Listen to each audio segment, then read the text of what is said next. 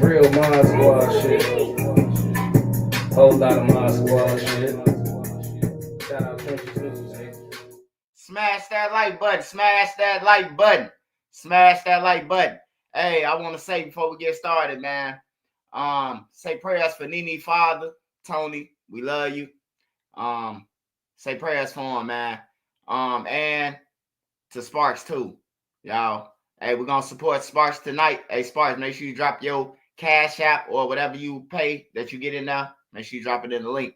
Hey, shout out to everybody though, all the mods, man. Shout out to all y'all, man. Make sure y'all go and follow them too, just in case I'll be on YouTube, man. My nigga Glock made this shit. Real Mod Squad shit. Whole lot of Mod Squad shit. Shout out Country News, man. Shout out MC. Shout out Lady Meaty. Shout out Spark. Shout out Queen. Shout out B. Shout out Nene. See, hit my phone like Black make us a song. I hit YouTube, found the beat, now it's on. And see, you can go to her for the latest news. Like who told on who and who gave who the blues. Can't forget Queen Lotus, that's 126. Shorty smart as hell on how you thinking about shit. Now let's get on the easy, on the down south shit. Shorty real as hell, she gon' tell you about your shit. And she dropping videos, go subscribe to her shit. Sparks got the visuals of 99%. Made media out west, he in film mode, nigga. Get that nigga, bring a chick, I bet she feelin' on that nigga. And shout out Savage Black, we gon' party on them niggas. Can't forget Nene, she catch bodies in the chat. It's that page figure real shit, shorty gon' check. She gon' come back to the chat, wipe his nosy out the chat. Can't forget Uncle Swipe, Miss Lil Miyagi to you niggas. You can call him Swiper Jordan or whatever, say you nigga. And to the ones that left, we ain't worried about shit. But make sure you like the video before you did it. Real Mod Squad shit, yeah. Real Mod Squad shit, yeah. Real Mod Squad shit, yeah. Make sure you like the video before you did it. Real Mod Squad shit, yeah. Real Mod Squad shit, yeah. Real Mod Squad shit, yeah. Make sure you like the video before you did it.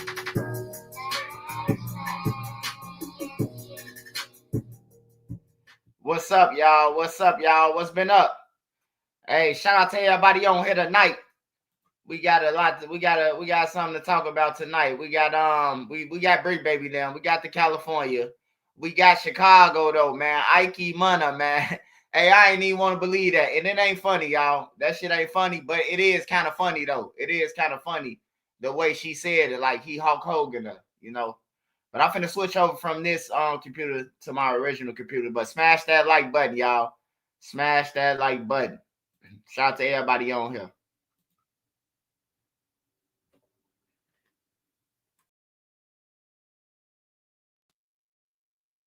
All right.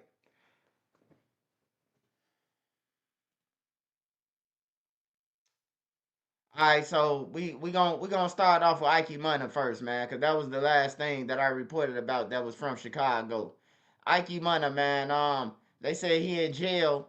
He ain't came out yet. You know, usually when Trenches News report about something, the gang members they gonna come out. If nobody don't bring the gang members out by reporting about something, they gotta I get on they under their skin when I report. So I know he would have came out and said, dude, cap. You know, old block, they love to prove me wrong, man, always, man. Even when Kiddo lying, Kiddo still getting on that line. I ain't lying on you, nigga. You lied about Tay Savage and you lied about getting your ass whooped, nigga. That was 2 lies back to back, son.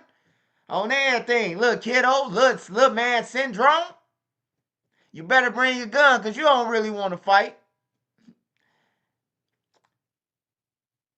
He out? Oh, yeah, they said he out. They said Ike Money out. Hey, yeah, he can't be going through that, man. Like, he just signed a deal, man. I couldn't believe it. Hey, when I seen an old girl with the neck brace, I'm like, this gotta be some skin bone skit or some shit.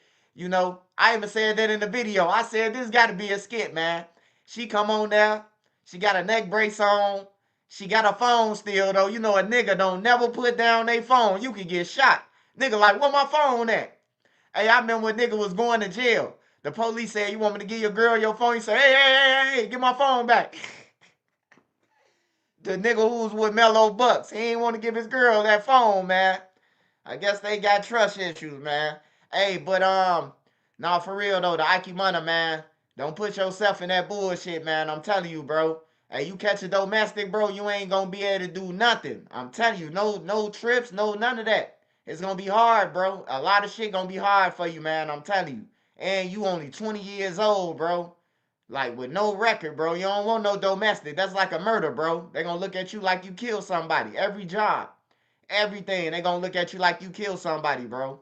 And then that's gonna open the door for other females when you do get a real bag that they gonna be saying, Ike Money choked me. He broke my neck, you know?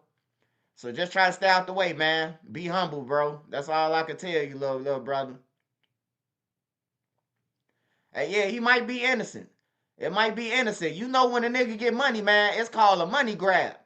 Hey, people, hey, look, hurt people hurt people. If you got some money and you think you gonna lead a motherfucker who you just got pregnant, bro, she gonna pull every tech. The neck brace didn't even look like it came from the doctor though. The neck brace look old, man. Look like one of them neck braces that a motherfucker had in the crib. And they had an old gown or something. She just threw it together, man.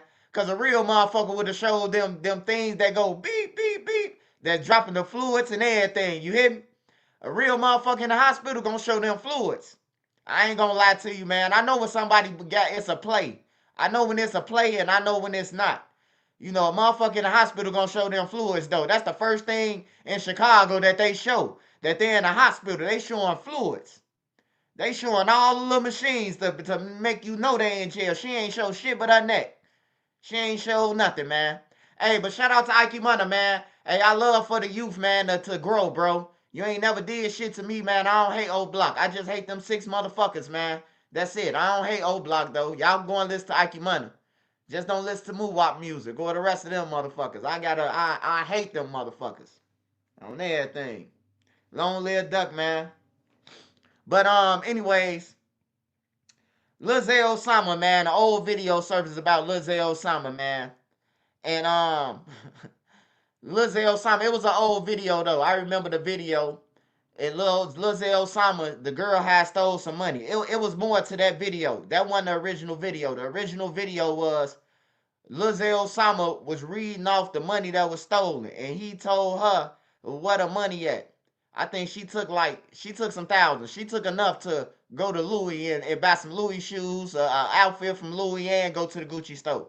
So she ain't just take no little 200-300. She took some motherfucking money that she thought that he wasn't gonna miss.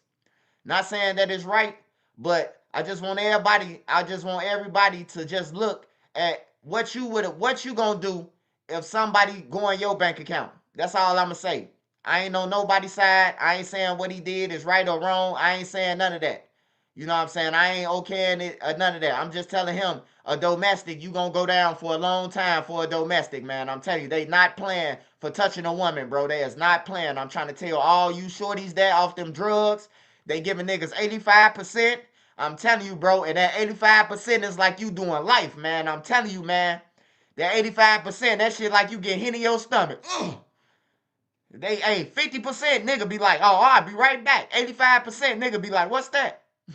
How much time is that? Niggas get to count on their hands. Don't even know. They need a calendar and some more shit.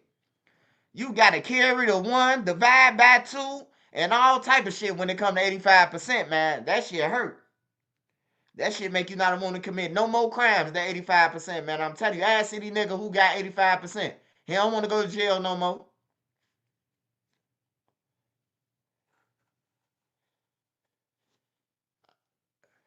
Yeah, domestic ain't no jokes, man.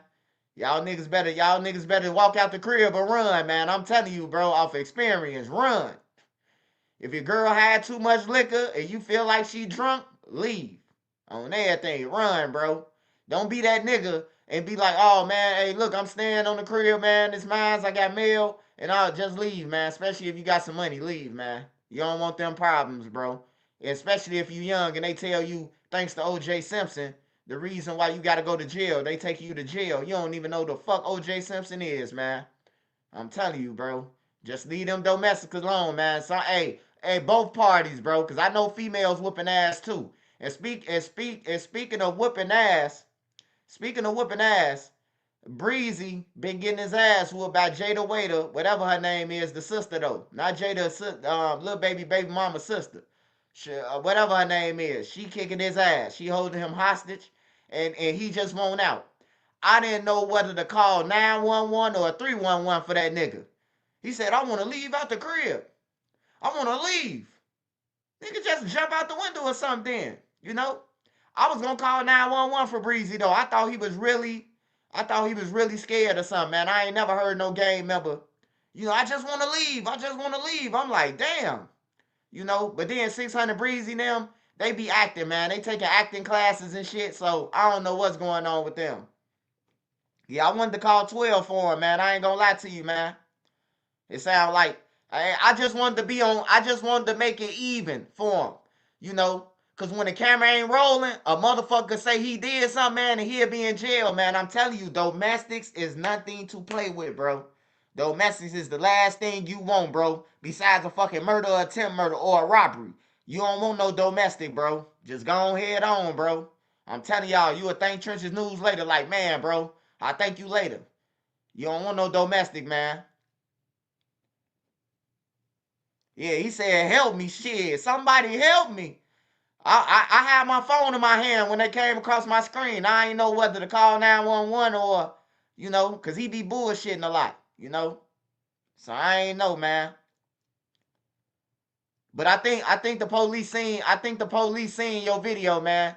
The nigga say, you seen me have a shootout. Like, what shootout? You talking about she seen you have a shootout last week. Nigga, do you know they still looking for the person who shot the gun last week? Like, what's wrong with these dudes? What's wrong with these guys, man? He get on that time about some, I was in a shooting you seen me in a shooting last week. Bro, you better stop that shit, man. Y'all better stop getting on the internet, putting shit out there and then talking about somebody else telling. No, nigga, you telling. Cause now the police looking for your pants, the shit that you got on the Instagram and all that goof ass shit now. Yeah, but that was crazy though. He going through mental crisis. All right, y'all. I got to get to BRICC Baby, man. BRICC Baby lied a million times, man. BRICC Baby been wiretapped, goddammit, since they baptized Jesus, goddammit. Big BRICC Baby in some trouble, man. So, BRICC Baby paperwork came out yesterday after BRICC Baby said that he was coming home, him and Loose Cannon. And they got BRICC Baby on wiretap, man. BRICC Baby beat his baby mama to the point where she couldn't even drive off. I don't know if y'all remember when BRICC Baby got caught with the AK-47. Big U them was being under investigation. BRICC Baby them was under investigation. It's in the paperwork on Pacer, and it says that the feds had to expose their hand because BRICC Baby, they heard BRICC Baby on the wire saying that he gonna kill his baby mama, and he saying that he tired of doing what the police, he tired of basically, man, hey, look, I'm gonna ask y'all what this means, because I don't know what it means. I don't know what it means. I know what it means, but I want to ask somebody else, because I'm confused. Now, BRICC Baby, in his statement, BRICC Baby to another gang member, BRICC Baby said, I'm tired of doing what the police want me to do. Now, mind you, BRICC Baby ain't say parole officer. He ain't say I'm tired of my probation officer. He ain't say he tired of, the therapist. He said he tired of doing what the police want him to do. Y'all tell me what that mean. Because I don't know what it mean, man. And no jumper, they playing crazy over there. They saying, Adam saying he don't know what that mean, man. Adam over there playing crazy because Adam going to be on. Hey, Adam laughed at me. Adam laughed at me, bro. But one thing I can tell you, Adam, them people coming, you better run. Adam getting up all the information. I told you, Adam. Remember every day you said my name? Every day you said Trenches News. You asked everybody about me. Now the spotlight on your ass. How I feel, buddy? How I feel? Yeah, the tables turned big time on Adam. And then Adam talking about some, bro, you gave up the tapes on your employees. I wouldn't even want no money for his ass. I'm in jail. I call that, and then you tell me, By the way, Brick Baby and Loose Cannon, the feds knocked on my door and I handed over the tapes. Like damn, did you delete some? Like damn, Adam, did you delete the tapes? Did you edit some footage or something? He say no, I gave them the raw footage. They wanted all unedited. He made sure he put that in there for Brick Baby. You know, but yeah, Brick Baby, hey look, they said they recorded, they got Brick Baby on camera, the feds. They got Brick Baby on camera shooting at a motherfucker, shooting at 3 people. And then they grabbed Brick Baby and let Brick Baby go again. So they knew that Brick Baby shot at somebody. Remember I told y'all that? Just like with the hobos. They had the tape, the recording of me on doing the shit to Bowlegs. They had the tape. You know what I'm talking about? And when I was chasing them down, they had me on tape the whole time. You know, they was watching them the whole time. I was just happened to be in the tape because of them, because they was watching their ass, you know. But yeah, Brick Baby in some trouble, man. Brick Baby mother was on the phone with him. She on the wiretap. Brick Baby mother say, "Hey, stop talking. The feds is listening. They probably recording your phone." And Brick Baby kept talking. He kept on sending threats. He said he gonna pop the Crips. I'm pretty sure the Crips that was around him, they know a lot of shit that they ain't never know, man. And this ain't even all the paperwork, man. I think they just put out this shit just to let them know, hey, look, we got you, bro. We got you by the balls. And if you go to trial, we gonna hang you. That's what they letting Brick Baby know, bro. That's why they exposed all the wiretaps. That's probably ain't even all the wiretaps. They just exposed, like, this why we had to come. This why we picked up Brick Baby in 2023, because he threatened his baby mama with a gun and pointed it at his baby, his son. And on top of that, he was talking about murders. He was talking about that, how he used to kill people and then go to school. The feds heard all that shit.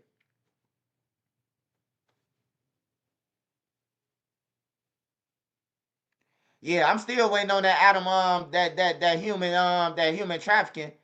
Yeah, Big U got that too. Speaking of Big U paperwork just dropped today. Big U paperwork dropped.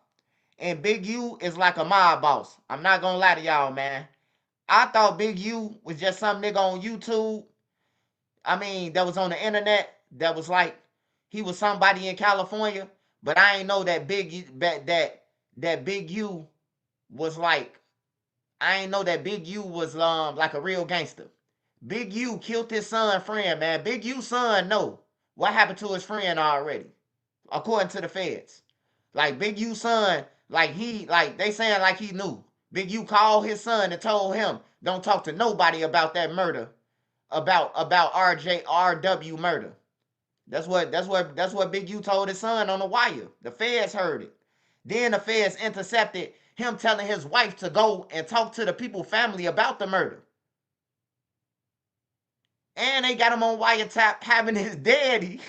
Man, he got his whole family wrapped up, bro.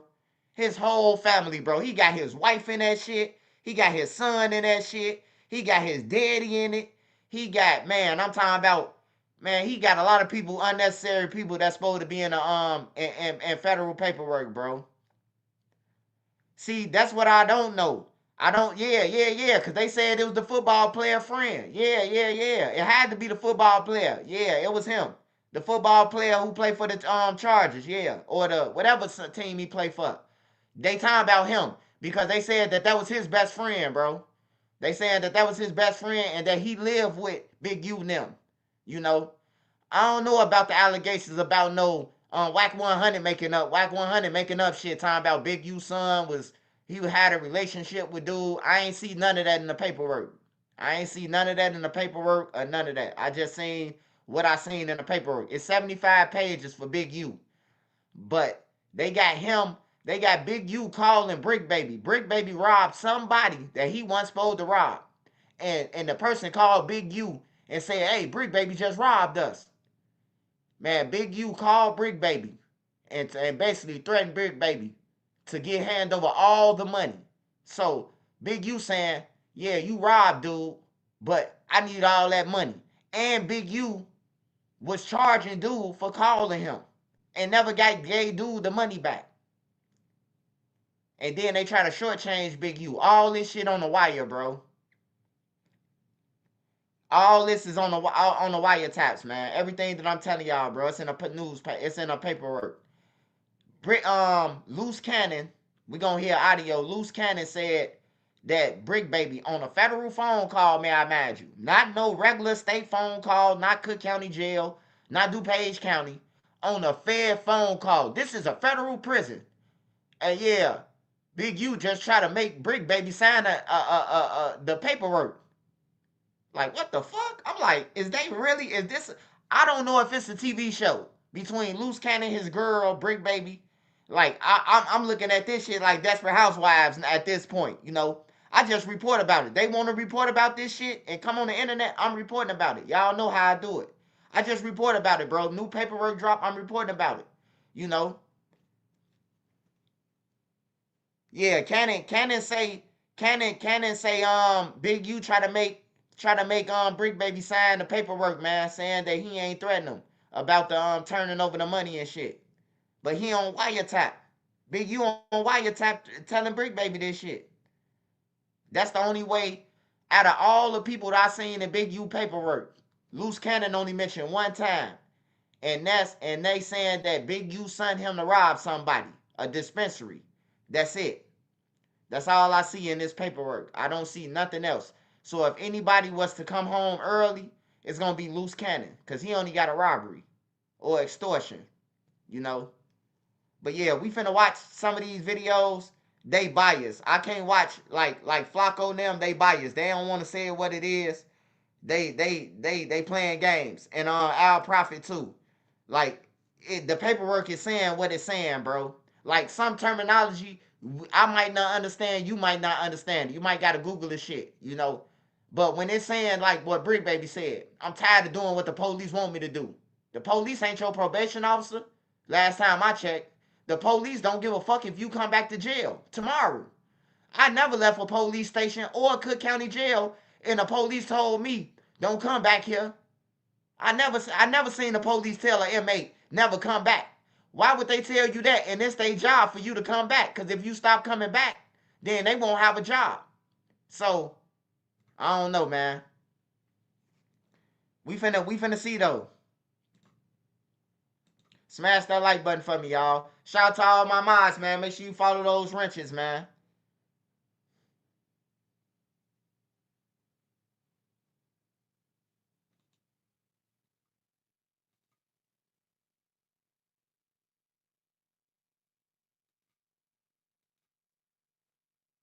Want to turn hair loss into hair gains? With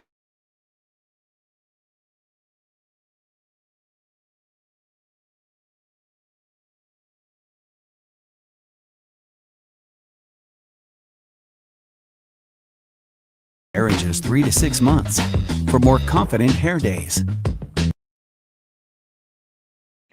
Hey, I ain't gonna lie. I ain't gonna lie to you, E baby. I ain't gonna lie, man. When they said that they was there, and we all watched the PBN Rock whole tape. We watched the tape. We watched the behind the scenes when the news report, when they dropped the behind the scenes. We watched the whole tape, man, with PBN Rock. We never knew that Loose Cannon and Big U was there. And they got Big U on wiretap bragging about murders too. I forgot to say that. Big U was on wiretaps bragging about murders and telling somebody on wiretap the reason why he killing people in the name of Big U Enterprise. I'm like, God damn, bro. Like for real, Big U through, man. If they give him 20 years, he dead. Big U 60 years old, that'd be 80. 85%, that'll be 17 years. He'll be on his way out anyway. I don't know though. Them California niggas be lifting weights.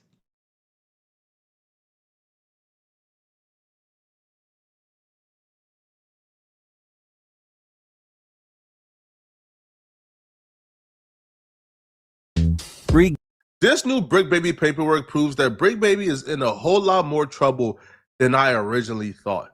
See, BRICC baby has court tomorrow where he's pushing for the judge to grant him bond. But the state is against BRICC baby getting bond, and they've released their official response to BRICC baby's bond package.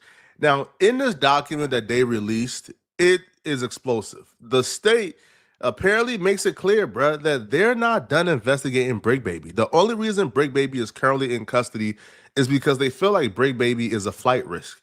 So they want him in jail as they investigate more crimes. Before we get into this, I just want to say that these are accusations. BRICC Baby is innocent until proven guilty. So what I'm about to cover in this document shouldn't be an indictment on BRICC Baby's character until BRICC Baby go through the court process. But these accusations are horrible. The feds will start off by saying they don't believe that BRICC Baby deserves bond because BRICC Baby is committed to a life of crime.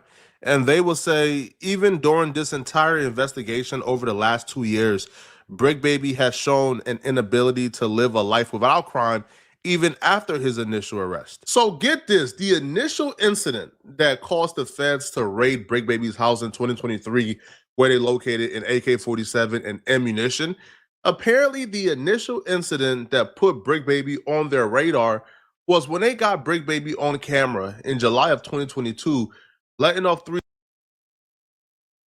Hey y'all, now I want y'all to listen to this, cause he kind of just threw you off with 2023 and 2022. Now I want y'all to listen to it clearly.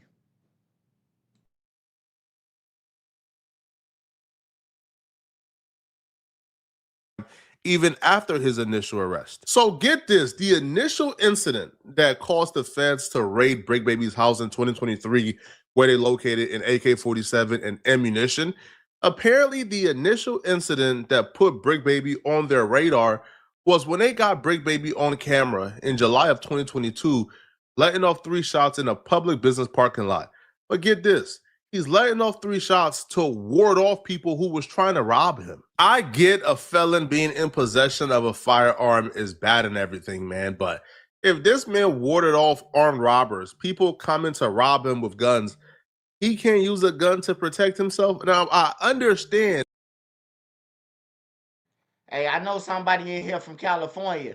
Now, I don't know California rules, but I watched the movie 3 Strikes, goddammit. Now that's a shooting with a gun and he was a felony. That's just one gun right now. Wait till you finish counting up. That's one gun, he a felon, and he did a shooting, and he ain't go to jail for it. Now that's just one. And felon being in possession of a firearm. But at that point, it's life or death, man. So for them to use this incident to raid his home, to me, is some nasty work. The feds is using 3 bases to deny BRICC Baby bond. 1, criminal history. 2, his conduct at No Jumper and what was captured on camera and what was captured in the wiretaps where BRICC Baby is admitting to certain things that took place inside of his home. Now, for No Jumper, the feds will say that after law enforcement seized weapons and arrested BRICC Baby, he continued undeterred. In March of 2024, BRICC Baby erupted at his place of employment, threatening individuals in the room and online with death, fighting security, and later admitting to possessing a firearm during the incident. The moment that they're referring to is BRICC Baby's infamous Put Kill Squad in the Street video on his podcast. At the moment, BRICC Baby was going through a lot of inner politics within his gang. People felt like he let DW Flame say a derogatory word, referring to their particular gang. So people from his gang was pulling up to No Jumper, trying to check him for it. People online was trying to press him for it. DW Flame was still there. They had inner conflict because BRICC Baby was on phones, dissing DW Flame. So the stress got to BRICC Baby and he snapped. And when he got on No Jumper, he said this. If you nigga underlying conditions, nigga, the hood, nigga, on West Side Road to say that, nigga, on the dead homies, cause y'all know what it is, nigga. And a nigga, hey boy, big only reason I ain't come outside kill one of you niggas, cause I was in front of these white niggas, dead homies, nigga. You know, homies would have crashed, nigga. On 6-0, nigga, don't give a fuck about none of that, nigga. Shout out Devil Donut, nigga, my real 40s, cuz. These niggas 68ers though, nigga. On 6-0, and this my homeboy, nigga.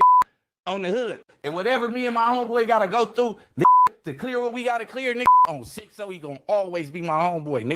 It don't matter whatever it is, nigga. But the energy that, nigga, from now on, nigga, keep on running content on my name, nigga. I'm putting Kill Squad in the street. On 6-0. Y'all forgot I had chili, nigga.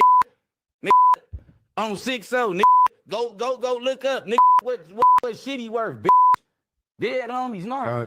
Don't give them too much. Don't give them too much. No, saying content 3 days. Nigga, I don't give that energy up here. Bro, I'm the boogeyman. You nigga, you bitch in the hood that keep talking. Y'all know why y'all talking, cuz the boogeyman spoke, nigga. And y'all scared, nigga. You niggas to do shit on camera. But it's over with. I ain't finna keep going up, nigga. But the energy is what it is, cuz. And on the dead homies, send the link to cuz. On the dead homies, be outside, nigga. Play that shit, hey, nigga. On SC, nigga. On hood, they gonna be calling your ass little Draco, nigga. Dead homies, and it is what it is. You nigga cops, nigga. Dead homies, nigga. And the nigga who posted the other shit about me and a blick, nigga cop ass whack, bitch. Right? Nigga on the hood calling me Mr. AK-47. Bitch got open cases, nigga. Stop playing with me, cuz. On the dead homies, I ain't leaving my kids for nothing, nigga. That crash out clip got 1 million views on YouTube. But if you could ask Brick Baby right now to go back in time and he knows it's gonna do 1 million views, he won't do it, bruh. He won't do it, bruh. He won't. Yo, it wasn't worth it, bruh. Him putting Kill Squad in the streets. Hey, my whole thing is, hey, look, if me and my mods, if we got a podcast, and my mods on there like no jumper, bro, and a motherfucker on there come on there and say, man, I killed Wooty Wop Bam, I got 10 hats. We ain't putting that shit out. We ain't putting that shit out. Somebody else, you got to go on another podcast for me to report about it. But I ain't putting that. I wouldn't want them like, bro, we monetizing off of it, bro. But in the end, they finna go to jail in real life for this shit. So I wouldn't do it, bro. Like, it ain't worth the money, bro. Like, Brick Baby probably got a couple $100 from Adam from that little scene. It did 1 million views, huh? It go a few hundred. But it wasn't worth it because the feds got the whole conversation. Phil Baby.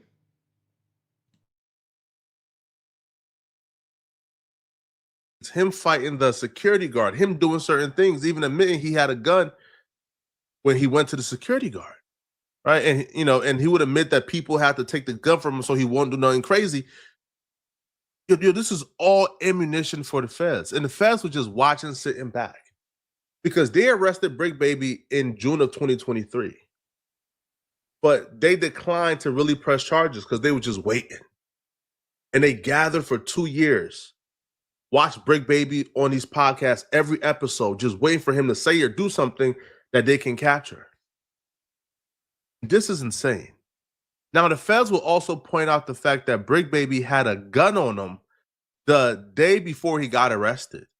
So during the podcast with him and Loose Cannon, the feds will post a clip of Brick Baby having a gun on him during the podcast a day before his arrest. They definitely dictated the stream. The gummies did their thingy thing. That's a fact. Yeah. We had some good fun, good clean fun. Are y'all noticing the patterns, like the bricks and all this shit look a little different and all that? You really feel like that? Yeah. You said Compa was the one that Brick Baby purposely doing this. It felt like he wanted Loose Cannon to see it. Because if you guys don't know, this is the first time Loose Cannon and Brick Baby said.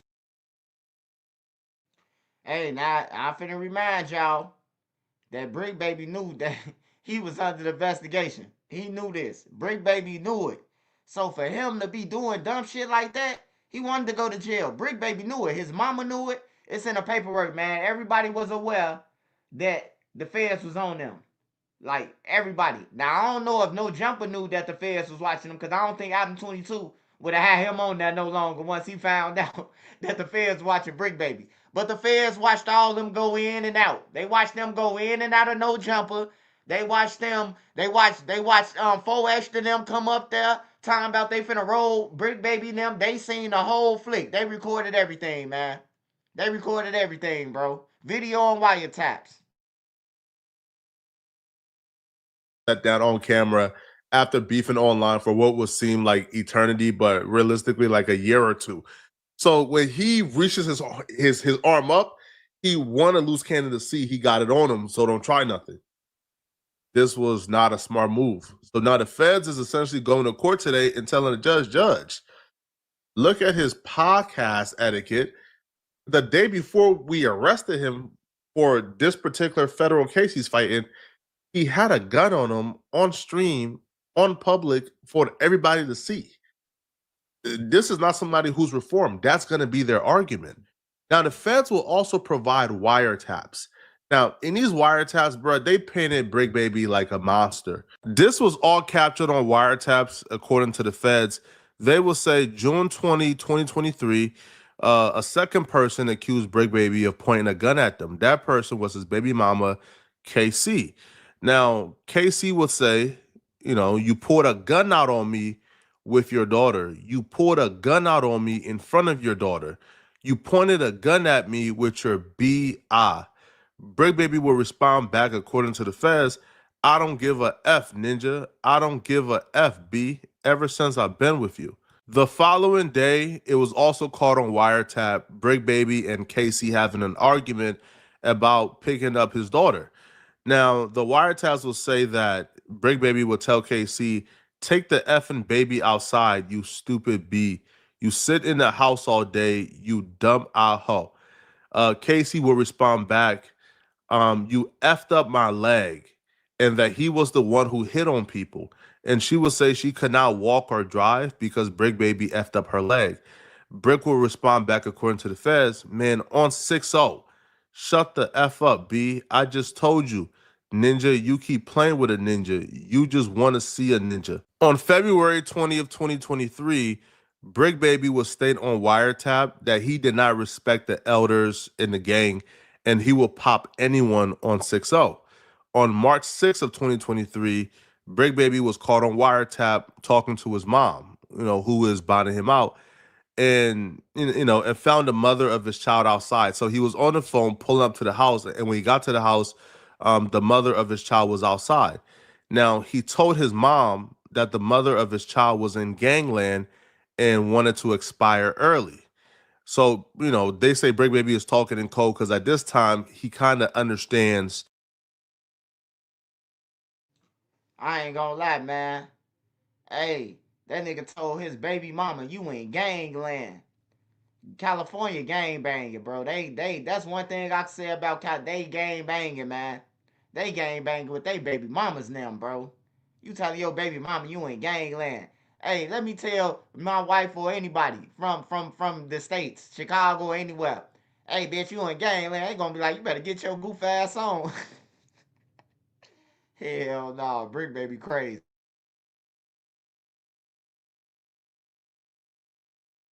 That he's being recorded or, his phone is wiretapped. Now, defendant asked the mother of his child, so BRICK asked the mother of his child if she wanted to die in front of her son on 6-0. As defendant mother, so BRICK's mom is screaming at him to stop because he may be being recorded. On March 6th, the same day, defendant told KC that the police were acting stupid, that he was tired of doing what they told him to, and that he was ready to shoot the mother of his child.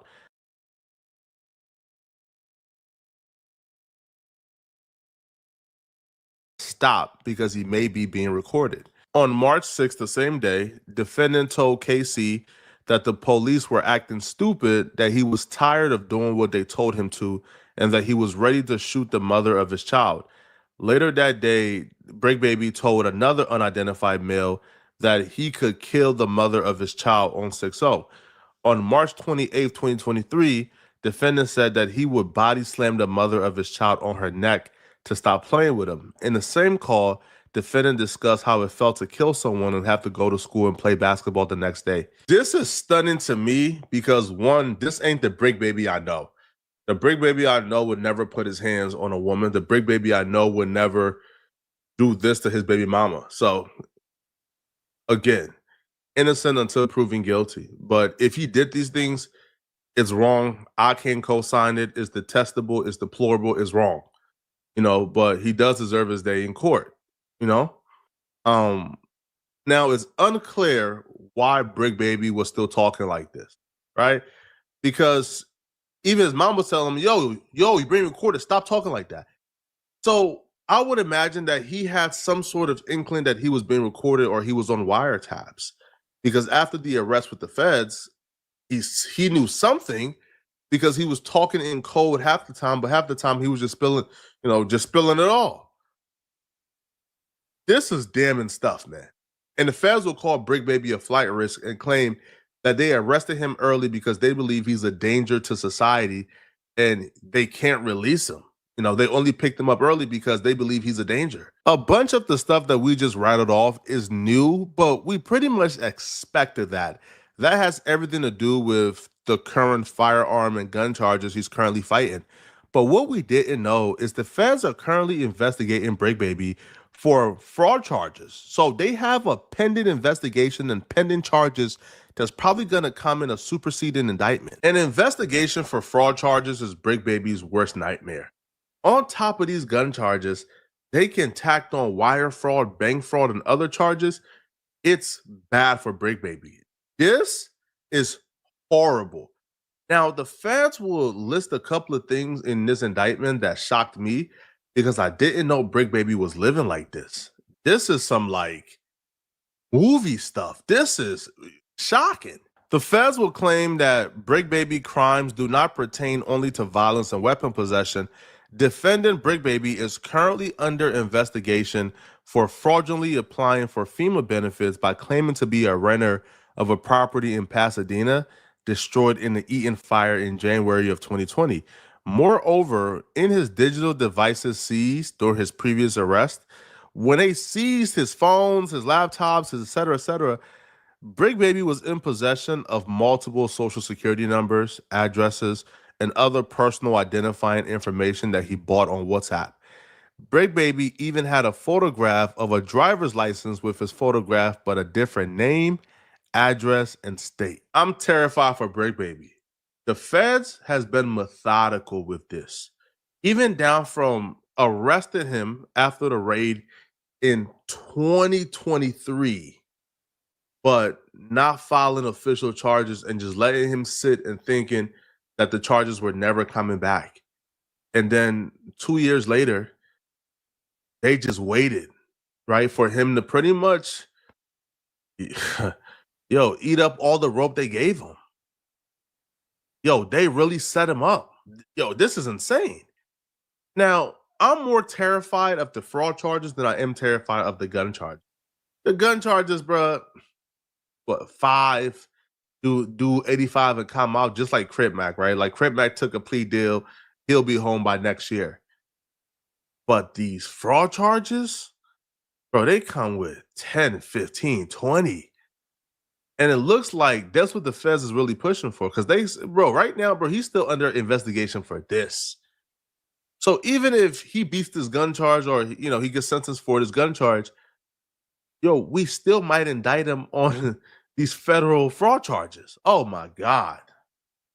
Now, there was a portion in Brick Baby's paperwork that, caused some controversy. A Rolling 60 member called Christopher Lovejoy, aka 600, he would take to his Instagram to accuse Brick Baby of snitching. Christopher would say Brick Baby was tired of working with them people. Guess that informant-ish ain't what is all boiled up to be. Yo, Lil Busta is a rat. So, and he would highlight what I read previously, which is defendant told KC that the police were acting stupid, that he was tired of doing what they told him to, and that he was ready to shoot the mother of his child. So they're saying that this right here means that Brick Baby told, listen, I'm not a street dude. I was just always, again, I was always told that, we have to wait for the black and white, right? That black and white would tell you if somebody is telling. So, for example, if there's a statement, the interrogation footage.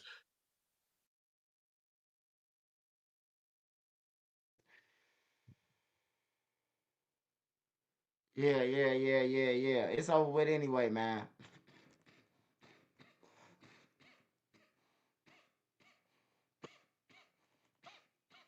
Flacco don't want no smoke. Flacco don't want no smoke with them people. He don't.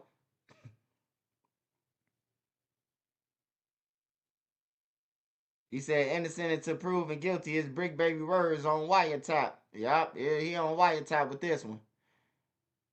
But yeah, I'm smoking, Mook. Shout out Mook too.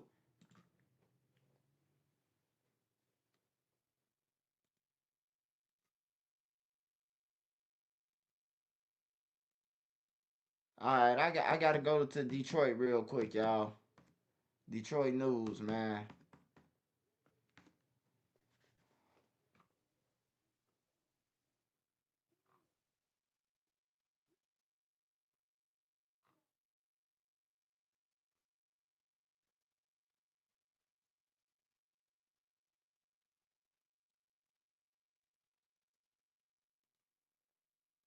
Did you know that you do not have to wait until you pass to receive a payout from your life insurance policy? You see, people who sign up for life insurance with the living benefits option are able to receive tax-free cash while they're still alive if they're unable. A federal gun charge against the man suspected in the murders of 3 people, including a 9-year-old girl, tonight.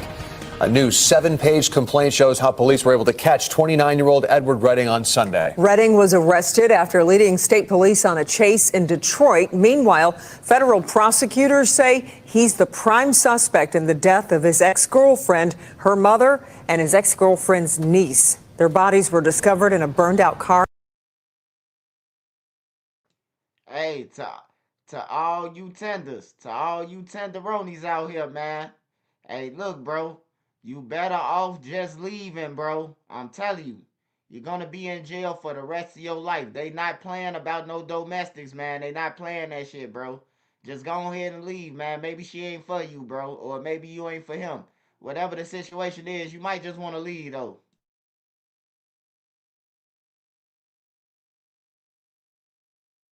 Sunday in the area of 30th and Milford on the city's west side.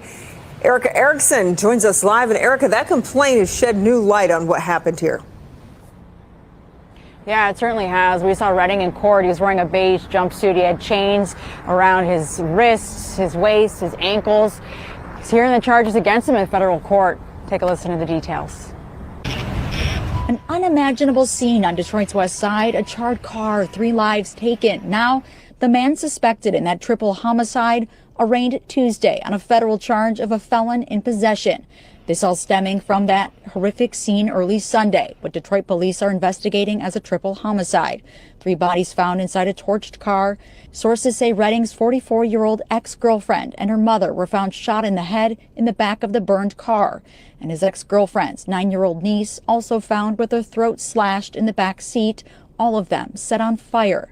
Sources say his ex-girlfriend had been babysitting, but her nephew was not hurt in the home. Court documents say within 25 minutes of 911 calls, the Detroit Homicide Task Force able to track a silver Saturn Vue to Edward Redding.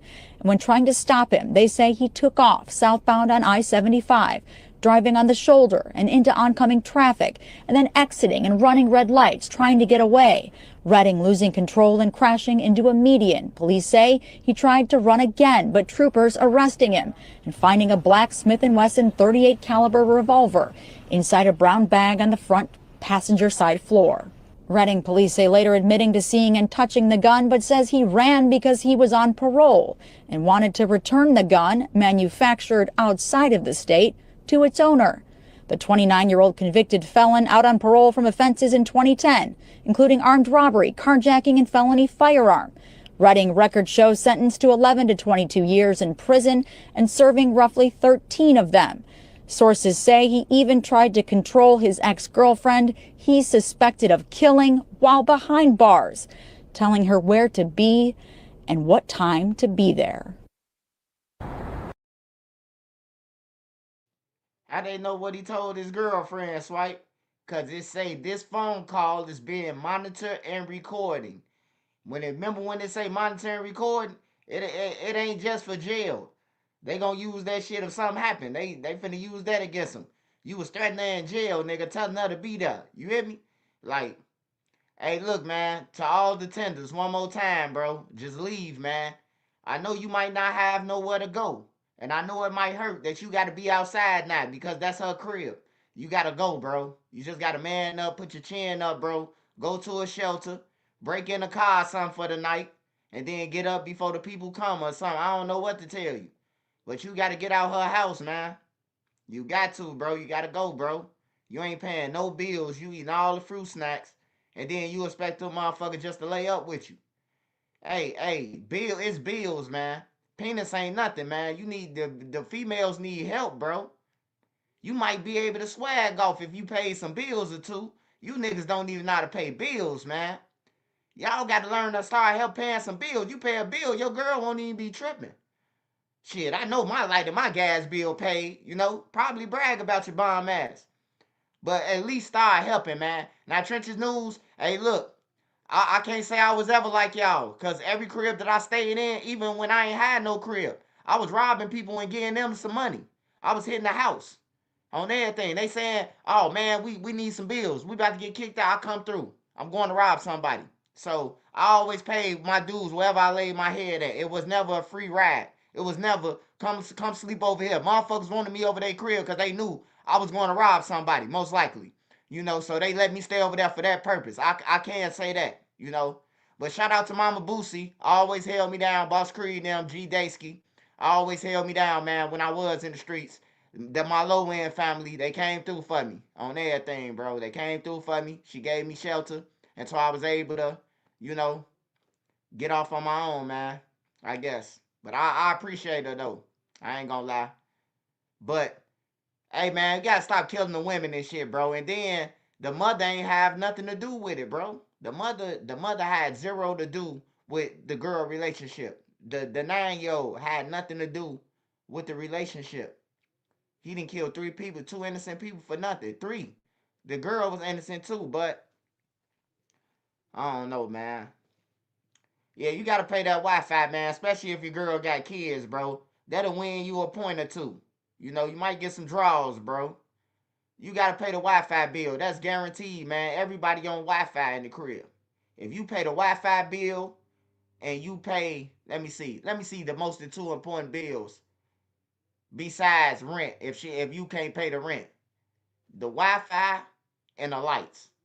The Wi-Fi and the lights, man, is the most 2 important things to the female, I think. You know, because the lights most likely with all that. Yeah, the lights and the Wi-Fi. The kids need the light. The kids want the Wi-Fi. Most definitely. You need them lights to even run the Wi-Fi. So, yeah.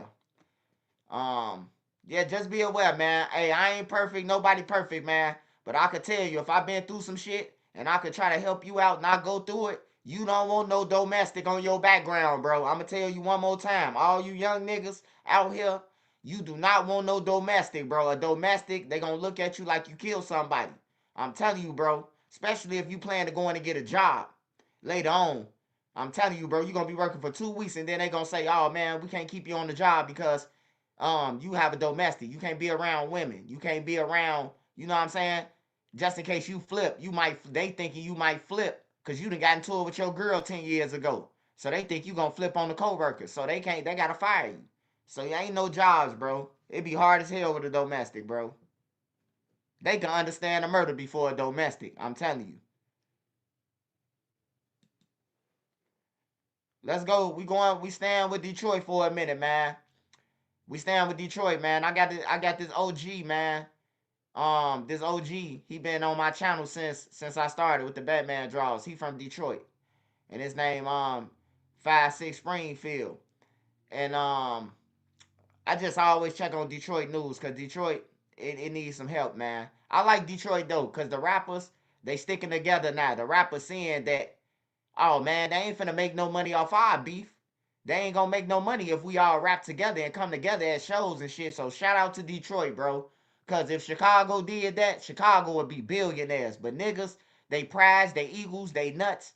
It's just, they can't put that shit to the side, man, for a bag. Can you imagine FBG Young and Ike Money on the song together?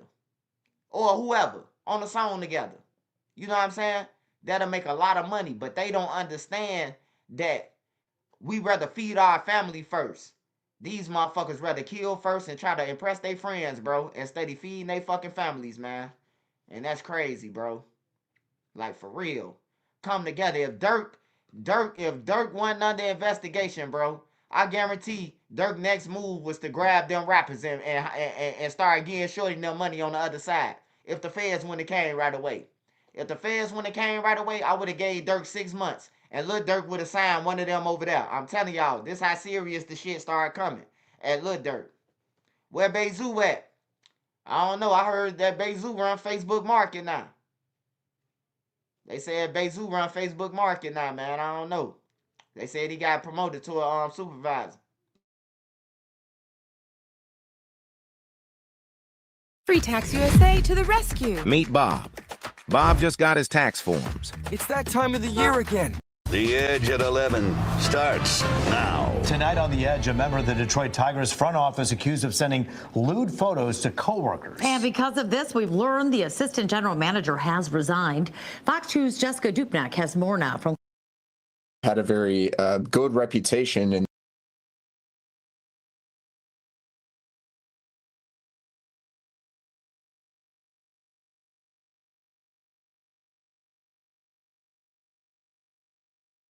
Detroit Thief Kinchin on The Edge. A Detroit rapper is behind bars facing drug charges tonight. Police sources say Caseta Sorrell, also known as Seda Baby, is accused of possessing narcotics during a January traffic stop. Sterling Heights police pulled Sorrell over and arrested him for a valid warrant for driving while unlicensed. During the arrest, narcotics were allegedly found in the vehicle. Sorrell was later released but was arrested again today in Shelby Township on the original drug charges. He's yet to be arraigned. Tragedy on the Southfield Freeway. Late last night, multiple. Hey, soon when you said he got out, they said, hey, he did get out. They said they locked him right back up. Oh, there thing. Hey, soon when you type that he out, they said, yeah, he got out. But they rearrested his ass for the same drug charge. They gotta be crazy, man. Let me rewind that real quick.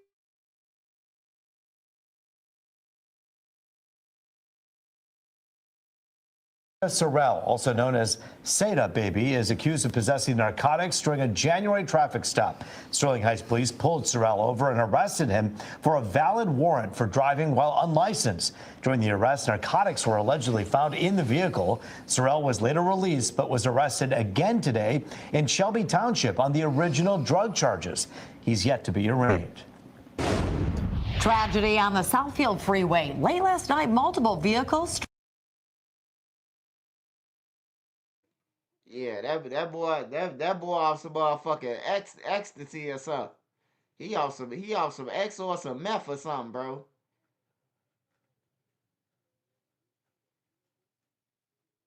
Yeah, I ain't gonna lie. He shoulda. T Grizzly switched up the whole game, bro. Hey, I know T Grizzly glad that he got away from Lil Durk them kinda though. I ain't gonna lie. I know T Grizzly tell himself that, like, I'm glad that I got away from Lil Durk now, because he would have been in cahoots with them.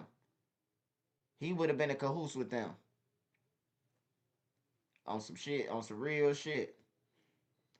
Hey, now somebody on here, I forgot who it was, but I can't go all the way up and find it. They said that's why BRICC Baby was so loose to be talking about Lil Durk like that and laughing and shit. Hey, hell yeah. Hey, BRICC Baby, they probably was telling his ass to give up that motherfucking, the person who called. I wouldn't be surprised if he probably ain't give up Lil Durk them. He probably told them about dude them who called, though, who made that motherfucking phone call on Quando them, though.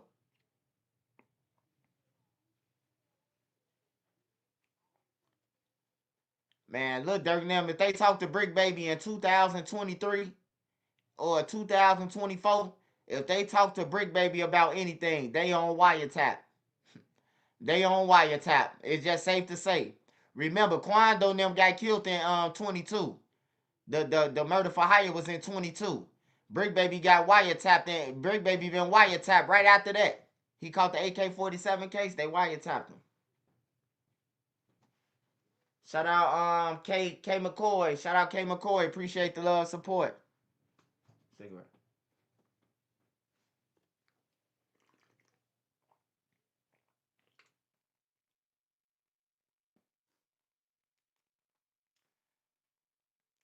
Hey man, hey, a lot of people, man, they be in my comments, man, talking about some Lil Durk. Hey, look, bro, I'm a reporter. Anything come across my screen that involve anything with Lil Durk them or any rest of these motherfuckers, I'm reporting about it. I don't care how you motherfuckers feel about it. You know why? Cause y'all didn't get under Lil Durk comments when Lil Durk was rapping about hats. I got money that'll knock you out your shoes, nigga. I ain't see nobody like, no, Lil Durk, don't say that. The feds gonna come, man. I ain't see nobody saying that shit, but they mad that I'm reporting though. Yeah, they mad at me that I'm reporting about it. But hey, look, you gotta look at it like this. You got news reporters that report about the Lakers every day. Every game of the Lakers, they report about Lakers. You got Stephen A. Smith now. He report about basketball all day. Do a motherfucker go up under his thing and say, this all you report about is basketball? My logo say Trenches News. So it's the news of every trench. Okay? So I'm sorry, man, if I offend any Durk fans. But look though, no one said nothing to Durk when he was rapping about this shit. When he was saying he had federal nightmares. Y'all should have woke him up. The nigga said he federal nightmares. Ain't nobody wake him up. Ain't nobody call his phone like, Durk, I think you dreaming, man. You know? But they mad at Trenches News, man. Ain't that about a bitch?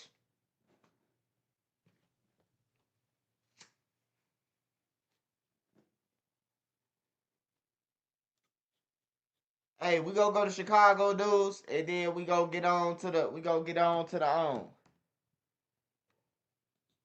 I seen Sauce Walker, man. I seen Sauce Walker, just in case y'all want to talk about that. Man, Sauce Walker, man, every time Sauce Walker do some more shit, it look funnier and funnier, man. Like, I don't know, man. I really don't know, but from that tape, I just don't know nobody who would stand there and jeopardize of getting shot. Cause they shot, them bullets go anywhere when a nigga shoot. So if a nigga really that thirsty for some motherfucking, for $200,000 life insurance policy, if he that damn thirsty to dodge a bullet for it, then shit, he might have set up his artist, man. But I don't think it went like that, man. I think somebody from Memphis gave them the drop. Whether it was the security, it was somebody who gave them the drop. Because them boys was waiting exactly when they walked out that hotel. Like, when they walked out the hotel, they stood against the car for about 1 minute. I say 50 seconds. And then they came. It ain't like they was just riding around like, let's been through there and see a Sauce Walker them outside the hotel. Nah. It was one of them. Yeah, he outside that hotel. He outside. They coming downstairs.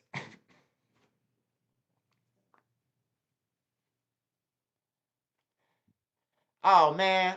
And then we got Jam trolling, man. Jam back on his page, man. I don't think Jam in jail, man. Jam on his page and Jam trolling, man. I don't know if y'all watching Jam page, the real page. Not the 5,000 views, not the 5,000 subscriber page. That ain't Jam page. Jam is EBK Jam. Jam on that motherfucker, he saying that, goddammit, they lying. What else he say? He just said a couple of things, man. Y'all just gotta watch the page, man. He gonna come through playing music and some more shit, man. He said he would answer to the allegations, but they fake. Don't click that video, it's bait. That's what he said. In the words of Jam, man. He said it on his page, man. His real page. The page that Lil Durk got on his live on. The page that, goddammit, OTF Vonnie and Didi them got on the video on his live. On his page. That page. So I don't know. Jam trolling right now.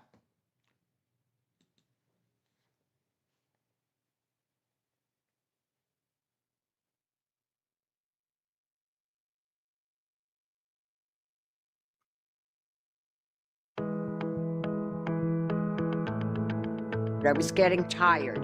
And new video shows the moment a suspect reportedly opens fire on Chicago police officers responding to a call in Little Village. WCHAN's Courtney Spinelli obtained that video of Friday night's incident. Take a look. Yeah, man. See? That's what I'm saying. Hey, Migo them. We fuck with y'all, man. But we fuck with y'all. We gonna start fucking with y'all from a little bit of a distance, man. That's in Mexico, man. You can always call me, man. My number never changed, man. But y'all gotta go back over there, man. Y'all shooting at 12 and shit, bro. Like, when you get to shooting at 12 and opening up fire at 12, we ain't got no chance as civilians, humans, Like, we ain't got no chance if a nigga blow at 12. If 12 pull up and a nigga willing to just up they ratchet on 12, oh man, hey, it was Chicago as fuck for the summer.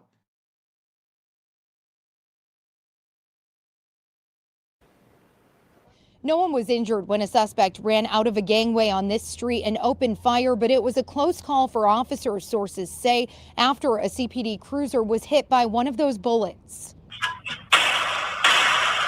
An ambush-style shooting caught on camera near 24th and Sacramento around 10:45 Friday night. Chicago police officers were responding to a report of 4 males stomping vehicles and pointing guns when they became the target. Units responding to 3 Sacramento. Officers have been shot at. Officers have been shot at. This was believed to be gang-related. 2 suspects can be seen waiting for the cruiser to pass before opening the gate and running out as one tells the other to get them. After firing 4 shots, the 2 suspects ran back through the gangway where a gate was left unlocked. One of them tossing a 9mm handgun with an extended magazine, sources say was later recovered. I do hear from my tenants that they are scared, so it does upset me when doors aren't locked and things are left open. A woman who owns a building on the block says the video was shocking to see. She's glad none of the officers or any residents were injured, but says this was too close for comfort. Another woman told WGN News off camera gunshots have become frequent, so while she's disappointed, she's not surprised. It's definitely the community members that I feel the worst for because they're the ones that have to experience this, unfortunately. Video from the Citizen app shows the entire stretch of South Sacramento from 23rd to 24th Street shut down for the investigation. Days later, crime scene tape still hangs in the area as safe passage workers help get children to and from a nearby school. Many hoping the message gets to those responsible for causing fear that this needs to stop. It's unfortunate. 4 males were detained the night of the shooting, but as of tonight, no charges have been filed. In Little Village, Courtney Spinelli, WGN News. Hey, let me let you in on a secret real quick.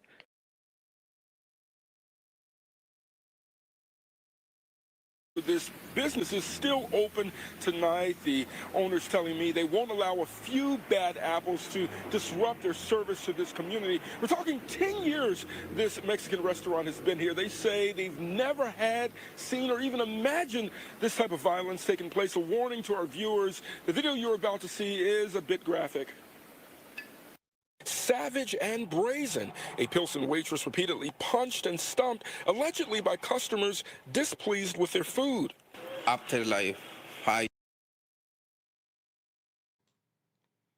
Hey, motherfuckers gotta stop that broke shit, man.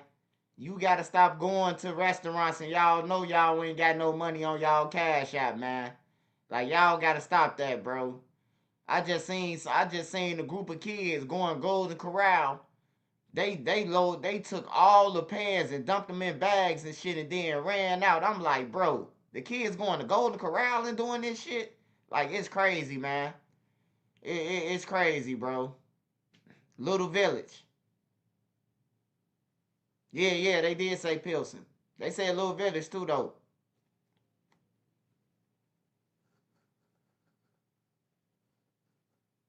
No, the food don't be bad, man. Them motherfuckers, hey, they don't be having no money, man. They go up in there knowing that they finna run out, bro. Hey, that food ain't nasty, man. Them motherfuckers, hey, look. They go to a restaurant. They knowing what they want. They ain't got the money. They don't bullshit before they even walk through the door, man. They on bullshit. Hey, me and Nene, we paid for some dudes' food. On everything, bro. We was at the pancake house, and dude and them come up in there.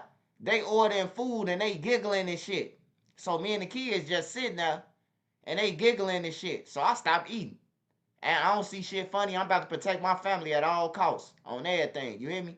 And we all got on mics and shit, the same mics, the new mics, and all this shit. So now my antenna's up. I hear one of the shorties say, he say, we finna run out soon we get our food.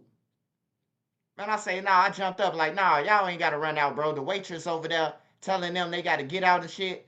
I'm like, bro, y'all ain't got to do that, bro. I'll pay for their food. On some real shit. Gave them each $20 and paid for their shit, bro. Like, I don't like all that kind of commotion shit, bro. Like, sit that broke shit down, bro. You go in the restaurant talking about you finna run out with some food, bro. I understand. If you hungry and you ask them, they ain't gonna give you the food. I understand that.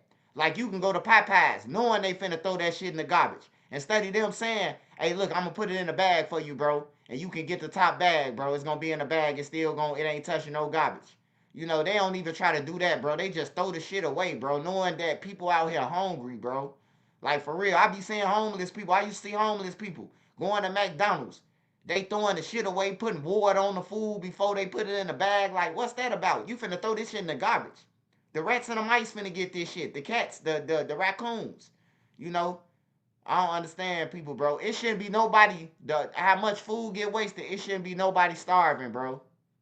Nobody shouldn't be starving. How much food? That's why I always encourage you guys to, if you got anything extra, man, go outside, bro. Get that shit to somebody. Somebody want that chili. Somebody want that monster chili. Somebody want that lasagna. Somebody want them Salisbury steak that you about to throw away. Somebody need it. Just always remember that. Somebody need that shit. Just hold it. You could walk outside with the plate and be like, hey, you hungry, motherfucker, gonna snatch that plate out your hand, I'm telling you. Do BRICC have a bond? Nah, BRICC ain't got no bond. Yeah, anything helps, man. I'm telling you, bro, long as you got some food in your stomach, you won't even think about a robbery, bro. The robbery kick in, bro, when your ribs touching. Or you just want to rob somebody for no reason. But most of the times, the robberies kick in when your ribs touching, when you down on your last. You know, you need more, you need money. You know, so to avoid that, you get a nigga some food, he gonna go to sleep. With a cigarette, he gonna go to sleep. They gonna leave you alone. Feed shorty them ass. They might get off the corner and go in the house and eat. Man, Joe, I just ate. I'm finna go to sleep. You know? I do want to watch this Frisco thing. I seen somebody asked me to share a GoFundMe. Somebody asked me to share a GoFundMe. Shout out Yvonne. Somebody asked me to go share a GoFundMe for a kid. And when I went to go and share it, he had $100,000. And then I'm thinking the kid was the one who got killed, the GoFundMe for. They got the GoFundMe for the dude who stabbed the kid. So before I judge anything, because it is some bullies out here, and I encourage you, if your kid's bullying people, tell your kids to stop that shit right now. I'm telling you, they gonna meet their match. And when they meet their match, it ain't gonna be fist on fist. It's gonna be a knife on, you gonna think your kids gonna think they finna bully that day. It's gonna be a knife. It's gonna be a gun involved. It's gonna be something that's gonna take them out, because a scary motherfucker, not saying that it's bad to be scary, but a scared person, bro, he gonna do what he gonna do to defend himself, because he tired of you touching them every day. He tired of you bullying them every day. So guess what? You can't bully him if you dead. If you in the sky, you can't bully him no more. So they go for your neck, your chest, your heart, and everything, bro. Like, they killing the bullies now. So if your kids some bullies, try to tell your kids stop bullying people, bro. Like, nobody likes the bully, bro. In the end, the bully always get jumped or he get killed.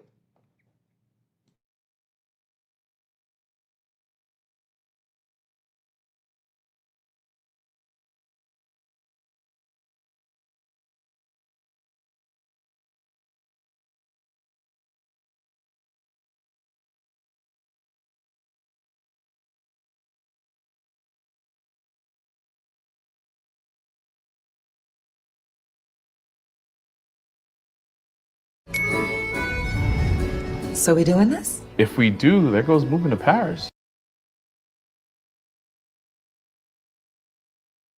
Staff at Memorial High School in Frisco will remember a student stabbed to death at a track meet. The victim's father says his son died in the arms of his twin brother. High school community gathered tonight in grief after the stabbing death of a teenager at a track meet. Another teenager, a student at Frisco Centennial, is now charged with the murder.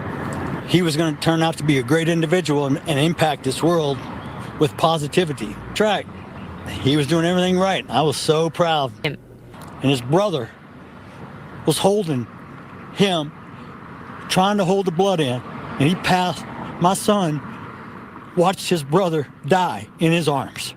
It's unclear how Anthony got the knife into the meat or what exactly led up to the fight.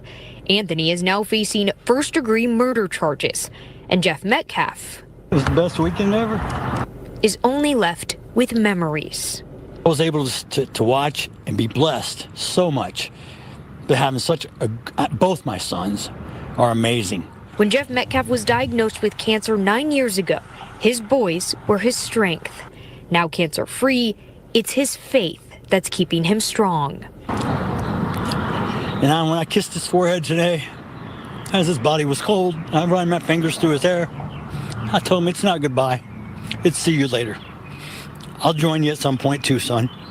You just beat me to this place. I feel like if I was talking to my grandmother about this situation, may she rest in peace, she'd quote, "That boy done lost his everlasting mind." Looking back at my experience in high school, it's a time when most of us feel like we grown, but in actuality, we not. If you played sports and you was the star, 9 times out of 10, you was the man in high school. In fact, most of us know this already. In high school, you got this thing called popularity. Now, I'll let you guys let me know how you feel about popularity. But what comes with that is habits at a very early age. For the ones that was popular, it seems it comes with a sense of entitlement that can, believe it or not, turn into a negative in your life later on down the line. And not all, but for some of the ones who was quote-unquote not popular, they can develop habits like jealousy and envy. And we all know, if that's not rectified at a very early age, that can hinder you from success later on down the line as well. And in this story, you got some people coming out saying this is a clear sign of jealousy, envy. But on the other hand, you have some people who say this was a young kid who lost his life after feeling entitled. Now, I'm not here to let you guys know how I feel, but I am here to present the facts and see what you guys believe this was at the conclusion. So before we go over this one, I want you guys to remember, I won't give you no angle. I just give you the story. So with that being said,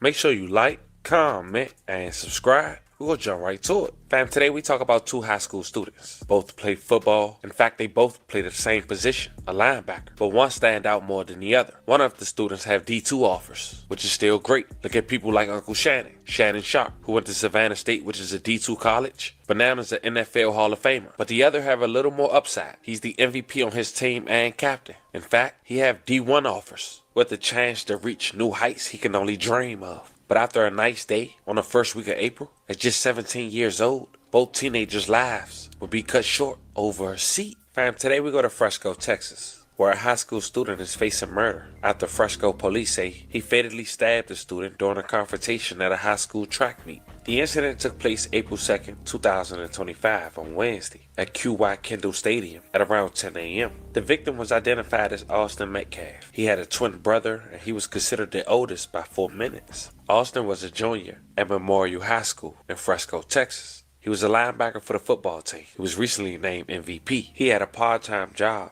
at Halo's Pizzeria. On the second day of April in 2025, Austin and his twin brother, Hunter Metcalf, decided to support the high school track team, which was at the stadium about 30 miles north of Dallas. Now, when the twins got to the stadium, they was looking for a tent that was meant for all high school students that went to Memorial High School. Now, when they got there, they noticed a kid who go by the name of Carmelo Anthony with the K sitting in the section. But he didn't go to Memorial High School. Carmelo went to Frisco Centennial High School. And according to Carmelo Anthony's X account, he have a handful of scholarships from D2 schools. Now, as Carmelo was sitting under the tent that was intended for Memorial High School, he was approached by the twins, when Austin Metcalf allegedly told Carmelo to get up out of his seat. But according to Hunter, who was Austin's twin brother, Carmelo allegedly responded, quoting, "Touch me and see what happened," end quote. But here's where things get tricky, fam. According to Hunter, his twin brother Austin had grabbed Carmelo's book bag, and shortly after, Carmelo had stabbed him. But according to Carmelo, Austin put his hands on him, then he stabbed him. Now, unfortunately after, Austin had lost his life in the hands of his twin brother after being transported to a local hospital. May he rest in peace. I love and condolences to his family. Now, at the time, Carmelo had left the knife on the scene and tried to run away. But he was apprehended shortly after and confessing, not allegedly, I stabbed him, but it was self-defense. The kid was mad. My son is not here anymore, and I don't understand it.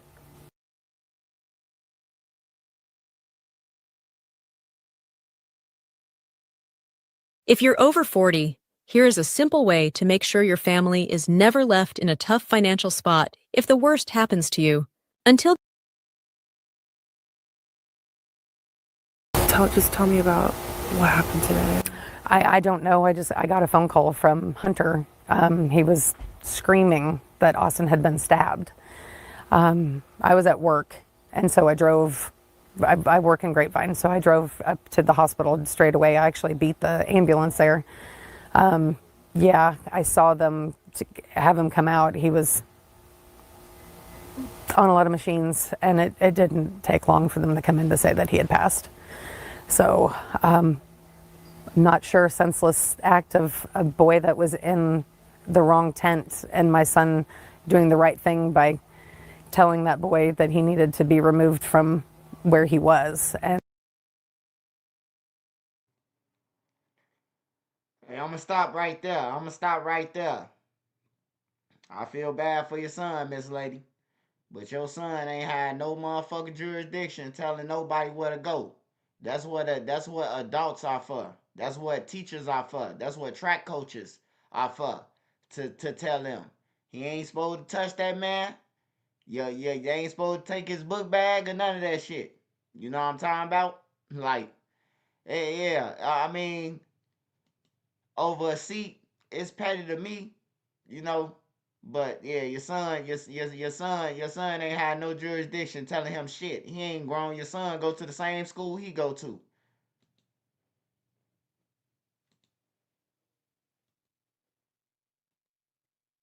And just doesn't make any sense. I mean, that's just because the kid was mad, my son is not here anymore, and I don't understand it.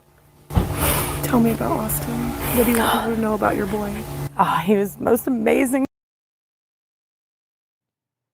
Nah, I know they go to different schools, but I'm saying he go to the same. He in high school.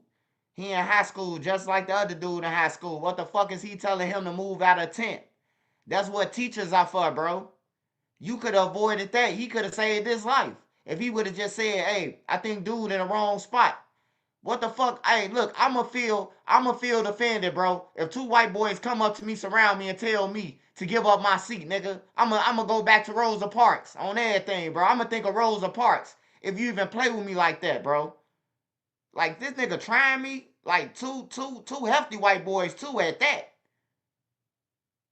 Coming up behind you as you sitting down talking about you in the wrong seat. And then he tell him to bag up. He gave him a warning, bag up, don't touch me. You know, you can't be touching nobody, bro. You can't be touching nobody out here. Now, will Trench's News kill you over a seat? Hell motherfucking no. I ain't throwing my life away. Fuck that seat. But I ain't gonna let no two white dudes come up to me. And there ain't no racist thing. My wife is white. You know what I'm talking about? My kids are mixed. You know, so it don't even matter to me, bro. It don't matter to me racist. I got white friends. I went to an all-white high school. But the man asked them not to touch him. That's the whole motherfucking thing, man. They was bullies, man. They ran up on the wrong person. Yeah, that's why I just said before I started this. I said if your kids out here bullying people, bro, you need to talk to your kids. Because everybody I seen bully somebody, they end up dying, bro. They end up getting stabbed in the heart, the chest, the neck. They end up getting killed. And then, guess who gave them the weapon to kill? Their parents. Every kid that I know that died on St. Lawrence, Old Block, everybody that I know that died, the parent gave the kid the knife. The parent gave the kid the gun to shoot. They wanna bully you, huh? Show them what you made of. You know what I'm talking about? Like for real, bro. And it happens like that. It get wild like that. Rest in peace to Kayla, man. Little girl I knew in Parkway all her life. I knew her since she was like at least. I knew Kayla since she was like 5 years old. And Kayla got into a fight. She was a track star. She got killed in O Block. The goofy ass grown niggas wanted to see a fight, some kids fight. Kayla went over there. She got hands. She put the hands on the old girl. Old girl mama gave her the knife to kill Kayla with. The mama went to jail though. The mama went to jail. The girl went to jail. But the girl out of jail now. She 21 now. She got juvenile life. You know, Kayla gone though. You know, I seen it with a lot of buddies, man. But we gonna finish the story.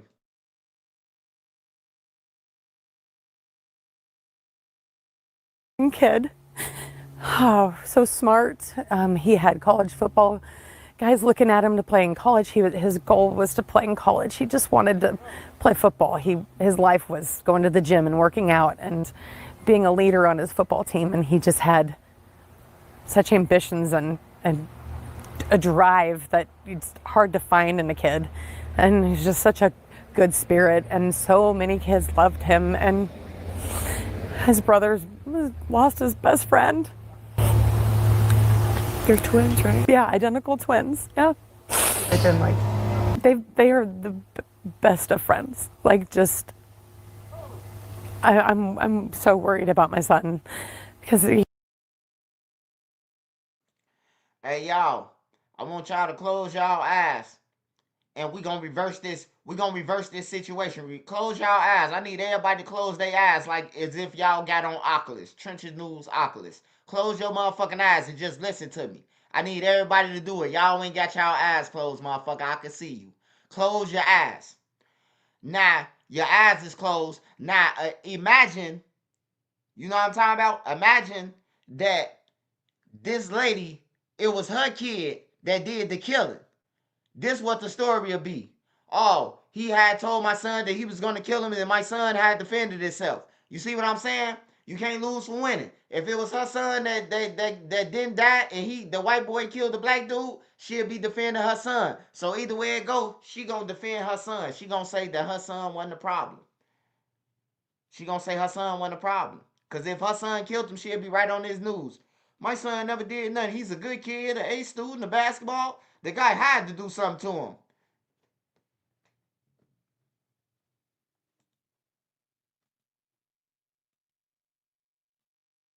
He's going to have to face this world alone now because he had a brother that was with him the whole time, and now he's going to have to do it alone. And I'm just so worried about him. I really am. Was Hunter with Austin today? He was. They made him go away when they were doing CPR on him, but he was there when he was stabbed, and he was holding, I guess, the wound to keep it from. He was trying to save his brother, but I think he said he saw when he took his last breath and before the CPR came back in. So for what I heard, he was unresponsive for 5 minutes. They were able to revive him a little, but I think it was too little too late. What can the community do for your family?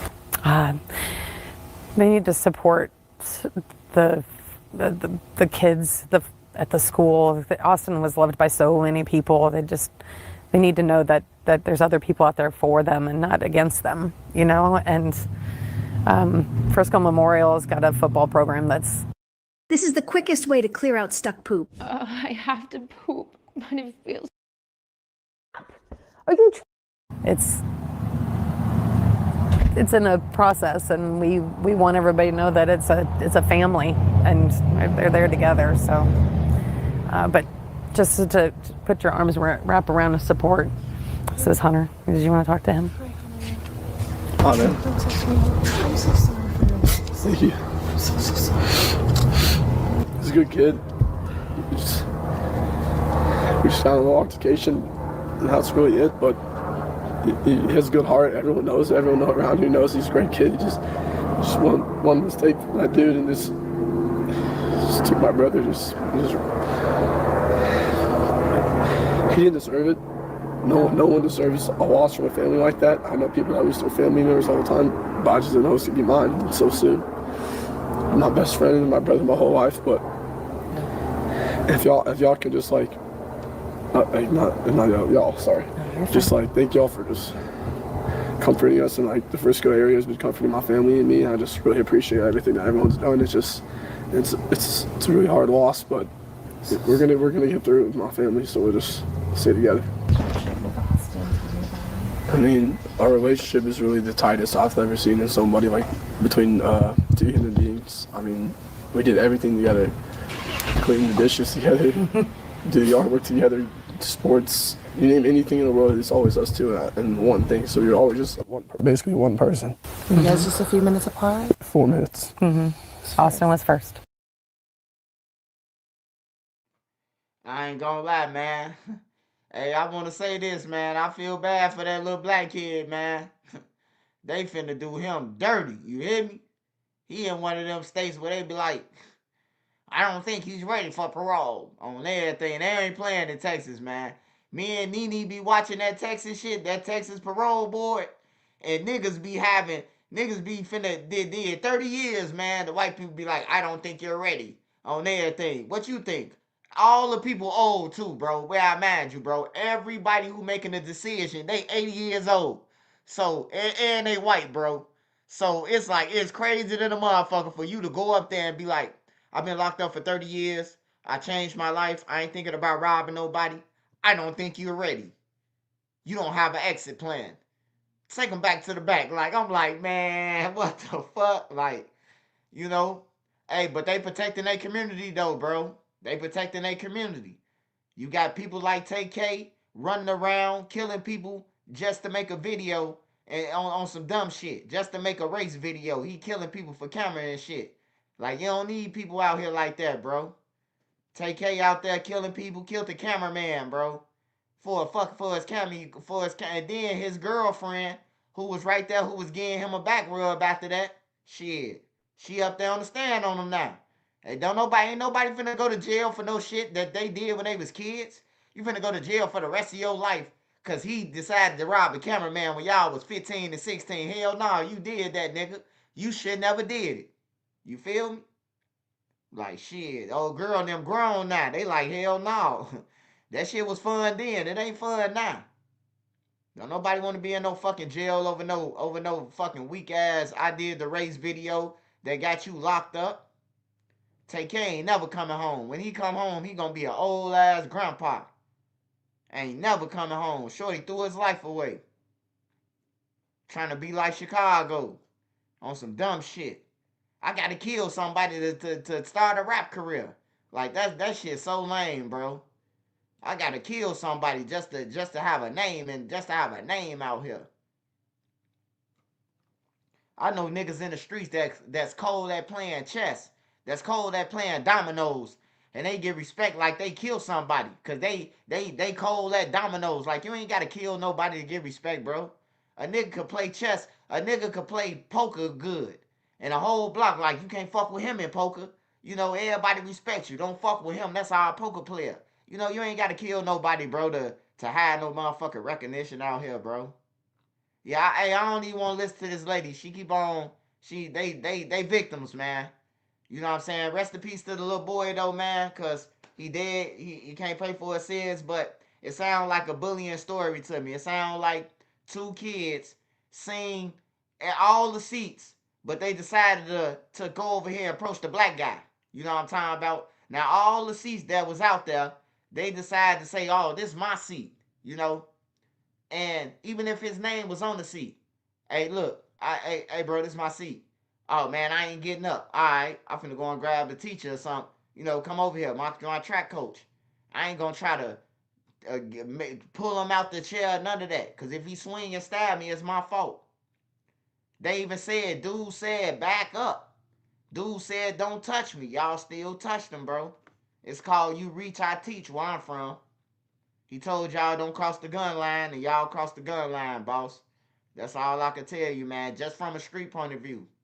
I ain't saying it was okay what dude did, but dude told them. He gave them, they say it's always signs before destruction. He told them don't touch him. That was a sign. That was a sign from God. He was under the tent stealing and got caught and lashed out. Hey, it still ain't their job, Sparks. It still ain't their job to touch him, though. Even if he's stealing, bro, go and get a coach. Because if you attack him, then he still stab you. You still dead. Because you wanted to, hey, look, your shit, your valuables, whatever he was stealing, ain't important to you. It's more important to your life. So if he would have just went to go and get the teachers, he'll still be alive. If a motherfucker robbing somebody and they stab you dead now, what can you do? Now y'all mourning. If they saying he was stealing.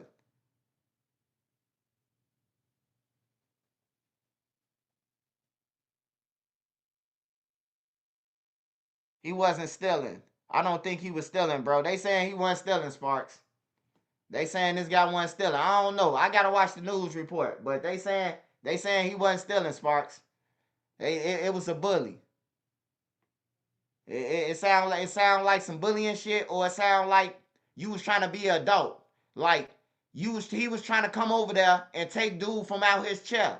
Cause that's what they just said on here, right? It was over a seat, right?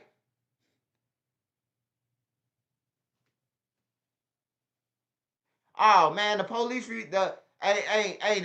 reports is in their favor right now. The police, you got a whole bunch of white people against a black person. Of course, the police report's gonna say that. But from what dude just said, he said it was over a seat. The dude was in the wrong seat. Hold on, man. Let me go to the news thing, man. Let me go to the real, actually, the news report.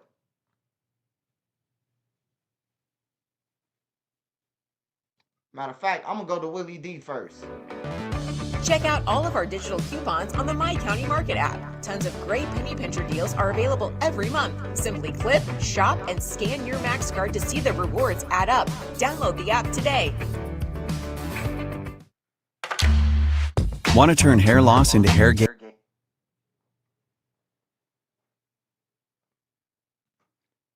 Well, a North Texas woman is living every mother's worst nightmare. Her family and the entire district are grieving the tragic death of a brother, son, and student athlete.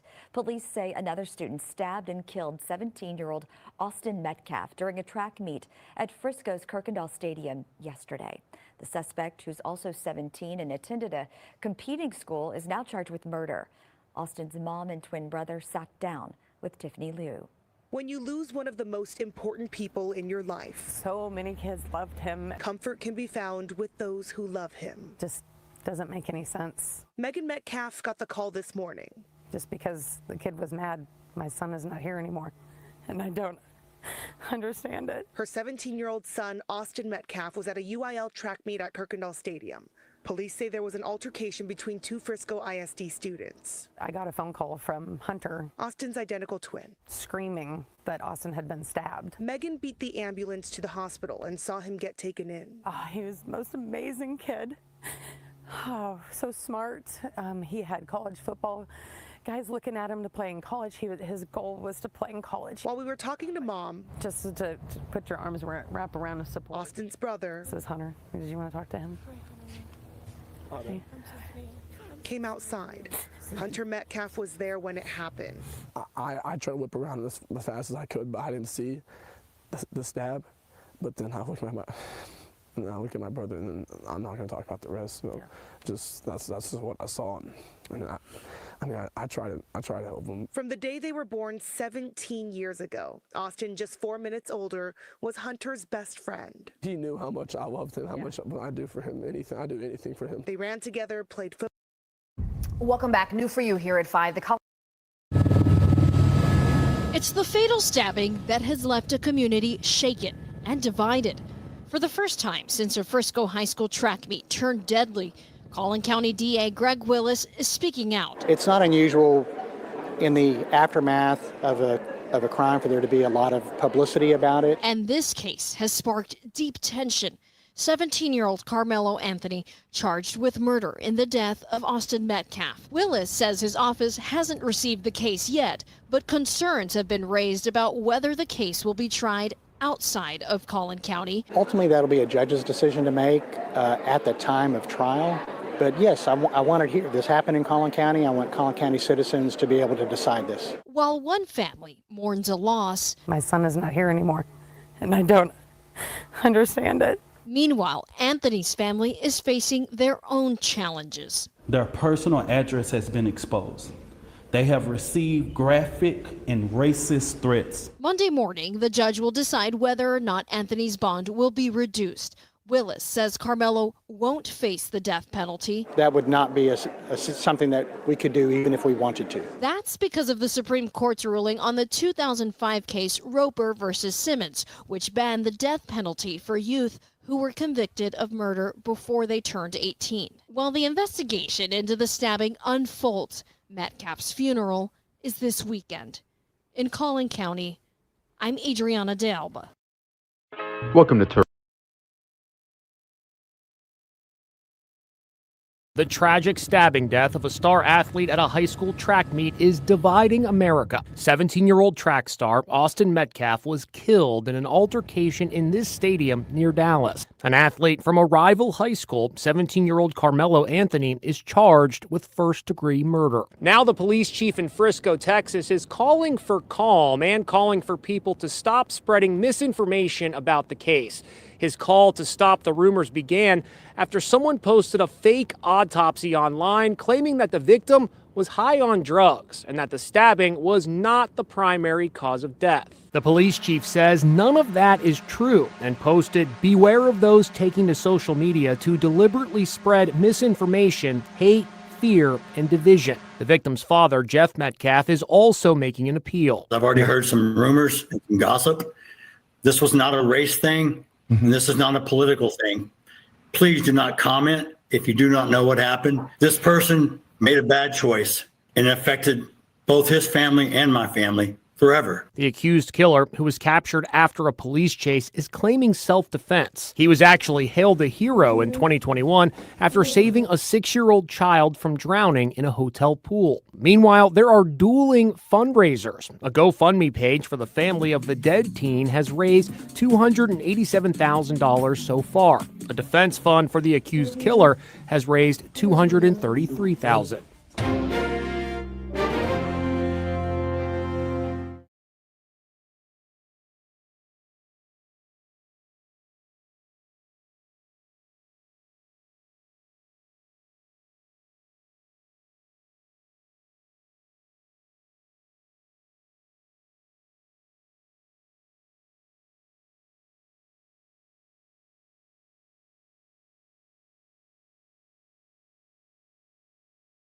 Frisco police are warning about fake information being spread online. Yeah, this is one of those stories with a lot of online interaction. Yeah. Frisco PD says that there is a post going around right now on social media from an account pretending to be Chief David Shilson. So they also say there's a picture going around that appears to be a report from the Tarrant County Medical Examiner's Office.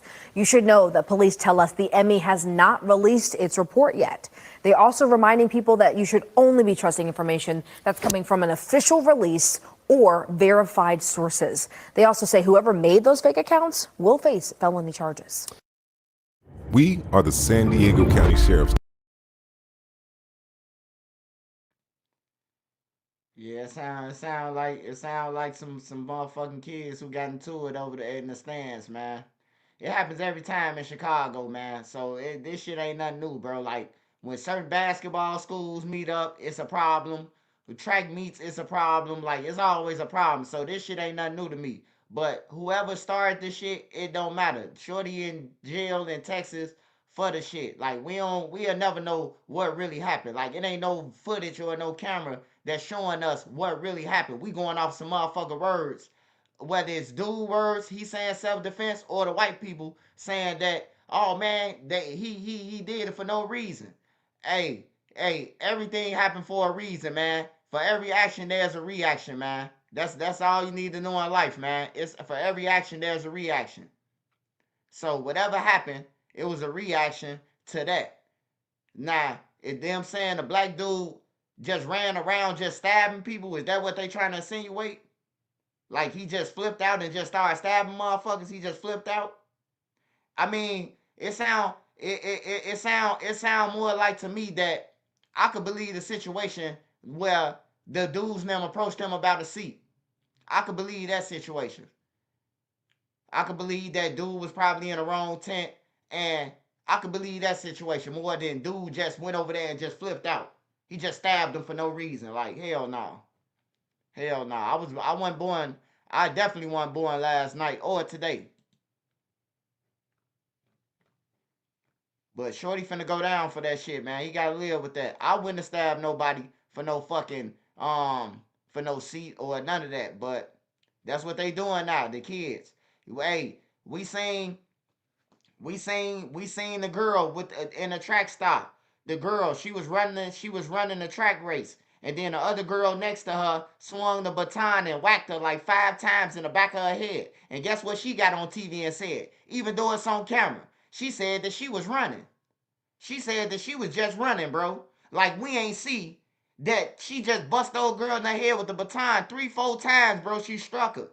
And she still lied on camera. So just imagine if we didn't have no camera and then see the video of the girl hitting on her head, what they would have said. Just think about it, man. Just think about what I just said. The girl bust the old girl upside the head with a baton and still lied and said she didn't do it. I didn't mean to do it. We seen her do it. So, I don't know, man. We see a videotape of the shit, then we'll know what really happened, man. But it look like right now, it look like, you know, some shit happened between the high school students and it didn't end right. Whatever happened, whatever the argument was, it didn't end right. One of them in the sky and one of them going to jail. When they could have just avoided that shit by going to get a teacher. All they had to do, bro, if he in your seat, if he's stealing, whatever, go and get a teacher, bro. Because if you run up on him and try to fight him and he stab you, you still in the fucking sky. Like, that ain't even no argument to debate about. You still in the sky. If you don't go and get the teacher, you in the sky. But if you would have went to go and get the teacher would have went over there, hey, man, you need to leave out this tent. You ain't supposed to be over here. It would have been solved. Hey, Sparks. Hey, it's a lot of shit that go on in the world that a motherfucker could fight about, man. Ain't nobody fighting, man. Ain't nobody fighting. Ain't nobody fighting. We seen this a million times. If that was the case, King Von would still be alive if they was fighting. Shit, Quando Rondo cousin would be alive if they was fighting. Mo 3 would be alive if they was fighting. I could keep on going on about who would be alive if everybody was fighting. Sometimes you could save your own life by avoiding shit. It's called using your head for more than a hat rack. On everything, all you got to do is avoid it. Learn how to avoid trouble. Sometimes it ain't your fight. It ain't your battle. Like, whatever they was fighting about, I guarantee it was some stupid shit. It was some stupid shit that ain't worth him to be in jail for 50 years and a white boy to be dead for the rest of his life. It wasn't worth it, bro. It wasn't worth it. No matter what it was over. We don't know what it was over. They ain't got no cameras. They got footage of everything that always happened, but we ain't seen no footage of this. We ain't seen nobody come and say, I got the whole argument, the stabbing. Usually somebody whip out their phone.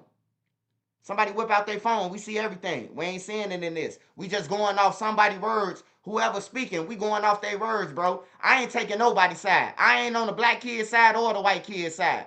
I don't know what happened, but I'm just giving my opinion about, we know some happened, that one dead and one time about self-defense. We do know that, but yeah, you can't be putting your hands on nobody thinking you about to whoop somebody.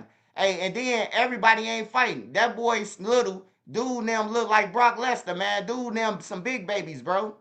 They some baby Hueys, man. The white boys, bro. They come up to him, stab. Hey, ain't nobody fighting. King Von them. Hey, if you ain't learned from none of them, Mo 3 them. Because if they was fighting, Mo 3 would still be alive because he was whooping ass. But Mo 3 dead. Mo 3 dead because guess what? Dude, them on the other side, his opponents, they wasn't finna take no ass whoopings all day. Ain't nobody finna do that. It's called get rid of your problems, man. Hey, but the condolences to them kids, man. Them 2 kids, condolences to them. And we'll see what happens, man. We'll see what happens, because it's like it's 2 stories, man. The black people saying that, you know, this happening, and the white people saying this happening. So I ain't going with nobody. I don't know who the fuck did what. I ain't going with no side. We'll see what he gonna get, though. But by him being in Texas, he finna get life.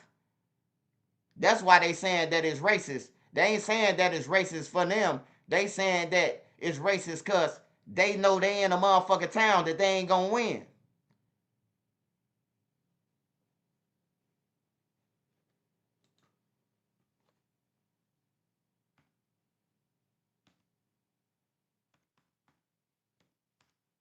Let me see what Real Tone up to.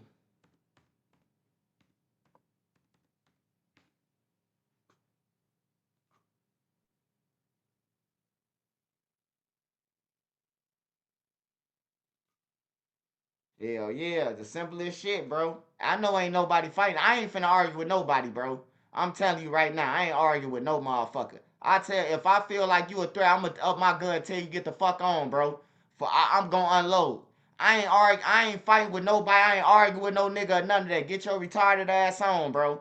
Like, for real. Like, get the fuck on, bro, because you would think you finna squabble with somebody, bro, and they kill you, bro.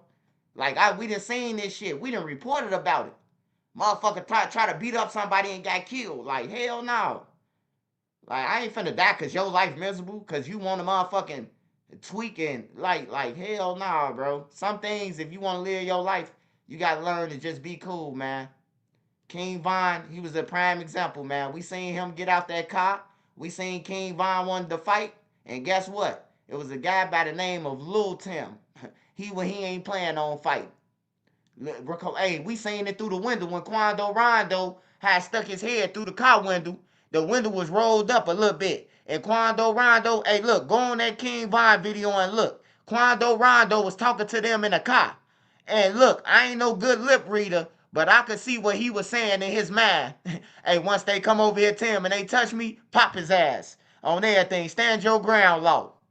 And that's what Tim did, man. So when they walked over there, bro, King Von come over there like he was Brock Lesnar, ready to swing, and he got shot down, bro. He got shot down, bro. Shot down. Disappointed, bro. Yeah, he was telling them. He was telling them, here come Von, bro. He was letting them know, here come Von them. Soon when he touch me, pop him. We could see this shit through the camera, bro. Like, I could see the play. Like, this dude about to die, you know? But that's how Von is, bro. In real life, Von, he think he could touch people, bully people, like all that shit. And Von used to didn't like bullies. Like, Von used to be fighting for people. Then, as he came up and O-Block, his name got the ring, and he became the bully. You know, he usually don't like bullies, though.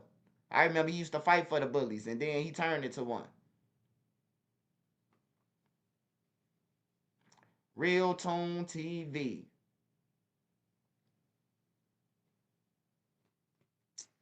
Damn, they still ain't said nothing about the killers in Lil Ronnie.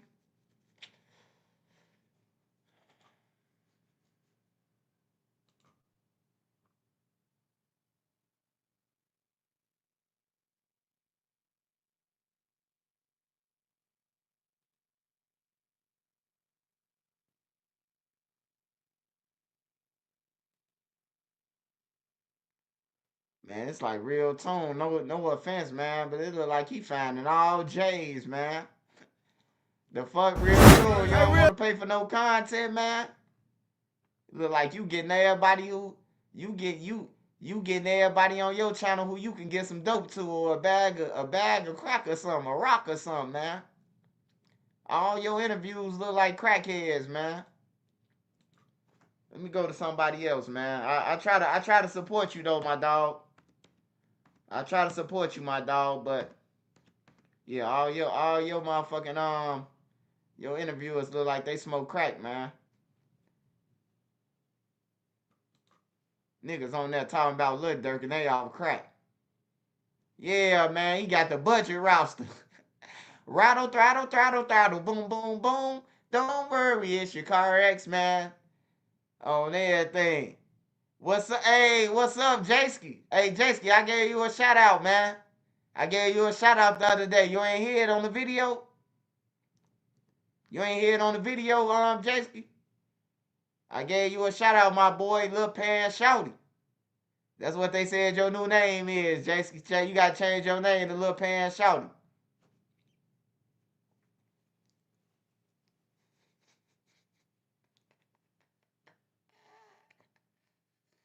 Lil Pan Shouty. My boy, the king of the Lil Pans. He got Von 1700. You got all them wearing that shit. Ever since they seen your picture, Jaski, that I had retweeted. Your picture with them mics on. Everybody been wearing them little ass jeans that you had on. I know them the same jeans cause you can see your heart beating in them up in the ankle.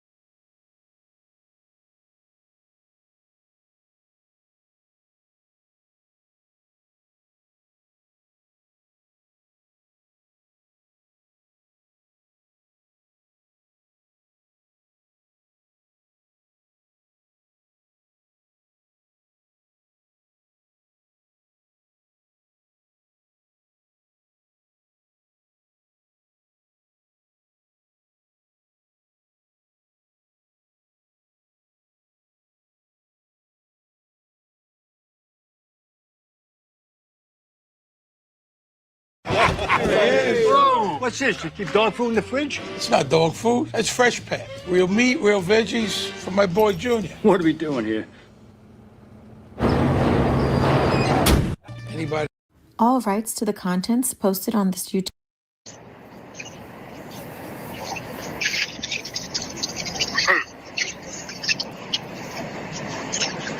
I bet he ain't trying to make you sign nothing. Bro, I don't even want to say it.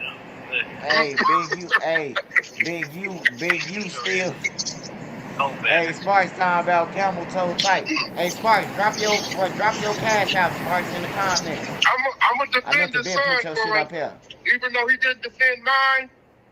I'm gonna defend his son because his son don't deserve that shit. Yeah, but that's goofy. I don't even know why the rap nigga saying all that. Yeah, that shit ain't cool, bro. That's fucked up. That's real fucked up. Yeah, I don't even put it. Why do it when he go in here? You get what I'm saying? Yeah, that ain't cool, bro. I don't like that shit because I know, I've been doing that man since he was a kid, bro. That ain't cool, bro. Definitely not. All them niggas is running with it too. They running with that. Sharice. Hey, yeah, three-way calls is very illegal, bro. Like, I don't know how they doing that shit, bro. Hey, look, I did a three-way from somebody for Gyro City. My mama did a three-way, bro. I went to the hole for this shit. I'm telling you, bro. Like, I went to the hole for a month, and I got on C-grade in a joint for 2 months for doing that shit, bro. I gave a nigga from Gyro City, I was finna go home. I gave him my phone passcode. He was on phone privileges. He had his shit took. So I gave him my shit while I be in the officer kitchen. You know, in the officer kitchen, I could dial straight out to the world and talk to my mama in the room. In the kitchen room. I could talk to my OG and them. I could make calls in the joint off the regular phone. All I gotta do is dial 9 in the kitchen. That's why I always get in the kitchen. I ain't gotta pay for no phone call. I ain't gotta pay for no food. I ain't gotta do none of that. If I ain't got no commissary, I'm in the kitchen, the officer kitchen. I ain't gotta never worry about no food. My commissary always gonna come in because I'm selling food out the kitchen. You know? So, yeah, I don't know how they doing it, bro. But for them to be in the feds, bro, they doing a lot, bro. Like, they might as well start a TV series or some shit. Like Bad Girls Club. I ain't gonna lie. I'm gonna keep on reporting about it. I ain't gonna lie to y'all. But, because it's content. But, the shit that they doing, bro, you can't blame nobody why they in there but them. But Loose Cannon them saying that Big U killed the guy because the son was gay. Do y'all know anything about this? I ain't see nothing about that. I know Wack 100, he don't like Big U and them. I know this, so I try not to listen to nothing Wack 100 say. Have anybody heard about Big U's son dating the guy who got killed? Have anybody heard that?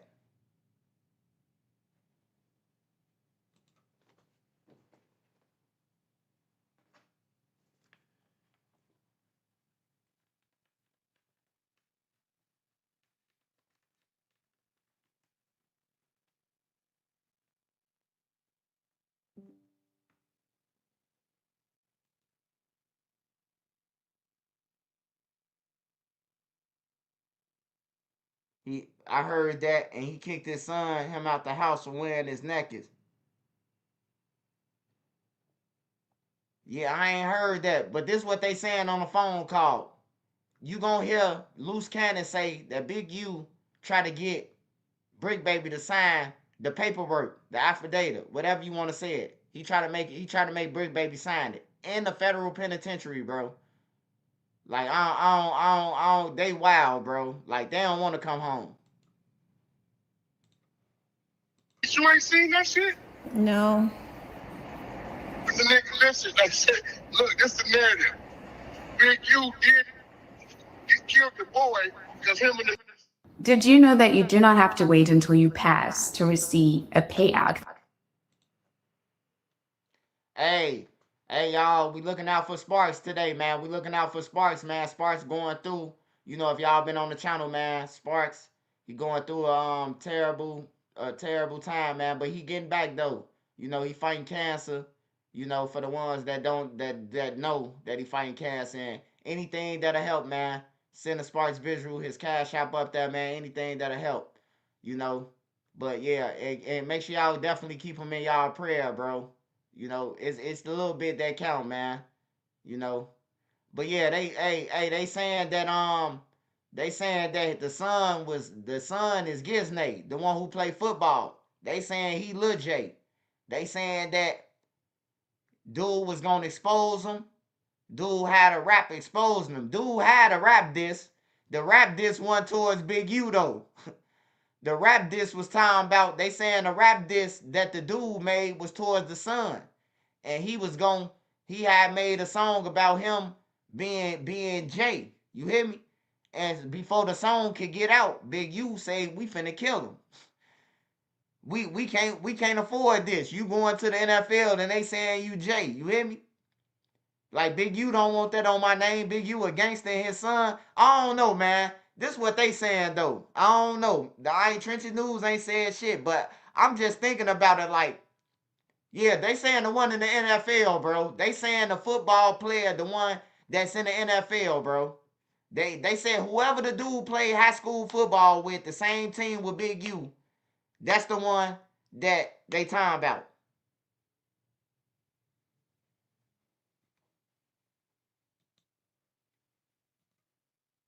From your life insurance policy. You see, people will sign up the life insurance. Son that played it for the NFL was lovers. That's crazy. That's wild. That shit is everywhere, Sharif. Watch when you Google it. When you Google it, it's everywhere.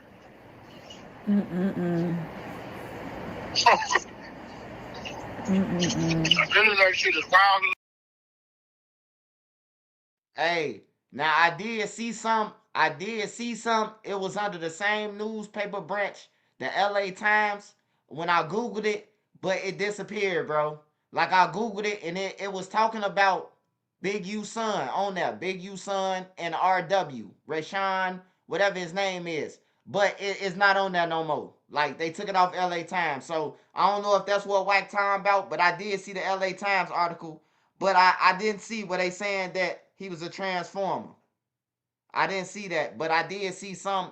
They was talking about a relationship. I thought they was talking about a relationship far as them playing football together. I ain't know they was saying relationship. They was together. But yeah, it was on LA Times and they took it down. Dude, a football player. You know, them billionaires. You know, especially if he's sleeping with the owner of the football team. If he really Jay, they gonna take that shit down. Y'all go to the barn here in the mall, right? Yeah. He went to court today. And what they got? Who, Brick? No. No. RICO was. I was nigga. Yeah. What he went to court for though? I know they gonna deny his shit. I don't know. He was being secretive, and then me and him got into it this morning because he was saying, "Brick, sign this. I'm like, "Cuz ain't signing nothing." That's what he said. Yeah. I can hear it. Yeah, no, Brick went up on him. Hey, you just heard him.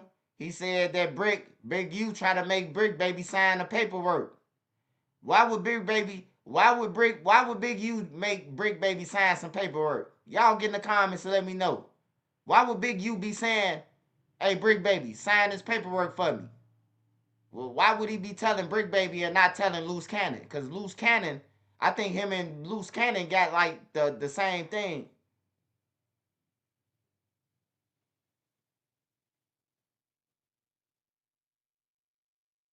All right, Carlos, I got you.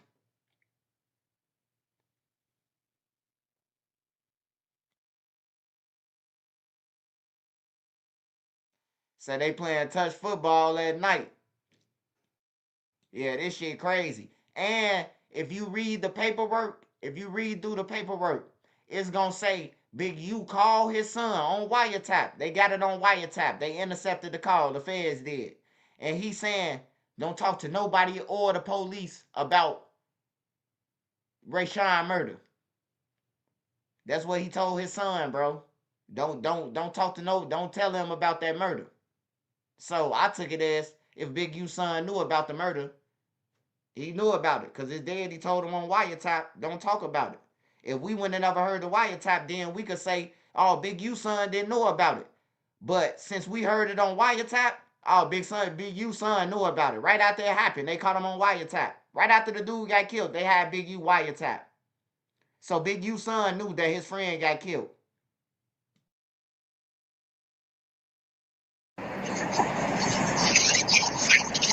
He's just a felon, nigga. Only reason why he's hot is because of him. Yeah, he said, I'll be the neighborhood hero. Boy, stop playing with it. And, they was going back and forth.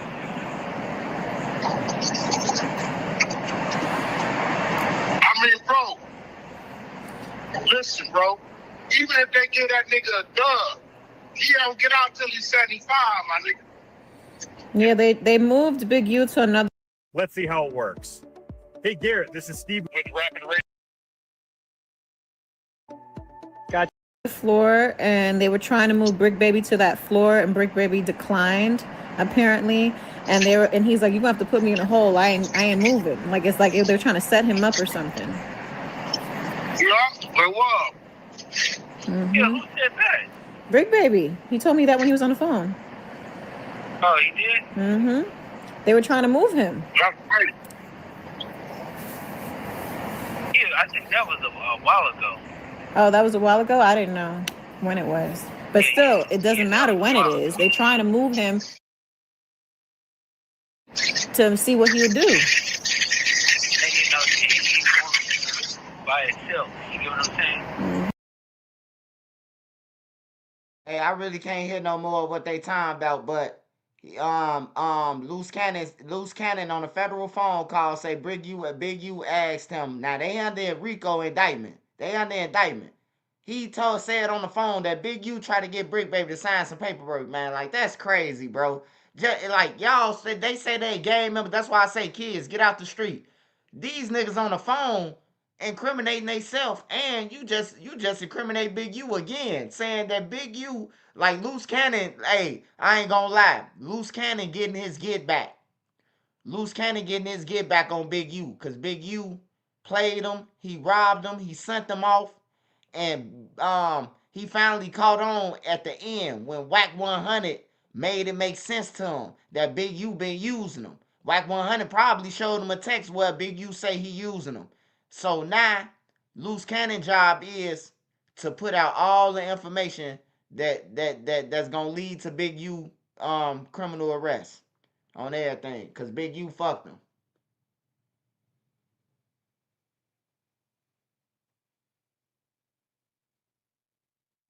Yeah, that nigga he tell on himself, man. That nigga get on there and say he robbed give the kids, stripped them in his kids, like all type of shit, bro. Give the kids say, he say motherfucking Loose Cannon them lying. Say when he walked up on California, he say niggas moved out the way. He said I got that iron cig in my my hard pump iron like a lion's kid. And then Wallow told him, like, man, what the fuck was I at when people was moving out the way? Hell no, they said they stripped Gilly asshole naked. I would have been laughing. I know I would have been laughing, bro. I would have been laughing my ass off if they would have stripped what's the name, asshole naked.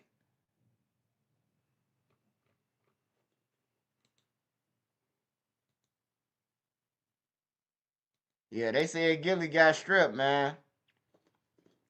Hold on, y'all. Let me see what I'm about to go to. Alright, I'm going to check out Al Prophet breakdown and see what he talking about. And then we'll get on to... I think Trap Lord Ross got a documentary over there I was going to watch. Because, you know, Trap Lord Ross, he put... This one thing about Trap Lord Ross. He might be putting bodies on motherfuckers. I ain't going to lie. He might be putting bodies. I like Beezy Baby, but Beezy Baby... She gonna get it where she get consistent with it. But one thing I like about Trap Lord Ross, he gonna connect some motherfucking dots on everything. He gonna put a body or two on you, and he gonna connect some dots. And he don't get no fuck. They think Trap Lord Ross hanging around them cause he to be gang. Man, Trap Lord Ross hanging around them to get footage, to get information, so he can make a documentary about they dumb ass and get them sent to prison. Man, Trap Lord Ross don't give a fuck about none of them. Adam 22 them and all that shit, the no jumper shit. He over here trying to get content. They incriminating themselves. I finna go and record them, make a documentary about them, and get them in jail. Yeah. Then they say he a fan. Yeah. Then say he a fan of theirs. On my mama. Trap Lord Ross ain't dumb, bro.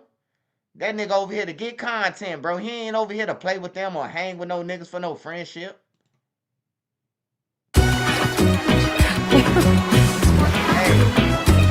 Hey, somebody told me to play a video in the comments.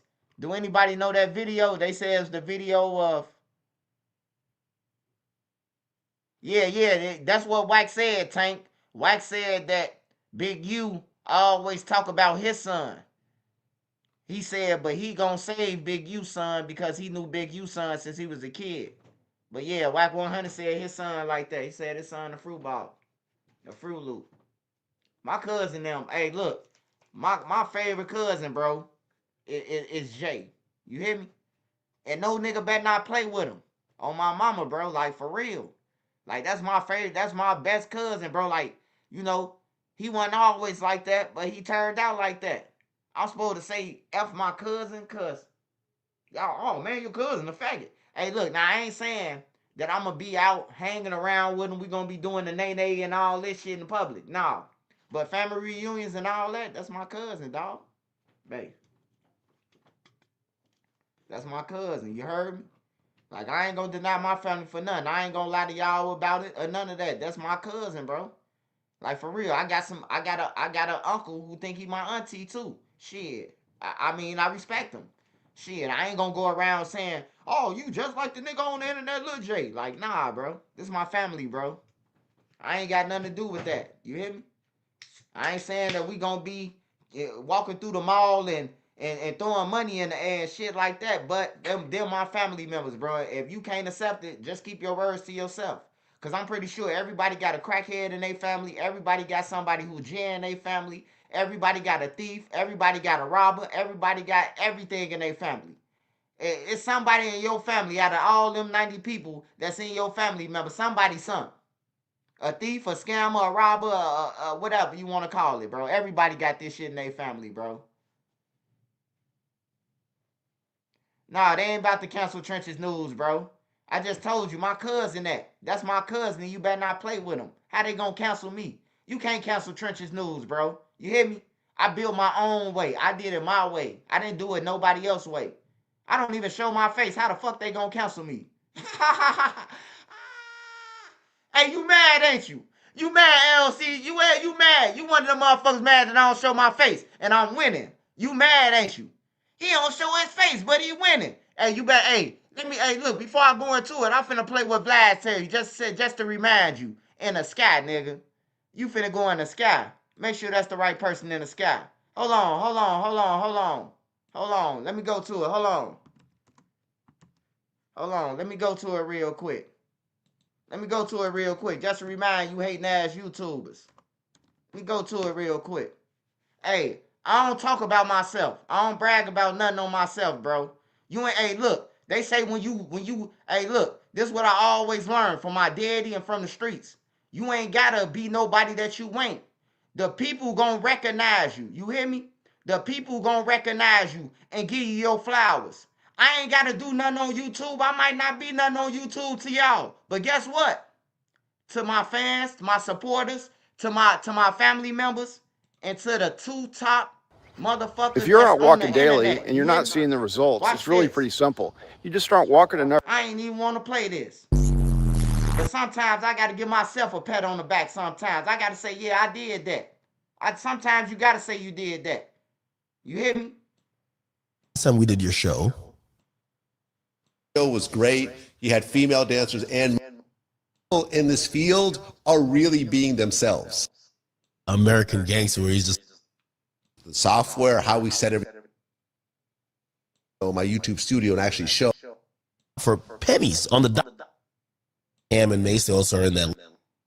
So this is the whole thing. And I've been, a few weeks out of the month, I go live and, Spotify / Apple Music. Take your content and all these TikTok, $200,000 to Clippers. Few rappers, which means actually functions at a high level. And I'm bringing in people. Few rappers, which means rappers are high level game here. You see what I'm saying? The time. And what he said was like all the top streamers, they all do. It's the Kai Cenats. No, yeah. They Rosses, they don't talk about it, but they all do it. Yeah, I mean. This is some real high level game here. You see what I'm saying? Like, this is really like, because a lot of times, because people like to say, oh, well, why you charge for the content? It's all free on YouTube. All this stuff is out there. Okay, you could go and watch a free video from a guy that's got 30,000 followers on YouTube, or you can go to a guy that actually has 6 million and actually functions at a high level. And I'm bringing in people like Neon, like Gilbert Arenas, like DJ Academics. You know what I'm saying? Down to people like, what do you call it? Trenches News, who makes a 6-digit salary, by not even showing his face. By wearing a pooch icy that covers everything but his eyes. Yeah. To make that type of money with never showing your face is kind of dope, isn't it?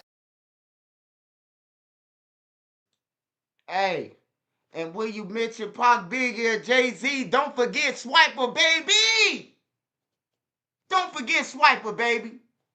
I ain't gotta say it. I don't talk, I let it talk for me. I hate when the niggas say talk is cheap.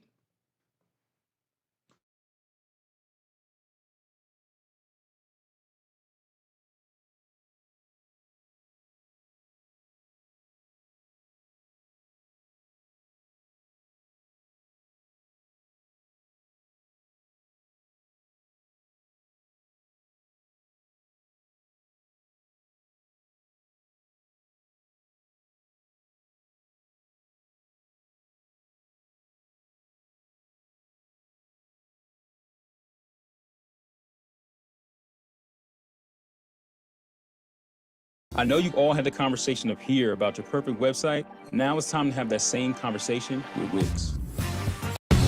This is Chicago's very own WGN Midday News. Hello again, everyone. On this Wednesday morning, I'm Patrick Elwood. And I'm Dina Bair. Thank you for joining us. We begin with this. A driver was shot in the neck before he crashed into a light pole in Garfield Park. He remains in critical condition. Winnie Dorch is live in West Garfield Park with the latest. Winnie? Good morning. Well, this overpass is now partially open, but that wasn't the case hours ago after a man who had just been shot crashed into a pole. Just before 4 a.m. on Wednesday, a 56-year-old man was inside his SUV on the 3800 block of West Harrison. Suddenly, two men approached the car. One of them had a gun in hand. Police say the suspects fired a single shot, striking the man in the neck. He drove off trying to get away, but crashed his car into a light pole at West Harrison and South Independence Boulevard. This shut down the bridge for the early morning commute. Around 7 a.m., the victim's car was towed away from the scene. 2 hours later, crews can be seen removing the pole from the street. The victim was taken to the hospital for treatment.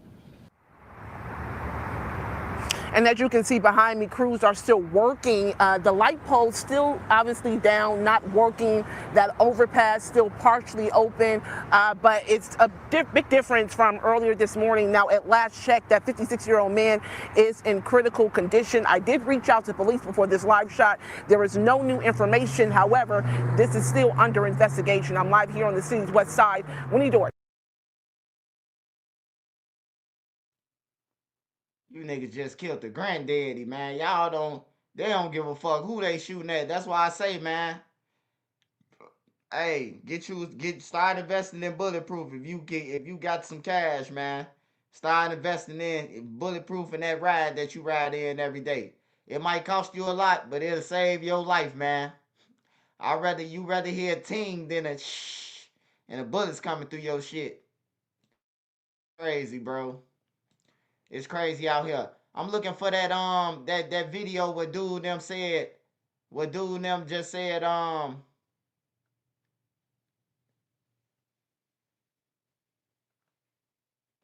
hey yeah man, hey look, it's a white dude in Texas, it's a Chinese dude, it's a couple of dudes, man. Like I don't know. Like they hanging in the trenches with their homies, but they using the N word. Like I don't understand them, bro. You don't even need to use the N word for rapping, bro. That must be some shit. That must be just some shit that's popular, man.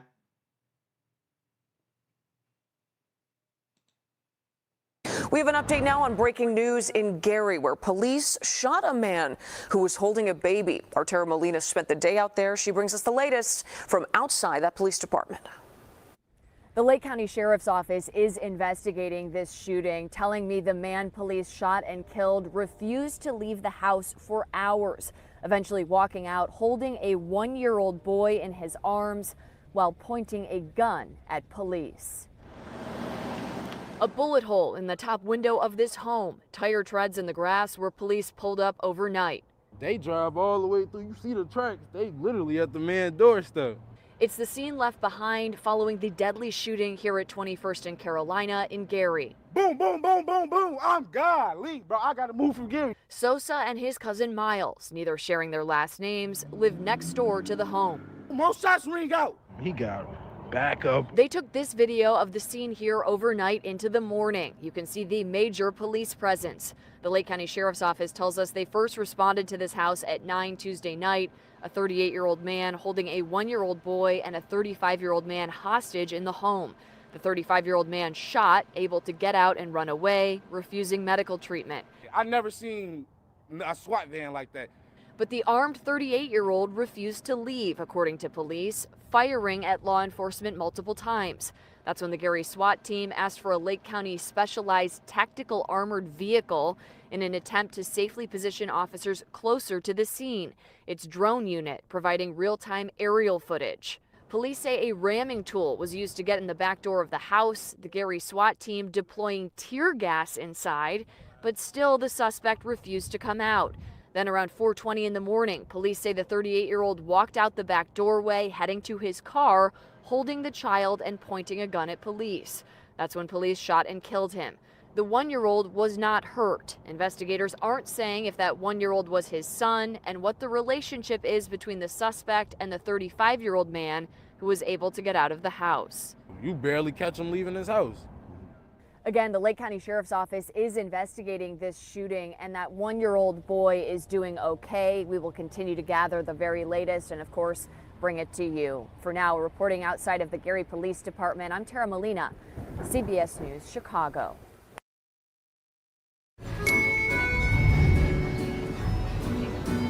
So, we doing this? If we do, there goes moving to Paris. We were never moving to Paris. Starts right now. First tonight, people could have been hurt or worse after February's shootout in a downtown Orlando parking garage. Thank you for joining us. I'm Jesse Pagan. I'm Summer Knowles. Police just released some of the video of what happened. West 2's Gail Pascal-Brown joins us live outside the garage right now. And Gail, you asked residents about any safety concerns. What did they tell you? I did, Summer, and they said they feel safe. They feel just fine here and protected in this neighborhood on North Orange Avenue.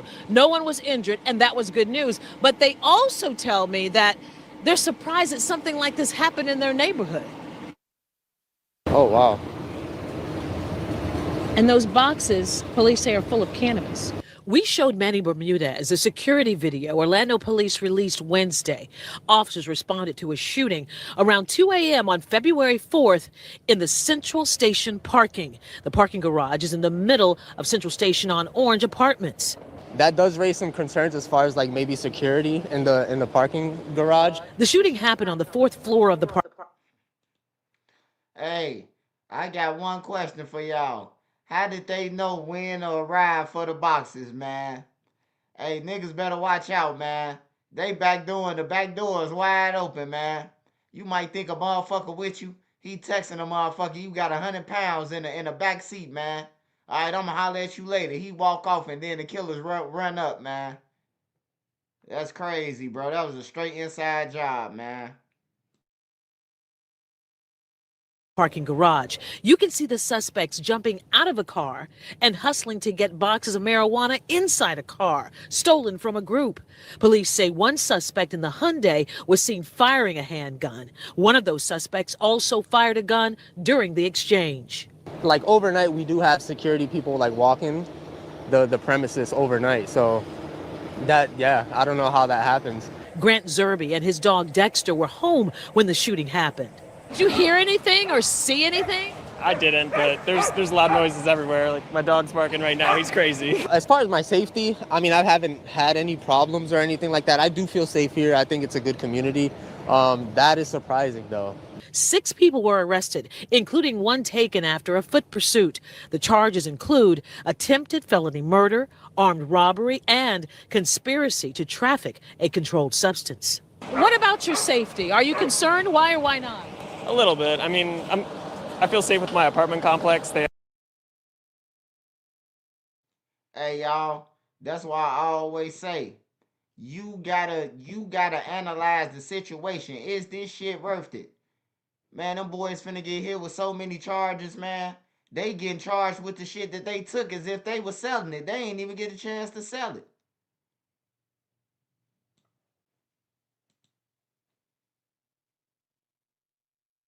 What, they gonna get a pound a piece?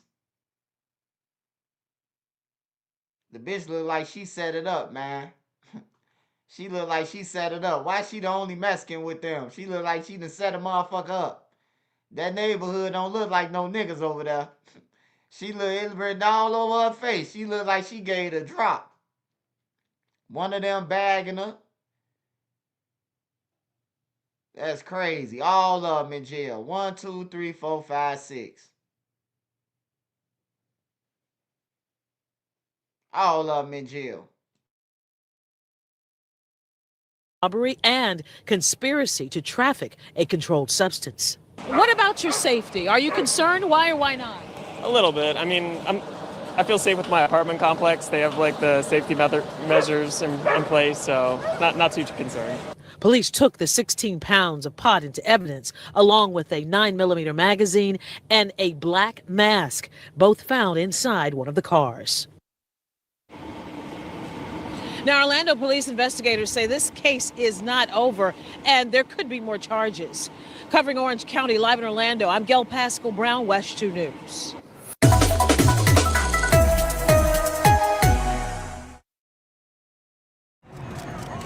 I got something that'll cheer you up, Jack. I go the other way. When I sneak, when my knees go weak. What's happening to me? My hunt to find the perfect matte lippy is finally over. This is the Thrive Cosmetics Sheer Strength Moisturizing Matte Lip Tint. Look at the difference in my lips. It's jam-packed with moisturizing ingredients like vitamin E, hyaluronic acid, and marine botanicals. I love how blurring this tint is. It smooths any harsh lines and gives a blotted effect.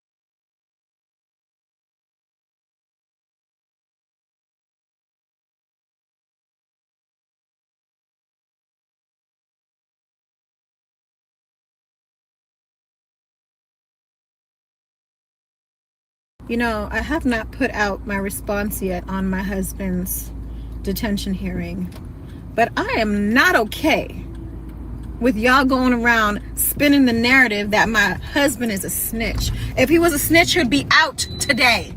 Stop with the nonsense. Stop with the nonsense. His attorney said the arrest record is invalid. Some of those things belong to his brother. Cannon never snitched on nobody. It's called facts. It's called facts. All right? It's called they made a error combined.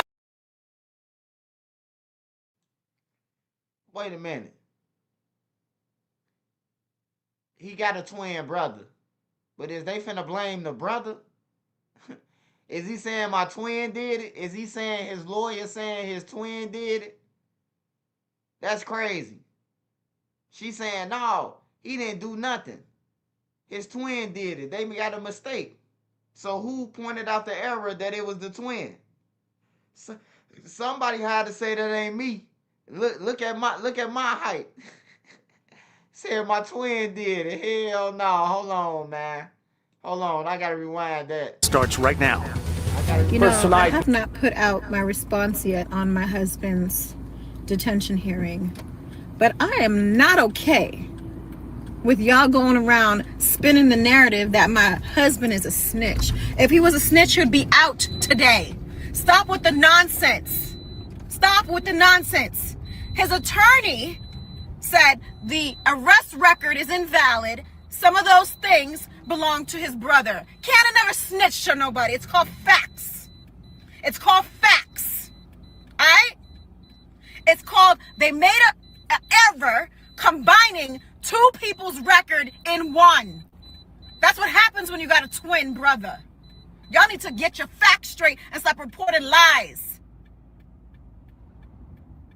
on the dead homies. You know, I have not put out my... Starts right now. Damn, she said on the dead homies, cuz. Dang, she said on the dead homies. She probably ain't got no homies that's dead. That's crazy. That's crazy when you praying for dead homies.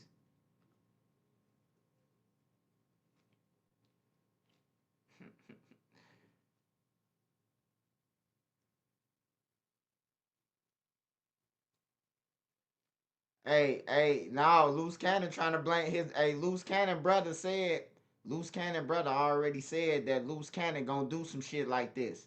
His brother said, watch he try to blame some shit on me. He told this in the interview. He said it in the interview, bro. Y'all could go and look it up. His brother doing interviews. About a year ago, he said this. He said, old girl crazy. And they be making up shit, and Loose Cannon be making up shit. He ain't never did nothing with Nipsey or none of that shit. That's what his brother say. And his brother say, watch he gonna try to blame me for some shit in the RICO, and he did. They saying that they got them mixed up when they got two different socials. They got the same birthday, but they names ain't the same either. And they got him on WIRETAP, so they know the difference. They know the difference between Loose Cannon and Deuce Cannon.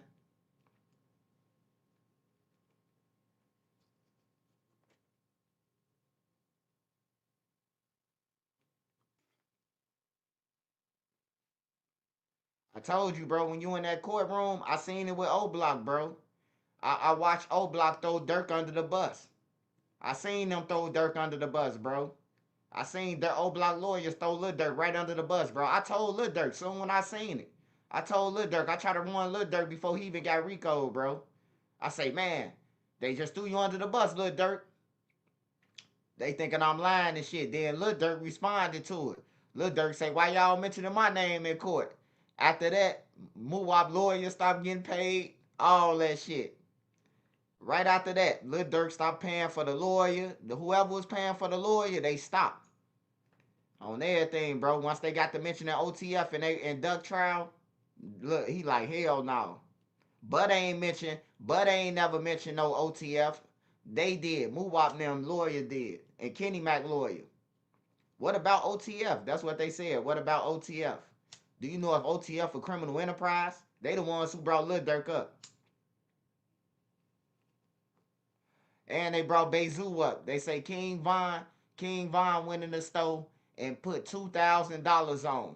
$2,000 down on the OTF chain. They say Bezu come with $14,000 and pay for the chain, pay the rest of the money. Icebox got on the stand. Icebox was there. When I was there, Icebox was in the hallway. On everything I love, bro. When I was in there for Duck, Icebox was in the hallway. Icebox was in the next room, bro. Icebox was been supposed to go get up there way before we got up there. But Icebox was there, bro. Icebox gave Dirk them ass up, bro. So if you thinking because you buying $1 million worth of jewelry from them, they gonna tell the feds whatever you brought, how you brought it, did you spend cash? They gonna tell the feds, bro. So don't think you got away. You ain't getting away with shit. Icebox gonna get you up. Hey, look, them people ain't trying to get them feds to investigate them, bro. So you can't call it snitching, bro. They got a business. You come in their business, they accept your money. But once the feds come, it's like, hell no, he spent 50. And now you told them, you reported that you only spent 10,000. But Icebox saying that's where the IRS come in at. And that's where all the fraud and scam and all that shit come in their cases. Hell yeah, they protecting their business, bro.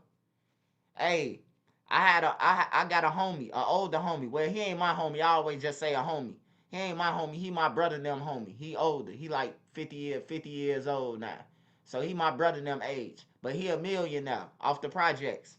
And he owned damn near all the buildings in a brain dead. In an area of brain dead, the Bloodhounds, he owned majority of them buildings. So one day I'm over there and I see him and he like, hey Scud, hey man, tell the homie them, little BD them to move out front of my building, man. They shooting dice and the tenants can't get in. He said so I went over there, was like, hey look, hey B. He say move in front of his building. They say, man, fuck him. He called the police on us yesterday. I said, bro, hey, look, they moved around. I made it make sense to them. I say, look, bro, if you own this building and you had money with tenants paying thousands of dollars to stay in these buildings, bro, and cash and they money, would you want your homies to move? It made sense. It was two shorties over there that had their own mind. They was like, you right, bro. They was like, you right, bro. If I had a building, bro, I ain't gonna let nobody interfere with my business, bro. Like, for real, bro. But shorty and them didn't understand. They was calling him a cop and everything. He called the police on the Scud. I'm like, what the fuck he supposed to do? He asked y'all to move, bro. He a citizen. He ain't no fucking BD or none of that. He an old nigga from the projects who got money now, you know? But people look at it like protecting your business is, oh, you law enforcement. Like, nah, bro, you protecting this shit. All right, y'all. Let me see what Trap Lord Ross talking about with what's her name real quick. You know he finna put some bodies on Big U. He just dropped it too, 4 hours ago, 38K. If you want uncut and extended versions of my videos, go to patreon.com/traplawross.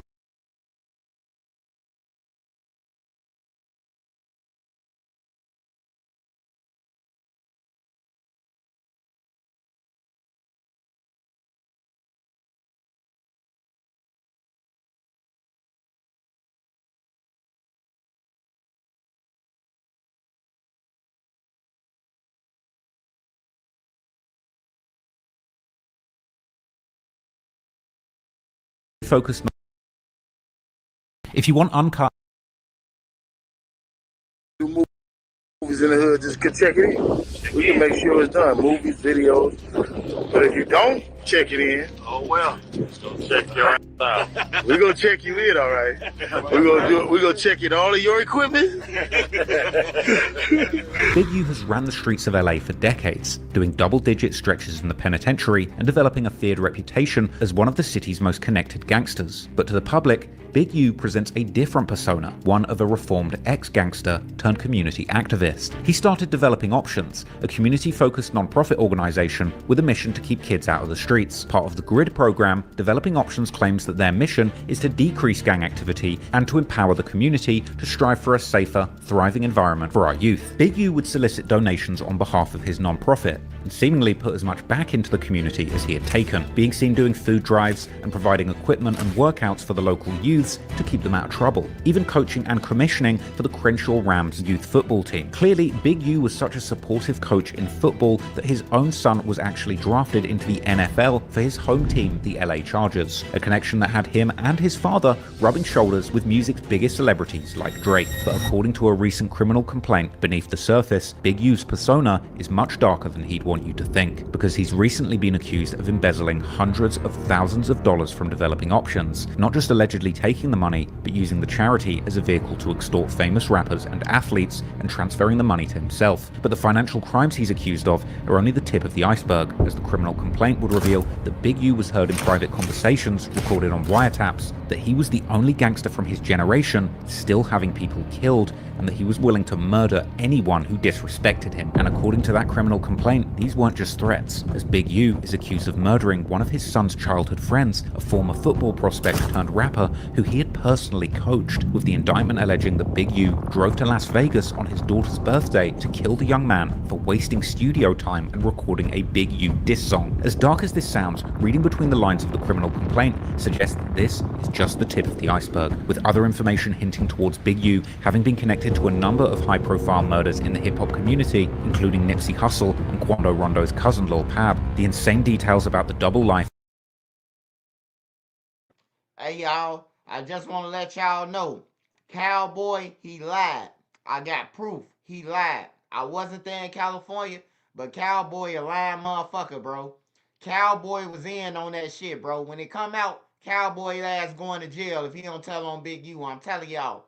Cowboy, I'm going to say this before anybody said, or somebody probably said, hey, look, Big U played Shitty Cuz and he played Cowboy. Hey, the reason why Protocol was broke is because Big U already had talked to Cowboy and told Cowboy to get his ass in the back, play like he in the back in a motherfucking eating his lunch. God damn it. He told Shitty Cuz to do it and put on a red shirt, all that shit, man. I'm telling y'all, man, Cowboy lying though. If you watch the documentary, and if you watch that documentary on Hulu, you gonna see Cowboy is standing outside with Nipsey Hussle before he got shot, bro. You gonna see him out there, bro, with the cowboy hat. Before he got shot, you gonna see Cowboy out there. Cowboy say he was in the back. I'm telling y'all, bro. Big U, he a mastermind. He manipulated Cowboy, and he killed two birds with one stone. The reason why he killed Nipsey Hussle, so he can continue with his album, so he could continue serving revenue to his album. He had a 10-year contract with Nipsey Hussle, and he had that album that got double up on it. His last album, Big U owned. Big U owned that album. So by killing him, Big U will get all the full money before it run out. If you kill him, you make more money when you dead. Yup, he owned Nipsey Masters, bro, for 10 years. So if he killed him, then it's gonna spike and rise in sales and everything. He a dog, man. Hey, CJ. Hey, I need you, CJ, in about an hour, man. I need you to do that Lil Durk, man, for the Lil Durk people who think that I hate Lil Durk, man. Mr. CJ Talk, he got a poem about Lil Durk, man. I thank God for Mr. CJ Talk, man. He made that poem, man. Because they was on my ass about Lil Durk. He always reporting about him. Yeah, I'm going to report about him. Just how he was rapping about the dead every day. And shit, I'm going to report about him every time he come in the public. He come in a newspaper or the paperwork, I'm going to say something about Lil Durk. If he in there and is connected. Yes, I am. I'm sorry. Of this notorious LA gangster might be news to some people, but in the Los Angeles podcast community, this has been an open secret for quite some time, with other street figures who have been around Big U jumping on the microphone and speculating on the eventual outcome of this street drama for years now. Podcasts which I too have appeared on myself numerous times, actually meeting several of the people involved in this case over the years, putting me right in the middle of the story. So I'm here to let you know, as a man, you's a see how it feels to really be in front of the people you talking about and playing with? No, I hear it. It feel your, I hear he does that all the time. No, he don't. No, he don't. Oh, yeah, he does. Man, that dude get caught in certain places. He know it. He in certain places. While you get up and go to Chicago, hell, boy. So today, I'm going to risk it all and tell you everything I know about the secret inner workings of LA street politics. The podcasters that have predicted. Hey, what I just tell y'all, bro? What I just tell y'all about Trap Lord Ross. Trap Lord Ross don't give a fuck. about no Crip or Blood or none of that. He from overseas, and he trying to suck up the information so he can get content. He don't care about Wack 100 threatening him, trying to scam. He was laughing. You touch me, you going to jail.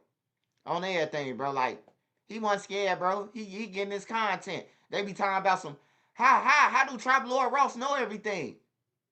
Shit, all you gotta do is shout out a gang member, and he gon' inbox you every time something happen. They say they hate Trap Lord Ross, but they really love him. They really love him. The gang members, they just want some attention, bro. That's why Kiddo keep on saying my name on every fucking podcast. He just wants some attention. His music career ain't shit, so he chasing me. He think he gonna chase me, you know? But he ain't. He'll never win. He'll never win. He a loser. He a born loser. This crackdown for years, the streets that have known about it for decades, but in 2025, for the first time, the feds have revealed for the whole world to see the bombshell allegations against Big U that triggered the downfall of LA's most notorious Rolling 60s Crip. Fast forward 6 months. Big U gets arrested, this is hypothetically, for these acts. Yeah. Then all of a sudden, that interview becomes completely fair game, and it's an important historical record, and like we all have to look at it and say, oh my God, loose cannon, I'm so sorry. We all misjudged you, you're a fucking genius, you were telling the truth the whole time. FBI says that South LA crime boss Eugene Big U Henley fronted a wide-ranging mafia-like criminal enterprise. And the Department of Justice also accusing him of murdering an aspiring rapper in 2021. Investigators say Henley is one of 18 members of the Rolling 60s Crips charged in the federal complaint. He has maintained the image of somebody who gives back to the community here in Los Angeles. The facts alleged in the complaint paint a very different picture. Justice for them. When I go to Atlanta, I check in. When I go places, I check in. Anytime you want to do movies in the hood, just check it in. But if you don't check it in, oh well. Check your out. We gonna check you in, all right. So you just refusing to pay your bill? Yeah, I'll pay you. I'm just not gonna allow you to videotape me as I pay. I was bagging my victims. Closets.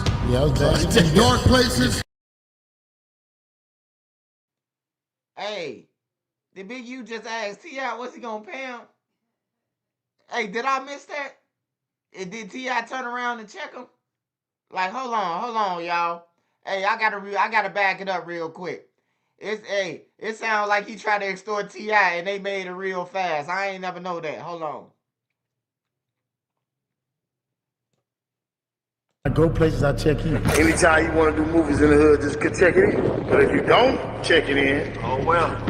Check your out. We gonna check you in, all right. So you just refusing to pay your bill? Yeah, I'll pay you. I'm just not gonna allow you to videotape me as I pay. I was bagging my victims. Closets. Yeah, I was bagging dark places. Everything behind me, you know, kidnapping people, prison, and all that stuff. I had a crew we used to kidnap. That's what we did. We had a crew called the Body Snatchers. And investigators say that he painted himself as an entertainment executive who's been giving back to the community with various charities, but they say Henley is a violent criminal.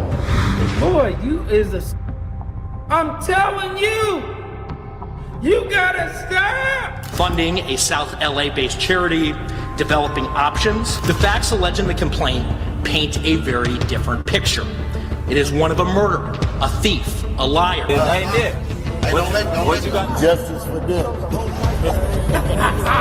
They don't really with us until it's a problem. Then they call it, like Quando Rondo. Yo, I'm so glad you're my friend, because all your options go to jail, bro. I ain't gonna lie to you. Before I turn myself in, I don't even know what to say. Wait, that is DNA test in my brother nails. Okay, so, ooh, that's bad work. Big U's alleged body, maybe? Huh? The only way y'all know that is because you is the police, gang. Well, I'm not talking about no. Didn't I tell you he's a dummy? Rewind.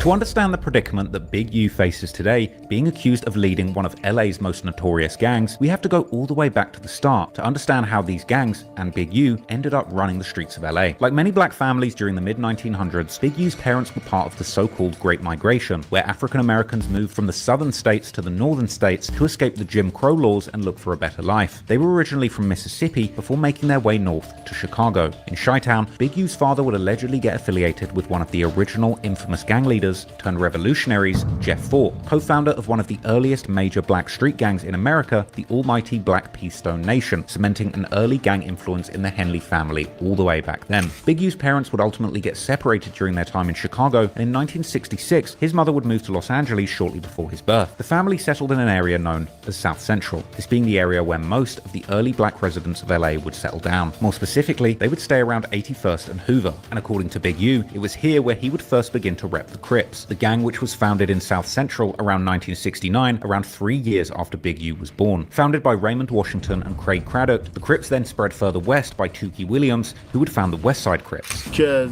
in the area where we grew up at, we grew up over there, was already saying Crip, and was already saying Hoover, and it meant something different. Big U had a very large family tree who would all move to LA, and the majority of them would eventually settle near Slauson and Arlington, to an area that would eventually become associated with the Rolling 60s neighborhood Crips. But at the time, there would be earlier gangs. We got here, the homies wasn't here yet, and then Van Ness Park didn't have no structure, nothing. And I think Bunchy, Big Bunchy was from Fruitown Brim. So it was like Fruitown Brim was in Van Ness Park. The 60s was on the verge of being formed, like it was just West Side Crips. And then it was West Side Crips and it was neighborhood Crips. And the neighborhood Crips was like down the line on the other side, like on Van Ness, like more towards where eventually like the hood took over.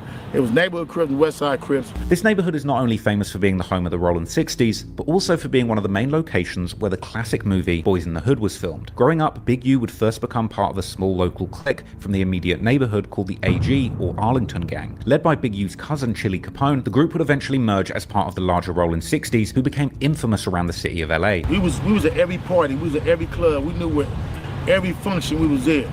And it was funny because dudes would be like, where y'all from? And we like, we from the AG. They're like, man, what's that? We're like, man, it's the AG, man, they know what's that. Then it's like, well, where is that at? Man, it's on Slauson and Arlington. Oh, well, y'all from the 60s. All right, fuck it, man, what is it, a problem? And then it would go from there. Big U would get into trouble with the law from a young age, and already as a kid during the 70s, he claimed to have run with a car robbing crew, eventually getting sent to juvenile detention and spending a period of time on the run from whatever he'd done in LA and going back to live in Chicago with his father. But some years later, in 1979, one of the longest and bloodiest gang wars in LA history would start between the Rolling 60s and their former allies, the 8-Tray Gangster Crips. Sometime later during the early 80s, Big U's cousin and the leader of their AG clique, Chili Capone, would sadly be killed. Now, the more matured Big U would return to Los Angeles to seek vengeance, with Big U saying that at this time he graduated from fighting to guns, and he believed that a gun could get you anywhere you need to be in life. Standing at 6'2", Big U was an intimidating sight even without a gun, and he would still excel at fighting, which was the main way that the early gangs would settle their differences. One of the infamous places where this settling of scores would take place was at the World on Wheels skate rink, which was far away from the Rolling 60s hood, but where the members would never. Hey y'all, I need all 1,000 of y'all, man, on here 104 to check in, man. $5 a piece, man. Check in. Check in. That nigga Big U, he a dog, man. Hey, if y'all ever read that federal paperwork, man, hey, they got a list. Big U got a piece of paper. Hey, look, they got his notebook. They found his notebook, man, of everybody who he extorted. Every month, every week he was getting paid thousands of dollars, man. Like, that's crazy, bro. Hey, lock the doors, y'all. I'm dead serious. Lock the doors. Lock the doors. Hey, Sparks, lock the doors, man. Beezy, lock the doors. Now, God say, no, I ain't gonna even play like that, man, because God ain't said shit like that, man. That past time about God said, give up all your money and all that. God ain't say that shit, man. God say, come to church as you are, bro. However you are. If you only got one shoe on, still come to church, bro, and get the word. God ain't say give up your money. God don't even like people with money. You know what I'm saying? God like people who just live and making it, bro. He don't like no motherfuckers who is stunting on people and shit like that. That ain't in the Bible to stunt on people, bro. That's why they say the first should be last and the last should be first, man. That's where it come from. But anyways, let's get back to it. Smash that like button for me, y'all. I was just playing when I said lock the doors, y'all. I was just playing, man. Hey, but send that to Sparks. Send that to Sparks Visuals, though. Hey, what's up? What's up? What's up, little bro? Hey, I adopted Lil Glow, man. I adopted Lil Glow. I adopted Lil Glow. I'm trying to get KTS, man. KTS Royal, but that motherfucker crazy. Plus, that's my homie little brother, so my homie got his little brother. But I'm trying to keep Lil Glow out of trouble. I can't tell y'all what he did last a month ago, but, you know, I'm trying to keep him out of trouble. The video out. Nevertheless go to make their presence known. One particularly big brawl would make the Rollin 60s infamous throughout LA County took place on August 1986 during a Run DMC concert in the Long Beach area, where Rollin 60s would, according to Big U, attend purely to start a fight and establish their dominance. The fight would injure dozens of people and cause the LA Palladium to cancel Run DMC's next concert in fear of escalating gang tensions. During the 80s, the county jail would also become a familiar place for Big U as he was racking up some pretty serious charges, which according to the criminal complaint even included multiple first-degree murder charges and attempted murder of a peace officer, but it seemed that these charges back in these days would never stick. But his time in jail would also help him further spread his reputation as a fearless fighter and a charismatic leader. According to the FBI, it was during the 80s when Big U would rise to a prominent position in the Rollin 60s, earning a reputation of a violent enforcer who was willing to kill. One article about Big U stated that he became the lead man for the Rollin 60s and got shot 7 times in the process. And during this time in the late 80s, this was when the crack epidemic was beginning to reach its peak. Today, there's a new epidemic. Smokable cocaine, otherwise known as crack. It is an explosively destructive and often lethal substance which is crushing its users. It is an uncontrolled fire. Hey, what's that? Hey, what's that dude's name right there? Is that Ronald Reagan? What president was just that? I just missed it. I heard his voice. I wasn't looking at the computer. I'm dead serious. I can't rewind it right now. I know that motherfucker ain't said nothing about crack cocaine, and them motherfuckers the ones who tried out the motherfucking base, the first shit that got formed to rock. That's what Too Short say. Ask Nancy Reagan. I know she'll spit that game. Say he came to the White House, Nancy Reagan gave him a blow. Woo! Say like corn on the cob, man.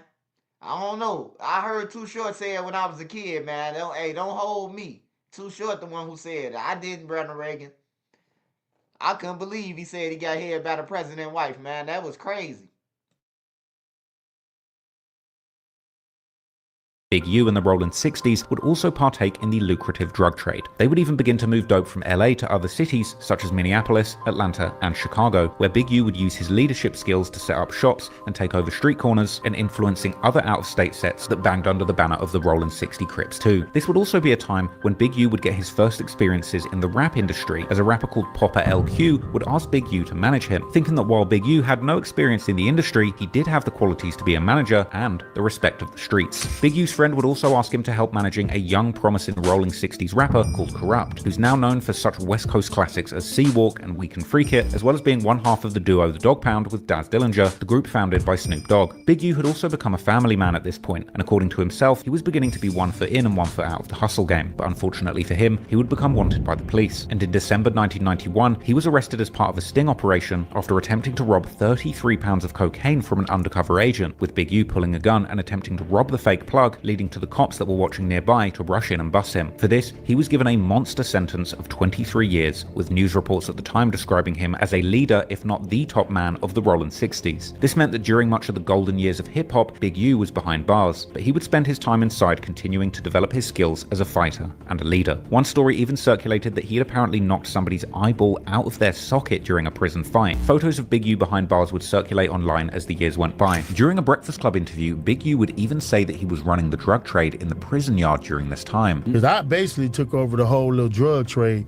on the yard because I had money. So I had I came in and I bought all the guards who was bringing in. But when he wasn't squabbling or selling drugs, apparently he was knuckling down and trying to also find positive influences behind the wall. During his long stint inside, he would meet people who would inspire him to evolve intellectually, such as Michael Harry O. Harris, a powerful LA figure who allegedly played a key role in helping Suge Knight found Death Row Records, and also played a part in the career of Denzel Washington. As a result, Big U would begin to read and write, as well as studying subjects like theology, as he would later recount in interviews. Meanwhile, on the outside, Corrupt would keep Big U's name alive in his music, shouting him out in songs like one of his biggest hits, We Can Freak It. Big U would also keep losing people close to him to the streets while he was inside, like his brother Dwayne Dupree, who worked as a bodyguard for the Dog Pound duo of Corrupt and Daz Dillinger and was sadly killed as gunmen opened fire outside of a recording studio. But Big U would eventually end up only doing 13 years in prison, getting out in 2004 at 37 years old. Conveniently, right as the Rollin' 60s had become, quote, the largest black criminal street gang in the city of Los Angeles. However, Big U wouldn't lose sight of those positive influences that he had gleaned behind bars, and he decided to reinvent himself as a community advocate, starting his non-profit called Developing Options. Their website would claim that Big U started the organization because he wanted to provide the youth of his neighborhood the support that he didn't get when he was growing up. In 2025, the program claimed to have served over 6,000 people while having partnerships with hundreds of agencies. The website even boasts a 90% reduction in community gang violence, and the program has some major supporters, such as perhaps the most famous Crip in the world, Snoop Dogg. But Big U would also keep building his career in the music industry, and after getting released, Corrupt would introduce him to the head of Death Row Records, Suge Knight, who would help Big U financially to get back on his feet and take him under his wing as a mentor. The two became without a doubt the most respected, or at least the most feared duo that the hip-hop industry had ever seen. But Big U's ferocious attitude to the music industry would mirror Suge's approach, and unfortunately, this meant that for the artists that entered Big U's orbit, some would have runaway success, but others would seemingly suffer sudden and tragic downfalls, which of course brings us to the tragic story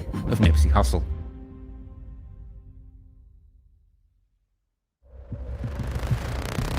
After getting out of prison, notorious Rollin' 60s neighborhood Crip, Big U, would learn how to play hardball in the music industry from none other than Suge Knight. The infamous blood who had ruled the West Coast rap game with an iron fist was rumored to have used murder and extortion tactic to get ahead in the music biz. From his violent altercations in the lead up to the death of NWA's Eazy-E to the rumored incident where Vanilla Ice was allegedly dangled off a balcony and forced to sign over his lucrative royalties, eventually though, the law and his enemies would catch up with Suge Knight's hardline tactics and crack down on his operation. But by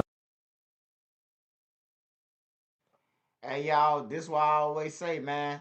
Hey, pick your idol, man. Who you following, bro?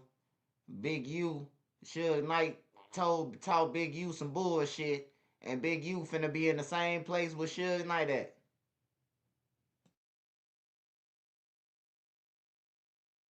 By the time Suge Knight's downfall had begun, Big U was already in the game and decided to spread his wings and do his own thing. Apparently whilst inside prison, Big U, along with his right-hand man, Mark Martin, aka Bearclaw, founded an independent record label, Unique Music, in 1996. Big U would use the label to scout potential up-and-coming musical talent, and his deep street connections would lead him to the paths of some of LA's most legendary rappers. It turned out that Big U's nephew actually knew a young, talented Rollin' 60s rapper who went by the name Nipsey Hussle. Big U would begin to help Nipsey using his many industry contacts, ultimately landing him a major spotlight with a verse on Tupac's 2006 posthumous album, Pac's Life. Nip featured with Young Dre and Tupac himself on the song International, which gave Nipsey's career a massive boost. Him and Big Draws put that together, and LT Hutton. They really had a resume at that time to justify it, but he gave me a shot.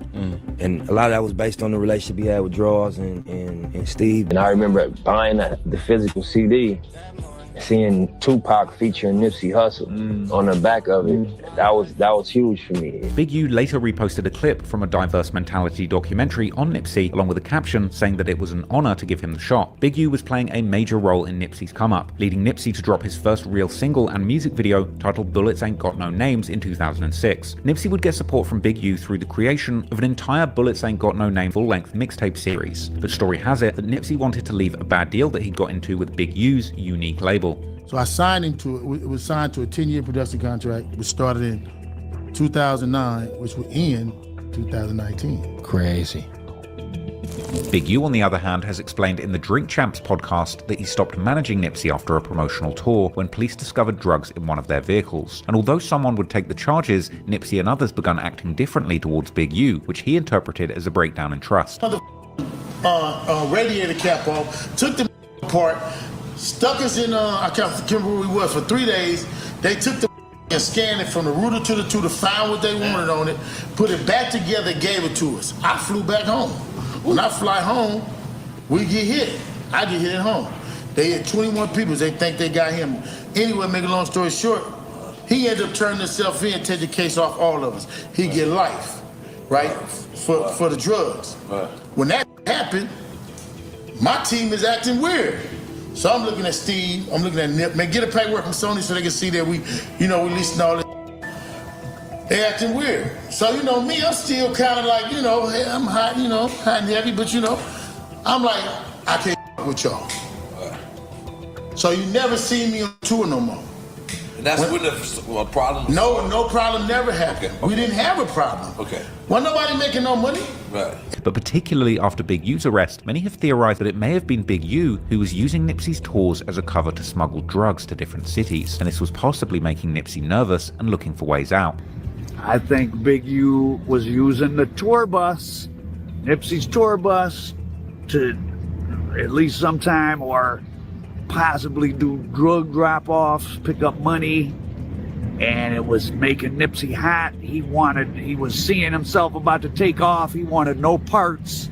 Whatever the case, after the two stopped working together, Big U wanted back some of his studio equipment so his son could also use them to record music, something which apparently angered Nipsey.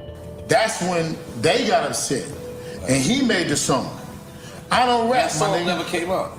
It did come out. It did come out? It did come out. Oh. It wasn't never pushed as a song, but it came out, and I don't rap, I swear. Disagreements would lead to Nipsey making a diss song about Big U, a song titled You Don't Got a Clue from his 2010 mixtape The Marathon, where Nipsey got some things off his chest, rapping how somebody, likely Big U, doesn't have a clue about what they want to do for Nip's career, saying that he's not going to stop for them and that he doesn't want somebody controlling him, rapping how he came up tough so he was never looking at Big U for a solution to his problems, and suggesting that his former team never really helped him push his career forward. Nip would rap F the middleman, and he would end his verse saying don't expect any favors from him because he wasn't given any favors. According to Loose Cannon, who's probably not the most reliable narrator, Big U would confront Nipsey about the track and challenge him to a fight, where Nipsey would then supposedly move and dance around Big U so fast that he would leave him exhausted, almost like a scene from an old school action comedy. And he was like, hey, cuz, is this song about me?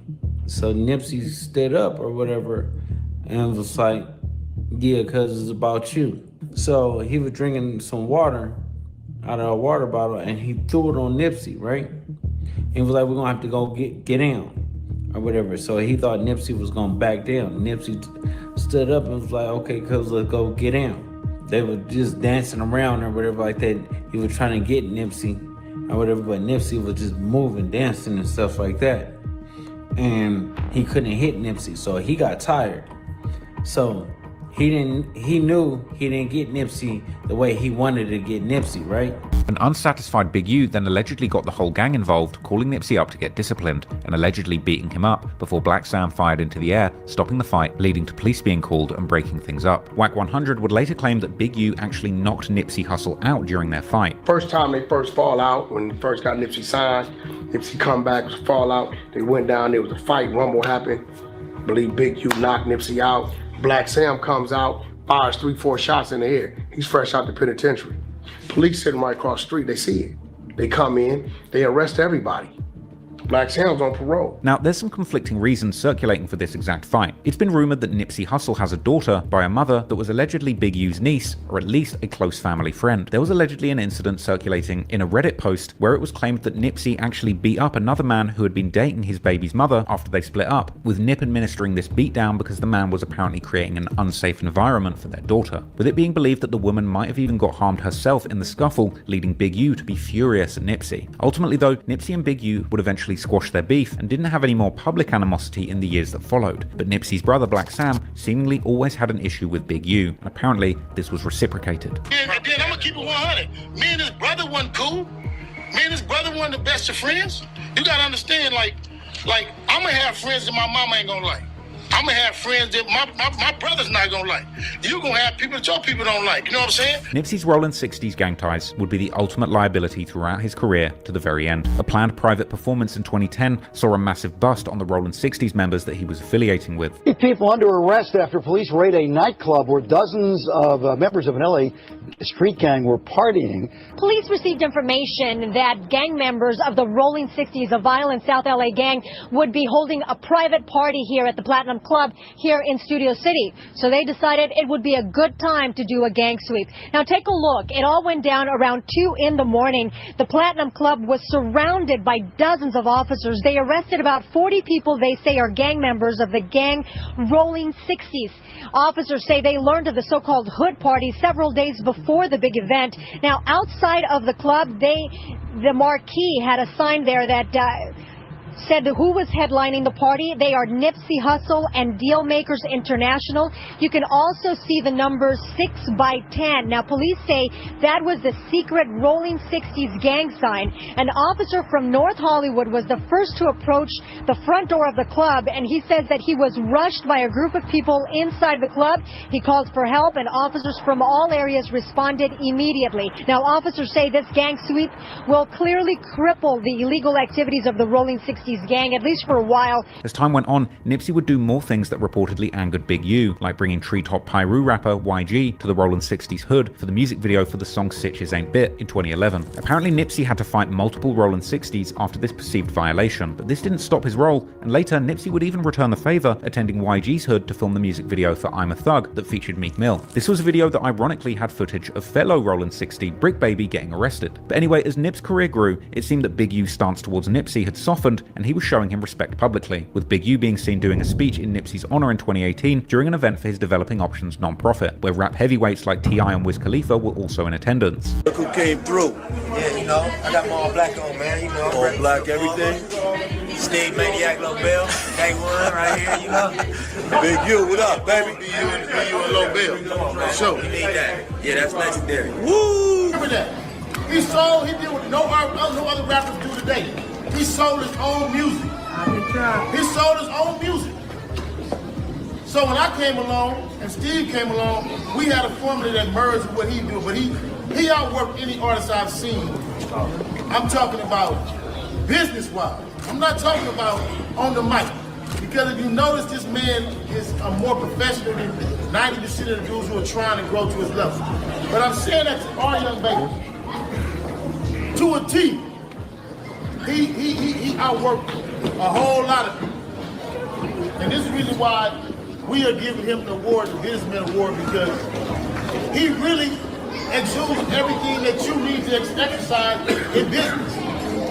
So let's give this man a hand and clap it up for him. I'm talking about, I came to his house and he lived in all places in A-Train neighborhood and was really, he really had a mic in his closet and was recording his own self.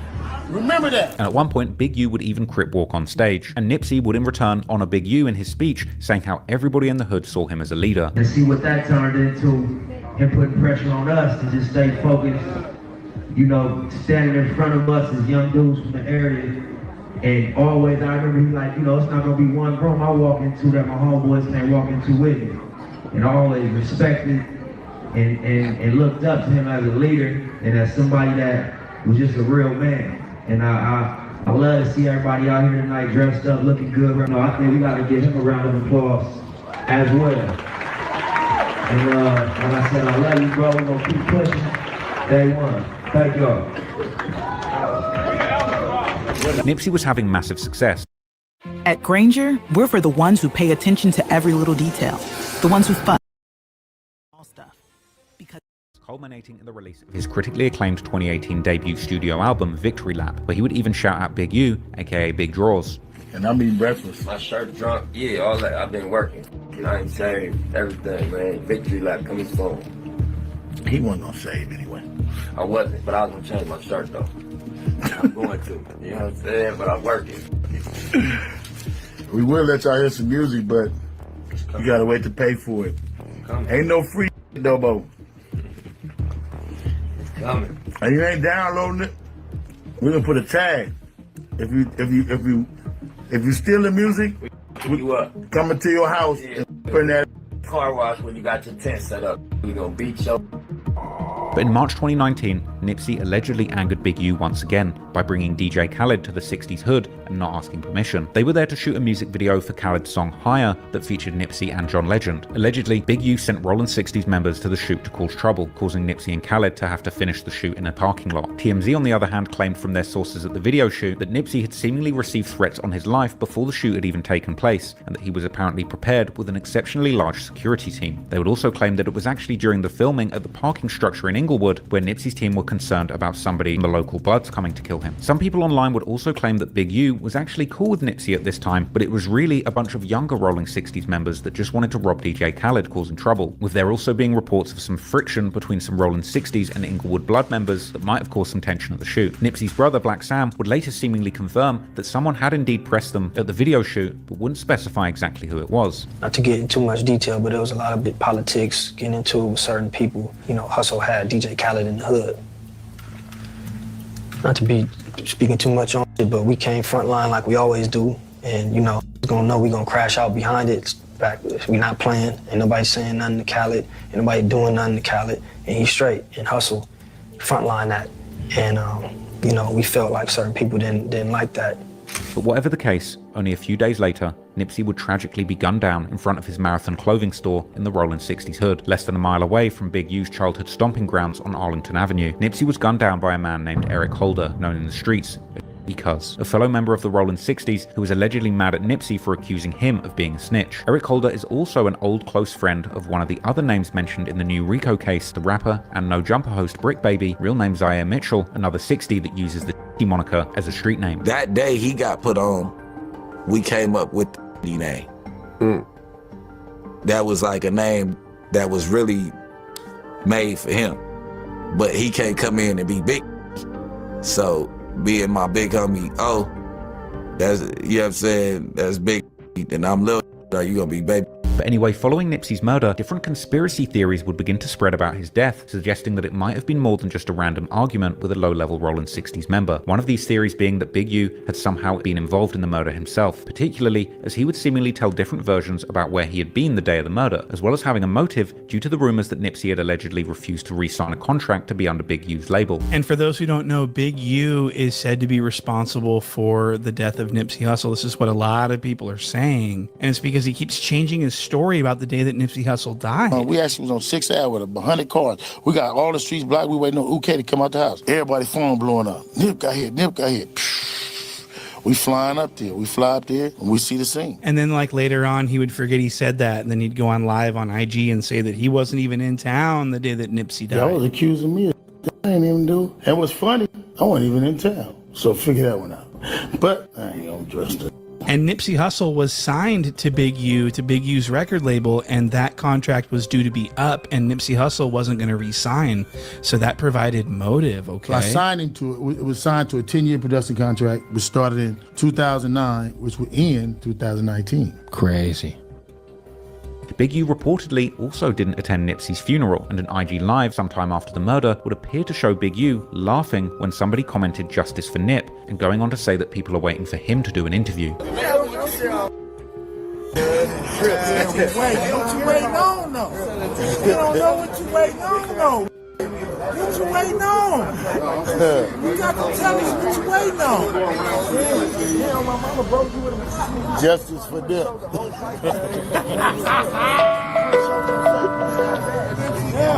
Or your boy would have been there like, yeah, you got it. Everybody that was showing the shit. You did. You did. However, the day after Nipsey was killed, Big U would post what seemed to be a heartfelt tribute to Nipsey, with a caption that said how hurt he was at the news, whilst also interestingly pointing out that the last time he spoke to Nipsey was 3 days ago at the DJ Khaled video shoot, something that no one really publicly knew at that time, with Big U saying in the caption that when they were at the video shoot together, they had spoken about building a school, which some have taken as Big U actually trolling, given the fact that it was rumored that a much more tense conversation had taken place at that shoot. Even back then, people were getting straight in the comments on Big U's post, saying that he was the one who set Nipsey up to get killed. And as time went on, Big U would post more tributes to Nipsey to his Instagram page, with yet more comments continuing to reference a possible setup and the DJ Khaled music video. Less than a week after Nipsey's murder, Big U took to Instagram to announce a peace march in the hood in Nipsey's memory. Greetings to everybody. To get this message today, we are having a vigil for Nipsey Hussle at 3 to 5 today for all the different gangs in LA that want to come out and support. Over the last 2 days, we have been having meetings amongst us, A-Trays, Rolling 60s, Hoovers, East Coasters, Bounty Hunters, and everybody like mine to come together. We're going to ask that everybody come to Crenshaw and Slauson, be there by 3. We want everybody to park in the Ralph's parking lot. We're going to be escorting everybody from the Ralph's parking lot to the memorial. It's not open to the public. It's only for LA street gangs, Bloods, Crips with the like mind and want to support and pay homage to one of our lost soldiers, one of our good brothers and teachers and leaders. So it's open from 3 to 5. And this indeed went ahead. Over a year after Nipsey was killed, Big U proudly showed off that he had met and recorded a podcast with DJ Khaled and Fat Joe, posting a video where he seemed to be very happy to be with DJ Khaled, specifically with Khaled returning the love and shouting out Big U. That's right, love, Big U. There you go. That's legend. And clips were posted by Big U's label, Unique Music, with captions saying that they miss Nipsey. After Nipsey's death, there was a post on Unique Music's Instagram page claiming that Big U was the person who had introduced Nipsey to the world, but people in the comments would continue to claim that Big U was responsible for what happened, once again suggesting that Nipsey was set up by Big U for trying to leave him behind. After Nipsey's death, Big U posted Nipsey along with references to his unique label numerous times, including one ominous post where he put up a video of Nipsey saying that he can't follow other people, they should be following him. Blind can't lead the blind, bro. Yes, Somebody sir. gotta have a vision. Yes, sir. You gotta follow who got the vision. You know what I'm saying? So Yes, if you sir. stuck on stupid, I ain't gonna judge you or have no disrespect for you, but I'm gonna be not, over here. Yeah, and I'm not gonna follow you or take heed to your opinion. You're gonna have to follow what I'm doing. I heard and that. after a while, that way of thinking versus this way of thinking, more people lean toward this way because of the results. And in the 2025 indictment, it was claimed that in a monitored conversation, Big U even suggested that he was the biggest Rollin 60 member ever, specifically saying that he was bigger than Nipsey Hussle. But despite the passing years, the rumors of Big U's involvement never went away, and people online would continue to speculate endlessly about potential conspiracy surrounding Nipsey's passing. Big U would comment on the rumors directly on numerous occasions, like in a 2022 No Jumper appearance, where he said that he was just associated with the murder of Nipsey because he's a very famous Rollin 60s member, and suggesting that he had a great relationship with Nipsey, and people are just spreading the rumor for money and clout. Like how we was beefing when all his songs, every album he put out, since we had the so-called altercation, he shouted me out.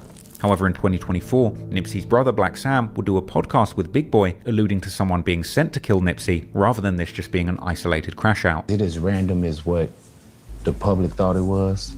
Like, Nip seen somebody, Eric, and talked, and I mean, you know, he already got convicted, so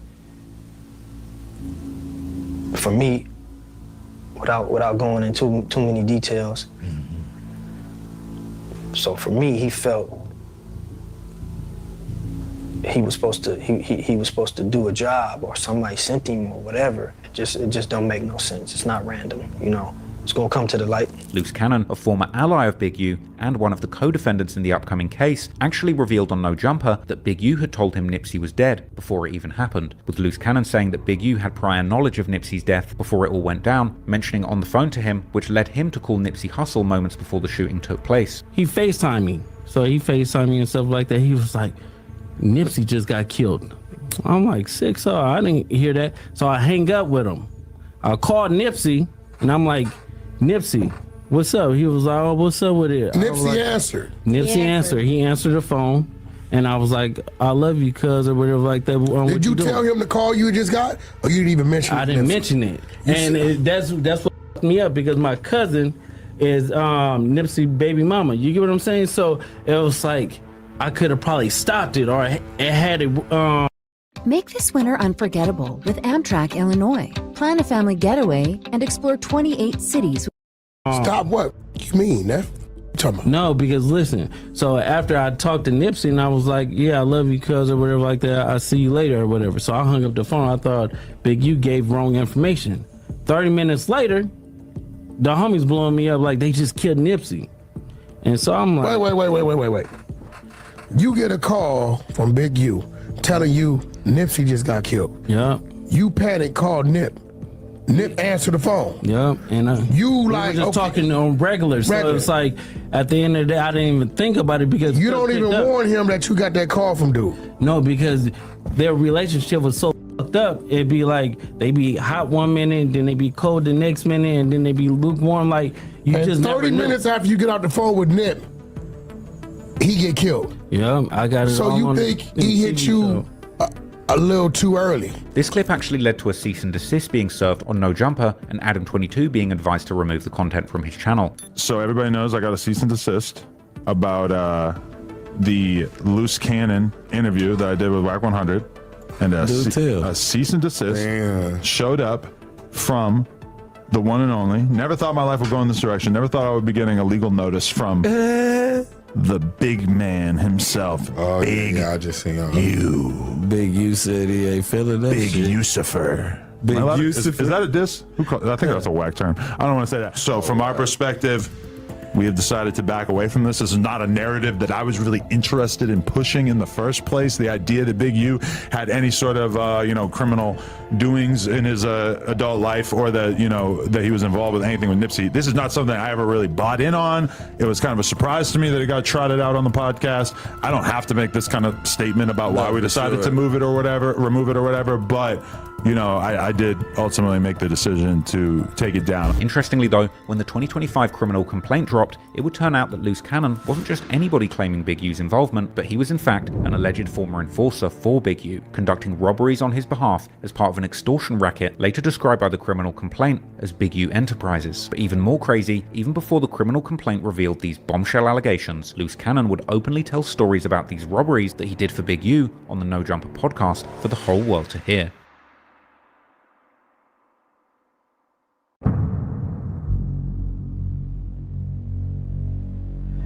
When the 2025 criminal complaint dropped on Big U, the world will be introduced to a dark trail of alleged crimes. But the complaint itself wraps up all of these activities under one umbrella organization, with the so-called Big U Enterprise allegedly engaging in an array of criminal activity, including extortion, robbery, murder, human trafficking, wire fraud, bank fraud, other financial crimes, obstruction of justice, illegal debt collection, illegal gambling, and conspiracy to commit fraud. Some of these crimes seem absolutely crazy in the modern day and make you think more of the Black Hand mafia extortion scene in the Godfather movies than gangbangers in South Central LA. In fact, Big U actually previously referred to his life as a modern day mafia story, but things were much more complicated than that, because to cloak this alleged criminal activity, according to the complaint, Big U's non-profit was at the front and center, and this, along with his persona he presented to the public as a reformed gang member, actually allowed Big U to navigate both the criminal underworld and the halls of legitimate power and business at the same time. His non-profit umbrella organization, Developing Options, which controls a number of seemingly innocent entities attempting to do positive work in the community, actually received over $500,000 from the GRID program controlled by the city of LA, with a total of over $2.3 million from the city of LA being handed over, hundreds of thousands of which Big U allegedly withdrew personally as a salary. He would also allegedly embezzle funds that were meant for community work, in a practice where he would solicit donations from celebrities for his charities, then taking the money for himself personally. The criminal complaint later called Big U's organizations a front and part of a plan for Big U to control the streets of LA undercover, and according to wiretaps, Big U's persona as a reformed community activist was just a facade, and behind the scenes he was openly claiming how he was still the same man that they said he once was. Big U was also heard on a wiretap saying that no one can beef with him because he'd kill them, apparently even later bragging to someone about being the only gangster from his era still murdering people in the modern day and age. Big U's alleged right-hand man and enforcer and underboss was a man named Sylvester Robinson, aka Vay, with Mark Martin, aka Bearclaw, being a trusted lieutenant. Big U's name and crew pulled a lot of weight and called a lot of shots in LA for decades, particularly when it came to the nightlife. There's one infamous story about Big U getting into a fight outside of a nightclub in 2014 and a rumored deadly wave of violence and extortion that came soon after. In a video posted by TMZ, Big U is seen trying to enter a club with his friend who's being turned away, who then attacks the security. Big U decides to back up his friend, getting into the fight and ending up being floored by the Samoan security team, being left bloodied and carried away by the police.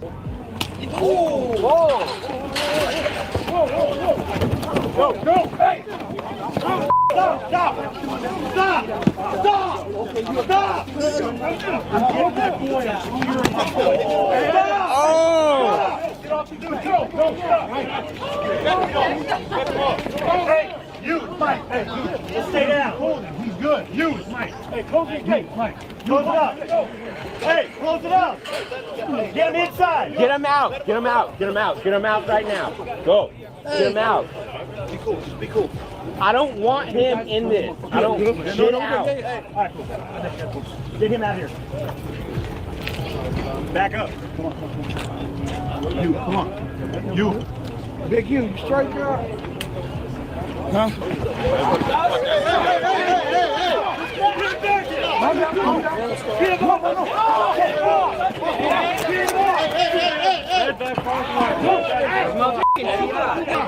No, he just swung at my guard. Leave him on the ground. No, he goes to jail.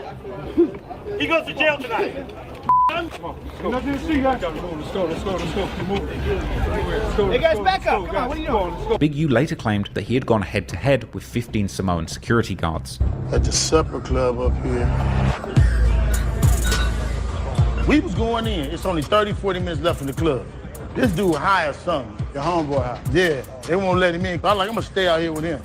He just get off on the security guard for no apparent reason. Get off meaning? He just fired on the dude. Oh!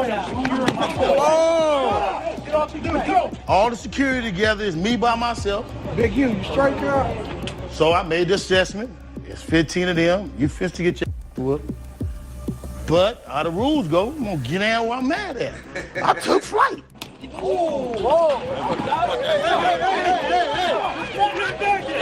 So when I'm on the ground, I'm wrestling with the one dude came and kicked me. If you look at the film, he kicked me in the side of the face. Back up. Come on. Hey, give me one fight diving over here. Back up. Back up, man. So the blood, while I'm on my back, wrestling with the blood filter in my eyes. I couldn't see. Hey guys, back up. Come on, what are you doing? I think I did pretty good, me versus 15. You know what I'm saying? Big U would also claim that in the aftermath, hundreds of goons from different gangs came to Hollywood following that incident to back him up. And dudes from every set in LA really stood up and was offended by what they had seen. My homies is Bloods, that's Cuz, just from every set was upset. In a subsequent video, Big U was seen bloodied and in cuffs as rappers The Game and T.I., along with Big U's son and an army of 6 O's, square up to the police, initially believing that it was the police that brutalized Big U. Are you trigger happy too? We not you trigger happy? TMZ, put it on it. TMZ, hey, get the camera on Big U. Hey, listen, I got Big U right now. I'm from Warner Brothers. Police didn't do it. Security did. Hey, T.I. Who did it? T.I. Police didn't do it. T.I. Who did it? Who did it? Security did it. But after the crowd realized that the security were responsible for jumping Big U, they begun to confront and scuffle with the security, with one of the people personally involved in beating up Big U taking off running from the mob. Who did that to you? What? Who did that to you? Please. Who did you out? They you up. Yo, people, who did it? Who just did it? Put it down. Put it down. Hey, Scott, I got you. Then, rapper The Game even squares up to security himself, ready to fight.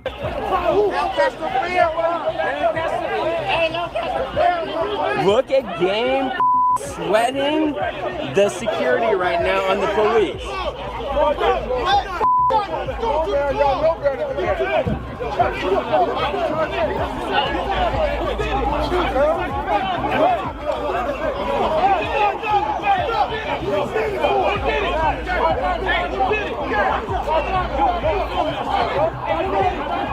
Then, what sounded like young Rollin' 60s members ready to crash out would escalate things further, looking for those responsible and saying that they had never seen Big U in that sort of state, with everyone trying to remove them from the situation before things escalate and get deadly. I'm talking to you. 6 up kid. I ain't never seen no like that. Who hit you though? Who hit you? Hey, what happened? No, I can calm the whole situation down. What happened? I can tell you. Look, it's a whole Mexican standoff right now. We got a whole Mexican standoff with Game's crew and the police. The Game would still try and square up to the security, who was saying that Big U has to go to jail tonight. No know better. Watch your back, watch your back. Y'all know better.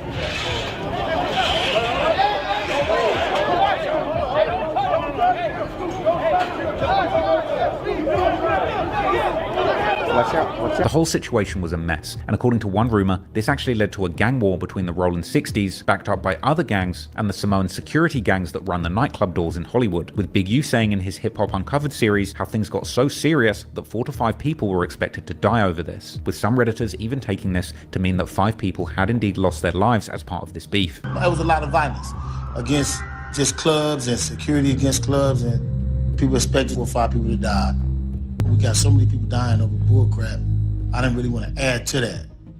That's not the legacy I wanted to have. That was a misunderstanding, you know what I mean? Went too far. So we ended up shutting Hollywood down. We had to meet with the powers that be.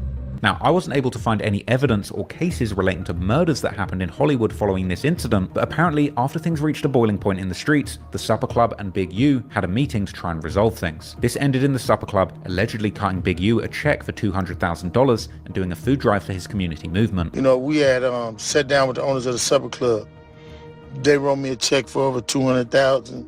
We used about $70,000, $80,000 to do a food giveaway, toys. It was amazing. The Supper Club's giving all these free toys and food. They're underprivileged, right? And so I start talking to Big U, the organizer of the event. How come the Supper Club was so keen to be involved? Well, we've been messing with them since back in, the incident we had. They want to reach back, reach out to help the community. For me, being able to take something bad that happened for me and turn it into a positive, instead of continue to let it be a negative, that's what I'm all about. Supper Club later put out a public statement suggesting that Big U was the victim of a rogue security officer who took things too far, saying that Big U was not arrested and had no part in the violence, with club owners distancing themselves from the security that were working that night and promising that they would never book them again. Clearly, Big U was flesh and blood, like any man, and could also be caught slipping, but just as clearly from what came after, he was a formidable force in the streets who wouldn't accept this kind of violation lightly, and nightclubs would seemingly be a regular target for extortion attempts by the Big U enterprise. The 2025 criminal complaint would outline a situation where Big U shook down club owners, promising them T.I. and Wiz Khalifa to turn up to an event in exchange for 33% of the profits. These artists never turned up, but Big U demanded a $30,000 payment from the club, plus more of the profits, despite not keeping up his end of the deal, with a taped recording depicting Big U pressing the club owner and promising to tear the club up if he didn't get what he wanted, apparently vowing to bring 5,000 Rolling 60s members to destroy their club if he wasn't paid the money, and famous people weren't safe either. The criminal complaint would mention a litany of celebrities and athletes that had paid Big U a checking-in fee when coming to LA, checking in being an extortion method that out-of-town people often fall into, as they're pressured to get into contact with the local gang members, this often involving payments for protection and to not get robbed. The criminal complaint explained that checking in was a street tax that had to be paid to guarantee safety from gangs and criminals in the city, and according to the complaint, the Big U enterprise claimed control of LA and expected to collect tax from entertainers in the city conducting certain types of legit or illegal business. The criminal complaint outlined an incident where boxer Adrian Broner and his friends were part of a fixed dice game against some NBA players, who then checked in with Big U and allegedly paid him $100,000, after which Big U gathered his goons and went to confront Broner, allegedly roughing him up along with his friends for not checking in and for apparently cheating NBA players out of their money. But even as far back as 2020, people on Reddit would debate why Big U pretends to be a reformed gang member whilst also openly enforcing the checking in extortion method publicly. People knew that he was living a double life years ago, and this was an open secret in LA. Big U would even be seen in video clips on social media going to film sets where he had apparently forced the production to check in with him, saying that if they didn't, he would be taking all of their equipment.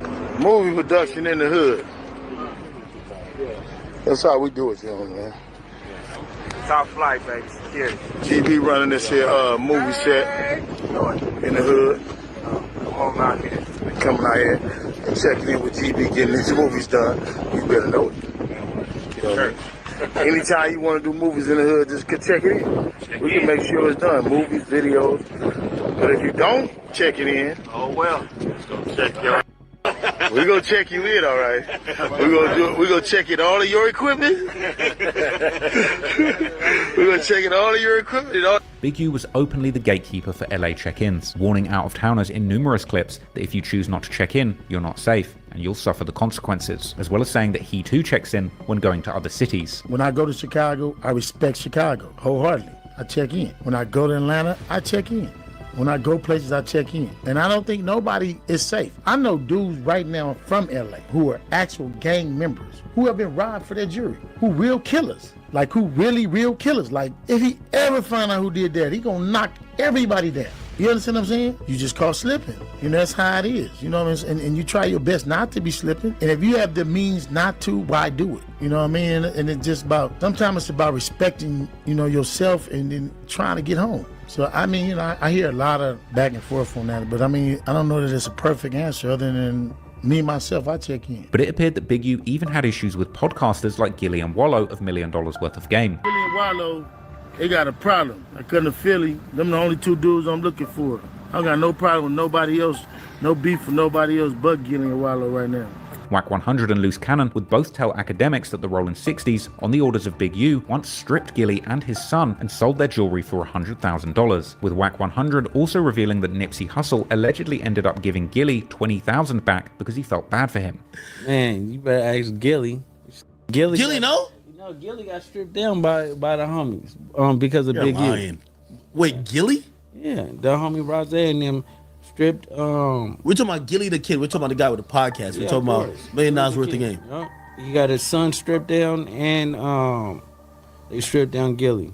What do you? And for what? Like what? What do you mean? Gilly never got robbed though. Yeah, him and his son got stripped. They stripped him in the 60s. Big U lined they up. They stripped him, took all their jewelry, and did it. Came on the stage and said he did it, and get mad at me like I did it. I ain't did it. I ain't do it. I wasn't there. No, what mad at me for? Gilly official from Philly, man. Gilly not going like that. Gilly had his hands up in the mother air with his two kids. A father that couldn't protect his two kids.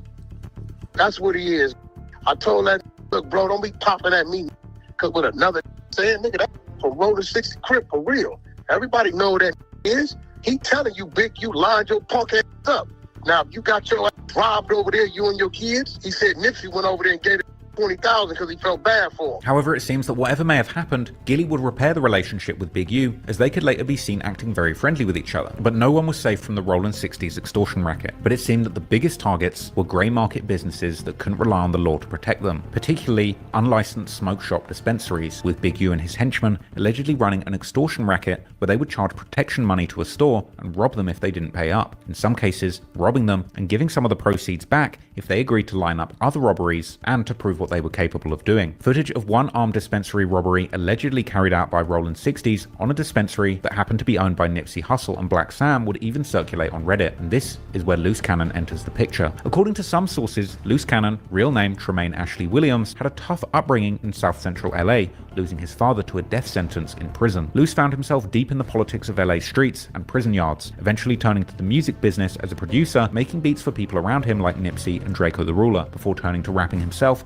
collaborating with Nipsey Hussle during his come-up, and allegedly almost getting signed by none other than Dr. Dre, who according to Loose produced his song Bringin' California Back featuring Nipsey Hussle and YG. But in the end, Dr. Dre ended up signing Kendrick Lamar, as he considered him to be the safer choice who didn't have as many potentially disruptive ties to the streets. Some piece in it, man. Yeah. You had a record with him in 2013, right? Yeah. Bringing California Back, produced by Dr. Dre, with featuring YG.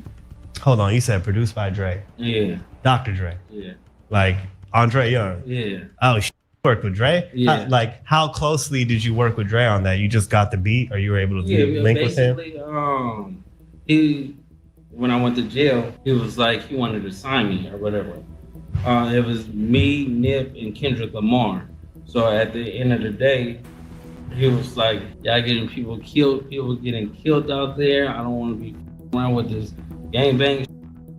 I learned my lesson from dealing with the last situation, and he chose Kendrick Lamar. That makes sense. However, in another early interview, Loose would also imply that he was in fact the producer of the song, making the melody of the beat with a church piano while being locked up. So you basically wrote everything. Did you produce that track too, right? Yeah, I produced it. I did everything. So when you're in jail, how were you able to kind of make that beat? They had church, right? Okay. I used to go in the church, use the keyboards like that. That's how I did it. I was and it came out dope. So No, for real. I remember that was the first song I actually heard, you know, that you created and that you were in. You know, I was like, hell yeah, this is dope as hell, you know, because you had YG and Nipsey, and it was about, you know, like kind of like, you know, bringing Cali back, the hardcore, you know, just like kind of a party vibe with it too, you know what I'm saying?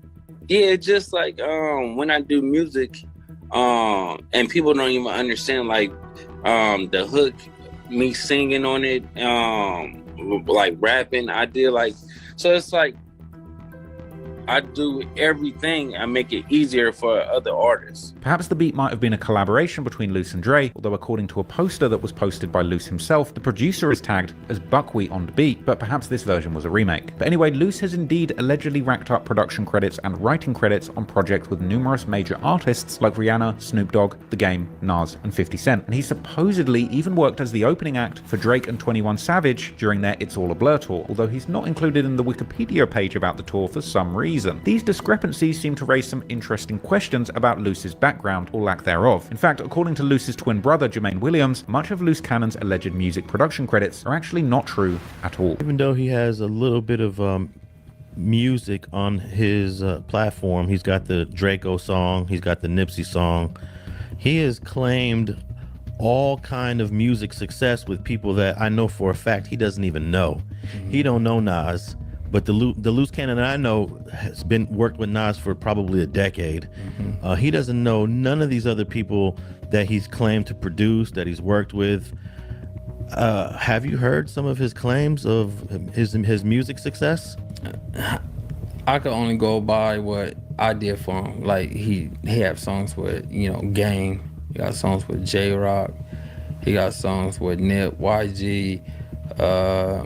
Songs that I produce. I can't speak on anything that he's produced. I mean, that I heard little clips. People send me little clips. He would have been too young to work with these folks when they was doing their music and they did hits and all that stuff. So if people wants to believe the that he says, so be it. All I could do is say what I did with him. Moreover, LA YouTuber Street TV, together with guests like the rappers Munchie B and Spider Loke, have claimed that Luce has stolen his entire public persona from an older hip-hop industry insider that also has the name Luce Cannon. Got me on this Luce Cannon, anti-Luce Cannon, anti-fake Luce Cannon campaign is because I have a personal friend that I've known since, I want to say 13 years old, 14 maybe, that goes by the name Luce Cannon. That's been in the music business since I've known him. That he's introduced me to some of the biggest rappers that I've ever met. I met them through the real Luce Cannon. Because you guys, I believe this is the reason why Luce Coochie Lips Cannon chose Luce Cannon as a name to run with, because of the credits that were already attached to it and the lack of a apparent profile that was so obvious.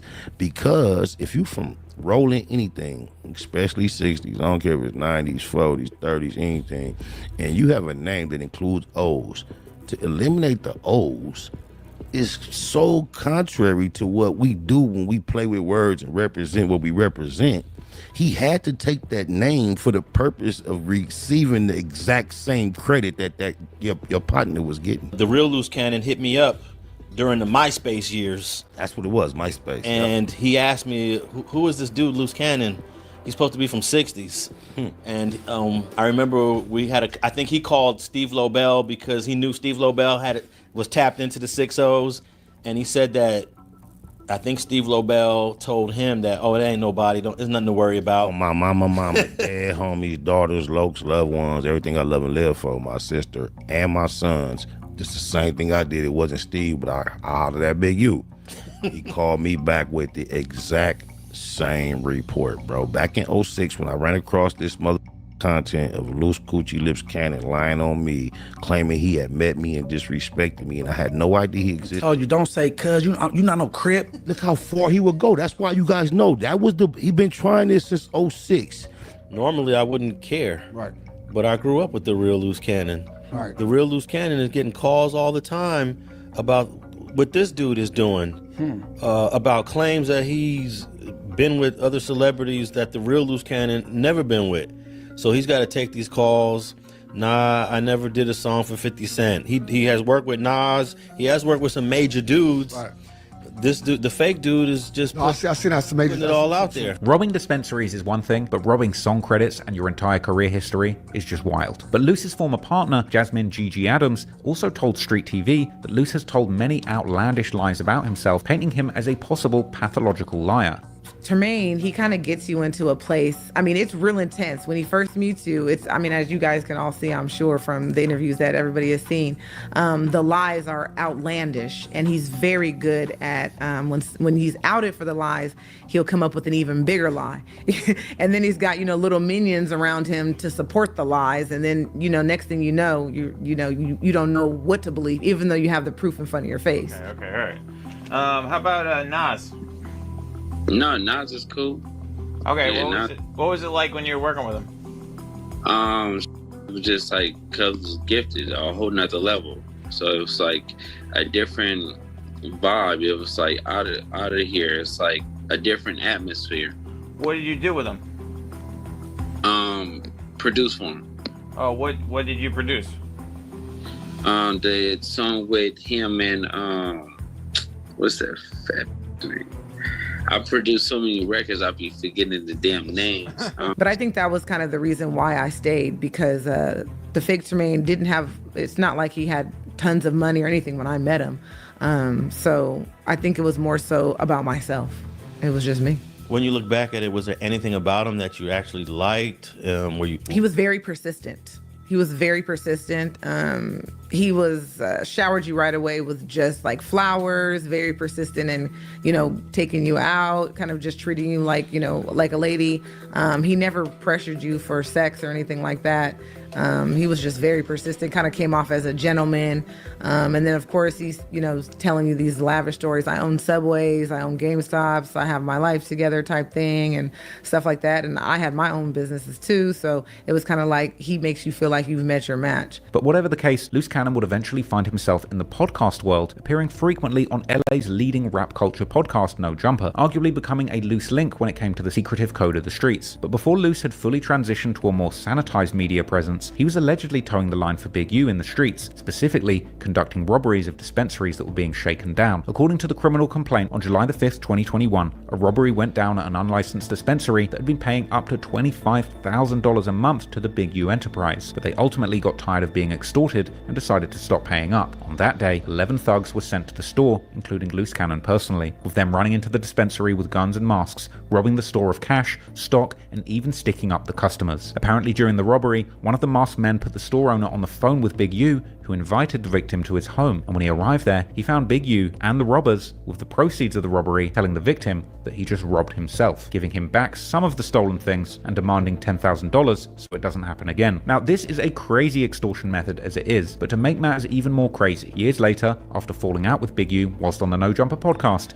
Luce Cannon would discuss this incident openly, saying how he found it strange how Big U would send them out on robberies and then the victims would later turn up to take their things back. So basically it's like, cause he'll be like, he'll manipulate things, like we'll go and do something and as soon as we do it to show up to the house like 10 minutes later when we trying to, you know, counting everything, right? And we be like, how the f- they get that? Oh, well, we're gonna just give them like $40,000 back and stuff like that. But cause it's actually putting us in paperwork, right? Luce also claimed that Big U had supplied guns to the homies, but noted down the serial numbers for these guns as collateral. Seen that get like 20 guns, and when he got 20 guns, he's selling them to the homies. But I'm like, why are you writing down the serial numbers?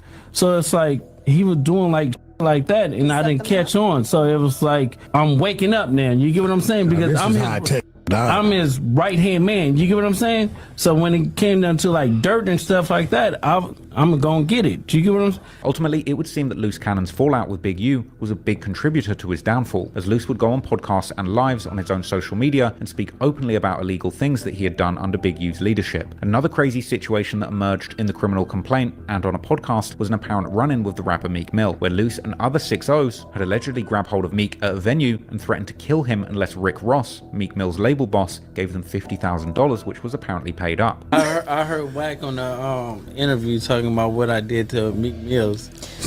Wait, you did something to Meek Mill? Oh Lord. It said y'all was trying to kidnap him. No, that's cap. There was a big you portion of it.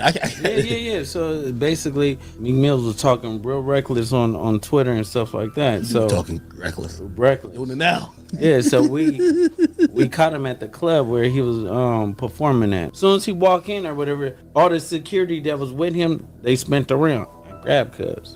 Get on the phone with Ross. Honey, all right, that's enough now. We're not gonna tell all the details. No, we gotta hear this one. I said, get on the phone with Ross. Nah, this one gonna go viral. What? Get on the phone with Ross, neighborhood Crip. So he got on the phone with Ross. I took on the phone with Ross. Wait. Because we needed that bag, or Cuz was. Oh, he owed y'all money. No, he didn't owe no money. We took the money. Oh, this was an extortion. Oh.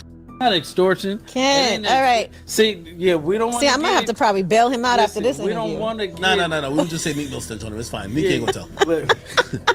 Look, we don't want to get the extortion part. It was just a business transaction. You get how much I charge him? 50. That's it. 50,000?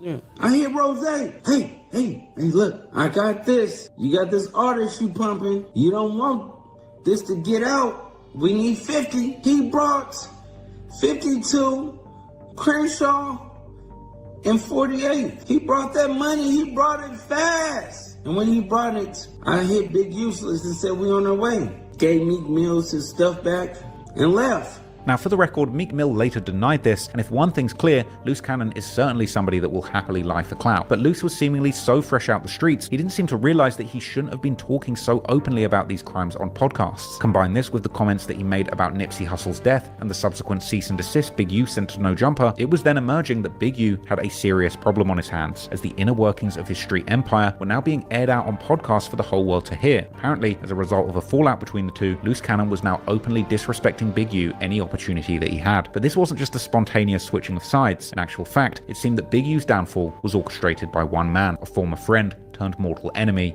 named Wack 100, who after befriending Big U's former enforcer Loose Cannon would discover a shocking revelation that Big U might have been involved in a sloppy murder in Las Vegas, with Wack ultimately conspiring to drip feed the information to the public and Big U himself in order to accelerate the downfall of his former friend turned enemy. But Wack 100 couldn't take all the credit, as the reality is the downfall of Big U was seemingly his own doing, as the 2025 criminal complaint would reveal just how dark and badly executed this alleged murder was. But despite this, it would be 4 years before anyone would learn the details, and by then it would be far too late for Big U to escape these serious charges.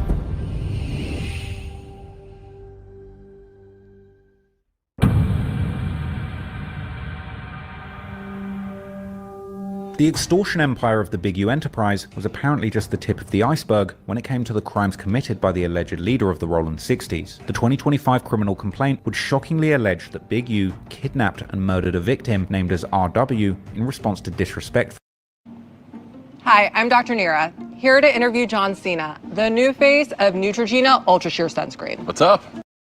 From that individual, but the truth of that story is much darker than anyone could have possibly imagined. The young man in question was named Rayshawn Williams, a young football player who had personally been coached by Big U and was a close friend of his son, who went on to play for the LA Chargers in the NFL. Highlights of Rayshawn playing had circulated online when he was still a teen. Previously touted as a talented player to watch, his career was slowed by a knee injury that had him off the field for a whole season. He was apparently being courted by UCLA until his injury, and by 2018 he would officially no longer be on the team. Big U had reportedly not only coached Rayshawn in football growing up, but Rayshawn actually lived with Big U and his family for a brief period during high school, with Big U actually kicking him out after he stole a chain from his son and wore it to school. But despite the apparent brief fallout, Big U was allegedly still playing a supportive role in Rayshawn's life as he tried to find another career path following his football injury, and it would seem that he decided to give music a try. Rapping under the name Young Judah, from May 2020, he would tease his upcoming musical debut in the form of an EP called Golden Dreams, which dropped in June 2020. Clearly an aspirational title, Rayshawn had high hopes for his rap career, continuing to tease his project as months went by. Unfortunately,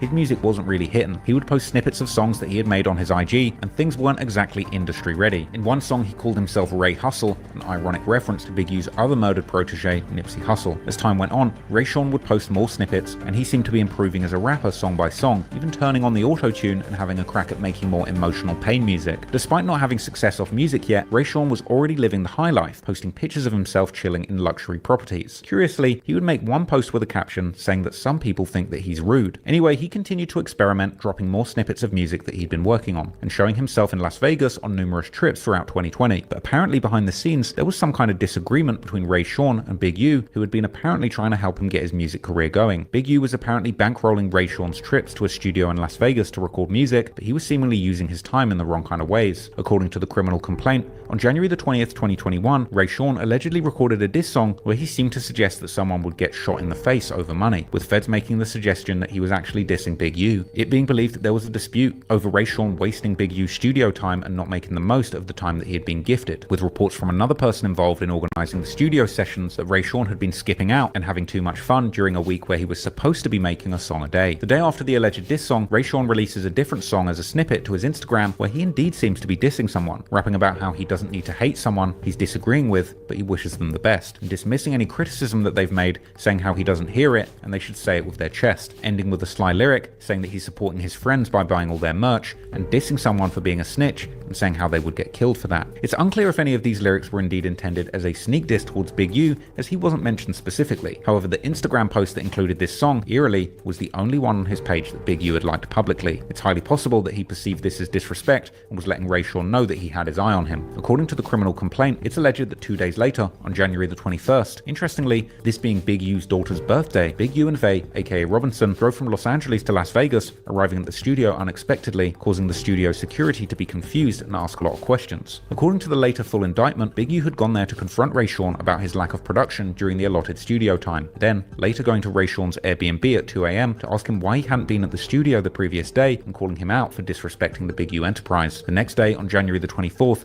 and into the night of the 25th, Big U was at a recording studio with Ray Sean and somebody else known only as Witness 2. Big U arrived at the studio around 7:04 PM, with Ray Sean arriving an hour or two later, recording a song from 11 PM until midnight, but clearly, whatever Ray Sean recorded or said didn't quite cut it for Big U, and things were about to get dark. Then, at 12:37 AM, Big U left the studio, apparently driving Ray Sean back to his Airbnb. During this journey, at 12:58 AM, Big U's phones were turned off. Interestingly, in a 2021 Drink Champs interview, Big U had mentioned how phone data makes it impossible to get away with crimes these days. The unique thing is, because of the way we are right now, we'll never have these stories.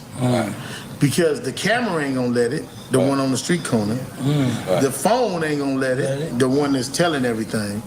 And it's just these stories will become what the mafia stories were. But anyway, perhaps some kind of conversation on that ride between Ray Sean and Big U took a bad turn, leading U to make a decision to do something extreme. By 1:13 AM, Big U had pulled up to the spot where Ray Sean was staying, with Ray Sean spending 10 minutes gathering his belongings and returning to the car with a suitcase. Despite being scheduled to stay at the Airbnb another day, based on the details in the paperwork, Big U would drive with Ray Sean to a location on the I-15 highway. Allegedly, it was here that he would pull off the road, shooting Ray Sean dead and dragging his body into a remote spot off the highway into the desert of Las Vegas near a landfill, with the later indictment showing an image of the crime scene where the body had been found with multiple gunshot wounds to the head. Investigators did test drives to prove that the drive to the location where the body was found matched the amount of time that it would have taken from the car departing from Ray Sean's B&B and then from the murder location to where Big U's phone was turned back on, and started reporting location data once again, which was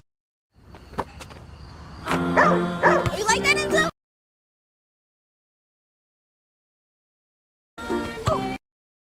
was around 2:15 AM. Within an hour of turning his phone back on, Big U returned to the recording studio, covered in sweat, telling those there that he had just been to the gym. Interestingly, days later, Big U demanded the removal of all surveillance and recording equipment and evidence from the studio after he left, with detectives believing that the footage would have shown an altercation between Big U and Ray Sean that took place before the murder. In the early hours of the morning after the murder, according to the paperwork, Big U would leave Las Vegas for Los Angeles, with North Las Vegas Police Department agents discovering the body in the desert near the Apex landfill the following morning, with cops immediately theorizing that the murder had taken place right at the side of the I-15 roadway based on their discovery of blood and drag marks leading to where the body was found. A News 3 Las Vegas article would immediately report the news, telling the public how the police had received a call from a member of the public who found a body laying in a deserted area near Las Vegas and Clark Peterson Boulevard near the Apex. This is a barren and open desert space, which while deserted, doesn't seem like a place a body would be hard to miss out in the open in the daytime, but it's likely that Big U drove off this unmarked verge on the edge of the I-15 in the darkness darkness of night, thinking that this would be a remote place to drag and leave the body, perhaps not realizing that this was right next to quite literally the largest and busiest landfill in the entire world, with Big U arriving back in Los Angeles an hour after the body was found in the Vegas desert. NLVPD would break the tragic news to Rayshawn's mother, who provided more backstory, telling them that Big U and Rayshawn were close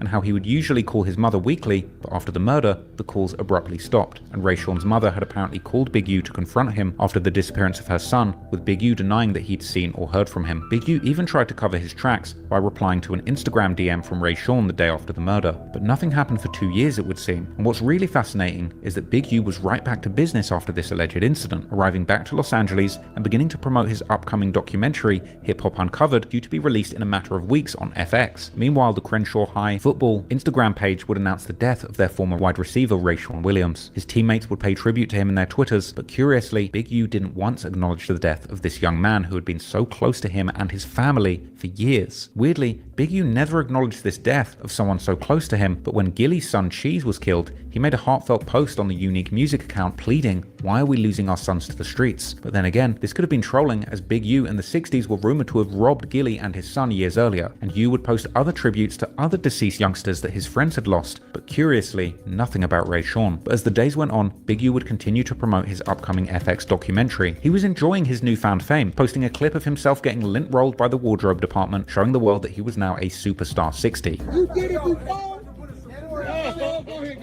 I'm a hug you. They about to put a Sephora in the 60. Over here, get over here. On February the 8th, he would post a cryptic message saying that nobody cares about the truth when the lie is more entertaining. After this, Big U would take to Instagram again to celebrate a billboard for his show placed on Sunset Boulevard, even pulling up to the scene to make a video saying that people are saying that they should stay away from Big U. Trick. What? They say stay away from Big U, cuz. They lying, cause look, Big U got us on the billboard on Sunset. Sunset. He on Sunset. You see that? All up in that mic, you see that say, bang! Big U was laughing at his haters and seemingly sneaking a shot at Nipsey Hussle, saying that the marathon continues. The marathon continues, goddammit. This was the opposite of laying low. Big U was soaking up the spotlight despite allegedly killing a close family friend less than a month before this. And the spotlight would shine brighter when eventually Hip Hop Uncovered would drop on February the 12th, 2021. Big U would tease part of the upcoming show, posting a clip where Wiz Khalifa described him as the Godfather and claiming that you can't do anything in rap without Big U being consulted. If I was to describe Big U's role in rap, he would definitely be the Godfather. Can't do nothing without consulting him. He's the only guy who does move how he moves. He was involved with Nipsey. He had a relationship with Death Row. People from certain neighborhoods' names would ring bells, and his name was ringing a lot of bells. U was at the top of the game within just weeks of this alleged murder, and now his story was being broadcast to millions of people on television. Hip Hop Uncovered would break down the life story of Big U in selective detail. It would include interesting tidbits, like a segment where he said that if he doesn't answer the phone, it can mean somebody dies. People don't understand that sometimes if I don't answer the phone, it could be death for somebody else. One of Big U's closest confidants and future co-defendant Bearclaw would even congratulate him on Instagram with a caption saying, "When you sit down and put your mind to it, anything is possible." But clearly behind the scenes, there was pressure on Big U. He would make a post at the start of March, seemingly angry about people coming to him with negative questions and saying that he wants people to keep him out of silly stuff, notably with the comments turned off. He'd post more cryptic statements to Instagram, like this one that says that he respects any man who can heal a heart that he didn't break and raise a child that he didn't make. Perhaps a coded admission of failure, alluding to efforts to help Rayshawn with his football coaching and rap career that ultimately he didn't have the patience to complete. The later criminal complaint would recount a recorded conversation where Big U allegedly seemed to allude to killing a kid who disrespected him and calling out people who thought he was retired. Ultimately, Big U might have just made the biggest mistake of his life, but it would be years before people truly found out all the sordid details of this deadly case. And in those years, not only did more extortion and pressing take place, but the chaos of LA streets would find its way to the podcast world, culminating in a dramatic downfall as several high-profile social media figures slowly pieced together the details of this murder and aired it out on podcasts for the whole world to hear, until finally the Fed stepped in and brought things to an explosive end.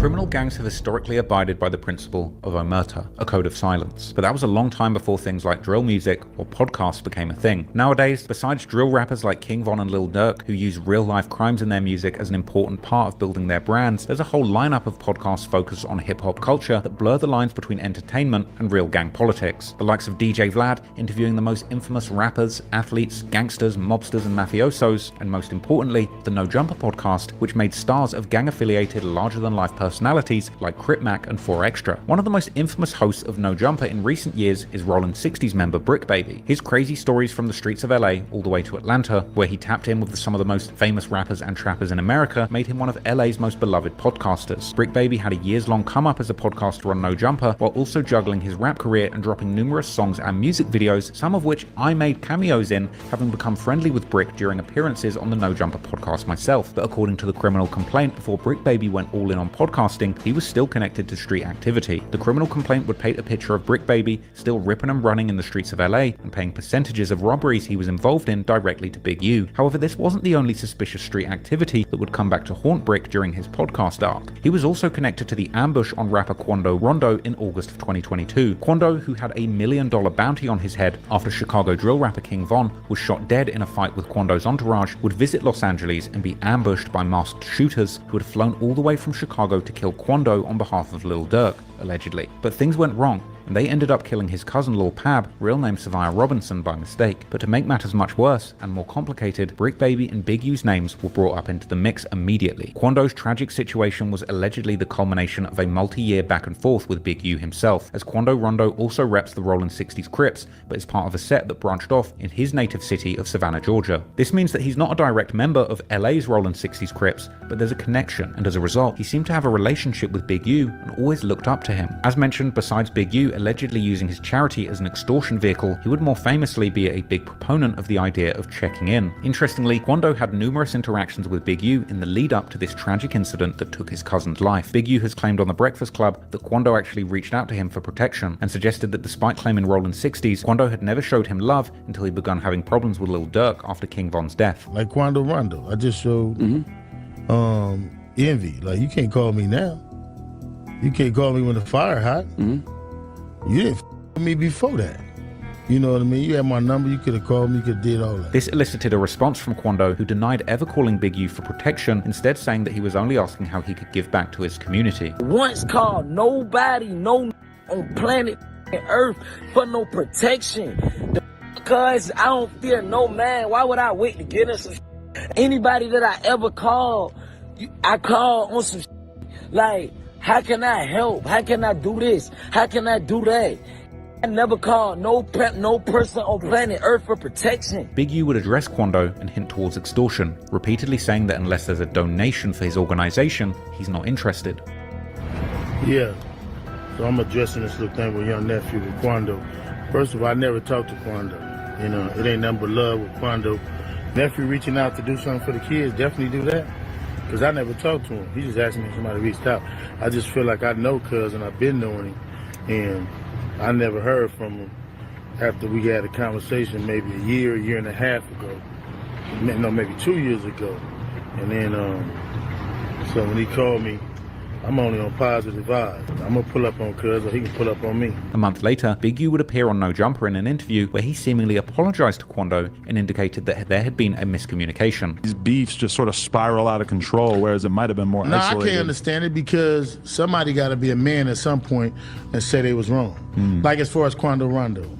I was wrong for saying it, but he was wrong for not reaching to his homeboy, and then on the same line that I reached out to you, you reached back out to me on it.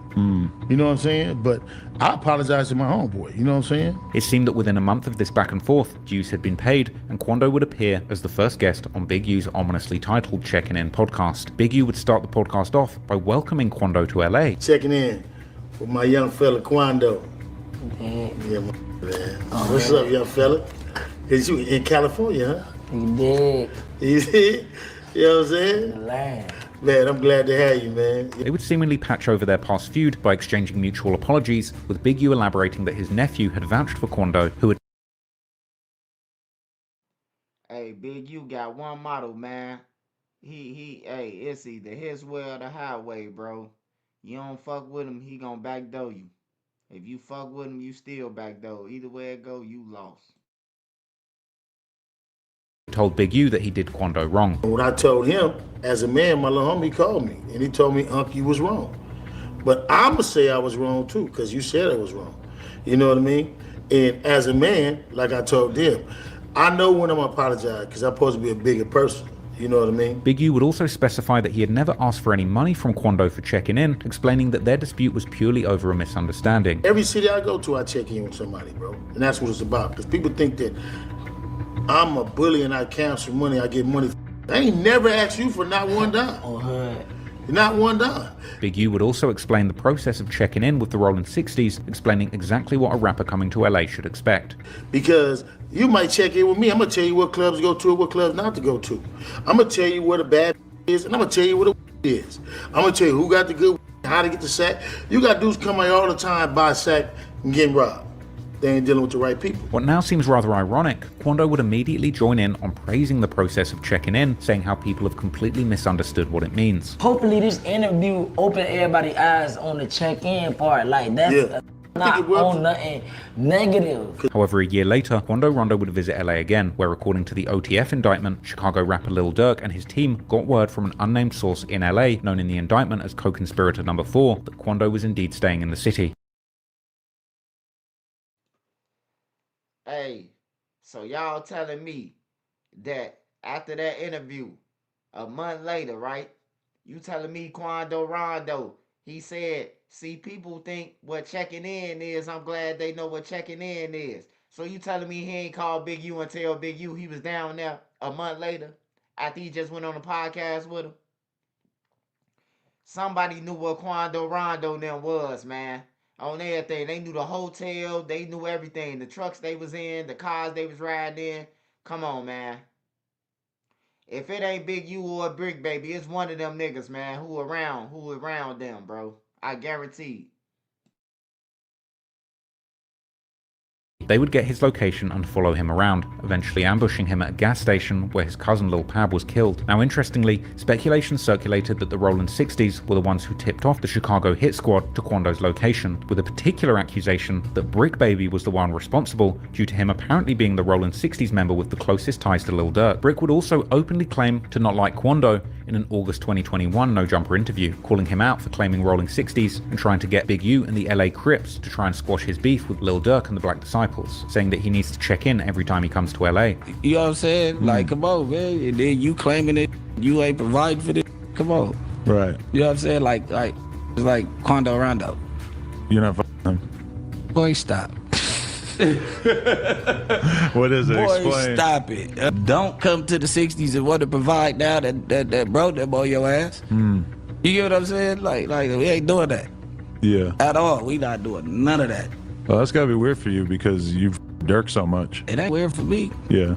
It ain't weird for me at all. You know what I'm saying? You're not from Rolling 60s. Oh, really? You're not from LA Rolling 60s. You're not from Rolling 60s. Right. On the hood. We didn't make that call. But you didn't put that on the board like you finna make this play. On the hood. We didn't make that call. But didn't Big U and him kind of squash it at a certain point, I feel like? You gotta come talk to the streets. Big U's a little removed from a lot of it. Nah, he is the streets. You Right. gotta come talk to the people who feet in the streets. You gotta come clear. Hey, all this shit gonna come back to hunt them, man. Everything BRICC Baby them talk about is gonna come back to hunt, man. Hey, he said, hey, Adam 22 say, I thought Big U he is the streets, but he ain't the foot in there. So that let you know they was gonna get Quando Rondo with Big U or without him. They was gonna steal backdoor him. Yourself on both angles. BRICC would be seen in the studio with Lil Durk in the months before the shooting, and days after the murder of Lil Pab, BRICC Baby would post on social media telling Quando he's a fake Crip for not checking in with him and giving them money and guns. From out of town, and you banging the hood from California, you're an imitation gangbanger if you do not check in. If you do not make sure your hood is funded, you don't make sure your hood got blicks, if you don't make sure your hood got sticks and the kids is eating over there, the couple put you down with the play family is straight, you're an imitation because a motherfucker don't deal with the same enemies we deal with in LA.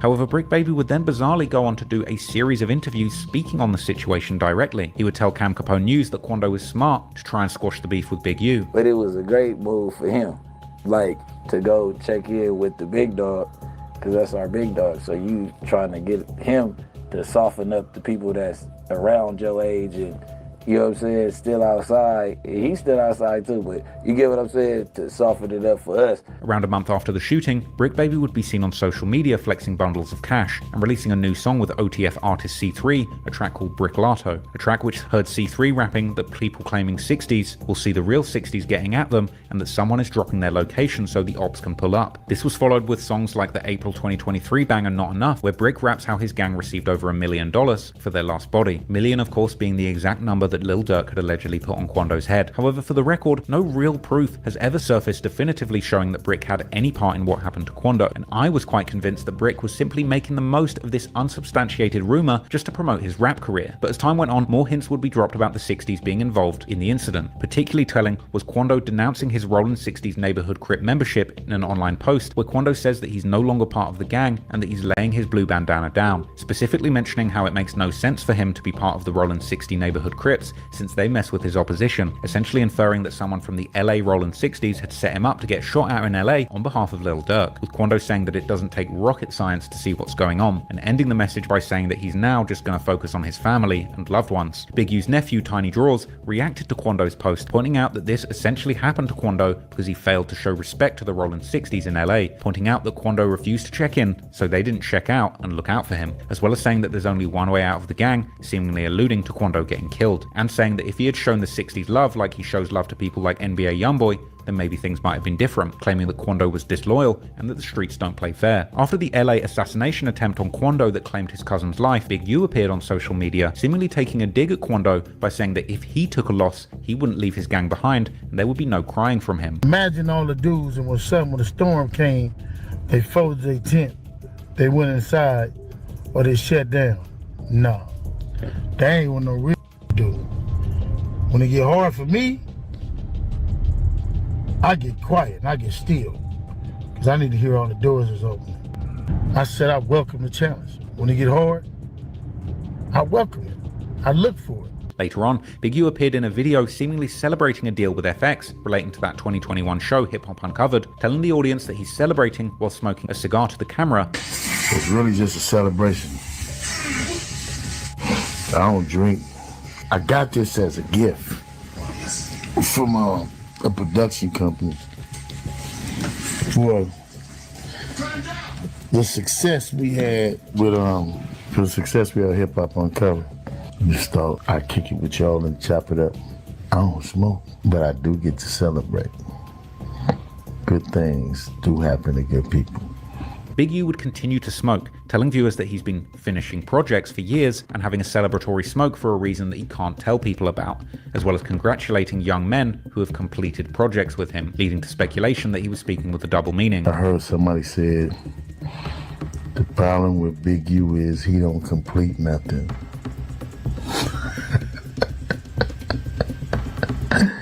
I've been completing these projects for years. It's all smoke. But this here, I'm just gonna throw this up on the story. It's just a little celebration and only we know what it's about. Congratulations to the successful things I have done with these young men and young women alike too. It's just a celebration. Y'all will probably ask what, but I ain't gonna say it. But it was BRICC Baby that would have people really concerned when he would outright say in a No Jumper interview with Poetic Flacco that people can no longer tell Lil Durk that he has to slide for Von because of the murder of Quando's cousin Lil Pab. He did something. Oh, slide for him. Oh, you a bitch. Oh, yeah. Slide for Von, right? Yeah. They say you can't say that no more. Why? Oh, yeah, because of... Wait, no. Like, they who died? You can't say that no more. Oh, because of FBG Cash? Or who? Nah, because Lil Pab. Oh! BRICC would go on to say that Quando has to lay in the bed that he made by not showing love to the Rollin' 60s in LA. You should have been You should have been doing the right thing from off the rip. That's what they say. The bed, you gonna lay in the bed that you make. He would also note that Quando was done for beefing with Dirk, who has $20 to $30 million to his name. That just signed the deal for like 20, 30 million, Dirk, right? Yes. Who the wanna beef with Cuz for you? Too much money, man. You get Too what I'm much. saying? Like, listen, man. Don't beef with rich people. Don't beef with rich people, man, unless you gonna slide. And you don't need to say nothing out loud. Mm-hmm. You get what I'm saying? Yeah. Like, point blank period. Don't put that bag of thing on your head. These bold comments caused a shock on Twitter from other apparent Rollin' 60s members, and BRICC Baby would later deny that his comments were self-snitching, reaffirming that he had nothing to do with the shooting and was just parroting what was already being said on the internet. Like I said, I already knew. I was out of town when it happened. The police, first of all, Trap Lord Ross and all these other detectives, and I'm not, shout out Trap Lord Ross though, because he ain't doing nothing but just making this content. You know what I'm saying? If you were that in public to get caught doing a murder to where he can put it together without being a police, I put in this song with me and C3 that was going to get released a month before it happened, and it say some like, it was some viral like the video went kind of crazy. I think he said something, we had a real 60s get at you or something like that, but we recorded this damn near 6-7 months before it anyway. So, but it was somebody OTF, and then Dirk was in the video. I was flashing money and all that. Name one person that's gonna give, where's the million at? The rumor was that there was $1 million on Quando Rondo's head, and that as a result, that there's a lyric that BRICC has on another song where he says, we charge a quarter for a pack of 100's not enough. And I said the last start the pack, we got $1 million plus. Yeah, because on the internet they were saying that I took 100,000 from Dirk and I signed the OTF and I had to do a hit for it. You get what I'm saying? I'm like, man, we charge a quarter for a pack. Like, you can't pay me 100,000 to kill nobody. Like, I'm charging $1 million plus. You know how much it costs for to get out of jail after a murder?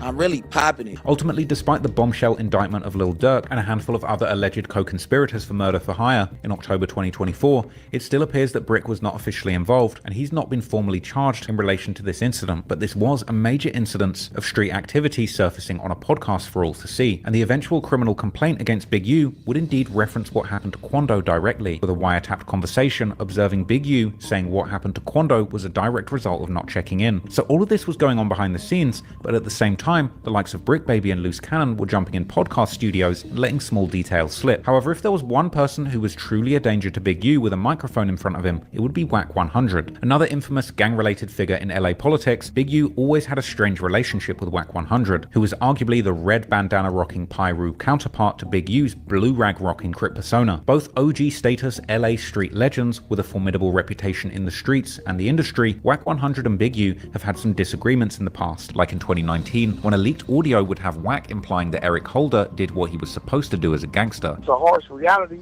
but we stepping out of civilization into the jungle of gangbanging.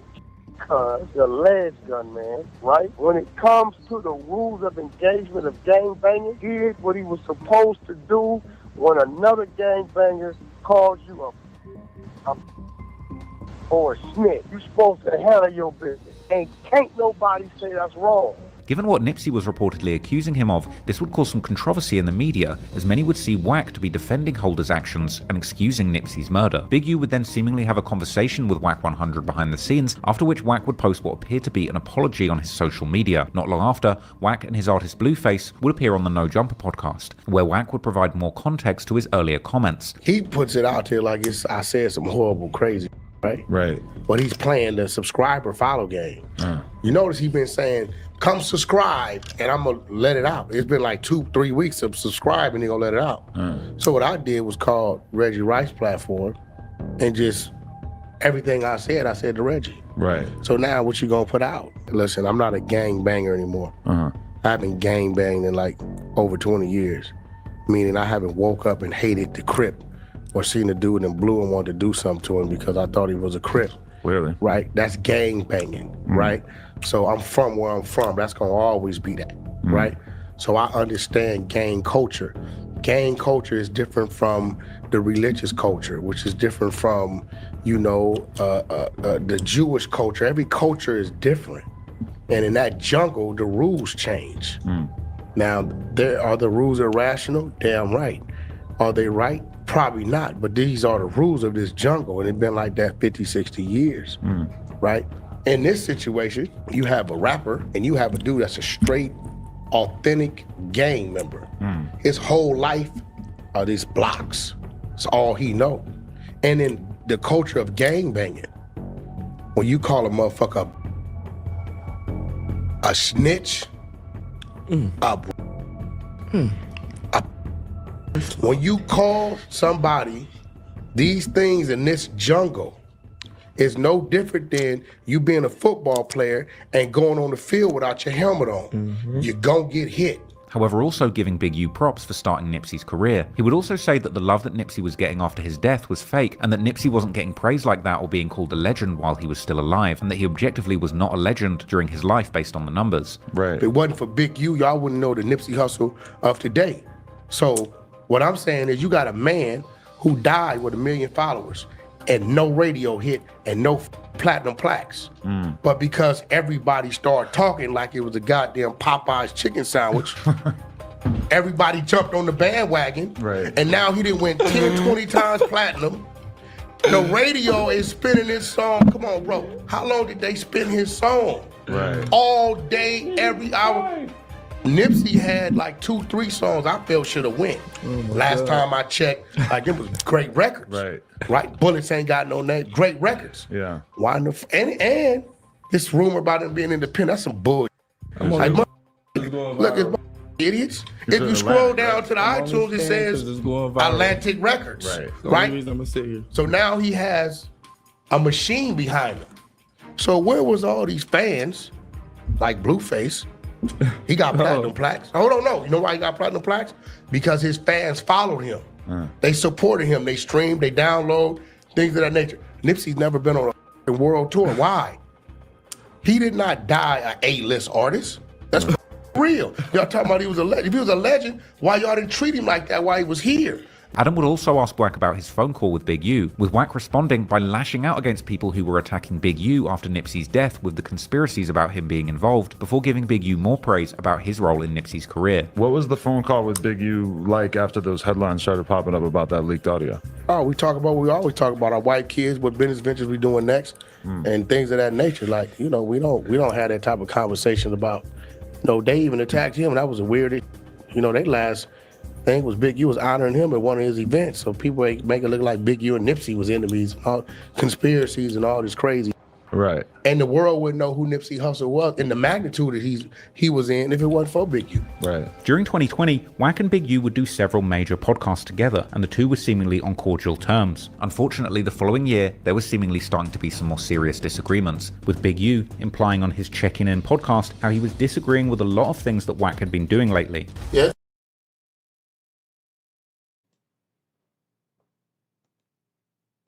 Hey, I gotta debate that comment what Wack just said. Now I know for sure I seen Nipsey in a magazine in 2017 or 18. They said he was at the airport at LAX and Jay-Z came through and brought 100 copies at $1,000. They didn't say Wack 100 was at the airport with him. They said Nipsey seen Jay-Z and Beyonce, and they brought 1,000 copies.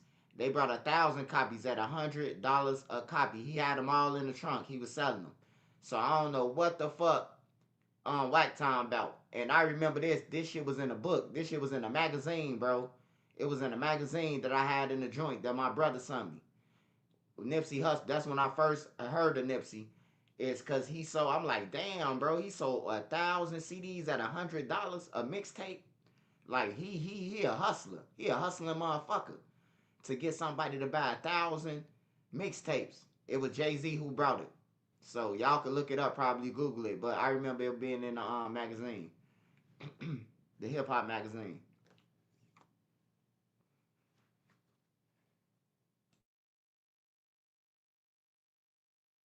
Legislature calls this guy from where? You know what I mean?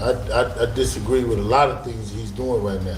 When you get to the point where I can't reach out and talk to you and try to correct you, like, look, we trying to go down this path, I gotta remove myself. I don't mind being chastised. You know what I mean? I don't feel like I'm bigger than the program.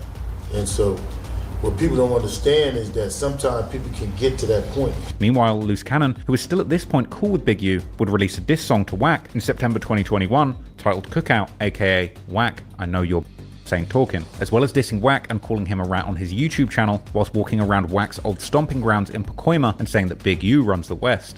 So it's like, Wack, it's like you do all this internet thugging and acting like you just so turned up, putting it on Paru this, Paru that. Nobody seen you do nothing. They beat up a kid that was don't fit in Miami. What's that bitch named Stitches?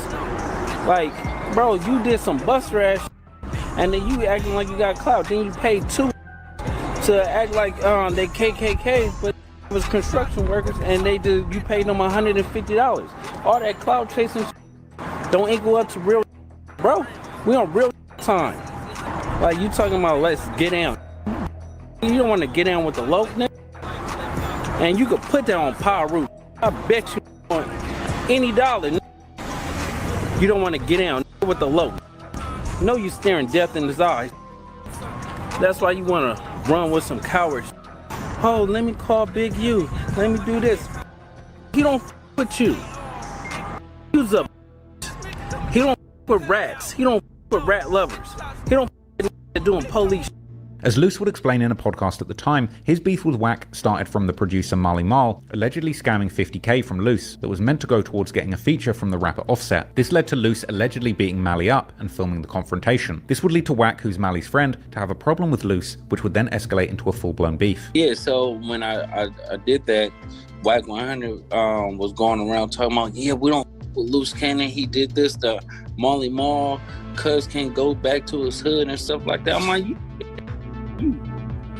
you in Palmdale, Lancaster ass, like, come on, cuz, like, I'm in the hood every day. Like, bro, what you talking about? In June 2022, Wack would appear on the Dub C and CJ Mack Show podcast, where CJ Mack would question Wack about all the enemies that he'd been making, with Wack responding that there's only one person who he wishes things could have been different with, and that's Big U. It's probably only one person out of everything you've been seeing going on that I wish it could have been different. Right. It's all good. Right? It's all good. Yeah. And that's Big U. Despite there clearly being some heavy tension between the two, Wack would show him a lot of love during the podcast, saying that he just can't see Big U as an enemy due to their past friendship. Because I can't mentally see him as my enemy. Right. I don't think really in his heart, he ain't gonna let nothing happen to me. It's too deep. That's like, I couldn't face his wife or his children. Yeah. Right? Knowing I was played a part in anything that had anything, that's just not happening. But Big U would respond back, saying that he's accepting no apologies from people calling him out. I don't really address a lot of said on the internet, but I'm gonna tell y'all this, I'm gonna address this, and I'm gonna address this fast and quick. I heard about that little CJ Mack and Dub C interview with that guy. I don't accept no apology from no disrespect my name, disrespect my family, and call me on my name. I ain't cool with nothing. I ain't cool with that CJ Mack. I ain't cool with that Dub C. I ain't cool with none of that, man. And that's all I got to say on that. Unfortunately for Wack, it seemed that behind the scenes things would reach a boiling point. On the 8th of July 2022, Wack's longtime artist The Game was performing at LA venue The Novo for the release of his Drillmatic album. At one point during the show, the crowd would go into a frenzy when Kanye walked out onto the stage, as Wack 100 could be seen to the side, ushering him onto the floor. Moments before, it seemed like a scuffle was taking place to the side of the stage where Wack and Kanye just emerged from, with some claiming that this was actually Wack being attacked by a group of Rollin 60s, including Big U's nephew Tiny Draws. Once Kanye took to the stage, Wack would find refuge on that stage, standing in front of the crowd, where it wouldn't really be possible to continue the attack. Standing here, Wack would shake his head and whisper to another man on stage and gesture a finger to his head, seemingly indicating that there was some brain-dead activity going on. Wack, visibly sweating, seemed to gesture to someone next to him that he would be moving through the front of the stage when the performance ended. Wack would continue politicking to the person next to him and pointing around as if looking for the most effective exit route. He would scratch his chin and continue to look behind him where the issue seemed to have started. As Ye looked ready to leave the stage, Wack turned to clear his path, but in what seemed like an excruciating moment, the Game would then begin to give a heartfelt speech to Ye, stopping him in his tracks. Game would then perform his classic song Dreams that was produced by Kanye, while Wack would whisper something to Ye himself. All the while, Wack would continue to look at what was going on behind him. A drummer then seemed to give him advice on the best way to get out of there, while Wack continued to look over his shoulder. Then, Lil Wayne would take the stage as Wack remained to the side, seemingly leaning back to say something to somebody. Wack remained at the side, tucked away with Ye during Wayne's performance, looking back a lot, and eventually getting into a conversation with somebody up close. At one point, even Ye would start looking concerned, and it seemed to be at this point when they agreed to leave through the front of the stage, right through the crowd. At which point, Wack took Ye by the arm and led him behind the speaker, tucked away so nobody could see where they were going. Ready to step into the crowd, notably flanked by two members of his entourage, Wack would jump off the pretty high stage to get into the crowd floor and exit through this crowded area. Interestingly, someone wearing a blue cap would moments later step by and peer around the speaker to see if Wack was there, but they were already gone. And seemingly after Wack had cleared the stage, during Big U's Artist Corrupts performance, Tiny Draws and other Rollin' 60s would get onto the stage themselves, performing a victory crip walk. It seemed that Wack wasn't able to completely shake loose, however, as he would apparently be caught up within the parking lot by a group of Rollin' 60s members that included Big U himself and Tiny Draws. A confrontation would ensue, which one 60s member would seemingly film as Wack stepped out of his car with his family inside. This was posted by somebody who was there online with an incredibly self-incriminating caption saying Wack 100 is a mark, begging to lift that thing up, talking about my wife and kids are here, better act like it, Buster. Someone would also post a clip showing Wack standing at the door of his car with a caption saying the 60s is outside, dead homies. The 2025 criminal complaint would reveal that a day after the incident, Big U had actually recounted the incident in a tapped conversation, claiming to have been there personally, and claiming to have cornered Wack with 15 to 20 Rollin' 60 members, whilst Wack was on his own, leading to a standoff where Wack pulled a gun and pleaded with him not to attack. The Rollin' 60s members would then take to social media afterwards to brag about Big U's nephew Tiny Draws running Wack off the stage at the Novo and knocking him out. Wack 100 got we not put on him. And talk this about this his town. I'm just saying, cuz you talked about every set. Hold on. Every guy. Hold on, y'all hear they verse. Talked about every gang, every set. Got there, got shocked out, ran to the front and jumped off game stage. Slid out that I officially a buster. What's your version of it? My version is, man, Tiny Draws put them bombs on that. Hold on, we ain't doing no names now. We ain't doing no names. He put them bombs, he got his mother head knuckles up. Alright. Y'all hear that? Hey, listen, he gonna remember the Novo. He don't remember nothing else in his life. Hear that? He gonna remember what? That's so he gonna remember the Novo. And remember who? He gonna remember. Oh, he gonna remember not to be saying things that he know he ain't supposed to Sick, so you don't talk about us. A day later, Wack responded saying that he wasn't beaten up and showing his face and head had no injuries, as well as hinting that the video didn't show everything that was going on in the scene, calling the situation a swing and a square off. Knock it off, bro.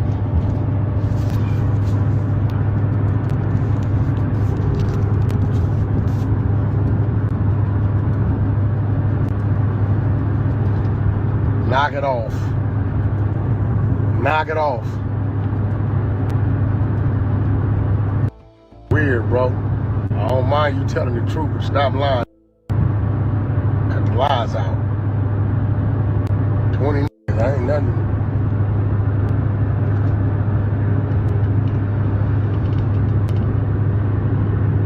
Knock it off. Stop lying. For the record, Wack later gave his own version of the incident where he suggested that in fact, he had his own people, the same ones who left the stage with him, waiting in the sidelines, and going on to say that he'd been holding a gun so powerful that it made Big U and the 6-0s stop dead in their tracks and leave. You might not want to admit this, you had your blower. Okay. You're begging him not to kill him. Now stop right there. Right? Like if I got my blower and you 20 deep with hoodies and I'm by myself, right? No begging to plead, that's when you really do it, right? What do you think my mentality was? For a dude not to approach me and you come to get me, and I jump out my car, talking, what kind of what kind of conversation you think I'm having to make a dude say don't nobody move? I agree with you. Now, I feel like Blick talk. I feel third like y'all out there. You probably Call was on third that now. Soulja Now I'm Boy. about to expose something nobody ever knew. So here it goes, right? Ground I'm zero. here. That's All awesome. of this is a parking lot, right? I'm here. They walk down. They walk right past my car. They didn't even see me. When I seen them get here, I jumped out. Y'all looking for me? Right? They stopped. They back was to me. Y'all, I had everything I had, I could have dealt with everything in front of me. Now, what they didn't know is I'm talking to my team. Big Unim is here. Now watch this. Look, watch this. Big Unim is here. I'm here out the car. Third, who was here, and here?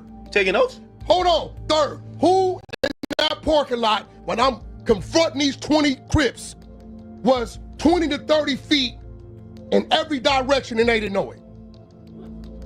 All my homies was behind them. That's new information. Listen. That's new information, man. So listen, check this out. So when I'm letting you know, there's no need to beg nothing. What did I tell that fool? Let's do it. My home, they still don't know to this day that all my homies was positioned 11 o'clock, 2 o'clock, 6 o'clock. They didn't even see him. Despite Wack sharing his more explosive side of the story 3 years later, at the time, people were heavily clowning Wack as blogs would report that he was knocked down. Tiny Draws would later claim responsibility for the attack and claim that Wack was punched 3 times backstage and then ran onto the stage to avoid the 60s, as well as saying that they were aware that Wack had people with him in the parking lot and that none of them jumped out and did anything. I'm talking about two total incidents. He ain't talking about the right Whatever happened in that garage, I don't know. Bro, that time when he went in the garage, it's like about 10 minutes prior to Cuz jumping on stage. That's the crazy part. That car said he was taking Kanye to the core, but ran to the core as damn still. Man, no, that wasn't. That just walked from taking Kanye to the stage, and he was walking on stage, and he was walking up the stairs. Corrupt was going downstairs to go perform. We so happened to run across Cuz as he walking up. It's like how the stairs curve. Yeah. As soon as he walked up, the got dope fiend and then got hit again. And one of the little security that was with him pump faked like he had a blower and took off running. They ran all the way back to the stage, chased him down the hallway. They ran through their little security. Security was trying to stop us from getting on stage. We both guarded them. Them was already hopping down on stage, going to their little exit, whatever their little plan was. Wherever they got out from down there on the bottom of that little stage area is exactly what I ran to. When it got to his car. The show wasn't even over. DJ Quick didn't even perform yet. Gang didn't even perform yet. He left like an hour or two before the show even over, and we stayed. Yeah. When he got to that parking garage, I can't tell you what happened. I wasn't there. But inside that, all that bullshit talking, it was 10 against 1, then 18 against 1, then 20 against 1. What incident is you talking about? This would then lead to Tiny Draws jumping on Clubhouse with Wack to argue about the incident, with Tiny Draws arguably incriminating himself and threatening Wack and suggesting that Wack was lying since he wouldn't swear on his gang that the incident happened the way he said it did. Put that on Pyro. Who is you though, bro? This is Tiny Draws, Cash. Well, what are we talking about? We talk about what happened when you walked up them stairs. Put that on Pyro. What happened? You didn't get smacked in your head and you didn't get socked in your face. Touch me. Bro, put that on Pyro. Why is you nigga? You want me to put that on Pyro? Hey, you did you or no other? Man, look, bro, put that on Pyro. You or no touch man, me. Look, I'm not, bro. Your uncle bitch wrong got drew down on. You put everything on Pyro. Put that on Pyro. When you came up them stairs, smack you in your head. You put that on Pyro. My head. Where you? Put that on Pyro. Put that on Pyro. You didn't run on that stage. It's a picture with my eyes circled like it was my eye. Bro, so was it my head or my eye? I put that on your raggedy ass mama. Put that on Pyro, bro.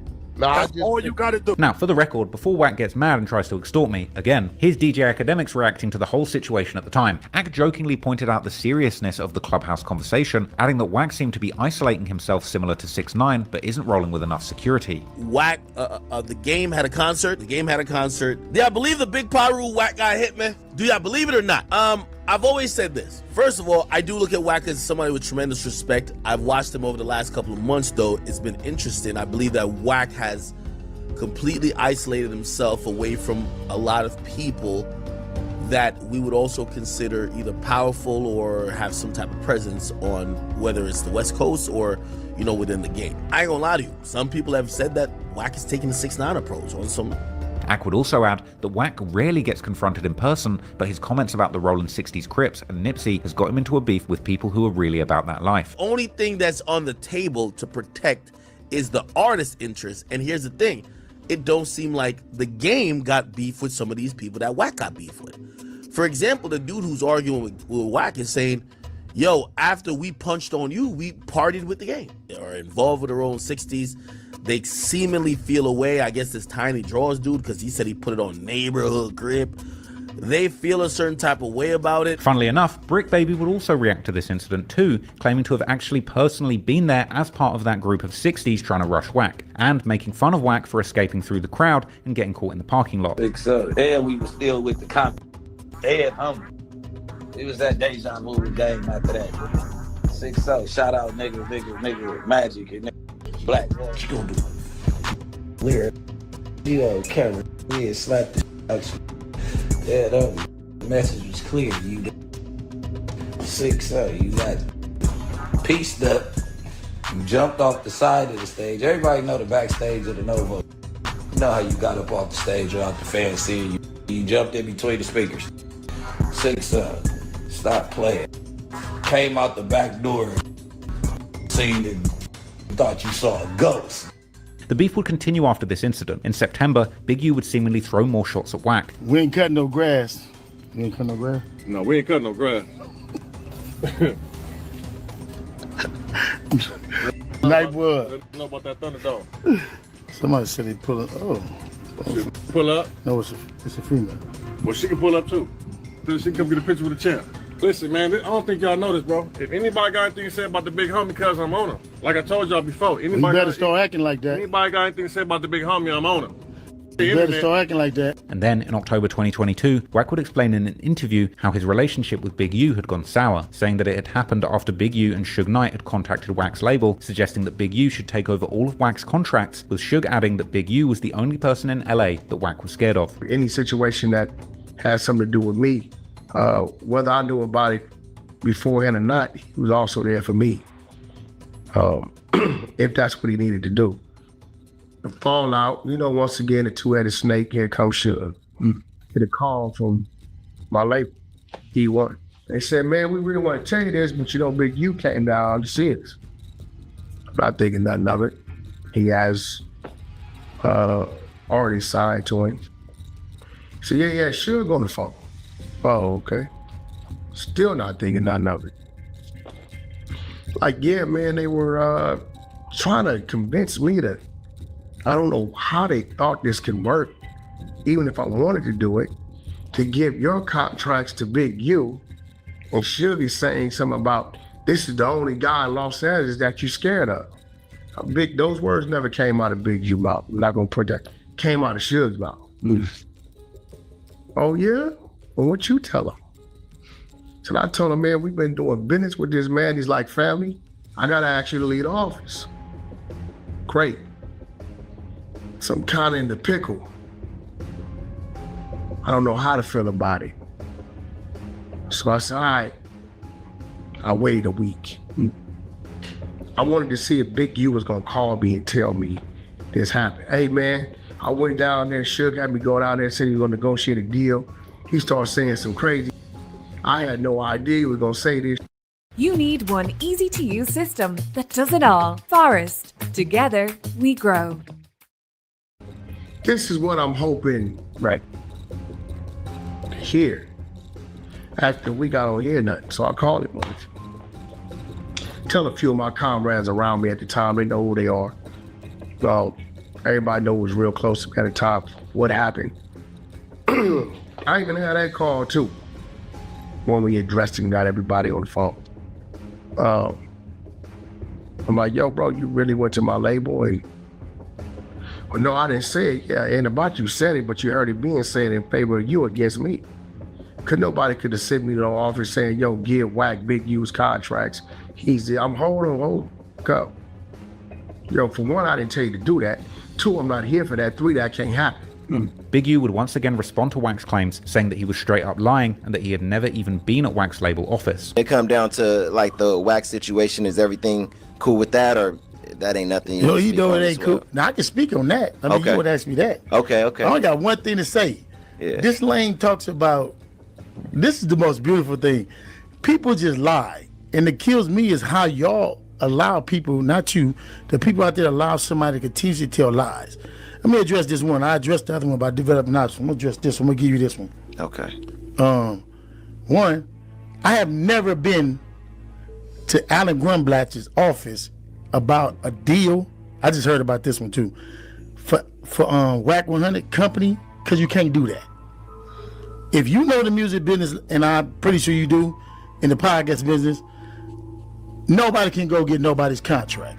That's the most ridiculous I ever heard. Wack had been active on the social media platform Clubhouse pretty much since the beginning, when it became a semi-viral hit during the early COVID pandemic. And eventually, the app became Wack's favorite social media to use, and he would build a real business around the platform, arguably becoming synonymous with it and the main face of Clubhouse. But Clubhouse has always had a limited reach due to its strategy of being more exclusive than other social medias, giving it a much more underground vibe where news would be breaking for the first time, rather than a viral platform like Instagram where news reaches the masses. However, in 2023, Wack would start a weekly podcast with Adam22 on the No Jumper platform, giving him a much bigger reach and a perfect outlet to attack Big U. Any truth to the rumor that you put an alleged leader or a higher up from the other side? Is there any truth to the idea that you might have leaked their address or doxed them in some way?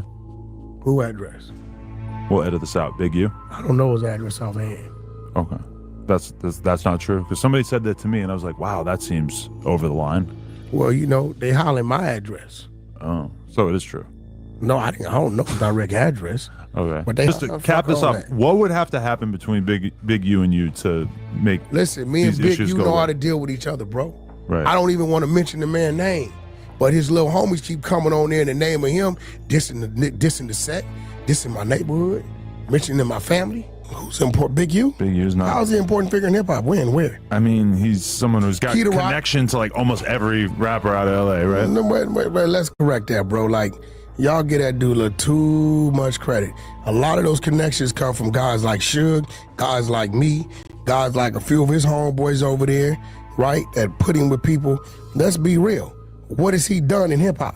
Okay. If my name was on paperwork, with contracts with the police, with police cell phones, they would hang me out to dry.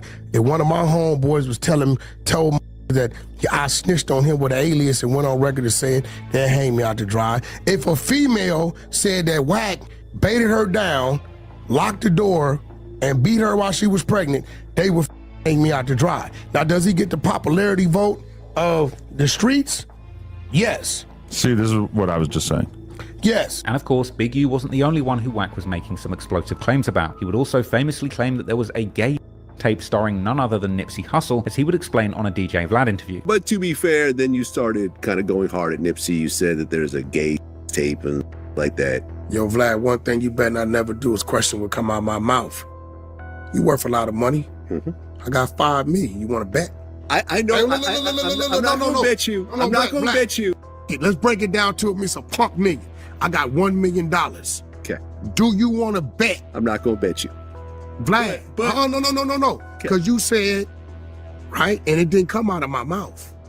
Hassan Campbell recorded the conversation and released it. That's where it came out. It's only because of me that the damn tape still ain't came out today. But then, during the Adam and Wack show, he would go further and say that Big U had wanted Wack to release the tape so that he could use it in a legal battle against Nipsey's estate, daring Big U to get out of line so that Wack can release proof of that. Right, but guess who else seen him and wanted me to release him? Who? Big U. Why? Because Lord London wasn't cooperating with him, And he felt like he had some leeway with the baby mama that's starring in the videos, right? Okay, so this is So before her, right? He could manage her. No, this is with her. During his time with Lauren. Yeah, so he can manage her, get her out the way, release that. Then in the flip side, he wanted me to turn around and go at the Nipsey Hussle estate and sue them for 30% of his contract. And he wanted me to make it look like I brought out his contract and now I'm going after his estate. I said, bro, check this out. I'm not releasing the tapes, right? I'm not doing that. Dude got kids. Me and Nip ain't had no problems. On Paru, we ain't had no problem. We used to talk on the phone, right? And you was just with this man every day in the studios and all this. Did you have this conversation about this 30% then? Don't wait till he die and then want to do that. That I want. It's all on my phone. I dare him to get out of line. For the record, this tape has still never surfaced and many people are still not convinced of its existence. Big U, on the other hand, was staying relatively quiet during this time, and at least on the surface, it seemed that he was doing good. And so was his family, with his son getting drafted into the NFL by the Los Angeles Chargers. But behind the scenes, things were about to go bad for Big U, because his trusted enforcer, Loose Cannon, had seemingly had a falling out with him. And coming into 2024, Loose Cannon's loose lips would begin to put Big U's dirt out there for the whole world to hear, as Loose would eventually begin rolling with Wack 100 and appearing with him on the No Jumper podcast. On the 21st of January 2024, No Jumper released an Adam and Wack Show episode where Loose Cannon made numerous explosive claims about Big U, while himself engaging in some grade A self-snitching. Loose would reveal that part of the reason he stopped trusting Big U was because he noticed he was doing shady things, referring to the dispensary robbery mentioned in the indictment, saying that he found it weird that he was sent to do robbery missions and then would later be forced to give part of the proceeds back, as well as finding it suspicious that Big U would hand out guns to people and take note of the serial numbers. Most notably, Loose would claim that Big U called him saying that Nipsey got shot, but when Loose called Nipsey, he answered and was fine. But then 30 minutes later, he would get the call that Nipsey had indeed been shot and killed. Adam would then press Loose about the story, telling him to convince the audience that this call actually happened, with Loose and his girl saying that the call can be seen in their upcoming reality TV show. Like, that Nipsey story that you just told is so explosive. Yo. Speak to them on why they should believe you, because I guarantee that's a huge percentage of the conversation that's happening right now is people saying, I don't know a ton about you to like verify it, so, and I don't have a dog in this fight. Listen, everybody that knows me, LA and the world and stuff like that, know I'm not gonna just sit there and lie. Plus, it's on my TV show. The first episode or whatever on February 14th, I'm gonna see the FaceTime call with me and Big U, and then the next. I'm gonna say too much, y'all. Y'all gonna have to tune in. Y'all gonna have to tune into the show. The following day, BRICC Baby would be part of the No Jumper News show, and as a self-admitted Rollin' 60s member who seemingly was still fairly close with Big U, he would seemingly be mad at Loose for his wild stories about Big U, deciding to attack Loose Cannon back, accusing him of being the police, as well as questioning why Loose wouldn't mention to Nipsey that someone had just said he had been killed if the story really happened. You act like you was coming to say that story to be for Nipsey, because you sat there and lied. You were supposed to be exposing Big U or whoever the you was talking about as being a rat, or informant and all that, but you told every crime that you ever did alleged around this dude, nigga, on a camera. You come in here trying to expose, trying to show internal. You're not from the set. You never got put on the set, nowhere around it, because, and you talking about it gave you a drop on when Nipsey was about to get killed, and you didn't even mention it to Nipsey. What type of friend are you at this point, Shark? But BRICC wouldn't end it there. He would also attack Loose on his own YouTube and Instagram accounts, calling him the Goofy of the Year who's mad and lying because he can't come back to the hood, and that he's never even met Loose before, and that he's not from Rollin' 60s. Loose Cannon got the Goofy of the Year award this year. Like, all that lying because you can't come back to the section. Come on, man. All the homies said you's a goof troop. Can't come back around. And on 6 I just did my research. Boom. I never heard where you said when you see me, you go, man, I've never met you. On the dead homies, I ain't never met you. You the same just ran from my white boy in Vegas. At the Red Rock Casino. 6 trying to use names as passes and all that. Tell cuz on 6 cuz no bueno, cuz get right up out of there. You've never seen me, cuz 6 you don't know nothing about me, cuz on 6 you didn't grow up with us or nothing. Who is Big Loose Cannon? We gonna start there. Who is Big Loose Cannon? On 6 Let's get this clear right now, man. Loose Cannon is not from 60s. There's too many stories talking about the boy Loose Cannon from 60s. Loose Cannon is not from 60s. Never been put on. Put that in your pipe and smoke it. Don't be late. Sometime later, Loose would allegedly play the call that Big U had made to him only moments before Nipsey's death. Of course. Listen, I'm about to play it to you right now on loudspeaker because I had to plug in my speakers. Put up. You heard that, right? I'm gonna play it again. Yeah, I heard that. I'm gonna play it louder. It sounds like, bro, let's up right now.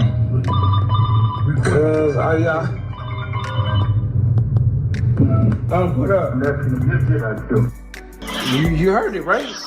And you know what, brother? You ain't gonna rack my brain. You ain't gonna rack my brain on that, bro. You know.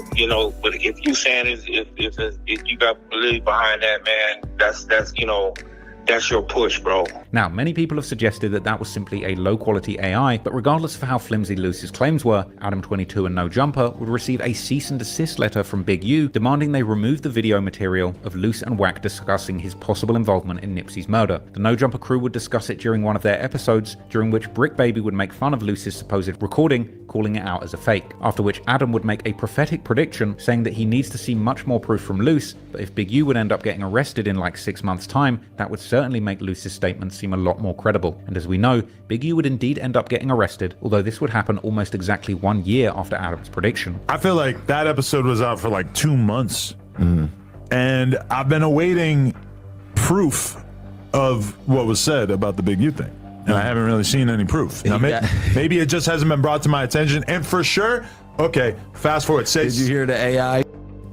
No. What was that? Go ahead. Let you finish the fast forward. What was the AI? So he made an AI of, he was on live with Eddie Boy. And he made like an AI. He like, I'm finna play you a clip. You think Loose Cannon made it? Yeah, it said, nephew, Nipsey dead. That's all it said. Really? Yeah. Nah. He like played this on Clubhouse or something? He played it on live. It was Instagram Live or something. What? Yeah. Listen, Loose Cannon, I'm not saying you're a liar or anything. I'm just saying I need to see further proof. Now, let's say fast forward 6 months.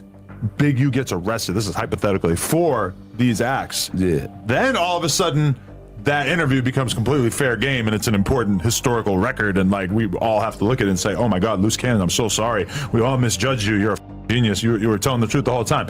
However, many continue to cast doubt on Loose's claim about the phone call, as he would never end up showing video proof of it in his reality show The Baddie and the Beast as he promised. For example, Street TV would release a long video breaking down all the different reasons why he thought the calls between Big U and Loose and Nipsey never happened, with perhaps the most outlandish fact presented in the video being that Loose has also told another version of the story, where it was allegedly Nipsey who called Loose shortly before his murder, supposedly to tell him that he wanted Loose Cannon to take over and continue his musical legacy, because somehow he knew he was going to die. This story appearing so comically fake that it would seemingly even leave the interviewer almost speechless. More into producing and stuff.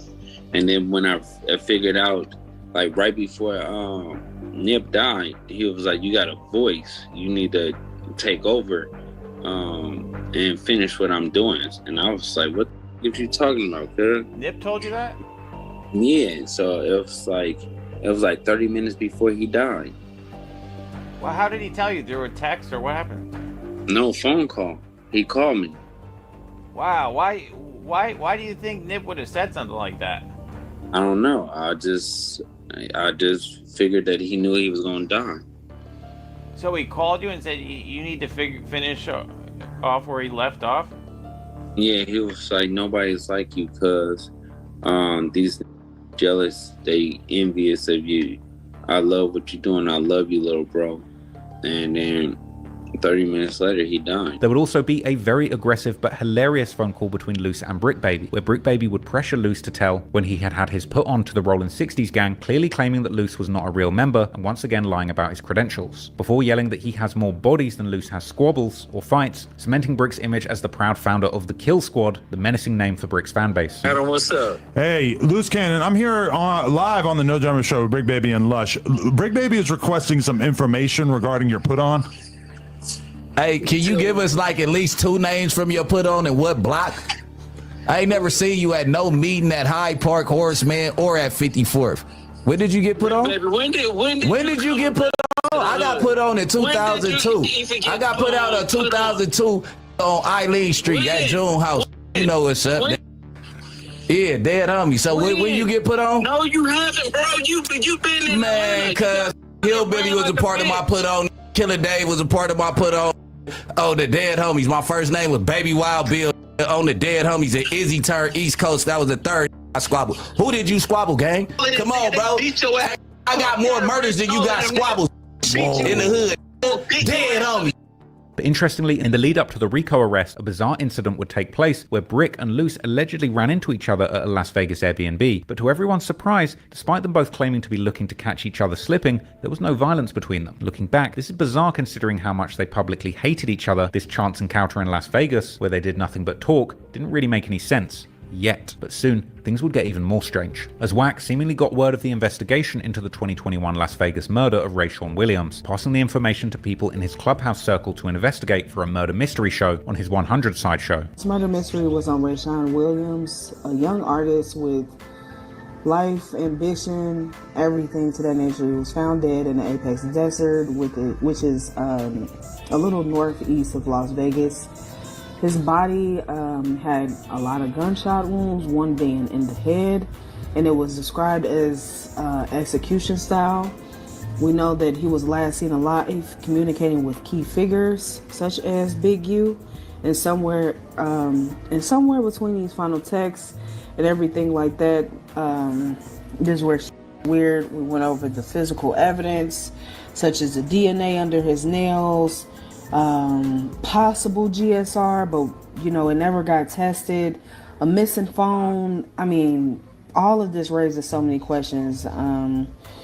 We even had suspects who emerged from this case, whether they were friends, mentors, and even those within his own circle. But the real question still remains: who had the real motive?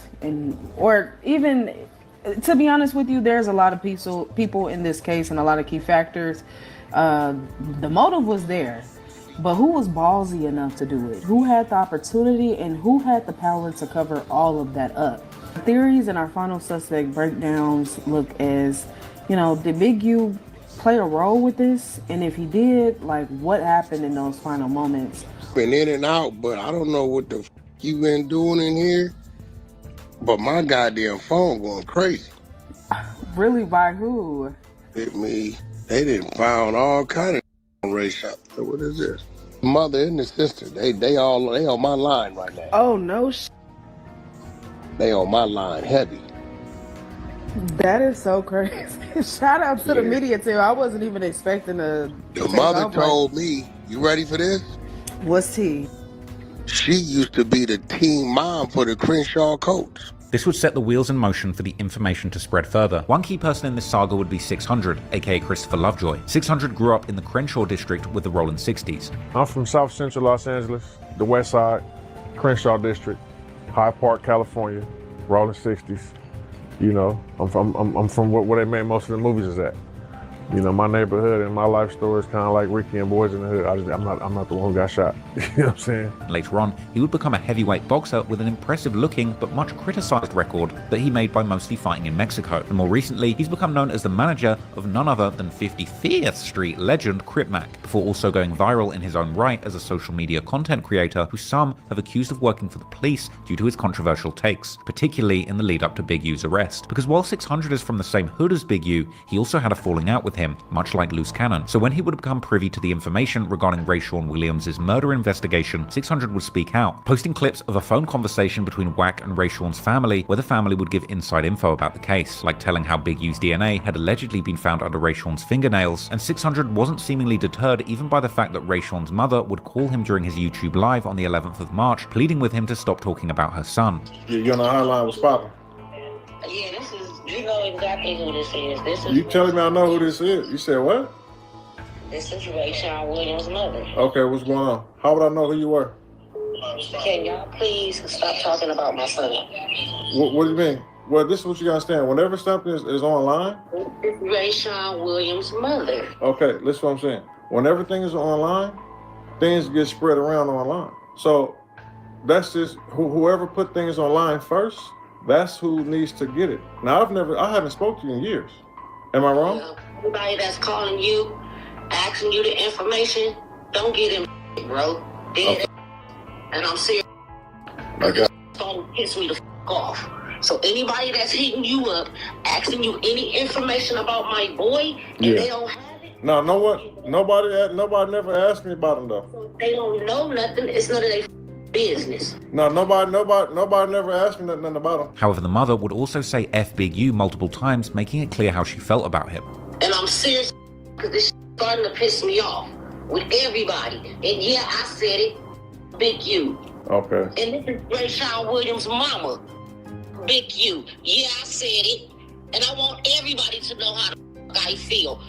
Him, his kids, and his wife. Yeah, I said it. Dead.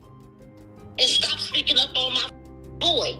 Period. Wack would also continue to discuss this case on his Clubhouse show, and in mid-March, they would drop a bombshell by letting everyone know that the feds were coming for Big U at the end of the month. This information coming also directly off the call between Wack and Rayshawn's family, with Wack and 600 saying that they went against the investigation, and apparently also Rayshawn's family by putting the call out in order to give Big U a warning to get running. Understand, when the family is telling us this, that means their investigation is already done. Like whatever they doing, they already doing. Done. So now the family, they told the street. Unfortunately, I felt withholding this is cooperating with the police. I'd have played this. He was arrested. Nigga like, oh, what? You knew they was coming. You didn't say nothing. It would have been right. All the way right. The family still cussing me out. Why did you play that, huh? It's why did you tell me? This phone call between Wack and Rayshawn's family, specifically his sister and mother, would turn out to be a treasure trove of information, revealing that not only the cops were coming for Big U, but also that the DA was allegedly planning on putting both the murder of Rayshawn and the murder of Nipsey into the same case. What year did your brother killed? My brother was killed in 22. So it took them 3 years to do DNA? They said that Big U was running for a long time, like he didn't want to take the DNA test. So yeah, they wait, found his DNA test in my brother's nails. Okay, so ooh, that's bad work. So that means my brother fought. When I told you that Big U had popped up at my brother Airbnb. In Vegas? Yes. Uh-huh. And the best friend was there, whatever, but the best friend said that he didn't want to talk to my brother in front of him, so he pulled my brother upstairs to the side. He said that he knew something was going on because when Big U left and my brother came, when Big U left the Airbnb and my brother came back downstairs, he said his whole energy was off. Dad, did they find your brother? Next day or next couple days? The next day. When did the test come back? When did the DNA come back? It came back 2 months ago. And they still ain't arrested me? Well, they told me between me and you, please, between me and you, don't tell nobody because they don't want nobody to know. They're going to be making an arrest the ending of March, the beginning of April. They basically going to put his case and Nipsey Hussle case. together. Interestingly, Wack was playing both sides in a way that would keep his hands clean. On the one hand, strategically exposing this information that would lead to the takedown of his enemy Big U, but also suggesting that by airing this private information out publicly, he was actually keeping it street and giving a public warning to Big U so that he had time to potentially escape. But in the midst of Wack exposing all these details, he would suddenly fall out with Loose Cannon. Interestingly, this led to a podcast that shocked everyone, where former enemies Loose Cannon and BRICC Baby would suddenly appear together on No Jumper, this time apparently uniting against Wack. However, Loose would have a hard time explaining why exactly he was mad at Wack, with his initial explanation being that it was all to do with Wack commenting on an apparent arrest in Loose's neighborhood that was falsely attributed to be targeting Loose, with Loose seemingly rambling around in circles and not really being able to say exactly why he was mad at Wack specifically. My brother, Wack, right, run content on me on Clubhouse, and then you got everybody on YouTube spin a narrative and say that, oh, you lying. You get what I'm saying? Because of Wack insecurities with himself. You get what I'm saying? So at the end of the day, it's like, nah, because we can't do that.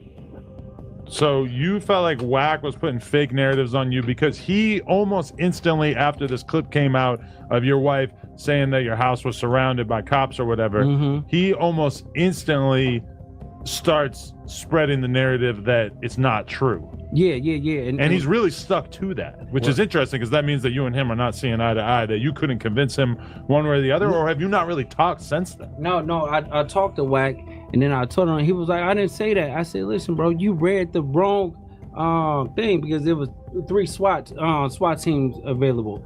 One at 3. Oh, when you called them? Yeah. So, no, shut the. So one at 3 a.m., one at 5 a.m., and then one at 10 a.m. Where they call swatting. So we had like the Las Vegas News Bulletin, pull it. They did the research and they came to it. So when Wack say it, this. Okay, listen. So when Wack say it or whatever, he spread the narrative that I was lying because of. We had a business dealing that day, so he thought that I was just trying to get out of it. Get out of it. So when he did that, it was like, okay, yeah, that'd be a pretty drastic way to get out of a business meeting, wouldn't it? It was goofy. So when that happened, it's like, bro, you ran content on me. So when you ran content on me, you actually ran content because my wife posted it. Do you get what I'm saying? So you don't have no respect for me or her. So at the end of the day, it's like I took it personal. I want to know what narrative. I'm gonna say it again, right? I repeated what your wife said. If I would have known for real, if I would have watched you go to jail, I still would have told the world you ain't in jail. Only thing I did was I repeated what your wife said. I said, listen, she never said it was her house. She said the streets blocked off. She never said he's in jail. She said, I hope he's at a... But Wack, you said RP Loose Cannon when they was reading the articles. So when you say that, no, I said there's no way that could be him because the article they read, they said is dead, shot themselves, and I said it would be RIP Loose Cannon, and he not dead because Loose. Remember, I'm gonna remind you of something. I ducked everybody all day. I didn't go to Clubhouse till 6 p.m. That's a 6 o'clock room. You had already texted me. Remember? I knew you all right.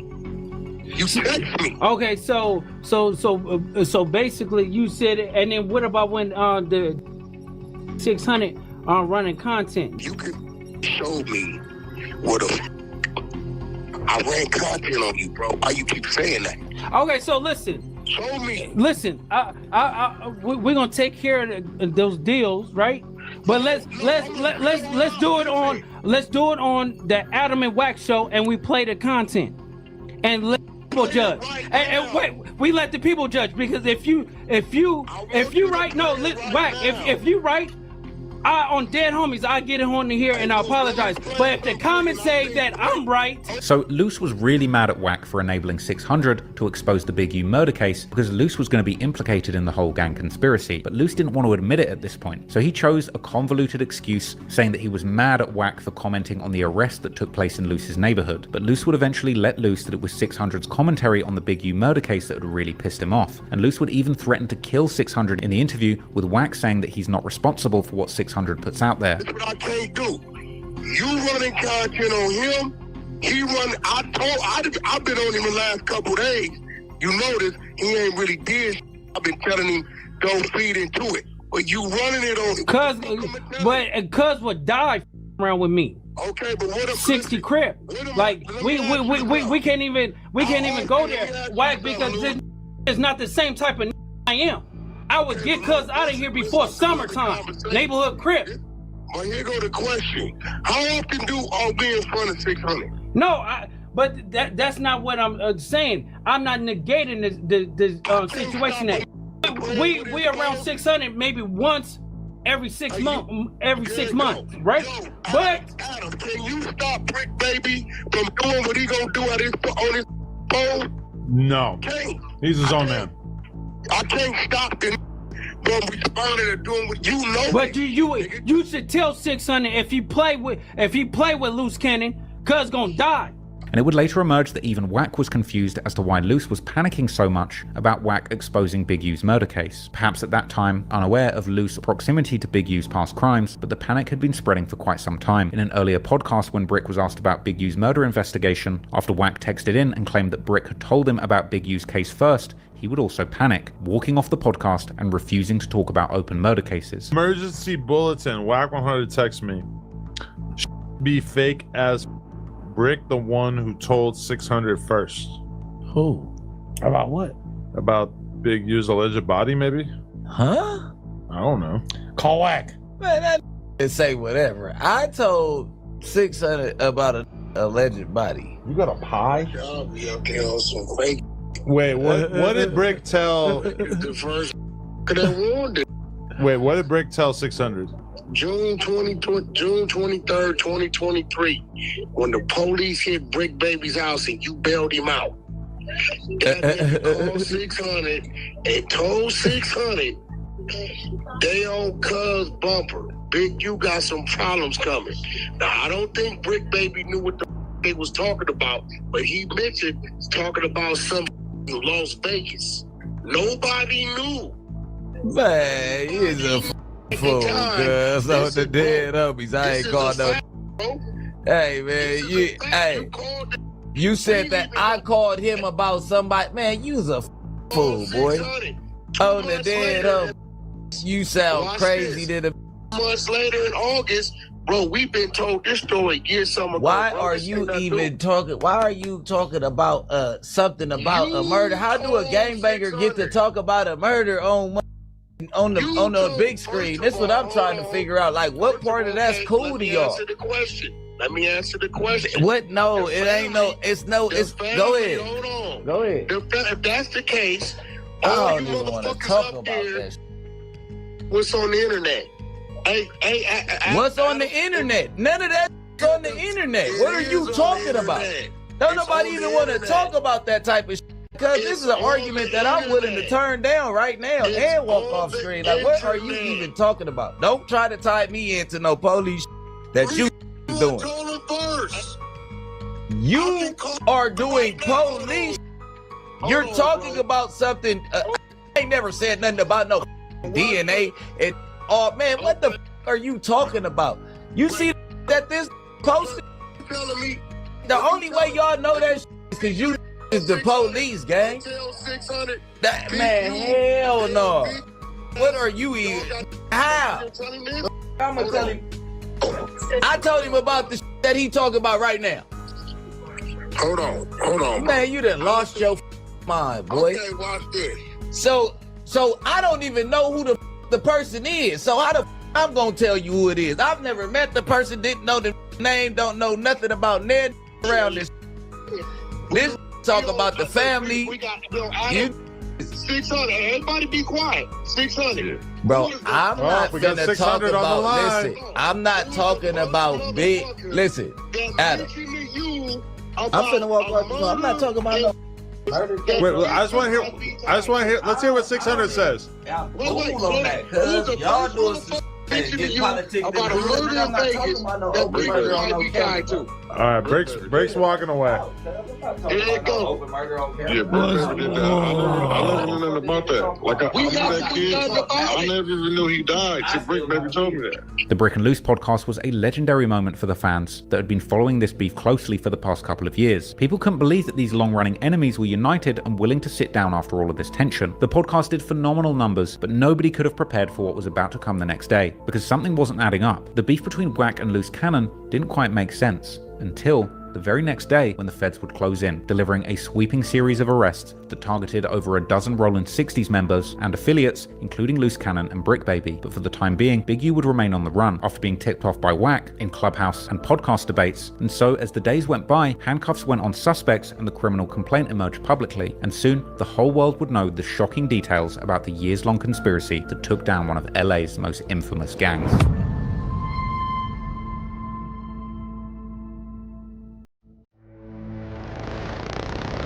Ultimately, the feds were on Big U for several years before they finally closed in, and he no doubt knew something bad was coming. On the 2-year anniversary of Rayshawn Williams' murder, North Las Vegas Police Department agents visited Big U's home, but he wasn't there. His wife then called him on his father's phone to warn him, with Big U sounding notably shaken, and then opting to stay away from home for a couple of weeks, something apparently out of the ordinary for his usual routine. Apparently the cops and the FBI tried to contact a number of people involved in the case, and every time Big U was one step ahead, even tampering with witnesses and attempting to make sure their statements were not incriminating. Big U was being surveilled heavily in the lead up to the arrests. The criminal complaint would break down details of all the times that Big U was recorded, bragging about using violence and fear to control his communities. And he would seemingly be pulled over and served a warrant for his DNA sample in the summer of 2023. In the lead up to the arrest, the 600 and Wack began circulating the rumors of this case getting serious. Big U took to social media to say that the allegations were untrue and that people blame Big U for everything, alluding to new rumors that he was involved in the murder of Fats, Nipsey's best friend. Don't worry about this, man. Y'all gotta understand, man. People gonna talk. These lanes make money off of using Big U name. But one thing is for certain, right? Everything they say Big U did it, man. They got me doing so much. I don't even know what. I don't even know what I'm done. Then I didn't do it. You got you a whole bunch of different places at one time. At one time. They say, y'all, you know, it's another new one too. I got into it with Fats. Let me give y'all the information on it. I ain't never got into it with Fats. Fats is my long homeboy. Ever in my life, me and Fats ever got into it with nobody. Never. Ever. You really stupid. You really. The biggest selling name on the West Coast, you gotta say Big U name. You wanna sell something, Big U. They wanna do something, Big U. They wanna do Big U. Big U. Y'all don't get that yet? But it was on the 17th of March 2025 when the music would finally stop and the feds would close in on Big U and the Rollin 60s. A huge 107-page criminal complaint would be filed outlining the sordid details of Big U's alleged criminal empire that had terrorized LA for years. And 2 days later, arrests would be taking place. The operation, called Operation Drawdown, no doubt titled to make a tongue-in-cheek reference to the downfall of Draws, aka Big U, was announced by the LA District Attorney and the FBI in a press conference that described Big U as a career criminal. Today, we're here to announce federal criminal charges against Eugene Henley Jr., a career criminal known as Big U, who used his contacts and leadership role in the Crips criminal street gang, the entertainment industry, and a youth charity to further his own criminal enterprise. An enterprise engaged in murder, extortion, robbery, COVID fraud. Henley engaged in a murder of a musician signed to his label in 2021 and dumped the victim's body in Las Vegas off of the I-15 freeway. He then attempted to evade and obstruct the investigation into the murder, including ordering witnesses not to speak with law enforcement. The DA would even reveal that they had been following Big U's podcast activities as part of the investigation. Here, as I said, Mr. Henley is a widely known leader within the Rollin 60s. He rose to prominence in that gang decades ago, and he has since been a fixture on the internet talk shows and podcasts.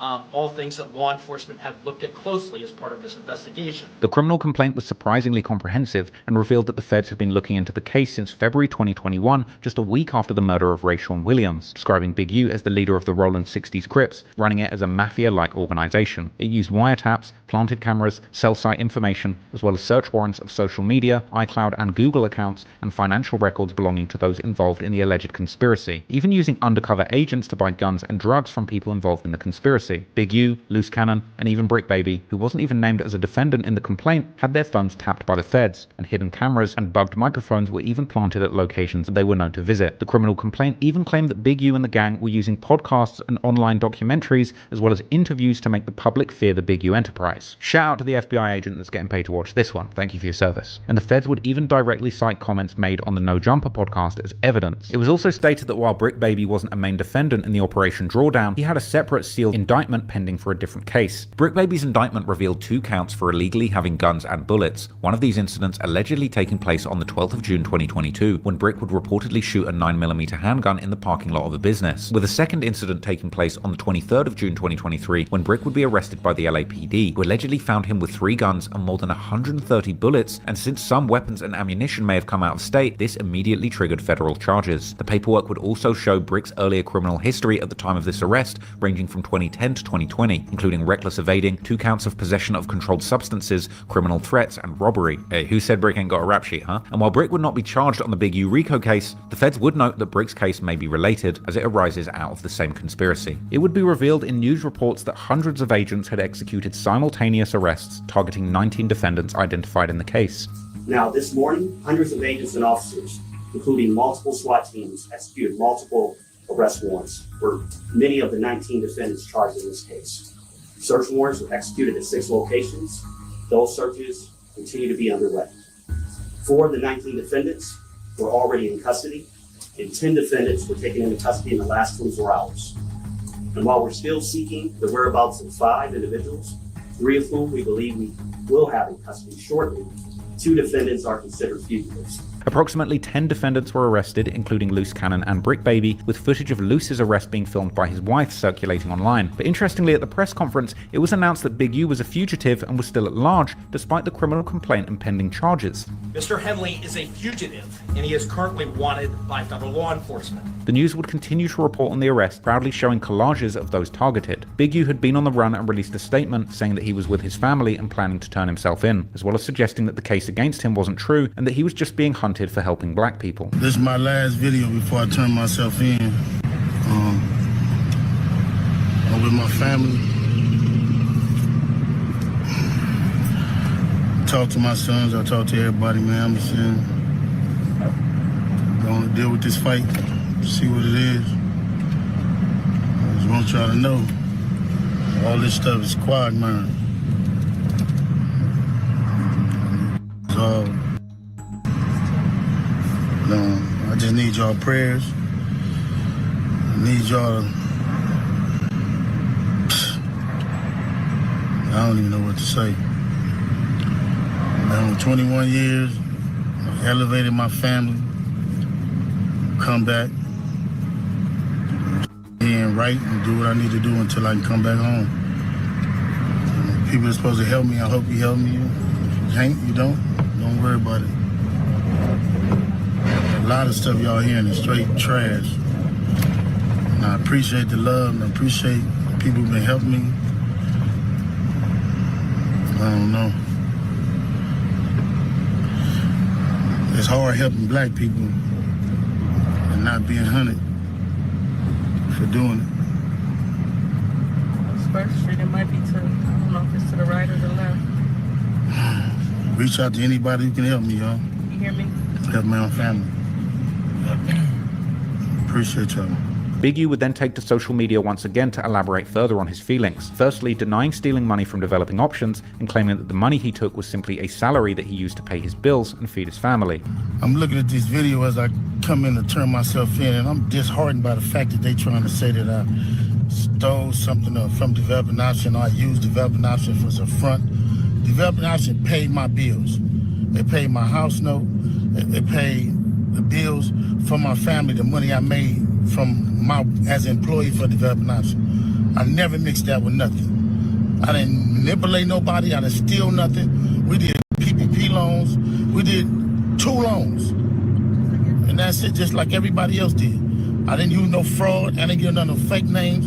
And one of them we was paying back and one they forgave. You know what I mean? And the other one we attempted for and they didn't give us nothing for it. I filed my taxes and them coming around telling me I was using developing option as a cover. Cover for what? None of that's going to be true. He would go on to claim that of the over dozen co-defendants in the case, many he doesn't even talk to. The government putting this big picture, they going to arrest 21 dudes. Some dudes I don't even talk to. I don't even know nothing about. Big U sounded defeated in these clips and told followers to pray for him, reflecting on all his achievements that he had made over his last 21 years of freedom. It is what it is. Church, just pray for me. Just pray for me, pray for my family. You look at what we did. You look at what I did. I've been home 21 years. It ain't over though. Big U would go on to say that he doesn't talk to any of the other people arrested and that the cops might as well arrest 600 and Wack since they're including his so-called enemies. And then I'm looking at the people they arrested. How you gonna go arrest people that I don't even talk to? Everybody know I don't with Cannon. Everybody know I don't with BRICC. So if you want to arrest certain dudes, and put them next to me, them is the dudes you gonna have that call themselves turning against me. Well, ain't no turning against me. You might as well go get 600 and Wack. Big U even accused 600 of waiting outside of his house with the police to watch the raid, a response to the fact that he'd reposted footage from the raid on his socials. One of us, it ain't nobody safe with these dudes. If these dudes feel they want you, how they going around talking about somebody's gonna raid my house before my house get raided? How they there with the police? With the huge growth of 5G in telecom, how can organizations manage? Was actually with the police when they raided my house. And he's actually got video and footage of it, so y'all know what y'all dealing with. And I just want to say this to y'all. When they raided my houses and my property, they was asking about Wack,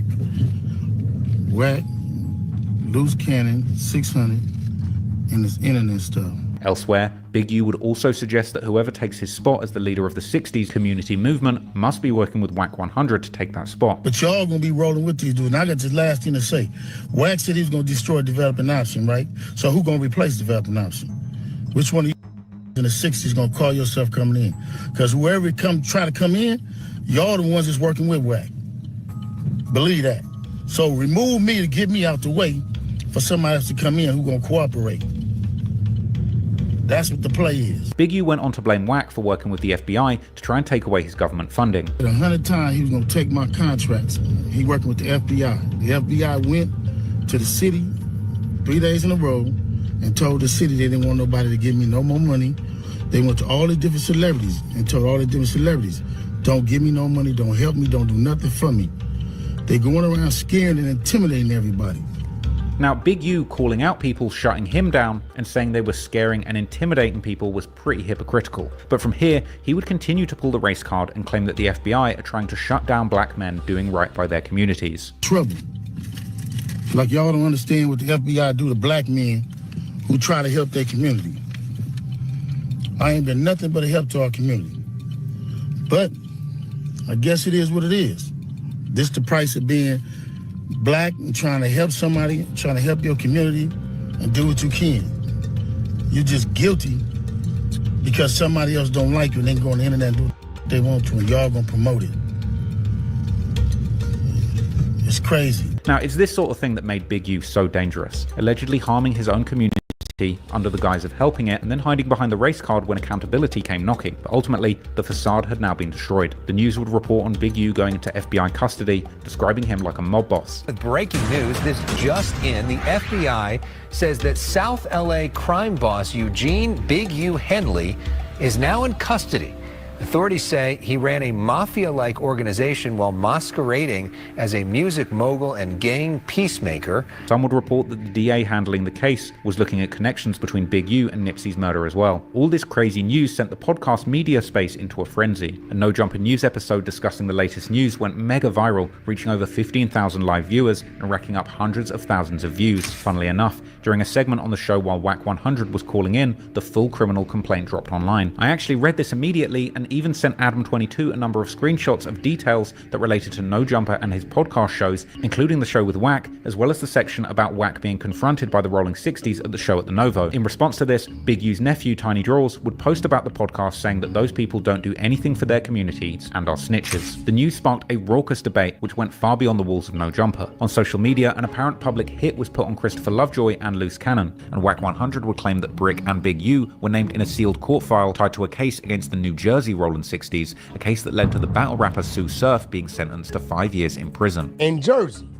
What did BRICC ever have to do with them? You think BRICC is in some way complicit Big U with that? too. He had a sealed file, the exposures, prints, lavish, pulled it up, we tracked the case number back to Sue Surf now. First we thought it was some dirt. It's not dirt.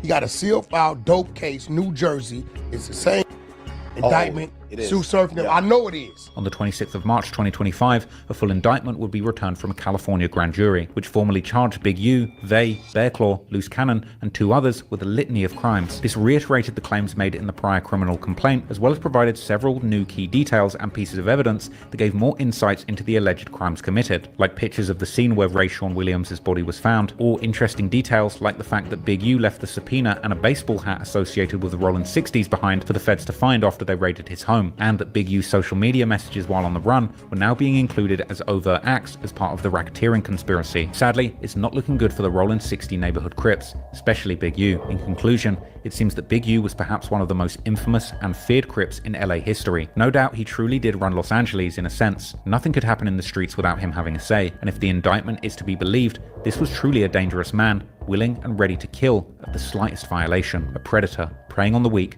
and extorting those who were scared of his reputation with threats of violence that the whole city knew he was willing to follow through on. But really, this is also the story of a sick individual. I can't imagine how twisted someone would have to be to murder one of their son's childhood friends, one that they had personally coached in football as a child no less. If these allegations are true, then we're dealing with a very dangerous person who put zero value on human life and was willing to kill a child they had seen grow up over something as trivial as a diss song or wasted studio time. That's one of the most dark and twisted things I have ever heard in a gang case, and if it's proven in court, then there's no doubt that Big U won't be seeing the streets again. But in Big U's defense, even though the criminal complaint paints a damning picture of the double life he was living, we can't necessarily overlook the actual good that he did do for his community. Although there's accusations that Big U scams may have reached all the way to the kids' toy drives, you can't remove all the toys, gym equipment, and other stuff that his organization did manage to donate to kids in need, or the countless hours that he personally dedicated to do something positive for the youth in his community. But then again, does that make it worse? Were the positive things Big U did in fact do for his community genuine efforts by a flawed gangster to take the right path, or are these also just calculated moves of a manipulative mastermind who masterfully used positive acts as a method to mystify and cloak a dark empire of murder and extortion? We'll have to see how this case plays out in court, but the sad truth is, if these allegations are true, the man who was doing the most for his community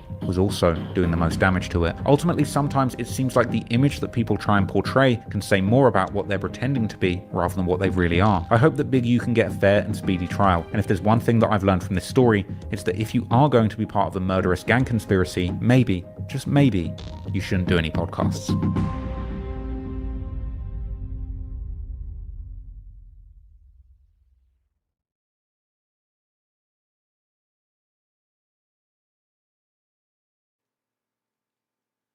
Yeah, they in for one.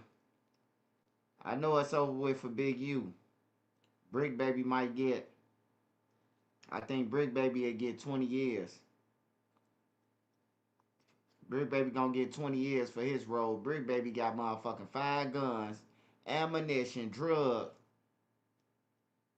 And he ain't never do a day in jail for none of that shit. That's finna come back to hunt BRICC Baby. I think Loose Cannon to get 22. 10, if he cop out, I think he'll probably get like 15 or 20. But a Big U, it's over with for him, most definitely. It's definitely over for him. I don't give a fuck who he tell on or none of that. They finna crucify him just for fucking over the community, man. That nigga was using the kids, man. He was using the kids to fill his bank account. Yeah, of course he gonna give away free shit. If they buying, if he stole $1 million, of course he gonna give away some toys to make it look good. That's what he was doing. It's called put a little bit in a baggie and a little bit in a purse. That's what the fuck he was doing, man. He was stealing. That nigga stole the kids' toys, man, that his son brought. And then called his son and said, man, no neighborhood, somebody just took the toys. Now his son got to come back with $40,000 more. And then whole time, BRICC Baby and Loose Cannon the ones who stole the damn truck. That's crazy, bro. For you to tell your son some shit. And then you killed his best friend. Like, that shit, that's some crazy shit, bro. Killed your son, best friend. I don't know if he was his lover. I can't tell y'all that. I ain't gonna vouch for no shit like that. But they saying that it's his lover. That's what Wack 100 spreading around. Now Wack 100 got a J son, a little J son.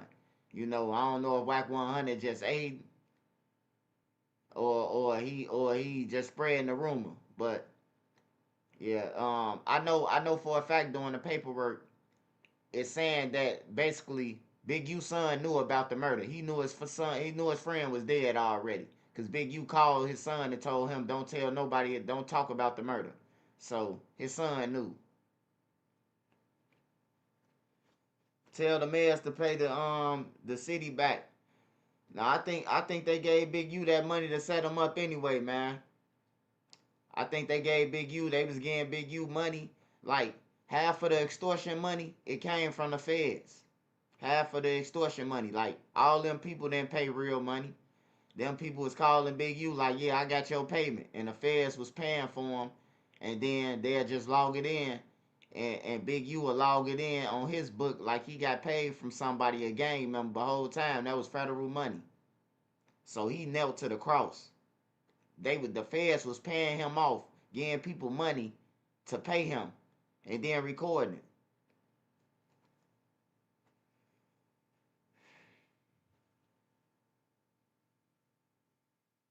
His son is a millionaire and gave Big U none. No. His son,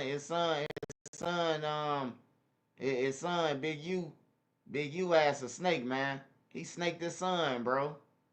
On some real shit, bro. It's a video going around, bro. He beat his son out, bro. Whole time, we seen the news report of Big U saying that the toys got stolen. Now, fast forward years later, Loose Cannon go on what's the name and say, remember about the toys? Remember the $40,000 in toys? Me and BRICC Baby stole the U-Haul truck. Like, that's crazy, bro. And then he called his son, bro. His son was on the news.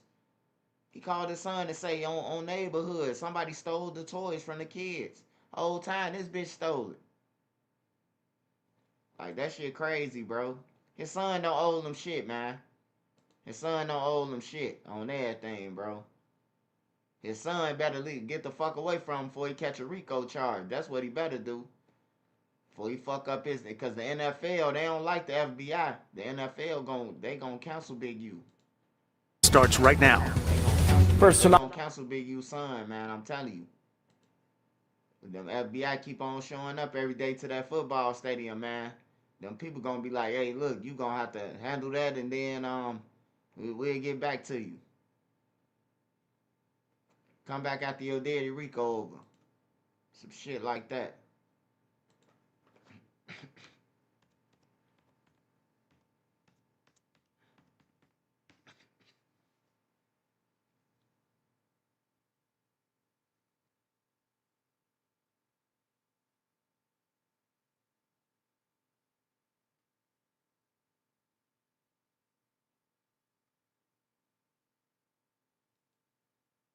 Now you can get your CBS.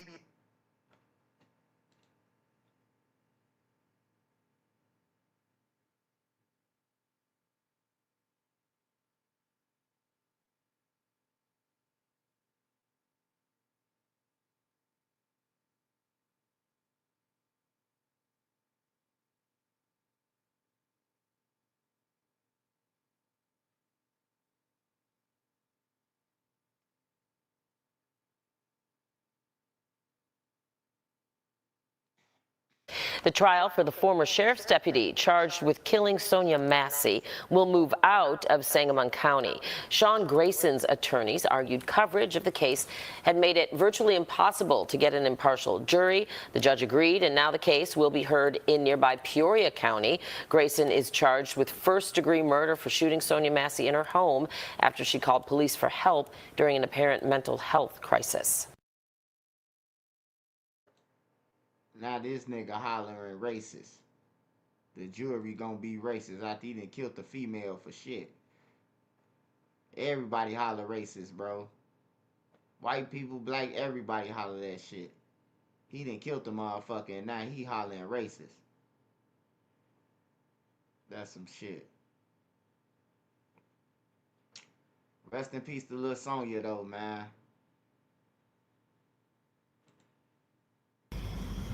Al Profite don't care what nothing but what the check say. Damn, I messed that up.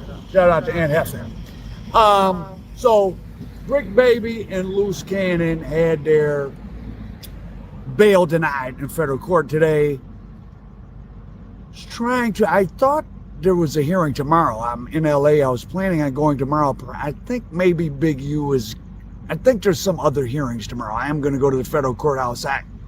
It's hard. I'm learning the pacer.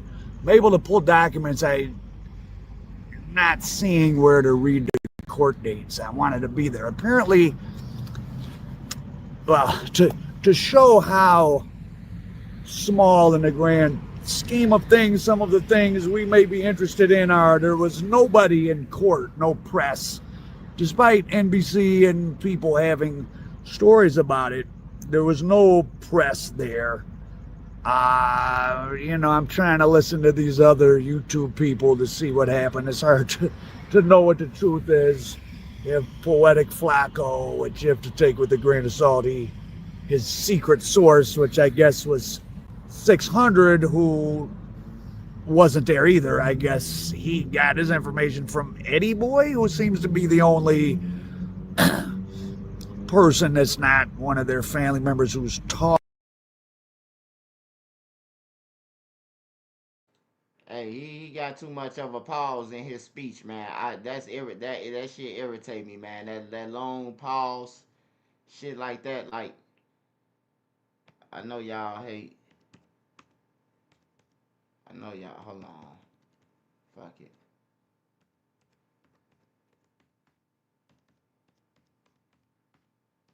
He get the time about Eddie Boy and all type. Fuck Eddie Boy. What the fuck happened that day? How the fuck this nigga get the video of the sheriffs? This nigga be having all the shit.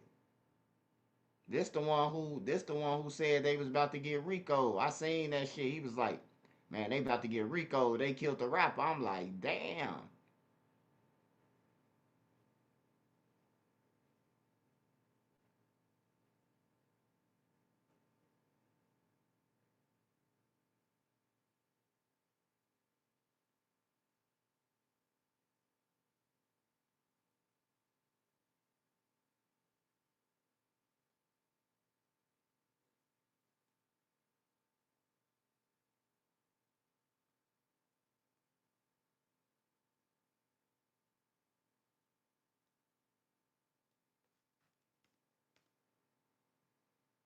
This bitch annoying too. I don't like. I hate. I hate. I definitely hate.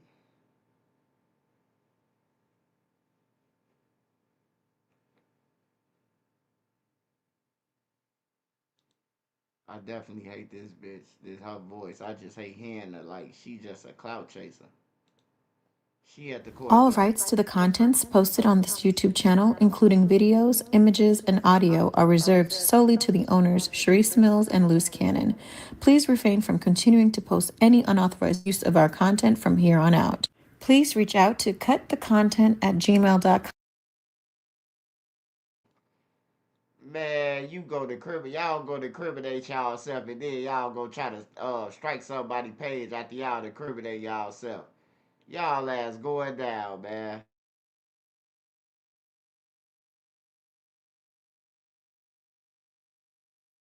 I've never felt I already know my nerves is going crazy right now. I'd be in this situation a day in my life. So, there's always that, because I know he has prior. Now my body starts shaking. So let us pray. Man, I love you, baby.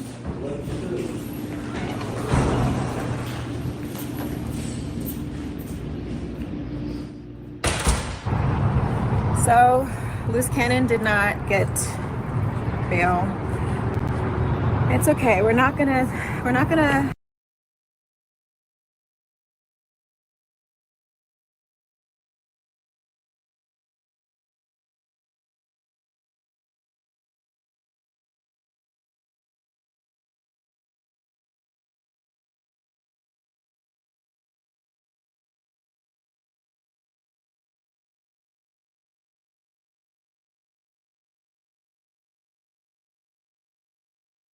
This is information you're not going to get from anywhere else. I spoke directly to BRICC Baby and Loose Cannon about 30 minutes ago. I spoke directly to somebody who was in the courtroom who don't like Loose Cannon and BRICC Baby. So you're going to have the other side of that. And I also spoke to a courtroom reporter who was also there as well, who's unbiased. So we got the real, unfiltered, true story of exactly what took place today at BRICC Baby's court hearing and at Loose Cannon court hearing. On April 7th, BRICC Baby and Loose Cannon will call into the No Jumper show where they will tell the fans that they are coming home April 9th. That's because they had a bond hearing that Wednesday and they both anticipated being released. The reason that they were so confident about they were going to be home on April 9th, the Wednesday, was because both these dudes have put together pretty strong bond packages. BRICC Baby in particular, his mom put up a multi-million-dollar property. So they for sure thought, even if you give him $1 million bond, he gonna be home the same day. So they for sure thought the judge would have considered giving them bonds. It didn't turn out like that, bruh. All right, I'm not even gonna extend this or try to make you guys wait for the answer. They both were denied bond. They both got denied for similar reasons. Prior criminal history, they both have an extensive rap sheet, and their conduct ever since the investigation started. The court will point to them not being 100% confident that BRICC Baby or Loose Cannon won't interfere with the court process if they are able to go home and fight this case from home. They would also point to they believe that they're both a threat to society, right? Especially for BRICC Baby. They point to how BRICC Baby had a firearm on his hip live on No Jumper a day before his arrest. So they believe that if you weren't acting right, while knowing there was an ongoing investigation a day before your arrest, then what makes us think that you will act right if we release you? So both got denied. Now, this don't stop them for reapplying for bond, but right now, they were both denied by the judge. Now, BRICC Baby court hearing went without incident. He came, it was pretty smoothly. Loose Cannon, on the other hand, has some drama going on, and we're going to discuss it, okay? Now, because I want to give you guys both sides, all right, the pro Loose Cannon side and the anti Loose Cannon side, we're going to do a dual video. So it's going to be me and 600 essentially telling a similar story, but from different perspectives. Whatever. Besides the point. He looked bad. He looked stressed out. Eddie Boy in the courtroom. Eddie Boy by himself. Loose Cannon come in his spot and look like Ghost. Like, man, what Eddie Boy doing here? Oh, cuz. Oh, neighborhood crib. Eddie Boy just sitting there. Ain't paying due no mind. So they all the lawyers look over Eddie Boy like, what? The guy on your right is Eddie Boy. Now, Eddie Boy is an OG from the 60s. He's a really reputable dude, solid dude with a lot of integrity, man. Eddie Boy still owes me boxing lessons, man. You feel me? We lost contact. I need to redeem my boxing lessons from Eddie Boy. But Eddie Boy was in court. Now, Eddie Boy and Loose Cannon don't necessarily get along. So when Loose Cannon got to court, that's when all hell broke loose. I'm not going to cap because me and Loose Cannon is cool. I'm going to tell you guys the truth. Loose Cannon got to court and Loose Cannon said, why is Eddie Boy here? I don't F with him on neighborhood crib in front of the people while still fighting RICO. Listen, you can call Loose Cannon whatever you want, bro, but you cannot say that man ain't authentic. In the court of law, while fighting a gang indictment, a gang RICO, you walk in court and say, bro. Hey, Flacco, man. I hate to be the bad barrier, bro. But that ain't no motherfucking authentic shit. That shit's stupid. You talking about some... You gotta think that ain't gangster, none of that shit. That shit dumb as hell, bro. You fighting a RICO, and you see a nigga who in the audience that's in a crowd. You trying to get bond and get out, and you talking about some old neighborhood. You don't fuck with a motherfucker who free that's in the crowd. Man, that shit's stupid. But Flacco ain't never been to jail though, so he wouldn't understand. He just going off no jumper dreams. Bro, why am I up here? I don't F with him on neighborhood crib. Oh my God. So that story is true. Now, when that happened, the officers of the courts, they got involved. And they told Loose Cannon, yo, he could be here as long as he's not disruptive. This is open to the public. So when enough people got involved, Loose Cannon thought it would be better to just remain quiet. So that's what he did. It's only his wife. Well, I guess they're not technically married, but his girl, some other girl, she was with Eddie Boy. Nobody in the courtroom. So, now let's get into what's going on. The prosecutor is giving him his charges, previous crimes, why to deny his bail. Do you know what snitching he said in court? I didn't do those cases I went to jail for. My brother did those crimes. You snitching on your brother, snitching on your brother? You went to jail for him, bro. We're like, damn. 600 is telling a story from Eddie Boy's perspective. So this is what I've gathered from talking to all sides and all parties, including a courtroom reporter. So apparently what took place was they were bringing up Loose Cannon's past charges, right? Past convictions, past charges, things that he was arrested for. And they were bringing this up to establish a life of crime and to establish why Loose Cannon don't deserve to be out on bond because he's a risk to society. So when they're bringing up charges, they brought up a bunch of charges, bro. I'm talking like damn near like 40 plus. And Loose Cannon is looking and he's like, I ain't go to jail for that. I ain't go to jail for that. I ain't go to jail for that. But that's not me. So what Loose Cannon figured out was some of the things that they were saying he got arrested for or went to jail for was actually his brother charges. So Loose Cannon and his brother are twins, born on the same day. Damn near got the same exact name. It's just one letter off. Termaine and Germaine. All right. So it's the same name. Well, damn near the same name, you know, like same birthday. So it's unclear how they made this error or the clerical error, but they just did like a soft pull and showed up with the crimes, you know, with the past convictions. And Loose Cannon saying, no, that's not my crimes, but like, I didn't go to jail for that. My brother went to jail for that, not me. So now again, I'm not from the street, so I can't consider that snitching. Well, listen, there's very few things that I consider snitching outside of black and white signed statement, I'm testifying. But that's why 600 is saying this is snitching. But Loose Cannon perspective is, I'm in court for a bond hearing. You're trying to make an argument that I'm a menace to society. You can't make that argument bringing up cases that don't belong to me. So that's why Loose Cannon brought up his brother. Then he say, Eddie Boy in here trying to get some content.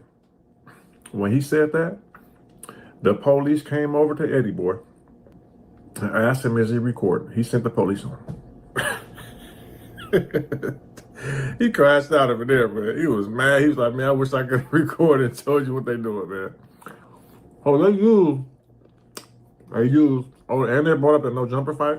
He's in trouble. Eddie Boy was escorted out of the court briefly. Now, from Loose Cannon perspective, he never said, hey, yo, Eddie Boy here for content. He's running content on me. No. Loose Cannon would say that his lawyer will make an observation. Rather the observation was correct or incorrect, she made an observation. And in that observation, she believed that Eddie Boy was on his phone. So she took measures to try to protect Loose Cannon. And, you know, she wrote like a letter, you know, very discreetly and handed it over to the judge. And when the judge read it, the judge ordered the officer to walk Eddie Boy out to see if he was recorded. Eddie Boy wasn't recording, so he was able to return back into the courtroom. They use all that online stuff he been doing, bro. They using that. They don't want to let him out because he's saying he's an enforcer and what he'd do and talking about people's family. They also asked Eddie Boy, would Eddie Boy like to press charges on Loose Cannon for talking about his family? Eddie Boy said, no, I don't need to. And then they said he's lying, causing confusion about violence, lying about fights in the jail. And there was never no fight, which we knew that, but I wasn't going to speak on it because I didn't technically have the proof. But now when the prosecutors say it, you're lying, it was no fights, now we can talk about it. So, Loose Cannon is just known to be a liar, bro. You feel me? He's not no rolling 60. Never was, never will be, right? Loose Cannon and his wife would say this never happened, and they would say this is not true. Now, I can only let you guys know what I've heard. So I spoke to Loose Cannon. I spoke to others. Now, they didn't really tell me about that particular part. What they told me was that the fight that took place outside of No Jumper, that was brought up. And they brought up that particular thing because they believe that shows Loose Cannon's character. That shows Loose Cannon is a violent person. And the fight that I'm referring to is the fight with Jay Reed, where, we've seen Jay Reed get punched out, who Jay Reed came with get punched out. They were stripped butt naked to their, I'm talking about butt naked, booty on concrete, got robbed. So they brought that up, and they have everything on surveillance. And yeah, they might plan on charging him with that. Who knows? But they brought that up to prove that Loose Cannon should not be let back into society because he's a violent person. I didn't hear anything about them saying that Loose Cannon is lying about the jail fights. I didn't hear that. I'm being honest. It was never no video of him FaceTiming Biggie. A lot of y'all heard of Loose Dude. That's the first time I ever met dude in my life when he said he had that. That's the first time I met dude. And he a year older than me. He ain't never went to school with us. He ain't never played football with us. He ain't never been around with us, hung on the block. I've never seen dude before in my life. And I've been around him for all my life. I ain't been to the pen and been gone for years. I might have went to college for a semester, came back. But I've lived, all my addresses been in the 60s. I had one of them in Inglewood, but most of them, all nine of my addresses been in the 60s, bro. So it's book your next hotel. If you don't.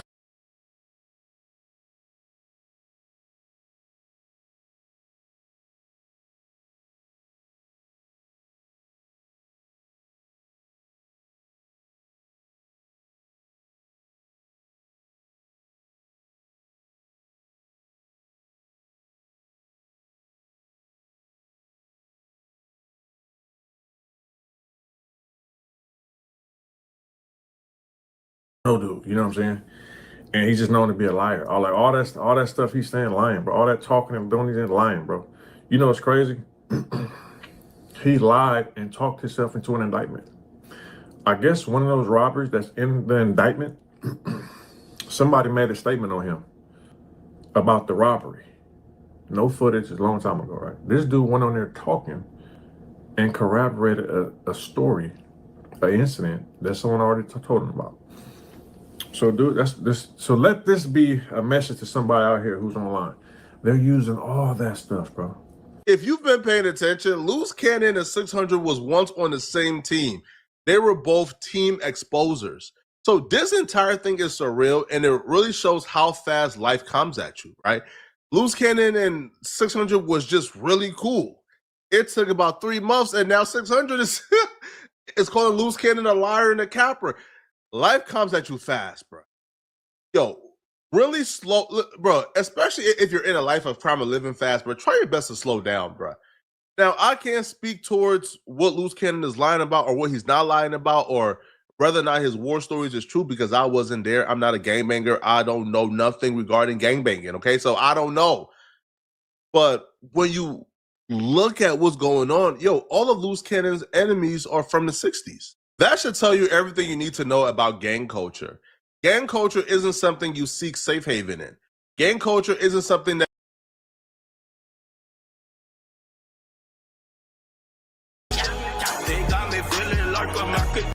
This time on making content, man. I want to get back to making content. I don't know.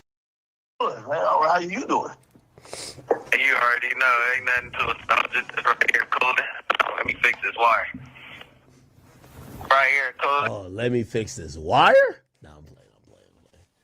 Then it ain't nothing to the subject. I heard that you've been keeping my name in great lights. Basically are allowed to do certain shit, and what they've done, what they've seen, who used to blah, blah, blah. Don't that feel odd to y'all? To me, that feels odd.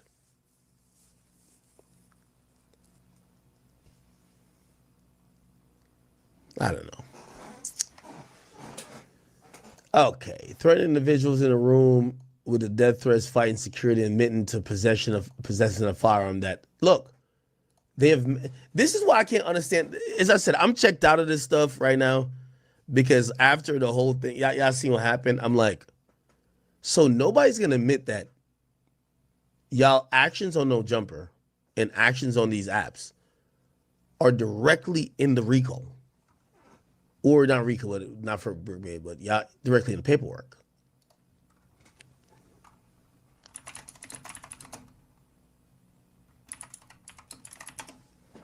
This, I believe, was it.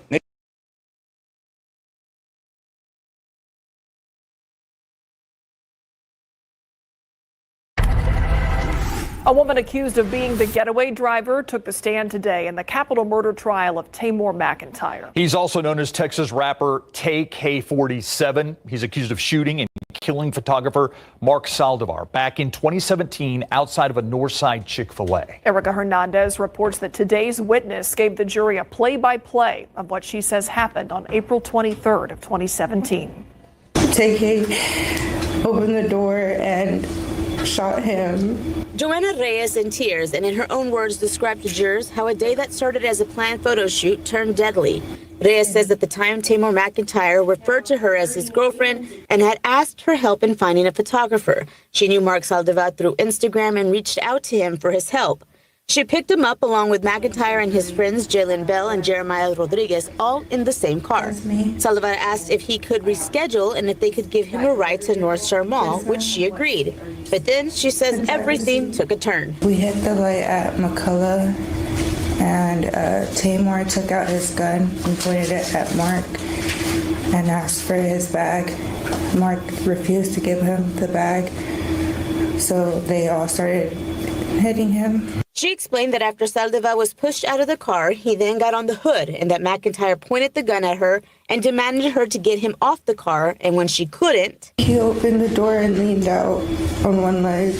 They then drove away, and she said at one point Bell congratulated McIntyre for the murder. Jalen applauded him and gave him a high five, and they high-fived each other.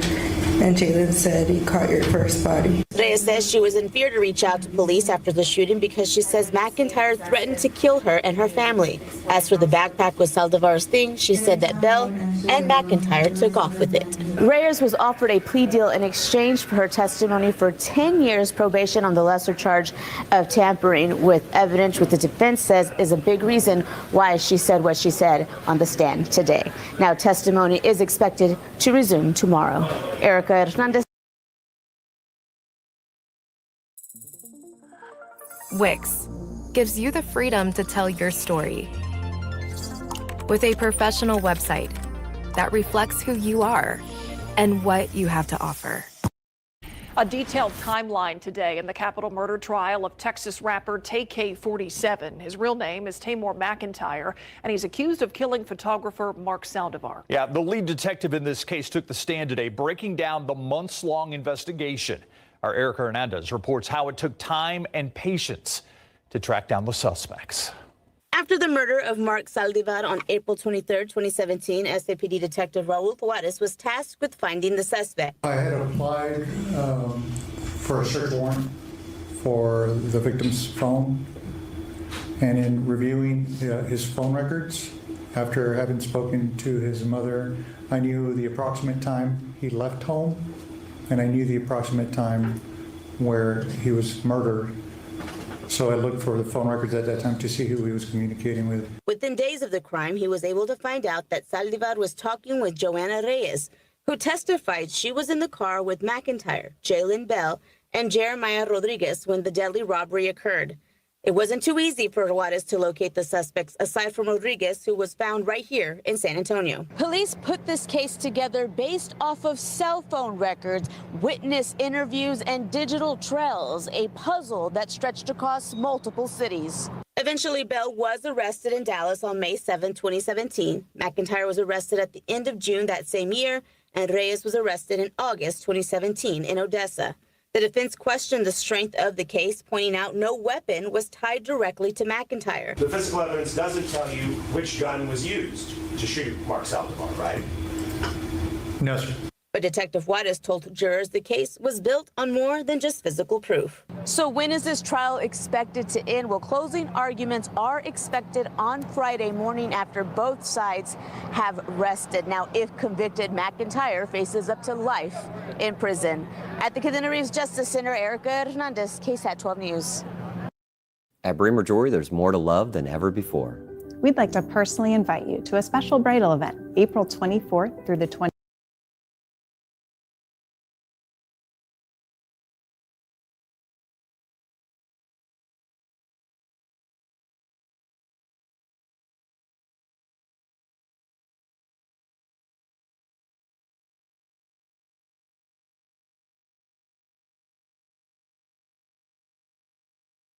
But first at 5, a mother's heartbreak. Her little girl's body found in a burning car along with 2 other loved ones.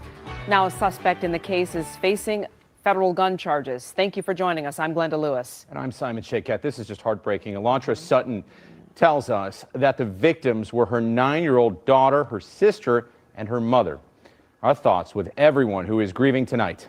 The suspect, identified as Edward Redding, he's charged with 1 count of felon in possession of a firearm in a separate case. Redding also has previous convictions of carjacking, armed robbery, and felon firearm. 7 News Detroit reporter Darren Cunningham is talking with the victims' loved ones. Darren. As time went on and calls still weren't being answered, it's just, you kind of sit with the reality that it might be them. Elantra Sutton says communication with the 3 closest people in her life, her 9-year-old daughter Ava, her mother, and her sister, went radio silent. Sutton says she was out of town preparing to fly back when she got a phone call from her sister's friend asking if she had heard from her sister or her mom, Courtney Davis and Sandra Davis, who had been watching Ava. Sutton couldn't reach either of them, and no one else knew of Ava's whereabouts. I got back and I seen the news, the car. A vehicle identical to her mother's vehicle, found burning on Detroit's west side early Sunday morning. 3 bodies inside, according to police. At that moment, Sutton says she knew. Today, with my daughter's dental records, they confirmed that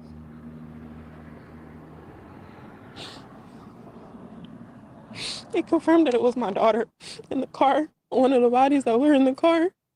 They still haven't confirmed it as my mom and my sister, but I'm pretty sure it's them too.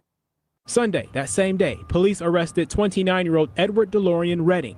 According to this federal criminal complaint, he is named as a suspect in the case. Investigators used license plate reader technology to determine 2 vehicles were traveling in the same direction for a period of time.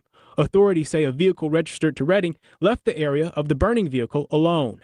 After a chase with Redding, investigators say they found a gun in his vehicle. He appeared in federal court this afternoon where he was charged with a felon in possession of a firearm. What is this person's connection? My sister's boyfriend.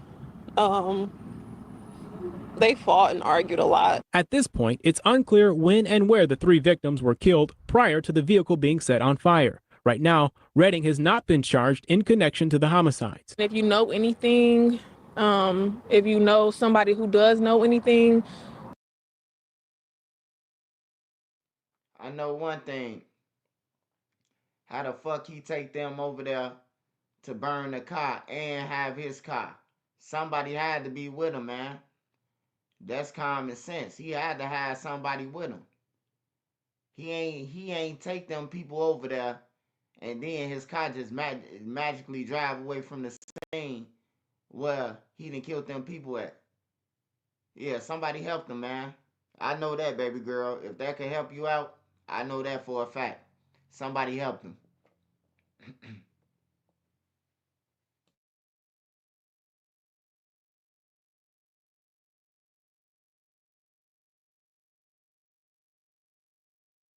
then obviously we would love or appreciate if somebody came up and said something. Anyone who heard or saw anything in the area of Milford and 30th on Sunday morning is urged to call police or Crime Stoppers at 1-800-SPEAK-UP. Now coming up on 7 News Detroit at 6 o'clock, more on the suspect, his criminal history, and the warning Sutton says she tried to give her sister. For now, outside Public Safety Headquarters, Darren Cunningham, 7 News Detroit.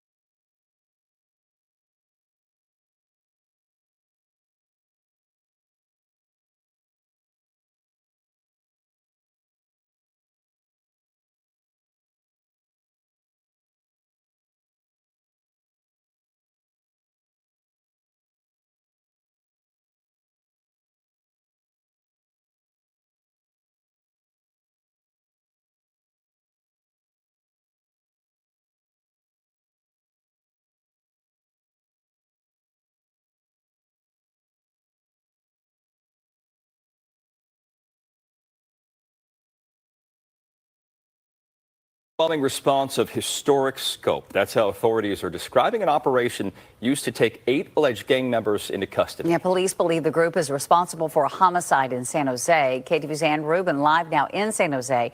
And Ann, authorities had to track these suspects around the state to make arrests. Yeah, authorities say it was technology like video surveillance and license plate readers that helped crack the case, but it was collaboration that helped them make these arrests.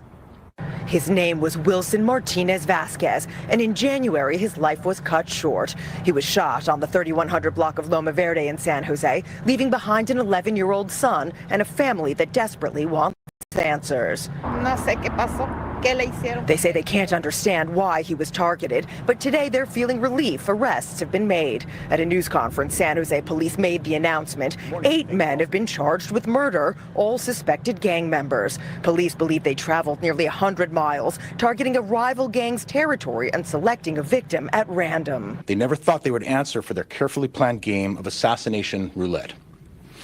Just before dawn this Wednesday, they learned how wrong they were. On that day, they launched a massive coordinated operation from Monterey County to Sacramento. It involved at least 7 SWAT teams and served search warrants on 14 homes and 20 vehicles, where they found multiple weapons and the suspects. We believe it's all connected across the state. In fact, authorities say members of this same gang had been on a brutal and far-reaching crime spree, including a quadruple murder last March where they shot a total of 11 people, and a double homicide the previous month. Members from this gang are also responsible for the shooting of a 6-year-old child at a baptism. This is yet another reminder that crime knows no borders. And authorities hope these arrests send a message that gang crime like this won't be tolerated in San Jose. To the people of San Jose, I want you to know, we have stopped their reign of terror. they will not be returning to San Jose. Now, the suspects were supposed to be in court today, but their arraignment has now been continued to Tuesday. Live in San Jose, Ann Rubin, KTVU Fox 2 News.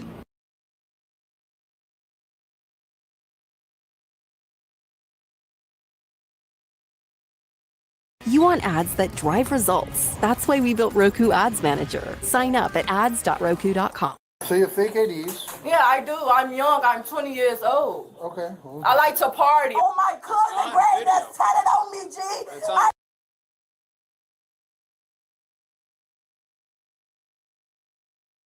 G. Nobody wins when the family feels. Nobody. Nothing at all. Get up, bro. Come here, bro. Take out. Yeah, you was a.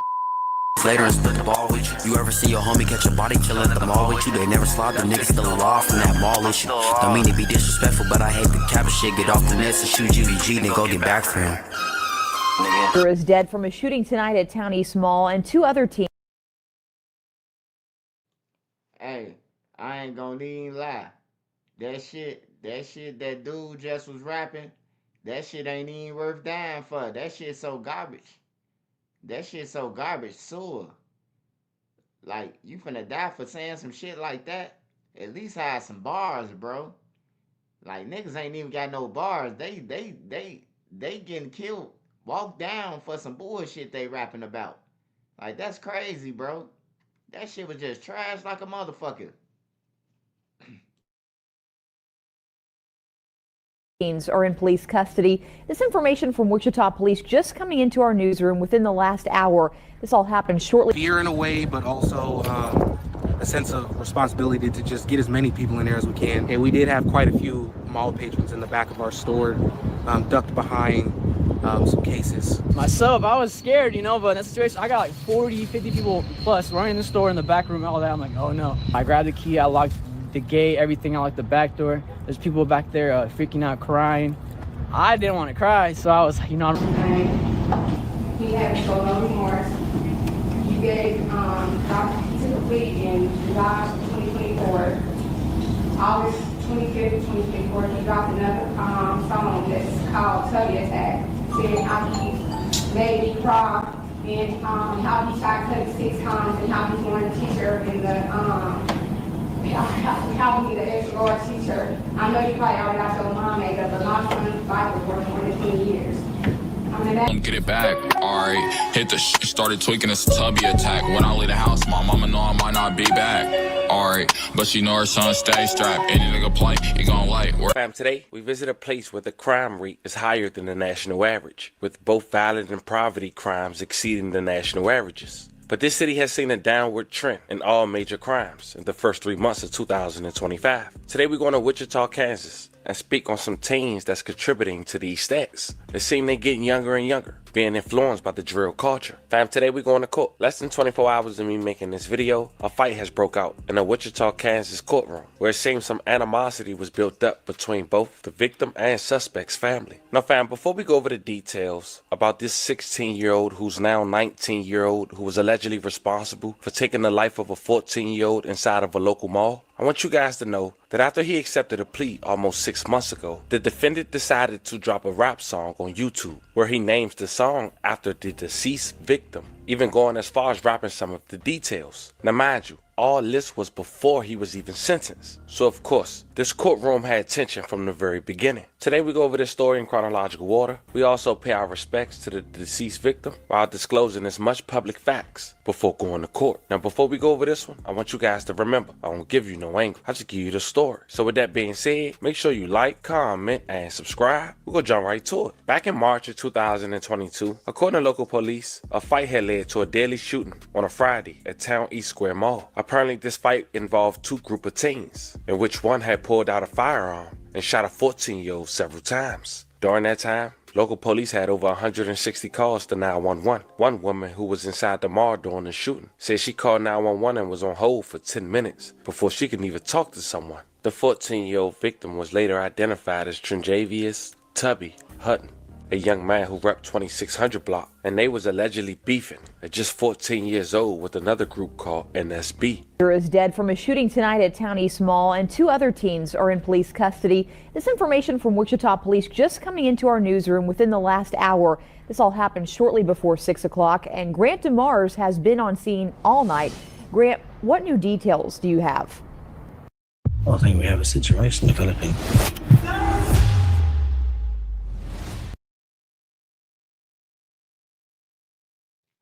Hey, no bullshit, man. Marcus, this shit gotta stop, bro. Everybody dead for no reason, bro. Like, for real, man. Like, motherfuckers just dying for no reason, bro. Like, you can't even give a motherfucker a good reason why you killed him. Cause he got more money than me. He slept with my girl. Like some coward ass shit, man. Like, nah, man. I can see if a motherfucker took your money out your bank, smacked your mama, you know, some lethal shit. Spit on grandma, like certain shit that you know you finna die. Other than that, bro, nah, bro. Cause y'all sleeping with the same girl. Nah, she finna backdoor one of y'all, or this shit crazy out here. Janik provides sales training.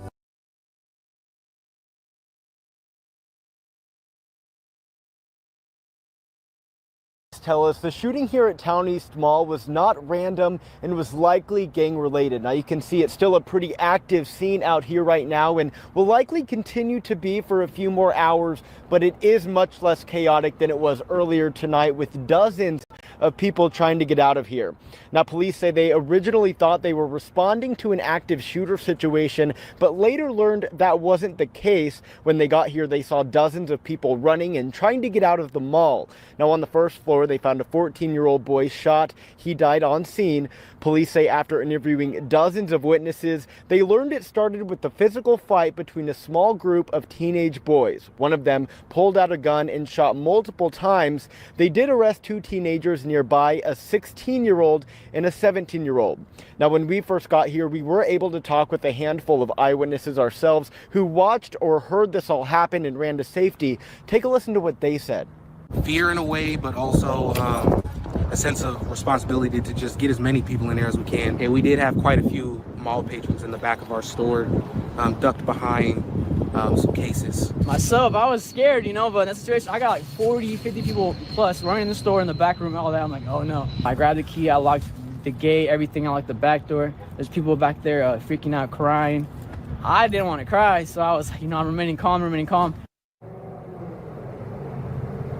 And everyone I've talked with out here today says this is one of those situations that you hope you never have to find yourself in. One of them even told me it didn't feel real until he saw the look on people's faces as they were running to safety and trying to hide. Now again, police will be out here for a few more hours. Now the young man who was allegedly responsible was only 16 years old, identified as Trevius Robinson. He's now 19 years old. He was an aspiring rapper, repping NSB. And they alleged ops, as mentioned, was 26, where Tubby was from, even going as far as naming themselves as 26K in one of his songs. And if we do a drop by, then we gon' glow out on bro park right here, so I can walk down and put that on him. My nigga still be here if dude ain't long on him. Free marks, my nigga Lil Chubbs, so put the pause on. Hey man, them Detroit niggas, man, y'all gotta start telling niggas, man. Like y'all gotta stop rapping like us, bro. Cause this the reason why we say Detroit music is garbage. This the motherfucking reason. And California music. This the reason why Chicago people and other places say that that Detroit music garbage, because of niggas like them, man. Somebody put the pause on them. Get your goof ass out of here. They parents should have been kicking them in their ass. They'll still be alive right now. Goof ass little shorties, man. That's some goof ass shit. Can't even rap, man. The gang member should have told you, like, man, bro, you can't even rap, bro. Just be cool. You getting us shot at for shit. At least have a turned ass song to get us shot at.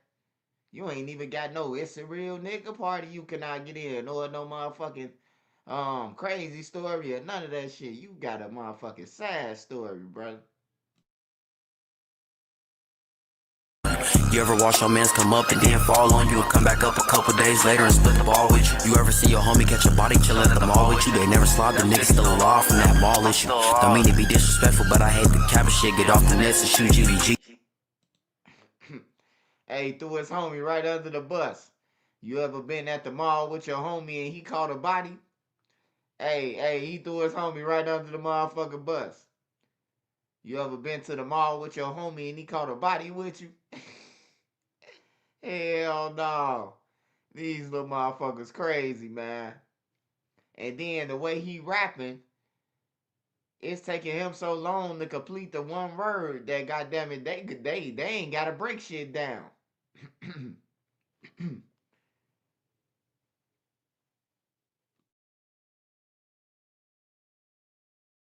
Then go get back for him.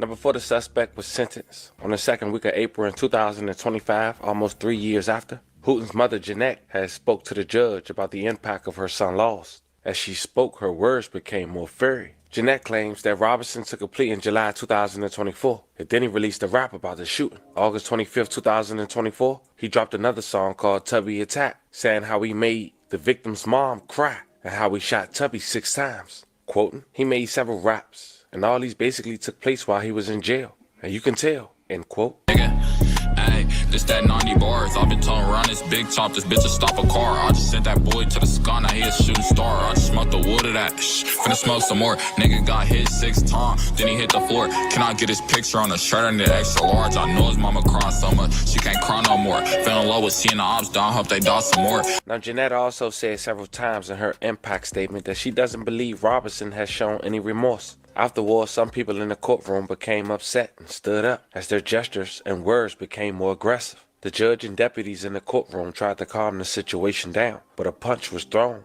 starting the fight. The fight quickly moved towards the woman holding the baby. Deputies worked to protect the baby while also breaking up the fight. Now, due to YouTube guidelines, I can't play the entirety of the fight. Now, I will play the impact statement and what led up to it. If you guys want to check the entirety, head to the Family TV Instagram or X account. Check it out. If you're 55 or over, did you know you could leave your loved ones with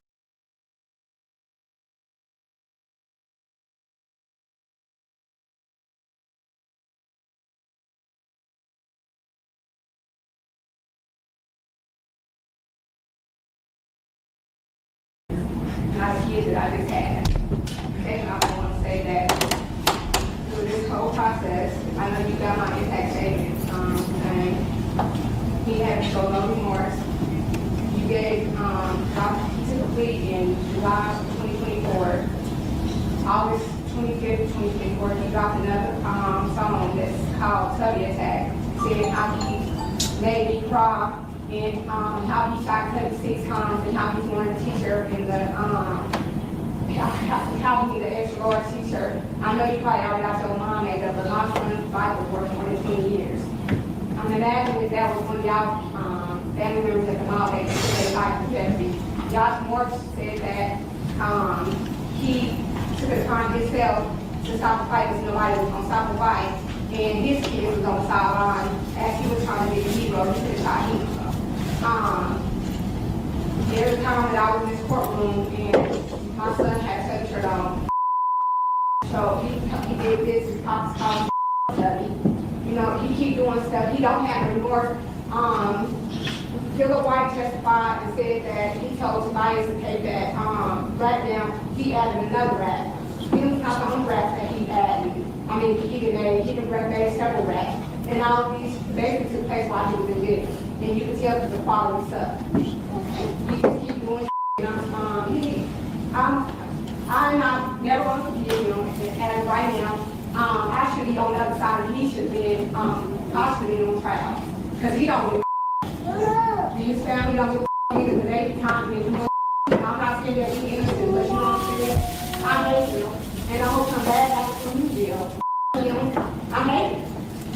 And I think that you should consider, you should give him a maximum chance of evidently he don't care. He don't listen to his lawyer, then he wasted all of our time. He knew what he did. He said in the interrogation for that he put himself in the fight. He wasn't even in the fight. He didn't even, it was a one-on-one fight. Tubby was fighting somebody and his friend was fighting somebody. He jumped in the fight. should mind the business and pay him. And he ain't showed no remorse. He just wasted all of our time, this whole time. And several times his lawyer has said it was premeditated murder, so I don't know how y'all came up with second degree, attempted murder, and aggravated assault. I know y'all probably didn't want to waste no more time, but I just beg you, get him the max. Get him the max, he can ruin my life, he can ruin my kids' life, me walking on eggshells around here. Well, I am, you know what I'm saying? He just did too much. He said that he would have wanted somebody to do it for him. Do what for him? You should have just walked away. You didn't have to kill my son. Because he wasn't even thinking about you when you shot him. I hate you and I hope you die in just you don't show no remorse. You said my kids, we all living by the son. He was supposed to graduate this year. Yeah, he didn't even graduate. Talk. Hey, talk. Guys, no. We're not bro. You guys. Hey! You stay in the courtroom. All right. Judge is asking for you guys to go. Nobody. Nothing at all. All right. Bro, get up, bro. Come here, bro. Go that way. Yeah, you was a Come on, guys. Yeah. You're gonna go with me? Now, a judge ended up sentencing Robinson to 255 months in jail, which is 21 years and 3 months for those who wondering. Now, one family member of Tubby's had went to social media to voice their concern on an altercation that took place inside the courtroom. One quoting, "B, y'all can say what y'all want, but put yourselves in our shoes. We've been antagonized for 3 years now. F y'all, long live Tubby, and F the people in the comments." She also wrote, "Tubby stood on our business. Fuck y'all, on my mama. To be 14 years old, he got niggas in their 20s talking about him. Y'all hate us. And if he was still here today, on my mama would have been putting belt at, because he was doing that before he died. How a nigga got more enemies dead than alive? Some of y'all riders. Ghost is you." Now, as we wrap this up, once again, rest in peace to the victim. Family will be a part 2. The family TV did request his interrogation. Apparently in a fight, he wasn't even the one fighting. He just got between and started shooting. Let me know how you guys feel about this one. This was the story of a teenager who killed a 14-year-old inside a local mall, accepted a plea almost 3 years later, and dropped a diss song while incarcerated. Now sentenced to over 21 years in jail. Let me know how you guys feel about this one in the comments. Don't forget to like and subscribe. And today, I'll catch you guys on the next one.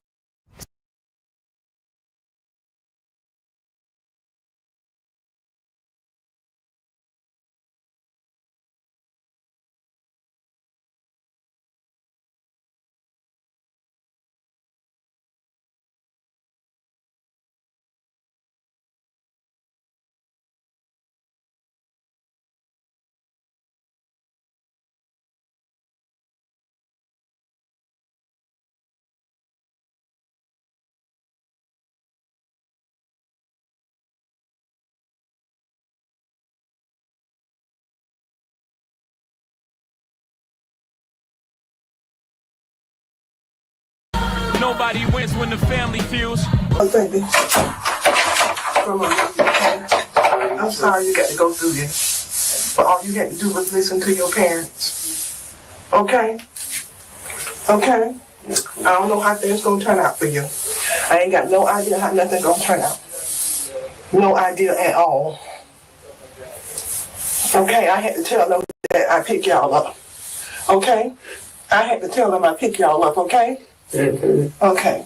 But I didn't know nothing. I didn't know nothing this second. I told y'all don't tell me nothing. Didn't I tell you that? Mm-hmm. Okay.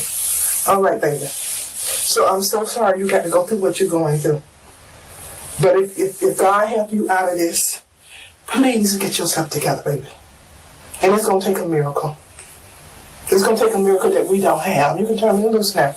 You can sit back down because I don't know what's going to happen, baby. I don't know what's going to happen. Your grandma don't know. Ain't nothing we can do to help you now. It's all over now. I know. It's a hard pill to swallow. You can't see my brother no more. No, nobody. Nobody. Nobody. That's why when you have your precious time, it should be precious time. Fam, it's this interrogation that's going viral. I wanted to bring it to you guys' attention. But I'm going to say this out the gate. For my youngest, who they calling YNs right now, this video for y'all, especially the ones that's living like there's no consequences for our actions. Today we go over a story of a teenager in Florida who broke down in the interrogation room after speaking to his mom and grandmother. Sometimes reality don't hit us until it's too late. So I figured I'd bring this to you guys' attention. Talk about what led up to this, who involved, pay our respects to the victim, and hopefully, fam, I'm gonna be honest. If not once, some of us get to learn from this. So before we go over this one, I want you guys to remember, I don't give you no angle. I just give you the story. So with that being said, make sure you like, comment, and subscribe. We're gonna jump right to it. A Jacksonville teen wanted to be a cop, and another shot him before he could do so. On May 8th, 2024, he was sentenced. And in May of 2025, his interrogation is going viral. On June 8, 2021, Cedarius Sermons was 16 years old and wanted to be a Jacksonville police officer. And DeAndre Jordan McCray was just 15. As of today, Cedarius is still being mourned for his death.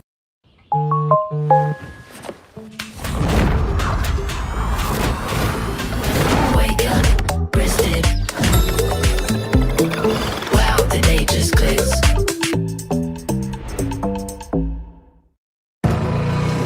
Style and substance in the GMC Sierra. Or get 0.9% APR on these Sierra models, or get over $5,300 total value. That day at Beaver Street Park, and McCray was sentenced to 35 years in prison. McCray had pled guilty back in February 29, 2024, and was sentenced that following Monday, a day before turning 18. Court records show he was arrested a couple days after the shooting, escorted to the sheriff's office by his mother and grandmother. According to the Times Union, he was charged as an adult and was credited with 1,061 days of time served. He will be up for review after serving 25 years minimum term. It was unclear at the time of the shooting whether the pair knew each other, but a witness said the victim was just playing basketball at the park. Several others said the suspect and 3 of his friends were all hanging out there before the shooting. According to the arrest warrant, that's when the suspects group got into it with Sermons and others with them. The witnesses stated that words were exchanged and that the suspect had spit on the victim. The warrant said, quote, when the victim moved toward the suspect for spitting on him, the suspect pulled out a gun, shot the victim, and fled the scene with a firearm. Sermon was struck in the neck. The suspect was described as a teen with a red jacket and long hair. Witness also identified him as Dre and knew he carried a firearm, according to the warrant. Sermon's father wrote a GoFundMe page that his son wanted to be a police officer once he graduated from Raines High School. Quote, Cedarius was a role model in my eyes. His dad wrote, quote, he loved to help people and was always trying to better himself to be able to help even more, end quote. Check out the interrogation. Homicide unit. Do you know why you're down here, man? You don't know why? Okay. My grandma told me something about shooting this house. Shooting. You said what now? My grandma was telling me that I came to the house and it was came by the house? Okay. And there was a lot of y'all. She was like, if I want to turn myself in, that at 10 o'clock y'all was going to put me on the news. Okay. All right. Well, we did stop by your grandmother's house today. That is true. You probably was out with your boys or whatever, I don't know. So you basically said that your grandmother told you while you was here. Are you high or anything? No, sir. Okay, so you haven't had any drugs or anything today? No. Okay. So your grandma told you was here. So have you ever been to Woodstock Park over down Beaver Street? Yes, sir. Okay. When was the last time you were there? A couple of days ago. Okay, so we saying a couple of days ago, it'd be like 2 days from here, so we saying like Tuesday. Around that time, right? Thank you, Ryan. Okay. Who are you went to the park with? It was me and my brother. Who's your brother? And then, I know about Zoe on Instagram. You know about who? Zoe on Instagram. Zoe? Yeah, we call okay. Zoe. How long you known Zoe? For a long time. We played football together. Played football. McCray and several other teens took a rideshare to the park. The group included 3 girls and at least 2 other boys. You look too skinny playing football, man. You was sweet like that? Sweet. What position you played? Receiver. I played receiver. Lock and turn down. I stopped playing, pick on the Oh, you said you was locking stuff down? You was getting locked down? I was locking stuff down. Oh, I'm just asking, man. You don't look like you was balling like that. You look... Okay, who you played for? I was playing for MOT and I played for Gilbert. After Gilbert, I stopped playing. Okay. You should have played football, man. You look like you fast or whatever you may be. I don't know. What was your 40? 40, I ain't doing all that, man. All right, so you say Zoe. You known Zoe for a long time. You just don't know his name. Okay, and who else you were with? Just Zoe. Just Zoe. I'm gonna go see some girls. Okay. Who the girls? You got a girl? One of my girls, man. Who's your girl? She Haley. Haley? I don't know the rest of them. Okay. How long you and Haley been dating? We haven't been dating like we just friends type thing. We've been friends for a long time. Okay, so when y'all was at the party, I mean, did y'all like from your grandma's house? Did y'all walk from your grandma's house, or how did y'all get up to the party? Did y'all take a scooter? We rode our bikes with them. You rode your bike up there? Okay. So you and Haley rode y'all bike up there? No. Me and Zoe. You and Zoe rode your bike up there, and then did Haley them meet y'all up there, or they was already up there? Okay. Okay, so what was y'all doing at the party? Yeah, chilling, playing basketball. Okay. Smoking, stuff like that. Y'all smoking? Man. No, it's fine if y'all was smoking. That's cool. We're not the drug police, man. It's fine. It's okay if you're smoking, bro. I just smoking weed. Okay, so smoking a little weed. The girls are smoking weed with y'all too? No. Okay. Where were y'all? Were y'all just at the court smoking weed, or where were y'all at? We're like at the playground, like on the bench type something. On the little bench or whatever. Okay. And that day, just tell me what happened, man. Like, were y'all just shoot hoops, or?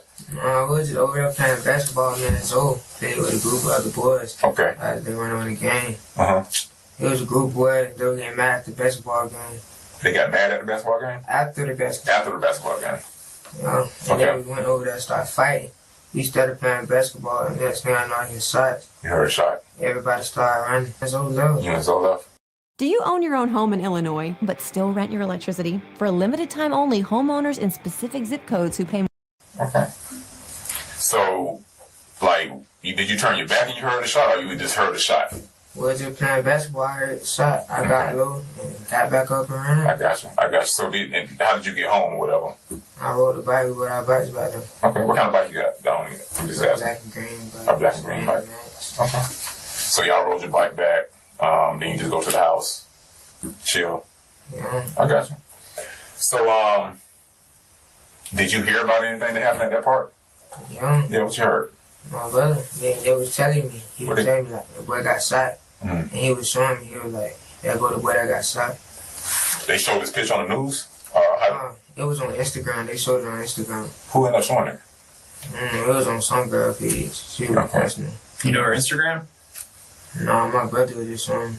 I got you. What you up to the basketball game? Like what did you wear? Like when you was up there? I wore some blue shorts and a blue shirt. And a blue shirt. All right. I had on my black forces. Black forces. Okay. Damn. So go to the. Let me get this straight. So y'all take y'all bikes up there, meet the girls. Haley, was that, he said Haley? Yeah. Haley's up there with y'all. Y'all saw playing basketball. Argument start. You heard a gunshot. Yeah, sure. Okay. Did you see anybody with a gun up there? No, I wasn't too focused. I was just like, I didn't want to get into swinging that. Why? And it was all over a basketball game? That y'all was fighting? What was I it? wasn't fighting. No boys fighting. They was fighting. How many boys were there? Who was fighting? It was like 4 or 5. You know, there was a group of the boys. There was a group of them. Was any girls with them? No, because there was girls on the court, but I don't know if they was with them. But you didn't know the girls. You just knew the girls y'all was with. Okay. Who was fighting? Some boys. I don't know the boys. So if it's just you and Zoe, who was fighting y'all? Or they ops? They ain't fighting us. Yeah. All right. Well, I think that for you, was this the group right here? That's the group people you seen? They look familiar, right? Okay, yeah, that's the group, right? Correct? Yeah. That's a group of people you've seen, right? And these are the girls you was with, right? So that's Haley, right? Okay, so that's you in a red hoodie, right? No. Okay, that's Haley, right? Yeah. Okay, so you sitting in between Haley's legs, so that's your girl, right? Listen, man. Hey, look at me. Do you know where you're at right now? You're in the homicide office, okay? And this is probably the only time we're going to talk to you. So you need to be honest with us, because you're not. Okay? So for starters, we know you didn't show up on a bicycle. Yep. And we know that Zoe, who's Zoe? He's your boy you know him forever. What's his first name? What's Zoe's last name? You known him for a long time. He's your brother? I mean, I gotta tell y'all, bro. Okay. Yeah, that's cool. That's fine. That's fine. That's fine. So we know you didn't play basketball. We know you weren't smoking weed. We know you showed up with the girls in a Z-Trip.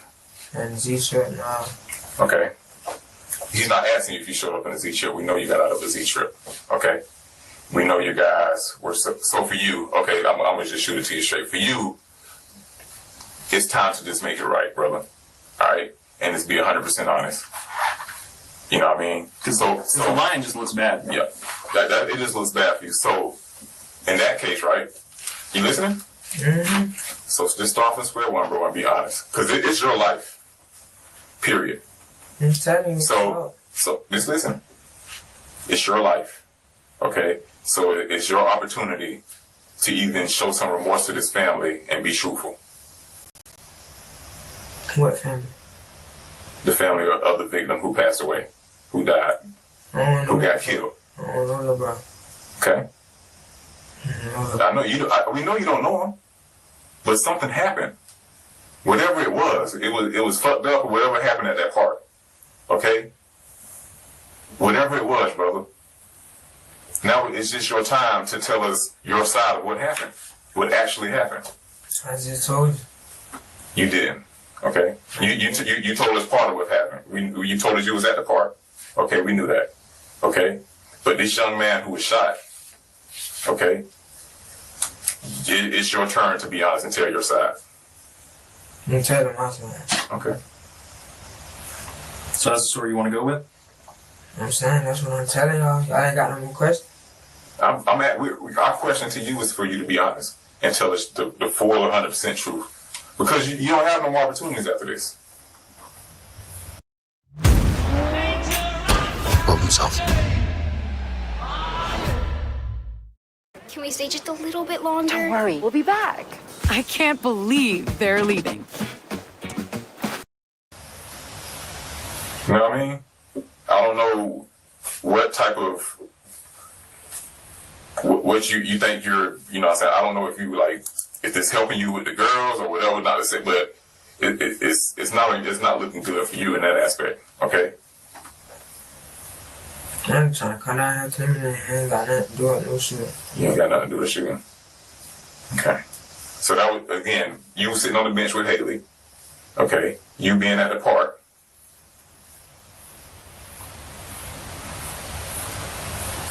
Spitting on our victim. Spitting, that's total disrespect. Did he spit on you first? Spitting on what victim? Did he spit on you first? Who?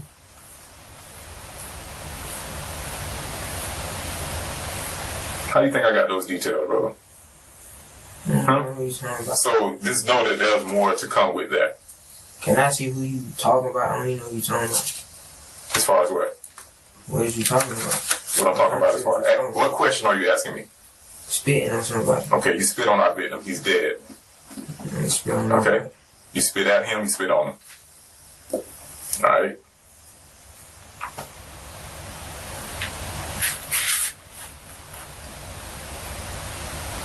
How long you been out in that side of town? How long you stayed out there? What? Just on the west side. How long you lived out there? I don't live on the west side. Okay. Where do you live? On the north side. Okay. You know to carry a gun? Nah, no gun. Never touched a gun? No. So not last year when you got busted for being in a car? You didn't get caught with a gun on that one? No. No? I got busted caught with a gun. Yeah. Nah. Okay. That wasn't your gun? You never got caught in the car with no gun. Okay. Alright. So back on Tuesday night at the park when these guys were fighting, did anybody come at you with a gun or a knife? No? Okay. Okay. How far were you when the shooting happened? At the court. At the court? About how far? I don't know. I was at the basketball court. You don't know about like feet or yards or anything like that? I wasn't counting all that. No? How close were you? Could you see their faces? No, I just saw a group of people. Okay.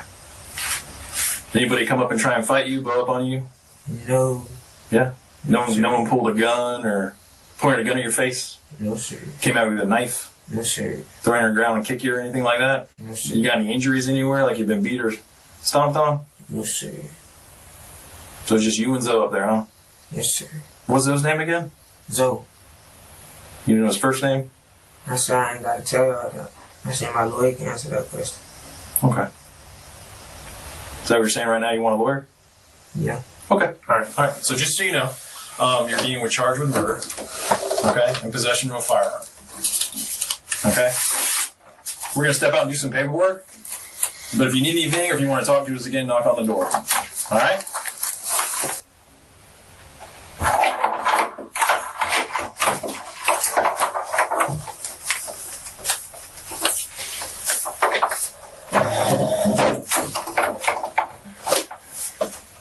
So what they said? You know what I'm saying? No question about what happened. What you say? No question about what happened. At the end, they was like, you getting charged for murder.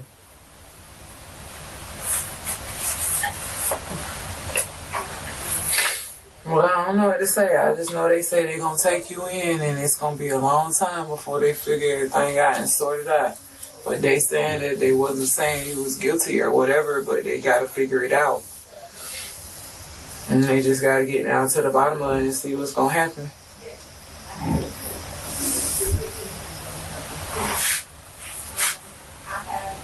And like they said, they got enough evidence to book you in.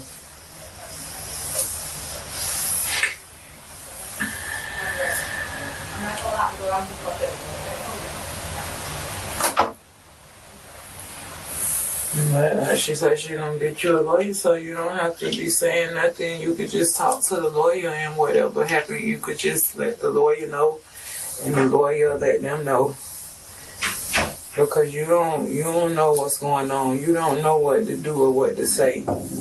So it's best for you not to say nothing, to take this time to just think about your actions and what you're gonna do when you get up out of here, and how you gonna make a change in your life.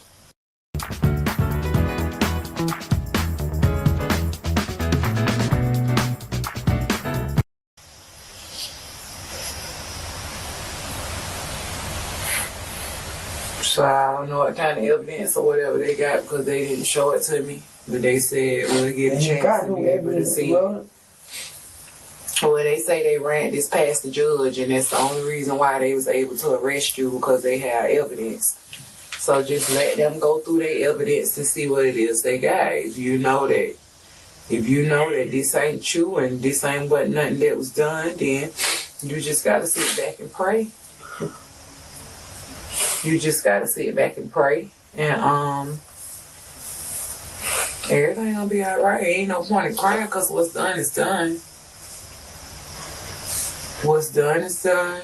It's no point in crying. You can only take this time to sit back and think about the people you choose to hang out with, why all this happened, who was trying to impress who was trying to protect who, or whatever it was, and then you want to pray. If you get a second chance, how you gonna turn this here around, okay? So your life ain't over. You just need a second chance. So that's what you need to dwell on and pray about. A second chance. And sit down and think about how you gonna make this happen. And obey your parents. And come in, come home on time. Come in, come home. Number one, streets don't love you. We love you, not the streets. You see what the streets get you? Dead or in jail. So leave the streets alone. You get your second chance, you come home and you make something out of yourself. Understood? Yeah, no. So don't worry about it. Drink some of this soda, suck it up. You a man now. You gotta suck it up. You a man now. Wipe it up, suck it up, drink some of your soda, because I don't know when the next time you're going to get a soda for me. And just sit around and think about it and wait on your lawyer.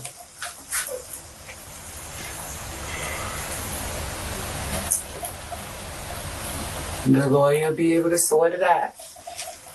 Those done is done now. And you heal.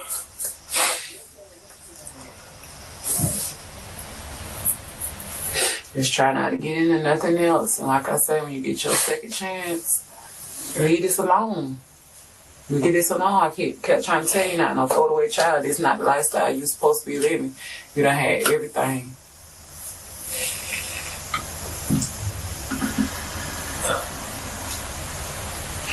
Just leave it alone. I've been praying, so you pray. I prayed. You safe. Ain't nothing happened to you. You're not dead. So prayer work. Okay? So just pray. Suck it up. Don't worry about it. What's done is done.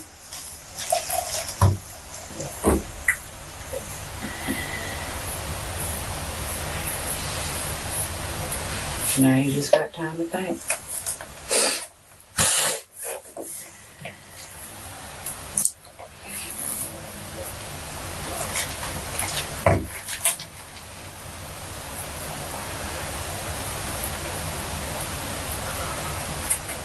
I don't know if your grandma coming out here or not.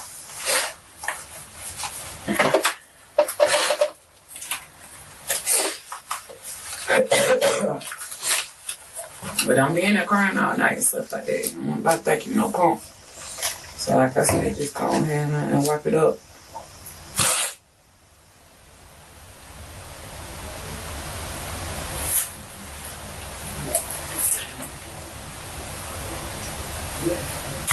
You said you weren't worried about this no how, right? So just don't worry about it. I'm still here for you though, like I always been. I ain't going nowhere.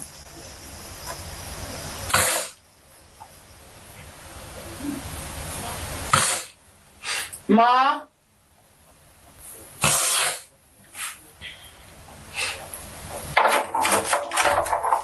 Hey. Hey. You Is ready? my mom coming in? Oh, okay. Come on, give me a hug. I'll see you in the morning at the courthouse next door. Okay? Love you. I love you too. You'll be alright, okay? I just getting some time to sit down and think because you was waiting too wild. You weren't listening to nobody. Okay? Yeah. Alright. You can get a second chance. I love you, baby.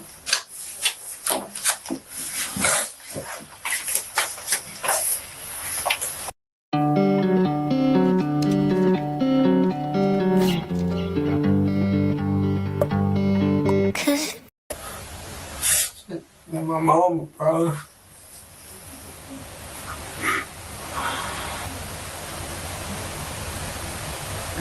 It's my mama. She did so much for me.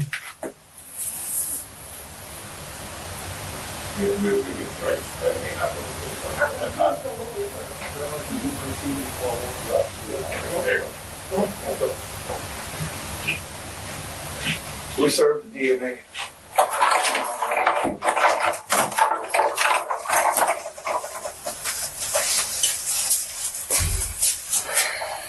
Just knock on the door when you're ready to come out. Okay? Okay. Could you give me a hug, baby? Come on. Okay? I'm sorry you got to go through this. But all you had to do was listen to your parents. Okay? Okay? I don't know how things gonna turn out for you. I ain't got no idea how nothing gonna turn out. No idea at all. Okay, I had to tell them that I pick y'all up. Okay? I had to tell them I pick y'all up, okay? Mm-hmm. Okay. But I didn't know nothing. I didn't know nothing this second. I told y'all don't tell me nothing. Didn't I tell you that? Mm-hmm. Okay. All right, baby. So I'm so sorry you got to go through what you go. Wait a minute, man. Hold on, man. This man did a hit and then call his grandma to pick him up and then tell Granny what's going on? Oh, that's a death sentence. See, these the new grannies. These ain't the old grannies, man. These ain't the new. This ain't the new grannies though. The old grannies would have whooped ass. That man called Granny to fucking tell Granny to come and pick him up after he done killed the motherfucker. He need his ass whooped. He don't need no motherfucking hug. You need beat up. That's the real shit.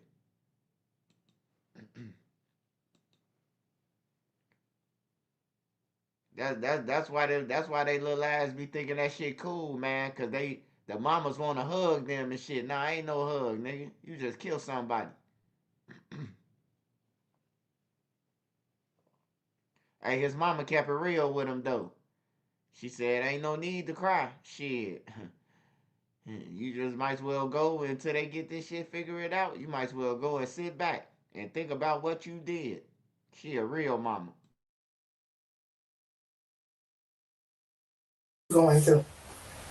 But if God help you out of this, please get yourself together, baby. And it's gonna take a miracle. It's gonna take a miracle that we don't have. You can turn me loose now. You can sit back down, because I don't know what's gonna happen, baby. I don't know what's gonna happen. Your grandma don't know. Ain't nothing we can do to help you now. It's all over now. I know. It's a hard pill to swallow. You my brother no more. No, nobody. That's why when you have your precious time, it should be precious time.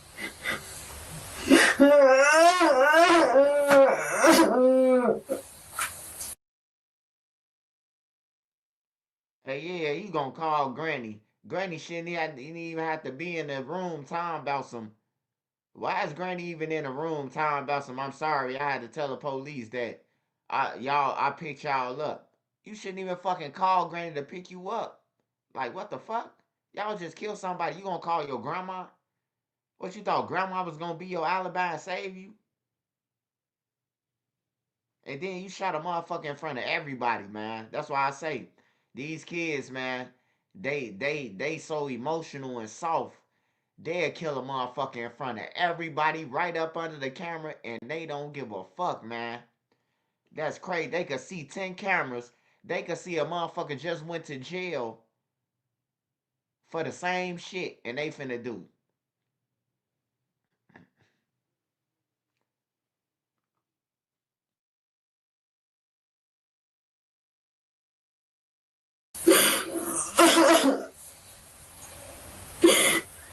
I didn't get to get that girl right yet. Well, Andre, you have to mind your company that you keep. And I always tell you that to mind your company that you keep. You ain't even have no business over there.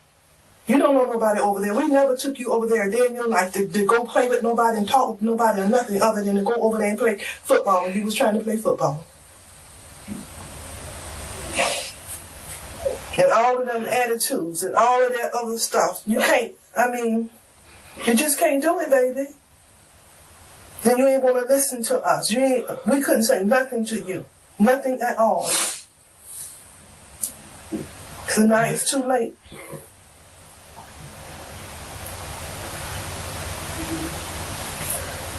So everyone cry the first time they getting locked up. No, everyone don't cry the first time they get locked up. And everybody first time getting locked up ain't for no motherfucking murder either.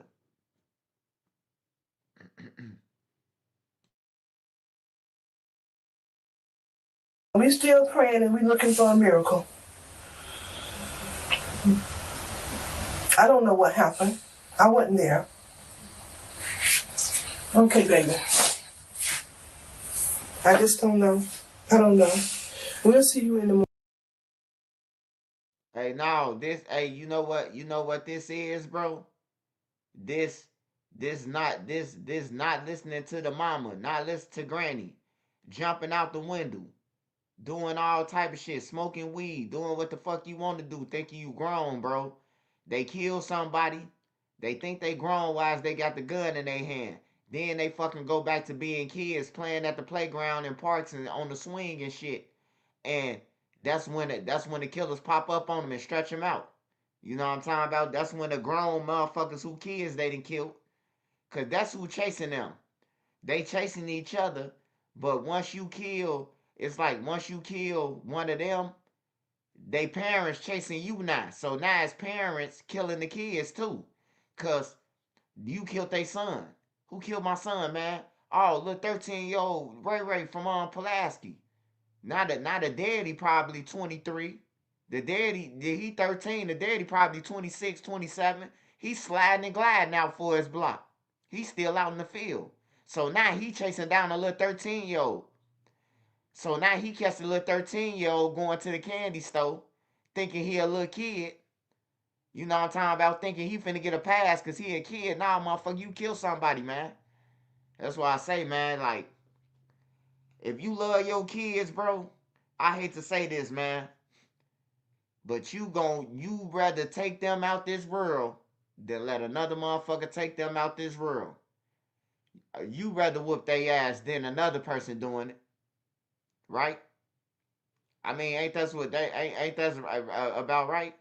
Like, don't you rather whoop your kids than another motherfucker whooping your kids? Like, motherfuckers gotta start whooping their ass, bro. 13 years old, bro, I wasn't running around with no gun. My mama was off crack, bro. And I still wasn't running around with no guns at 13 because my big brothers and them was gonna fuck me up. My big cousin them, my uncle them, they wasn't playing that shit. 13 years old. Hell no, take your ass to school. Go and play the game. And then the gang members will tell you, hey, shawty, shawty, go ahead on. We on business. You hear me? Like the gang members will tell you back then if you was a kid. Like, keep it moving. You know? Go ahead and play with the kids and shit. Like the older gang members like to play basketball, football with us, you know, quarterback for us and shit like that. But they wasn't having us involved in this shit. Not everybody involved. Everybody a killer. Everybody a rapper. Like, it's like everybody the same shit, man. And it's gonna be a hell of a summer, man. So I advise y'all, if y'all got young kids, bro, man, keep your motherfucking kids. Try to keep your kids busy this summer, man. It's gonna be a deadly summer everywhere, bro. Like, y'all think a summer was worse, man. It's gonna be like hell, bro. They gotta die and leave this world, bro, for it to get better, bro. I ain't gonna even lie to y'all. I thought I should tell y'all that. I thought I should tell y'all that before it happens. On everything. Through God, though, I'm telling you. Not through no evil shit. Through God, bro. It's finna be hell, bro. You finna see all type of weird ass killings. On everything. Motherfuckers on the internet. He killed my son. He backdoored him. Niggas gonna be backdooring more than ever and everything, bro. It's cause they soft. That's all they know is kill. They don't know shit else. You tell one of these motherfuckers to box, they gonna say they don't know how to box. I don't do no fighting. Like, damn, bro. Fighting is just swinging and moving. Technique. Watching the next man fist. Watching his waist and seeing which way he move. It's just like basketball, man. All you gotta do is watch a motherfucking mid-session waist, man. And you will know which way he going. That's part of the defense. But, yeah, these kids soft, man. Soon a motherfucker look at them the wrong way. They shoot you in your face. Like, they soft, man. They real soft. And they hang with each other all day. They hang with each other. They don't hang with their girls. They hang with all niggas all day. 24/7. Morning. Okay. Yeah, we coming. I don't know if you'll be to say anything to us or not, but we gonna be there anyway. And you got some serious charges, baby. And I'm glad you didn't listen to your uncle Seeker.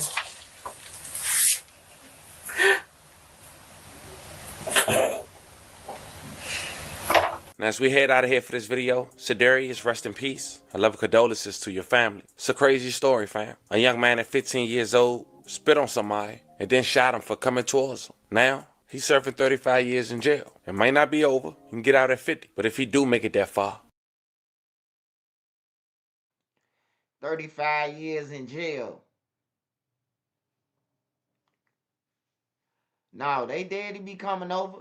You know, your daddy might not be in the house, man, because y'all mama separate. People separate, bro. But these little motherfuckers is evil, bro. Like, it don't matter if the daddy there, man. Like, you supposed to respect your mama, your grandma. You supposed to respect them off the bat. It don't matter who there. Like, it's good that a male should be there, but you should respect your mama. I feel my mama, bro. I feel my grandma. They gone. I fear them though. On everything, bro. My granddaddy, I feel my granddaddy. I don't give a fuck how little my daddy get, how small he get than me, and I'm still stronger. I feel my daddy right now, and I'm grown, bro. It just instilled in me, bro. That's my daddy, bro. That's my mama. That's my granny. You know what I'm saying? That's just instilled when I was born, bro. I don't know what the fuck they on. They on some evil shit. On everything, bro. You don't want to go to school. You don't want to do nothing. But he finna go right in jail and follow all them orders that them motherfucking young guards finna give him. Them guards gonna tell him, line up by your door. Single file line. All y'all in the shower together right now. He gonna go and do that shit. But when his mama told him to take out the garbage, he said, fuck her, and left the garbage full. Come on, man. That's asshole backwards, man. And that be with grown niggas, too. Grown niggas go to jail. They say 5 minutes to lock up. Niggas going to run to their rooms, bro. You should see how the day rooms get to run to their rooms.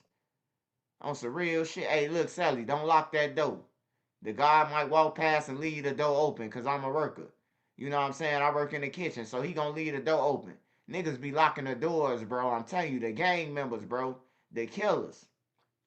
The guards say, you got 5 minutes to lock up. The killers running to their cells. I'm dead motherfucker serious. Just don't lock the door if you my celly. I'm getting the fuck up out of there with you. I need the door to be open at all the times that it could be open. I don't need you to motherfucker come and start locking doors and shit. Like, nah.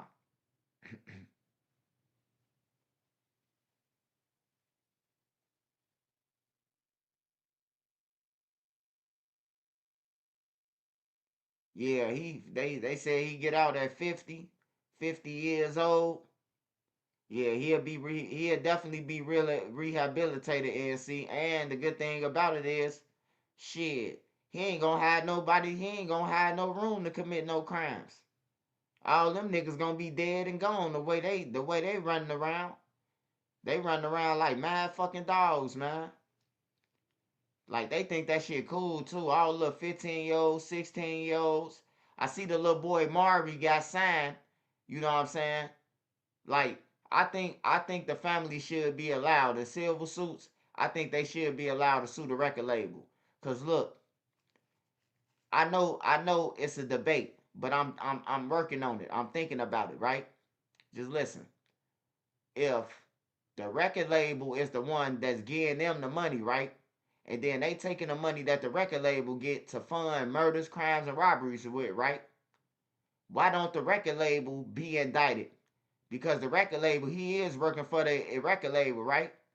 The record label is continuing the criminal enterprise by giving them money, right?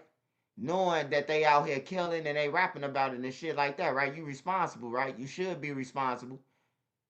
I mean, that's just what I think, man. I think not only these rappers should go to jail, I think the record labels and them should be responsible, bro. Whoever the manager, all y'all, you know what I'm talking about? All y'all got to be part of the RICO. You got to be part of it. Like the dude with YNW Melly.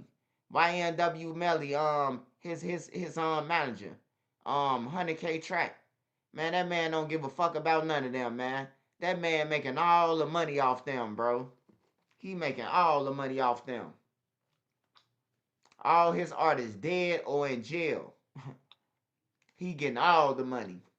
Talk about the white man, 100K Track raping them.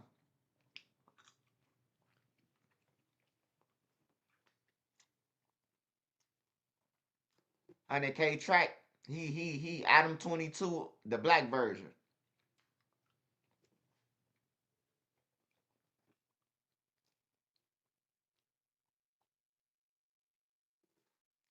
Yeah, you gonna give a motherfucker some money, and you already see him walking around with Gatling guns while he broke. Like, that's crazy, man. It should be some type of stipulations to that shit. Like, I ain't hating on him shorty for getting no money, but it's like we already know what they finna fucking do with it. We already know what he finna do with all his money. Everybody around him finna hide new guns, some fake watches, you know, and woofing even more. We know this. We done seen it many times where people get their money.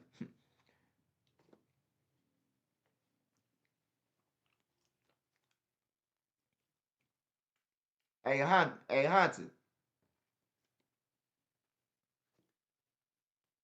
It used to be a song when we skate. Why must I be like that? Why must I chase the cat? Nothing but the dog in me. It used to come on while we used to be skating. I don't know if you know that song though. We was kids. But yeah. It said something like that. I don't know if it really say why must I chase the cat. It say something like that. But I know it say nothing but the dog in me, goddammit.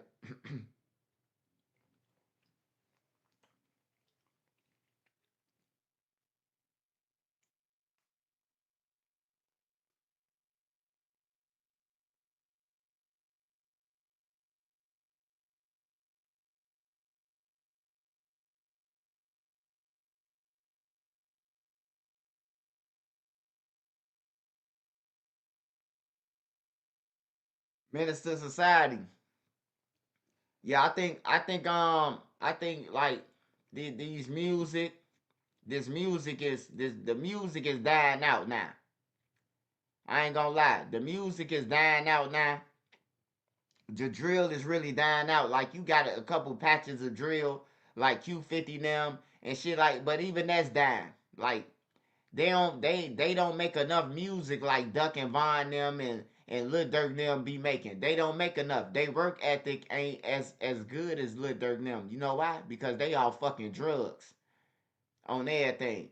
Vaughn wasn't off no drugs. Vaughn really probably don't even do drugs. I ain't never seen Vaughn do drugs till they say he was off a pill that night. I never heard of him doing no drugs.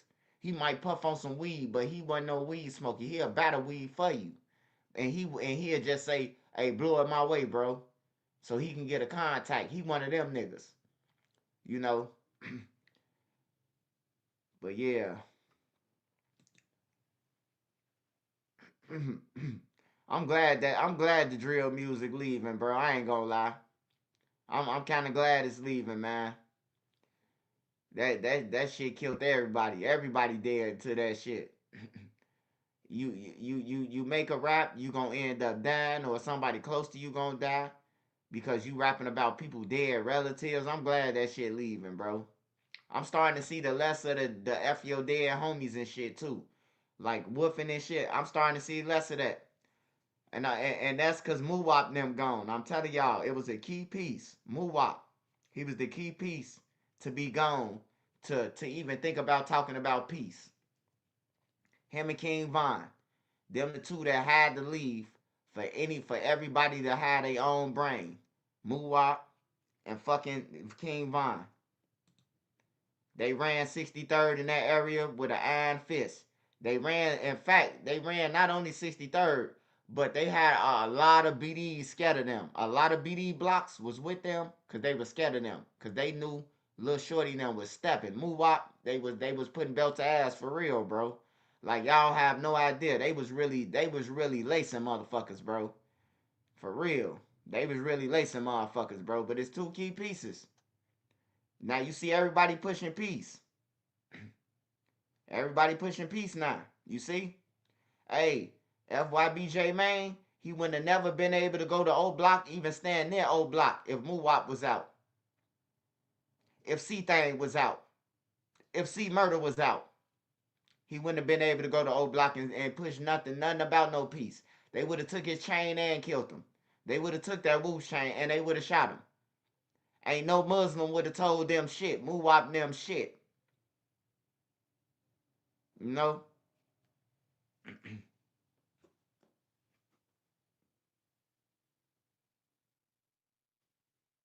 They want for peace, man. C-Thing them, they want for no peace, man. They want for no peace, bro. And then they influence everybody, bro. Like their influence is deep over there. Everybody flunkies and following them, you know? But now it's pushing peace though now. It's pushing peace. Everybody pushing peace, or they claiming they is. So shit, let them claim it.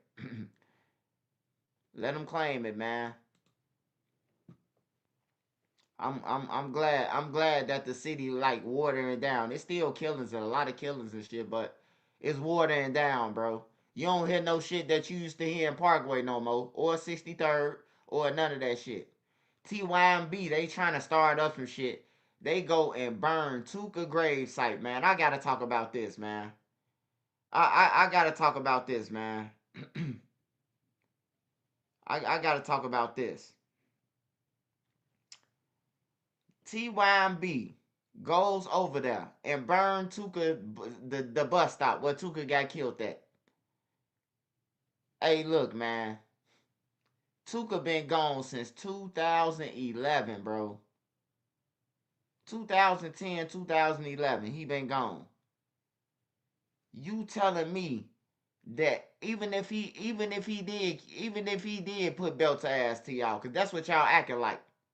You telling me you still thinking about a person who dead 15 years later, he's still on your marbles? You niggas broke, starving, and gang banging, man. You niggas broke, starving, and gang banging, man. Like, for real, bro. You still thinking about nigga 14 years later, bro. 14 years later. Tuka ain't do shit to y'all. He didn't kill T.Y. He didn't do nothing to y'all. On everything, bro. He never did nothing to y'all. He never did shit to O Block. He never did shit to none of that. He used to be in O Block. If you really know. But a lot of people don't know, man. A lot of people just go off what the internet saying they killers and shit. Man, Tuka used to be dancing with females, bro. On some real shit. Dancing, popping, bobbing, whatever you want to call that shit, he was doing. On some real shit, he was doing that shit. I used to be laughing, man. I'm like, the fuck is wrong with Shorty, bro?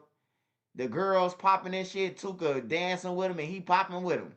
You know what I'm talking about? Like, he was a kid, bro. I didn't see. Hey, look, if he killed somebody, bro, and he killed all these motherfuckers who they saying he killed, hey, look, Trenches News would have got 1 million views for reporting about that shit. You know, since I've been on YouTube, how many people when I first got on YouTube asked me, hey, what was Tuka like? What was Tuka like? I hate to rain on y'all parade, but he was a kid, like K.I. I hate to rain on y'all parade, but it's another person named K.I. And that K.I. is from M.O.B. So y'all got K.I. Jakira mixed up with K.I. from M.O.B. So the 17 bodies y'all talking about, y'all probably talking about K.I. from M.O.B. But since they started making it, since K.I. from M.O.B. name was going viral in the streets, that he doing shit, you know, K.I. picked it up. Yeah, I'm K.I. They wasn't even talking about that K.I. If you know, you know. They was always talking about M.O.B. K.I. But K.I. adopted that shit because they was talking about K.I. from M.O.B. killed O.D. And K.I. it got around like, damn, they saying K.I. killed O.D. And K.I. just started talking about it. She just picked the shit up. Yeah, I killed him. She ain't do nothing, bro. Everybody know she ain't do it. Everybody know. Motherfuckers be lying, bro. And then you got her brother like Butter, who would get on here and talking about she put belt to ass. She ain't put the belt to nobody. On everything. I seen her in action a couple of times. Like, she chased Young Money off the block when they jumped on Billionaire. She shot in the air and chased them off the block. She told them they got 15 seconds to move around. She did that to a couple of more niggas, told them to move around. You know. But Foz killing somebody, chasing them down, standing over them, hell no. I would have known. On everything. I would have known, man. Lil B would have told me. Trail would have, my little cousin would have told me, man, like, my other cousin them from Everhard would have told me. I got cousins from EBT. You know what I'm talking about? Like, I got cousins that would have told me that they friends, that people idolize these people. Boss Trail would have told me. People idolize Boss Trail. He would have told me that Tuka was a killer if I asked him. He would have told me that K.I. was, you know what I'm saying? Lil B would have told me like K.I. like that. When Lil B was alive, Lil B was carrying that whole fucking hood on his back. He was the one who was doing all the shit and everybody was blaming everybody else, but that was really Lil B doing it. The nigga be up at 5 o'clock in the morning hunting for people. Like right now, he'll be out here, be dressed up like he taking out a garbage man or some shit. You know what I'm talking about? And he walking around through alleys and shit, taking cuts, looking for the ops. On everything, bro. Like I tell y'all, man, I like if one of them was a killer, bro, I would have made 1 million views off of it, bro. Like me not saying KI killer, you know what I'm talking about? Like nobody believe it, bro. The news didn't put it in the newspaper. They didn't A&E didn't came out like, man, she ain't killed nobody, bro. She didn't. How you know, Swipe? Cause I was over there outside every day. I was outside. And I know damn well she ain't do shit, cause I would have heard about it. I got little cousins that's they age, that's grown now. But that's they age. That would have told me. I got cousins who them niggas. They would have told me like, yeah, K.I. did. She got 17 bodies, cuz. They would have told me that shit. They ain't never say none of that.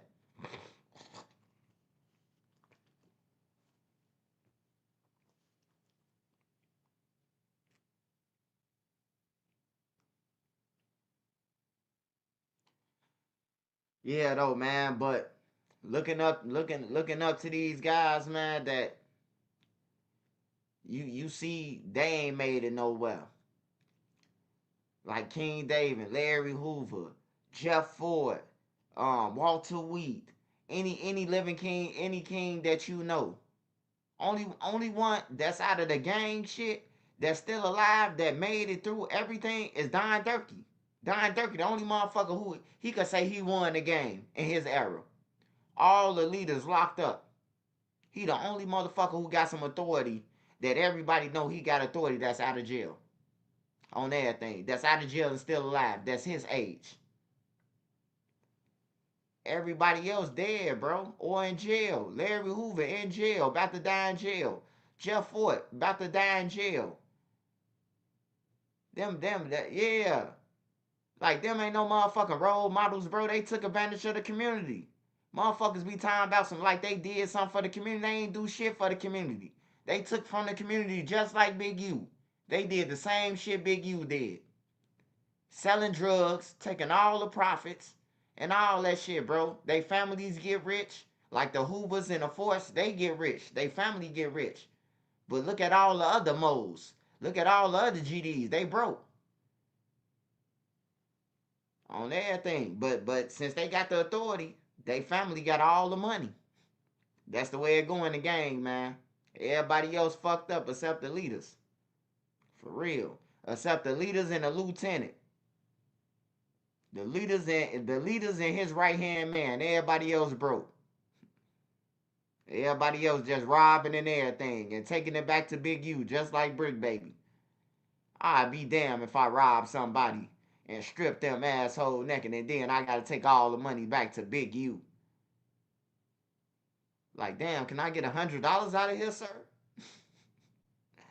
Hey, Big U a real gangster, man, for that.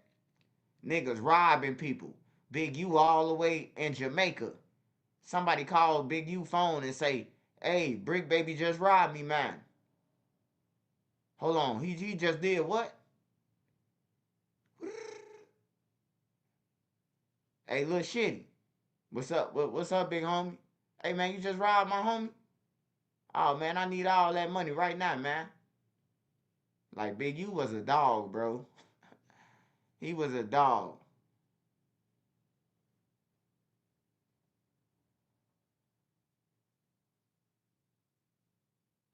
Yeah, all them was fucking up the communities, bro. All them. David was off drugs. He was taking all the profits doing drugs and all type of shit, bro. Like, it's in the history, bro. Like, everybody fucked over their people, bro. Like Big U ain't the first to do it, bro. Niggas killing their own. Like, they made the blocks. They did make the blocks for protection, but it was protection of the white people because it was racism then. But like, it wasn't supposed to be no selling no drugs in your community and shit like that. And they just turned it out. They seen the profit and they like, fuck that. We selling drugs to our own people. You know? Yeah, Big U a dog in a pound now. Yes, he is.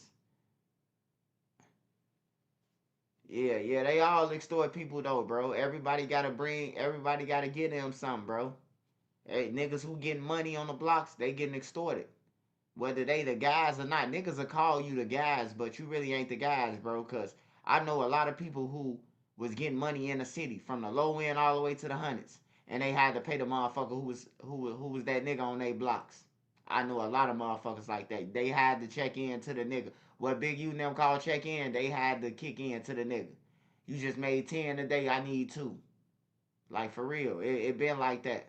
And it's still going on right now. Niggas coming from Minnesota, Iowa, Ohio with them duffel bags. They feeding somebody on the block. Like, when they hit their blocks in their neighborhoods, they getting somebody some money. Paying them off. Because you ain't on the block no more. So you liable to get robbed. So in order for you don't want to get robbed, you got to feed the killers. Which means you got to buy the guns and everything else they fucking need. Lawyers, bond money, everything off your money, or you gonna get robbed. Soon you say no.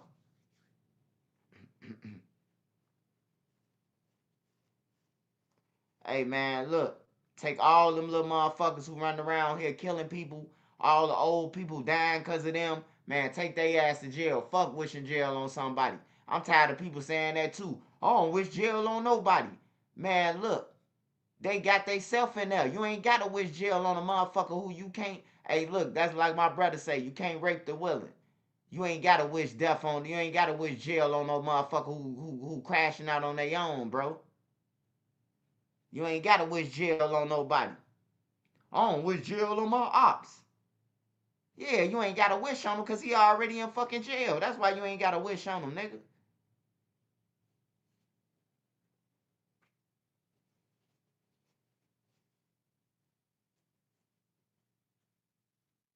Niggas be acting like they saying something when they be saying, I don't wish jail. Hey, I ain't talking about you either, Dallas. I'm just saying. I just heard Kiddo say that. I don't wish jail on my enemies. Free them niggas.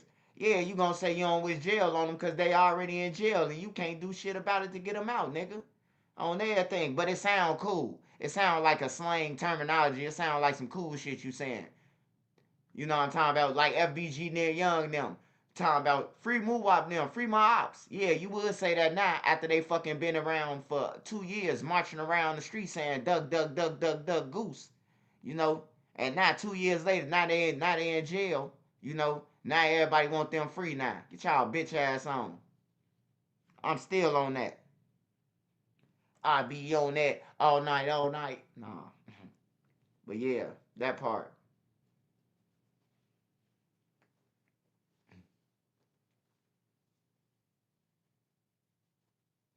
Hey, I ain't gonna lie, man. I ain't gonna need to lie to y'all, right? Just as a gang member, if 5 of my ops or 6 of my ops got off the street, I'ma be glad than a motherfucker. You hear me? Cause we finna torture the rest of them motherfuckers who out. Especially if they take 5 of they killers. I'ma be glad. And I'll go on DJU or whatever. I'm glad them motherfuckers gone to jail. Like, I be waiting on somebody to keep it real. Like, you glad your ops gone? Hell yeah. Cause we about to torch the rest of these motherfuckers. Like, I be looking for people to say that. Them the people who I respect. Not that I want them to go out there and kill nobody, but I respect the people. Like, if a nigga ever get on YouTube or Instagram and say that, bro, I'ma respect the fuck out of him. Hey, bro, what you feel about your ops being in jail? Shit, it's a relief to me. You know? Like, a lot of people glad that Vine dead. A lot of people. But when I say that like the community, it's for the community. People talking about some Trenches News relieved that Vine dead. Now I ain't relieved shit, cause Vine respected me. I know Vine. I used to help Vine when Vine first came to Parkway, when he didn't know nobody in there. I told everybody leave him the fuck alone, don't touch him. This Silk Son. You know, his daddy a board member. People don't know that. So I already knew who he was, cause my brother told me, like, make sure nobody do shit to Vine. That's Silk Son. You know, when he told me that shit, his mama moved in the front, and he ain't had no problem since then. So Vine always respected me, you know. But they were scared. I seen a lot of people who were scared of Vine, you know. I seen a lot of gang members who were scared of Vine. Hint, hint. But Vine was Vine had the community scared, bro. He had the community scared, bro. He was popping up like the he was popping up like the boogeyman, and he was killing people, bro. Like, for real, bro. And I ain't gonna lie to you, bro. I'm glad he let me go that day. Even though I felt like he was gonna kill me. Cause he was talking about what Doug and them at. And I was in a gangway with him, T-Roy, and J Money. Like, that was the scariest shit ever, bro. And Modell ended up getting killed after that. I told Modell to turn around, bro, and I live with this shit forever, bro. It hurt me sometimes, bro. It hurt me a lot, bro, because you would think like this shit a movie. For a nigga to tell somebody to turn around. I told Lil P, I told Modell, it was Lil P, FBG Pressure, Lil P. It was Modell, and it was Miles, his cousin. I told them to turn around. I say, Vaughn in the cut. He just had me in the cut. Turn around, bro. I whispered this to him, like telling them as they coming past me. They walking across 63rd, and I'm coming past them. And I tell them to turn around. Man, they turned around and say, fuck Vaughn on everything, bro. They said, fuck Vaughn. We going to a party. And Modell was there right after that, bro. On some real shit. This a real story, bro. Lil P still alive, so y'all can ask him if you think I'm lying. It's a real story, man. So when you tell me my trauma, motherfuckers don't know what I lived through, bro. Like, I lived through some real shit, bro. I was there when K.I. got killed. I was there kneeling over her when she got killed. When Butter got shot, I was there. Like, I was there standing over her, bro. Like, for real, man. Like, for real. Watching her gasp for her life, bro. Like, that shit hurt. It ain't my family. They ain't my family members or my friends. But that shit hurt. She respected me. Her brother knows she respected me. You know what I'm talking about? Talk that shit what you want to. But they know when I was in the street, all the motherfuckers who saying shit wouldn't have said nothing. I guarantee they wouldn't have said nothing. And I ain't the toughest guy. I'm the smoothest guy. I ain't got to be the toughest guy. I'm going to outbeat you by smarts. I'm going to outbeat you with my brain. I've been doing this shit on the streets. I've been smarter than a lot of my peers because a lot of my peers, they didn't have the opportunity to go to a good high school or didn't have to worry about getting shot as you come from school or, you know, like they ain't had that shit. So, and they ain't get an education because a lot of people was dropping out of school and shit. Like, so I was just always, I could use my brain further than them. I could know, like, how you thinking in the streets, how you finna come, you know? But yeah, man, I feel bad, bro. I feel bad for Modell family, bro. I feel bad for K.I. family. Like, I feel bad for all of them, bro. Like, all of them died over some weak-ass raps on everything. Weak-ass raps and some make-believe-ass gang shit, bro. Like, for real, all of them died. Richie Jerk died on my birthday, bro. I just went in his inbox and told him, you know, hey, look, Richie Jerk, it's my birthday, bro. I don't want to hear about no dead people shit. He kept on talking about some, Poppy, I want to come up there with you and TB and Taekwon. I say, hey, look, Jerk, ain't today, motherfucker. It's my birthday. I don't want that shit coming down my timeline. Hey, look, Jesus Christ knows my truth on everything, bro. The sun started going down, bro.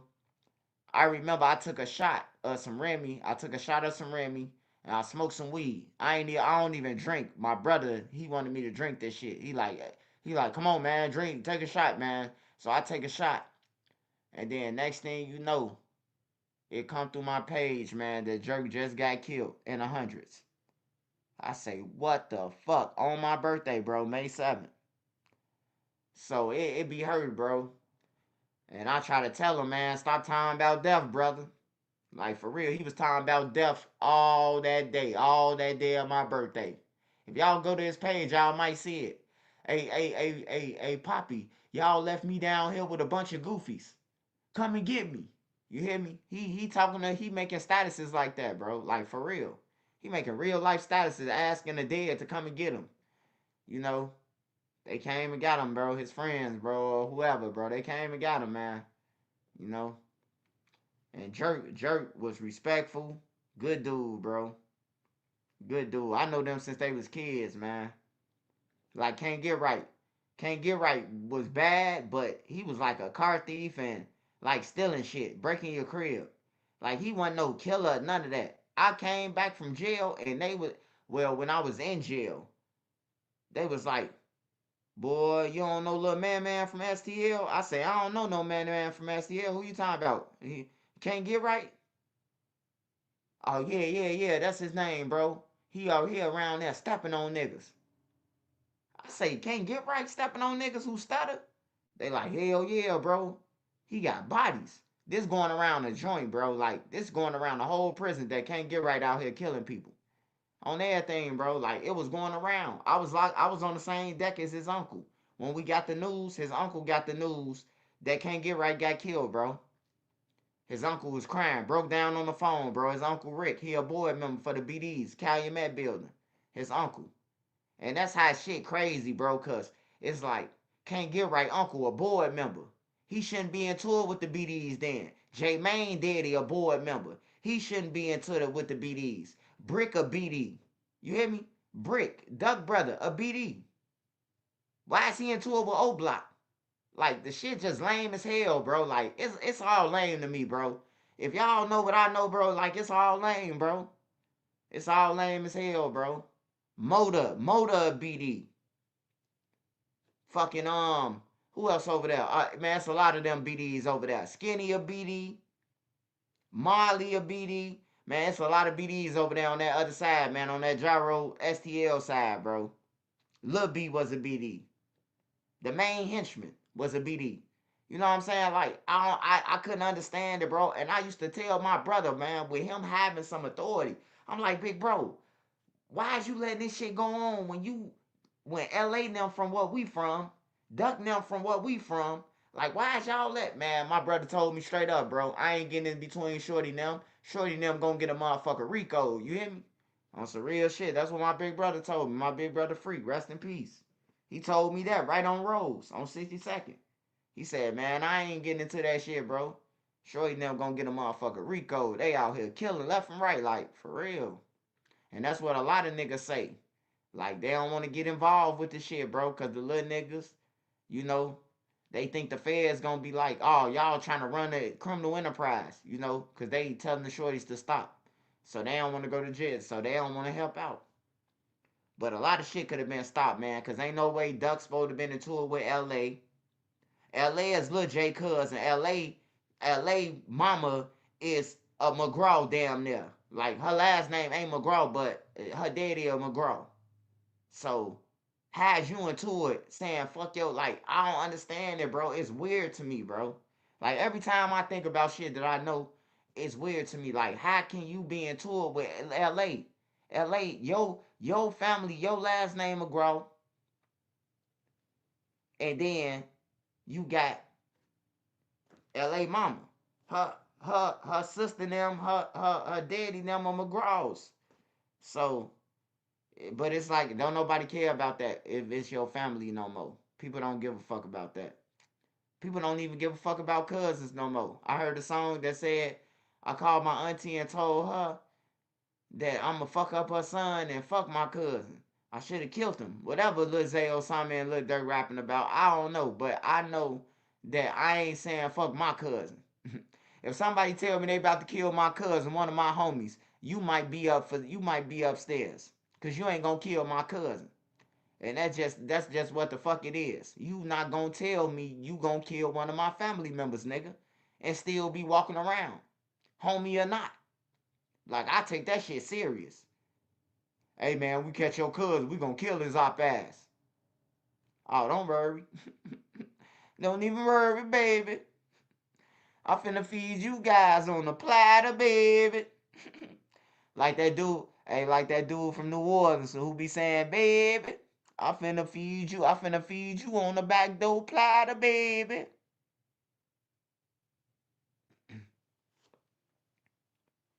Son be in the casket, yeah. Shorty Freeman was standing up.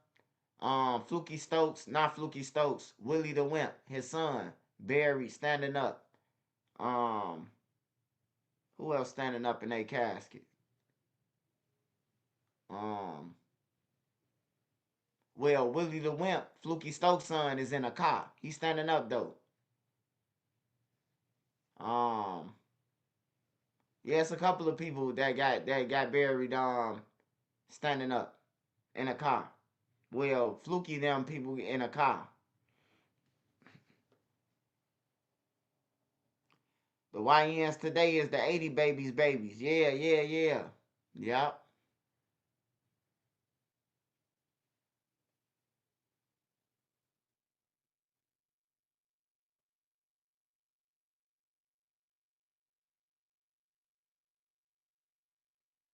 Hey man, if you ask me, man, I just say motherfucker might as well get burned, bro. You know why I say that? You might as well get burned. It'll save your family a lot of money. Who's to say that you finna stand that ground when your family leave? Who's to say that anybody's that's still in that ground? Hey, look, hey, look, I just want to ask you a question. What if they lower you in there? Cause they never throw dirt on you in front of your family. Everybody always leave, right? What if they use that same hole after you leave? Pull your people up, take the casket, take your body out of there, throw it somewhere, and then have another same thing that's going on a repeat. Like, man, let's go ahead and put my ashes around y'all neck or something, man, in a vial or something, man. For real. Ain't no need for me to go on no wall like I'm staying in a mansion. I'm dead, nigga. Ain't no need to be spending all that type of money, man. The people who here need that shit to carry on, man. That's all I'm saying, man. The people who stand here, they need the money. You don't need to be in no motherfucking wall and riding on no horses and carriage and shit like that, man. That's extracurricular activity, nigga. On there, I wish a motherfucker will. Hey, man, we need to bury what's the name, man? We need to get a we need to get a Tesla truck for him. Better get your dumb goof ass up out of here. I got my daddy with me right now. I rented him a casket and saved thousands. Facts.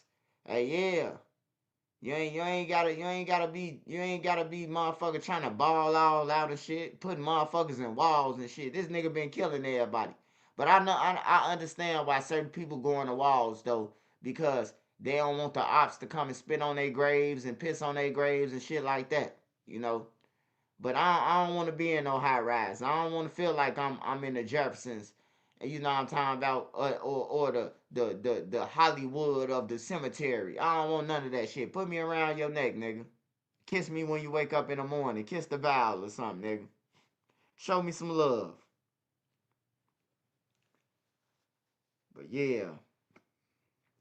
Hey, I ain't saying give up on the kids, man, but it's a lot of them motherfuckers evil, bro, and they need to be treated as evil. They don't need to be getting no pass as, oh man, they kids. Man, how many people do they gotta kill before they be a goddamn adult then? I ain't heard nobody answer that question. Cause everybody study time about these shorties as kids, but you saying they putting belts to ass. So how many belts to ass do they gotta put before they be an adult? Cause I'm gonna keep it real with you. I ain't playing with no kids, bro. When I come downtown, I'm with my wife and kids, and I'm toting on everything. You come and play them goof ass games, I'm laying your ass down, and I'm calling, goddamn it, the police right after I shoot you. I'm calling the police because you was playing on everything. Hey, look, I'm a YouTuber. I make legit money. Hey, he fucking around. He ain't love his life. I gave him 20 warnings and he ain't take it. You know. I ain't just gonna act off emotions and just shoot nobody. But if you come up talking about it's a stick up, or you come up talking about some trying to pat my pockets or something like that, I'm gonna blow your motherfucking head off. On everything. I don't give a fuck how old you is. On everything. You should have been playing games like you grown. So I'm asking the question to everybody. What is grown to us? When is we gonna call grown? How many hats do they gotta have before they graduate to grown? Cause I'm tired of the people getting on podcasts and shit talking about some, oh man, they kids. How many people do they gotta kill before that? Just let me know that so I can be counting their hats. Shit.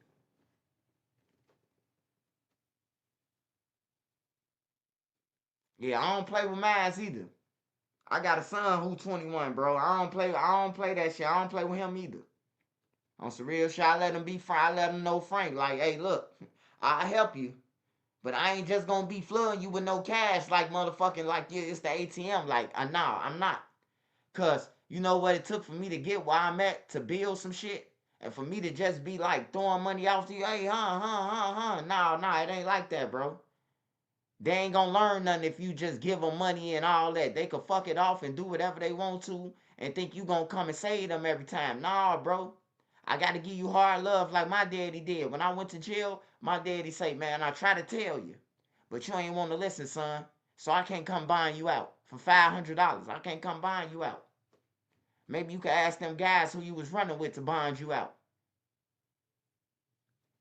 Man, you know, when I was on the phone talking to my daddy, and my daddy told me that, and my daddy hung up right after that, do you know I was still on the phone playing like I was talking to somebody for 3 minutes? For 3 minutes, y'all, I was still on the phone playing like I was talking to a nigga. On my mama, bro. That's how embarrassed I was. What you say you got? All I need is 500. That's all you got? Oh yeah. Whole time my daddy, you know, I'm keeping it real with you. Daddy been hung up 3 minutes ago. The phone about to say You know that shit get loud. That front your move. The people start to realize when that shit going it get louder and louder. Nigga be like, you ain't on the phone. Nigga, you talking to Daltonia. You know, they call Daltonia. That's the female. Yeah, you was talking to a female, Daltonia. That's what they say in jail. It ain't Daltone. That's a man, Daltone. They call Daltonia. Cause that's who you say you was talking to, a female, right? But yeah, my daddy ain't come get me out for that 500. I was pissed. And my daddy got money, bro. My daddy stay in a $500,000 house, bro, that he owned. For real, bro. And he ain't come get me, man. And everybody in the jail like, I know you finna get out. Your daddy got money. But it ain't my money, man. My daddy earned this money, bro. My daddy a hustler, bro. He earned his money legit. You hear me? He earned his money legit, bro. My daddy earned his money legit. He came up legit. I'm talking about from restaurant to in the projects. Had a whole restaurant in his crib. Had a whole fucking stove. Everything that you could buy at a store at an Arab store. My daddy had t-shirts, tampons, washing detergent. Man, my daddy had everything, bro. And it was wartime in the projects. The gang members ain't had no choice but to come and get them a steak burger with fries, a $5 cup of ice cream. He had the big ass ice cream tubs, like Baskin Robbins. Like my daddy a hustler, bro. Like my daddy need a movie. He a real hustler, bro. And my daddy ain't past 6th grade. He ain't past 6th grade, bro. For real, he a hustler.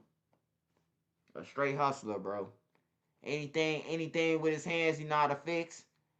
And goddamn it, trimming, landscaping, for landscaping, grass and shit like that. Like my daddy is the one who know how to carve out the trees and make stars and signs off of them. Like he do all that type of shit. Till the land and all that shit. He know how to do all of it, bro. But now he get contracts. He ain't got to work in the field no more. He get all the contracts and he hire people to do it. And he just bring in the money now. So, yeah. That's motivation to me, man. My daddy tried to tell me. I kept going to jail. He ain't saved me. I went to jail a whole bunch of more times, though. But one day you will learn, man, your lesson, bro. One day you will learn. It's 5:38. Let's check on the Chicago news real quick.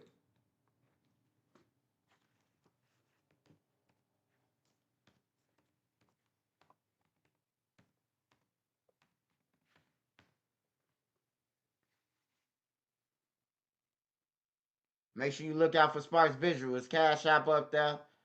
Sparks, you know, he going through it with cancer, man. So whatever you could give up, make sure you send to Sparks Visual, man. His thing is his Cash App up there on the screen.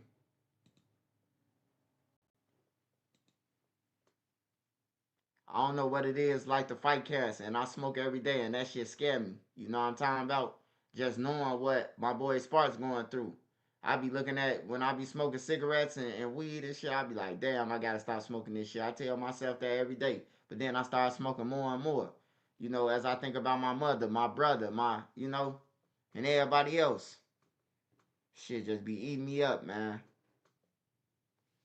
So whatever you got, man, make sure you look out for my boy Sparks, man.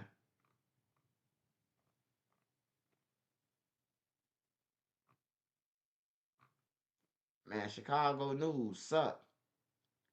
Well, I thought motherfucking Yellow was on America Most Wanted for some shit. That look like a obituary. Got the rainbow push fro.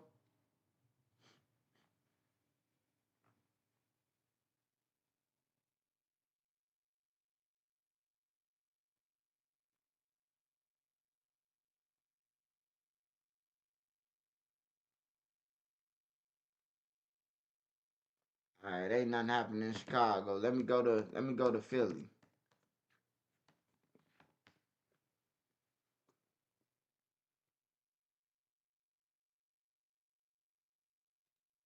U.S. Marshals have arrested the 17-year-old who was wanted in the shooting death of another teen on a SEPTA bus. Zakai Davis was taken into custody today in Norristown. Investigators say he fired a gun into a bus last month, striking and killing 15-year-old Zakir Whitfield. Action News reporter John Paul is live at police headquarters with more on Davis's arrest. John. Yeah, Christy, he was on the run for almost 2 weeks, but now he's here at police headquarters. U.S. Marshals say they tracked him down at an apartment building in Norristown today, and they say he even changed his appearance. This is the moment a fugitive wanted on murder charges was arrested in Norristown. 17-year-old Zakai Davis has been on the run since March 22nd. In that time, his appearance changed from this photo police put out after that deadly shooting on a SEPTA bus in West Philadelphia. Early in the investigation, we had information that he had possibly cut off all his hair. When we went into the apartment today, all his hair was cut off. U.S. Marshals have been hunting for Davis after he was accused of killing 15-year-old Zakir Whitfield. Whitfield, an Upper Darby High School student, was sitting in the back of a SEPTA bus when police say 4 juveniles, including Davis, boarded the bus and a fight started. After that fight, police say Davis got off the bus near 40th and Girard and fired one shot at Whitfield, killing him. The marshals say they've been trying to work with the suspect's family to bring this to an end. Now, we had given Zakai Davis's family every opportunity to turn himself in, and to be quite honest, they were less than cooperative with information. But last night they got a key piece of information. They learned the murder suspect might be hiding in an apartment building on West Beach Street in Norristown. Around noon today, they say they found Davis inside, bringing this manhunt to an end. I talked to the victim's family today over the phone. They're relieved he's been caught, but sad that 2 lives have been destroyed, something the marshals agree with. And he probably said it best, that it's not just the loss of 1 life in his son, but now another juvenile, 17-year-old, is going to spend a significant amount of time, if not the rest of his life, in jail for a senseless act of violence. Now, shortly after that arrest, the suspect was taken here to police headquarters to be processed by homicide detectives. We're live tonight outside of police headquarters. John Paul, Channel 6 Action News. Says Rob Durienzo is live at the Clayton County Jail tonight. Rob, how did this happen? Yeah, guys, well, you mentioned it just a moment ago. This was some sort of paperwork error that let this convicted killer get off free. He was set to spend at least 3 decades behind bars in connection with his 2022 murder. But again, he is a free man tonight. The victim's family is now terrified. It's scary to know that someone could just be released because of a mistake. And then we wait for 2 weeks. We don't alert anyone. 19-year-old Delilah Grayson's mom hasn't slept much since she found out a search is now underway for Kathan Guzman, her daughter's killer. Clayton County jailers accidentally let him go. He strangled Delilah to death in their apartment that morning because she was planning to leave him. In October, a judge sentenced Guzman to 30 to life behind bars for felony murder. Delilah's mom, Christina Grayson, was there in court every step of the way. The DA promised me that he would never get out. They looked me in my face and they promised me that he would never get out. Hey, Miss Lady. Now, I know the fuck that you just heard them say that there was a motherfucking accident. It was a glitch in the paperwork. I know it happened a lot, baby girl. I remember they just let out a rapper from Louisiana who shot somebody. He was up in there for a murder. They let him out. But he turned himself in, though. But it happens, baby girl. It happens. He'll get caught. He'll get caught. Somebody gonna give him up once they put out a reward. out. I had nothing to worry about, and he's out free. District Attorney Tasha Mosley told Fox 5 on the phone, "We hope the sheriff's office catches him soon," adding, "We are sad and upset about this incident." The Clayton County Sheriff's Office didn't respond to our request for comment. We talked to the attorney listed for Guzman on court records on the phone, but she refused to say if she knew where he was or if he planned to surrender. We're talking about somebody that is trained in MMA. He is a trained killer with his hands, and he looks nice and friendly. No one is safe. The public is not safe.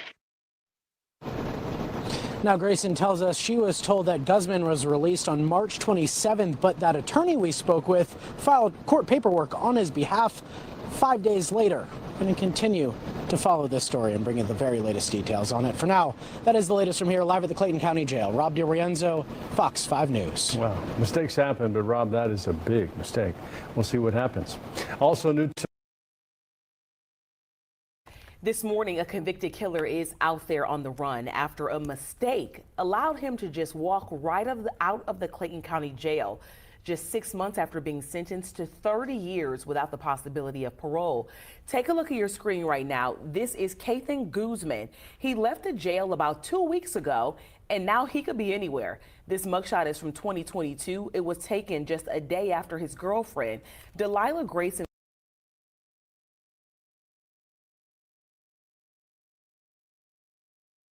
Following this breaking news out of Oxnard, the body of a teenager has been found there. We're told the boy matches the description of a teenager missing since Sunday. Julia Dang over the scene for us in News Chapter 4. Julia. Michael, this could very well be the sad ending of that missing person investigation.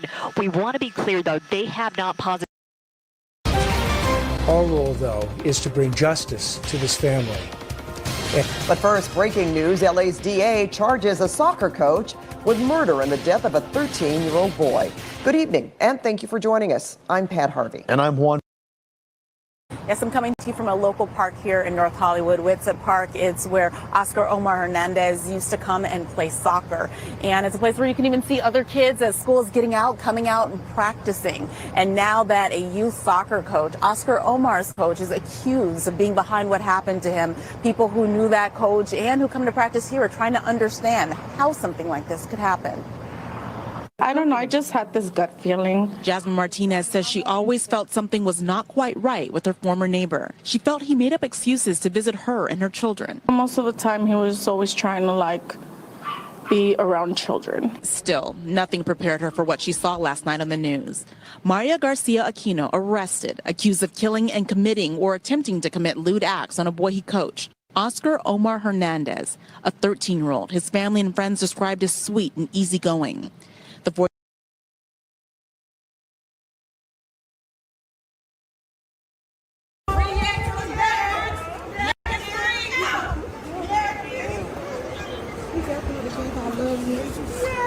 love you, son. I love you. I love you. I love you. I love you. Thank y'all. Thank y'all. Thank you. I love you. I love you. Thank you.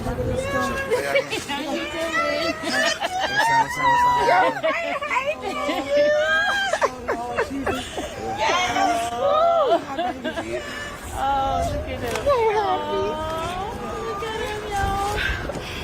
He's out. Look at him, mama. He's like, yo. Hey, bro.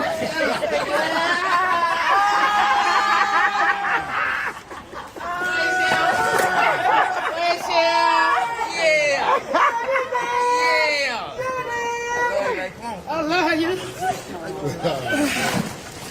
Lord, it's out. Lord Jesus.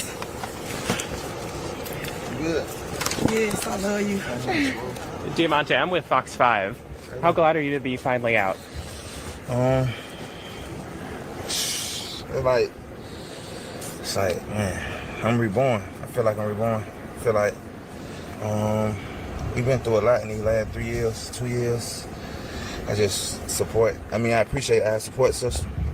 My support system, my family, my friends, my loved one, and just reborn. It's just another chance at life, and I promise I won't let the people who support me down. And let's get it. Shout out Jed Whitaker for sure. Shout out Doug. Shout out to Judge Wilker, shout out to Jay, shout out to Kaden, shout out just all my lawyers, Bruce. You were found not guilty of all the charges in December from that long trial. For sure. You picked up charges while you were in here. That's what kept you in. I mean, is it frustrating that happened where even though you were found not guilty on all those charges and you ended up picking up stuff while you were in for that case that ended up getting not guilty on all charges? Yeah, it's frustrating. But it's like when you accused of things that you haven't did and you got a strong support system. Like I was on the news every day, me and my mom, a victim of like just accusing us of things that we not and we haven't did, and it's like no one ever apologized for none of that. Really, yeah. You know, like that like I got kids, I got a grandma, I got people who love me. You know what I'm saying? Nobody ain't never said, Mr. Kendrick, we owe you an apology, or this is not you. You know, and it's just like what would you say to Fonnie Willis? I don't got no comment. No comment. What are you going to do now? I know you have an album apparently coming out. Time to get back to work. Yeah, I'm going to get up.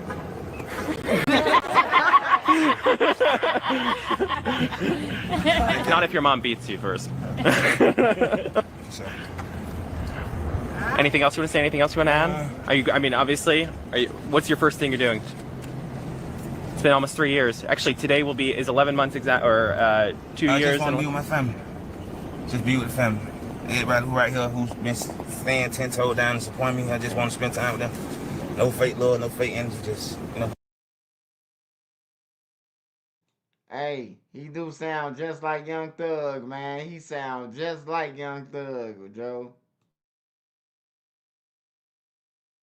See everybody who with me right now. No more, no extra. Yeah. Diamante, thank you so much. Thank you. Oh. Whatever. We'll do that. All right, I hate to end y'all party, but I need this cleared out. All these vehicles cleared out. Thank y'all. Trust me, we can Look, that's my helmet. He good, dog. I just gotta clear it out. Thank you, thank you. Thank you, sir. Thank you.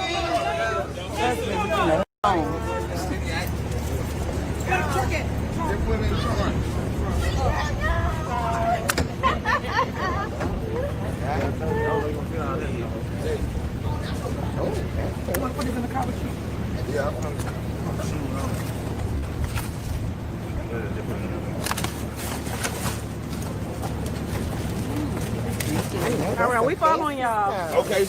All right, we following y'all. Next destination. Yeah. I know I ain't been nowhere in so long.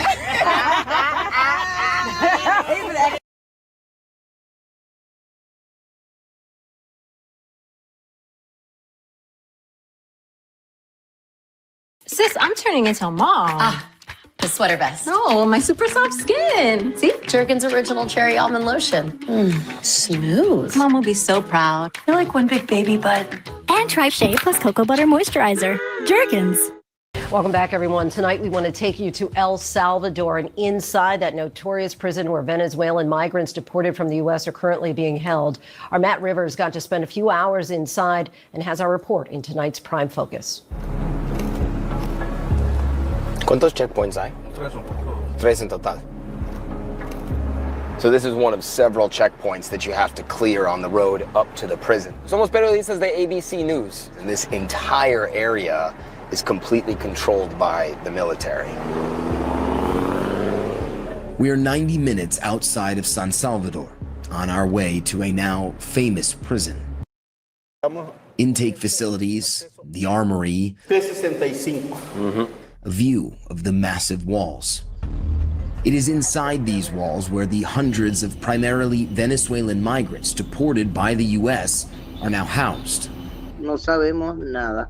Hasta el día de hoy, cuáles son sus cargos, en qué condiciones está, no sabemos. The images of men being deported from the U.S. to El Salvador quickly spread around the world. The Trump administration claiming they are all alleged gang members. And among those in the group, a Venezuelan mother recognized her son Mervin. Mira, cuando yo vi esa foto, la mirada de mi hijo era pidiendo auxilio. Hasta el ser Yo creo que al ser más cruel, le hubiera dado lástima esa mirada.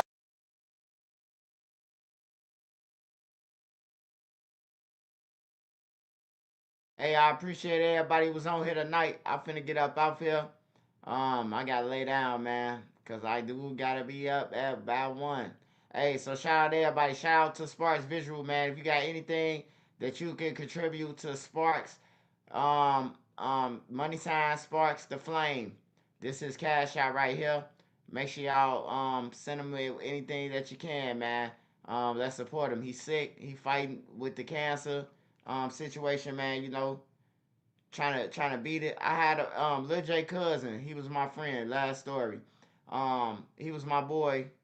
We from the same buildings in the projects, and this Lil J big cousin. His name Bo Rat, and he had cancer, and it kept on coming back. Like it'll leave, then he'll have a knot in his back 6 months, and then it'll like his hair grow back, then his hair be bald. He'll go back skinny.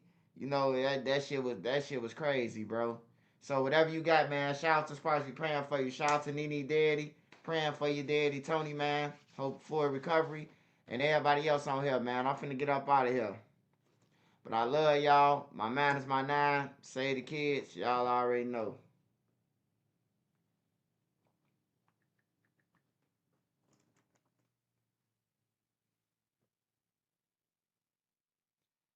Shout out to everybody. Hey, before you leave, make sure you smash that like button for me. Smash that like button for me as you exit out.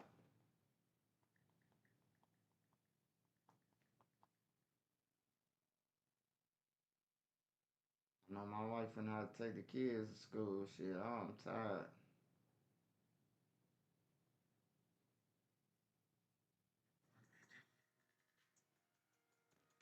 Mod squad shit.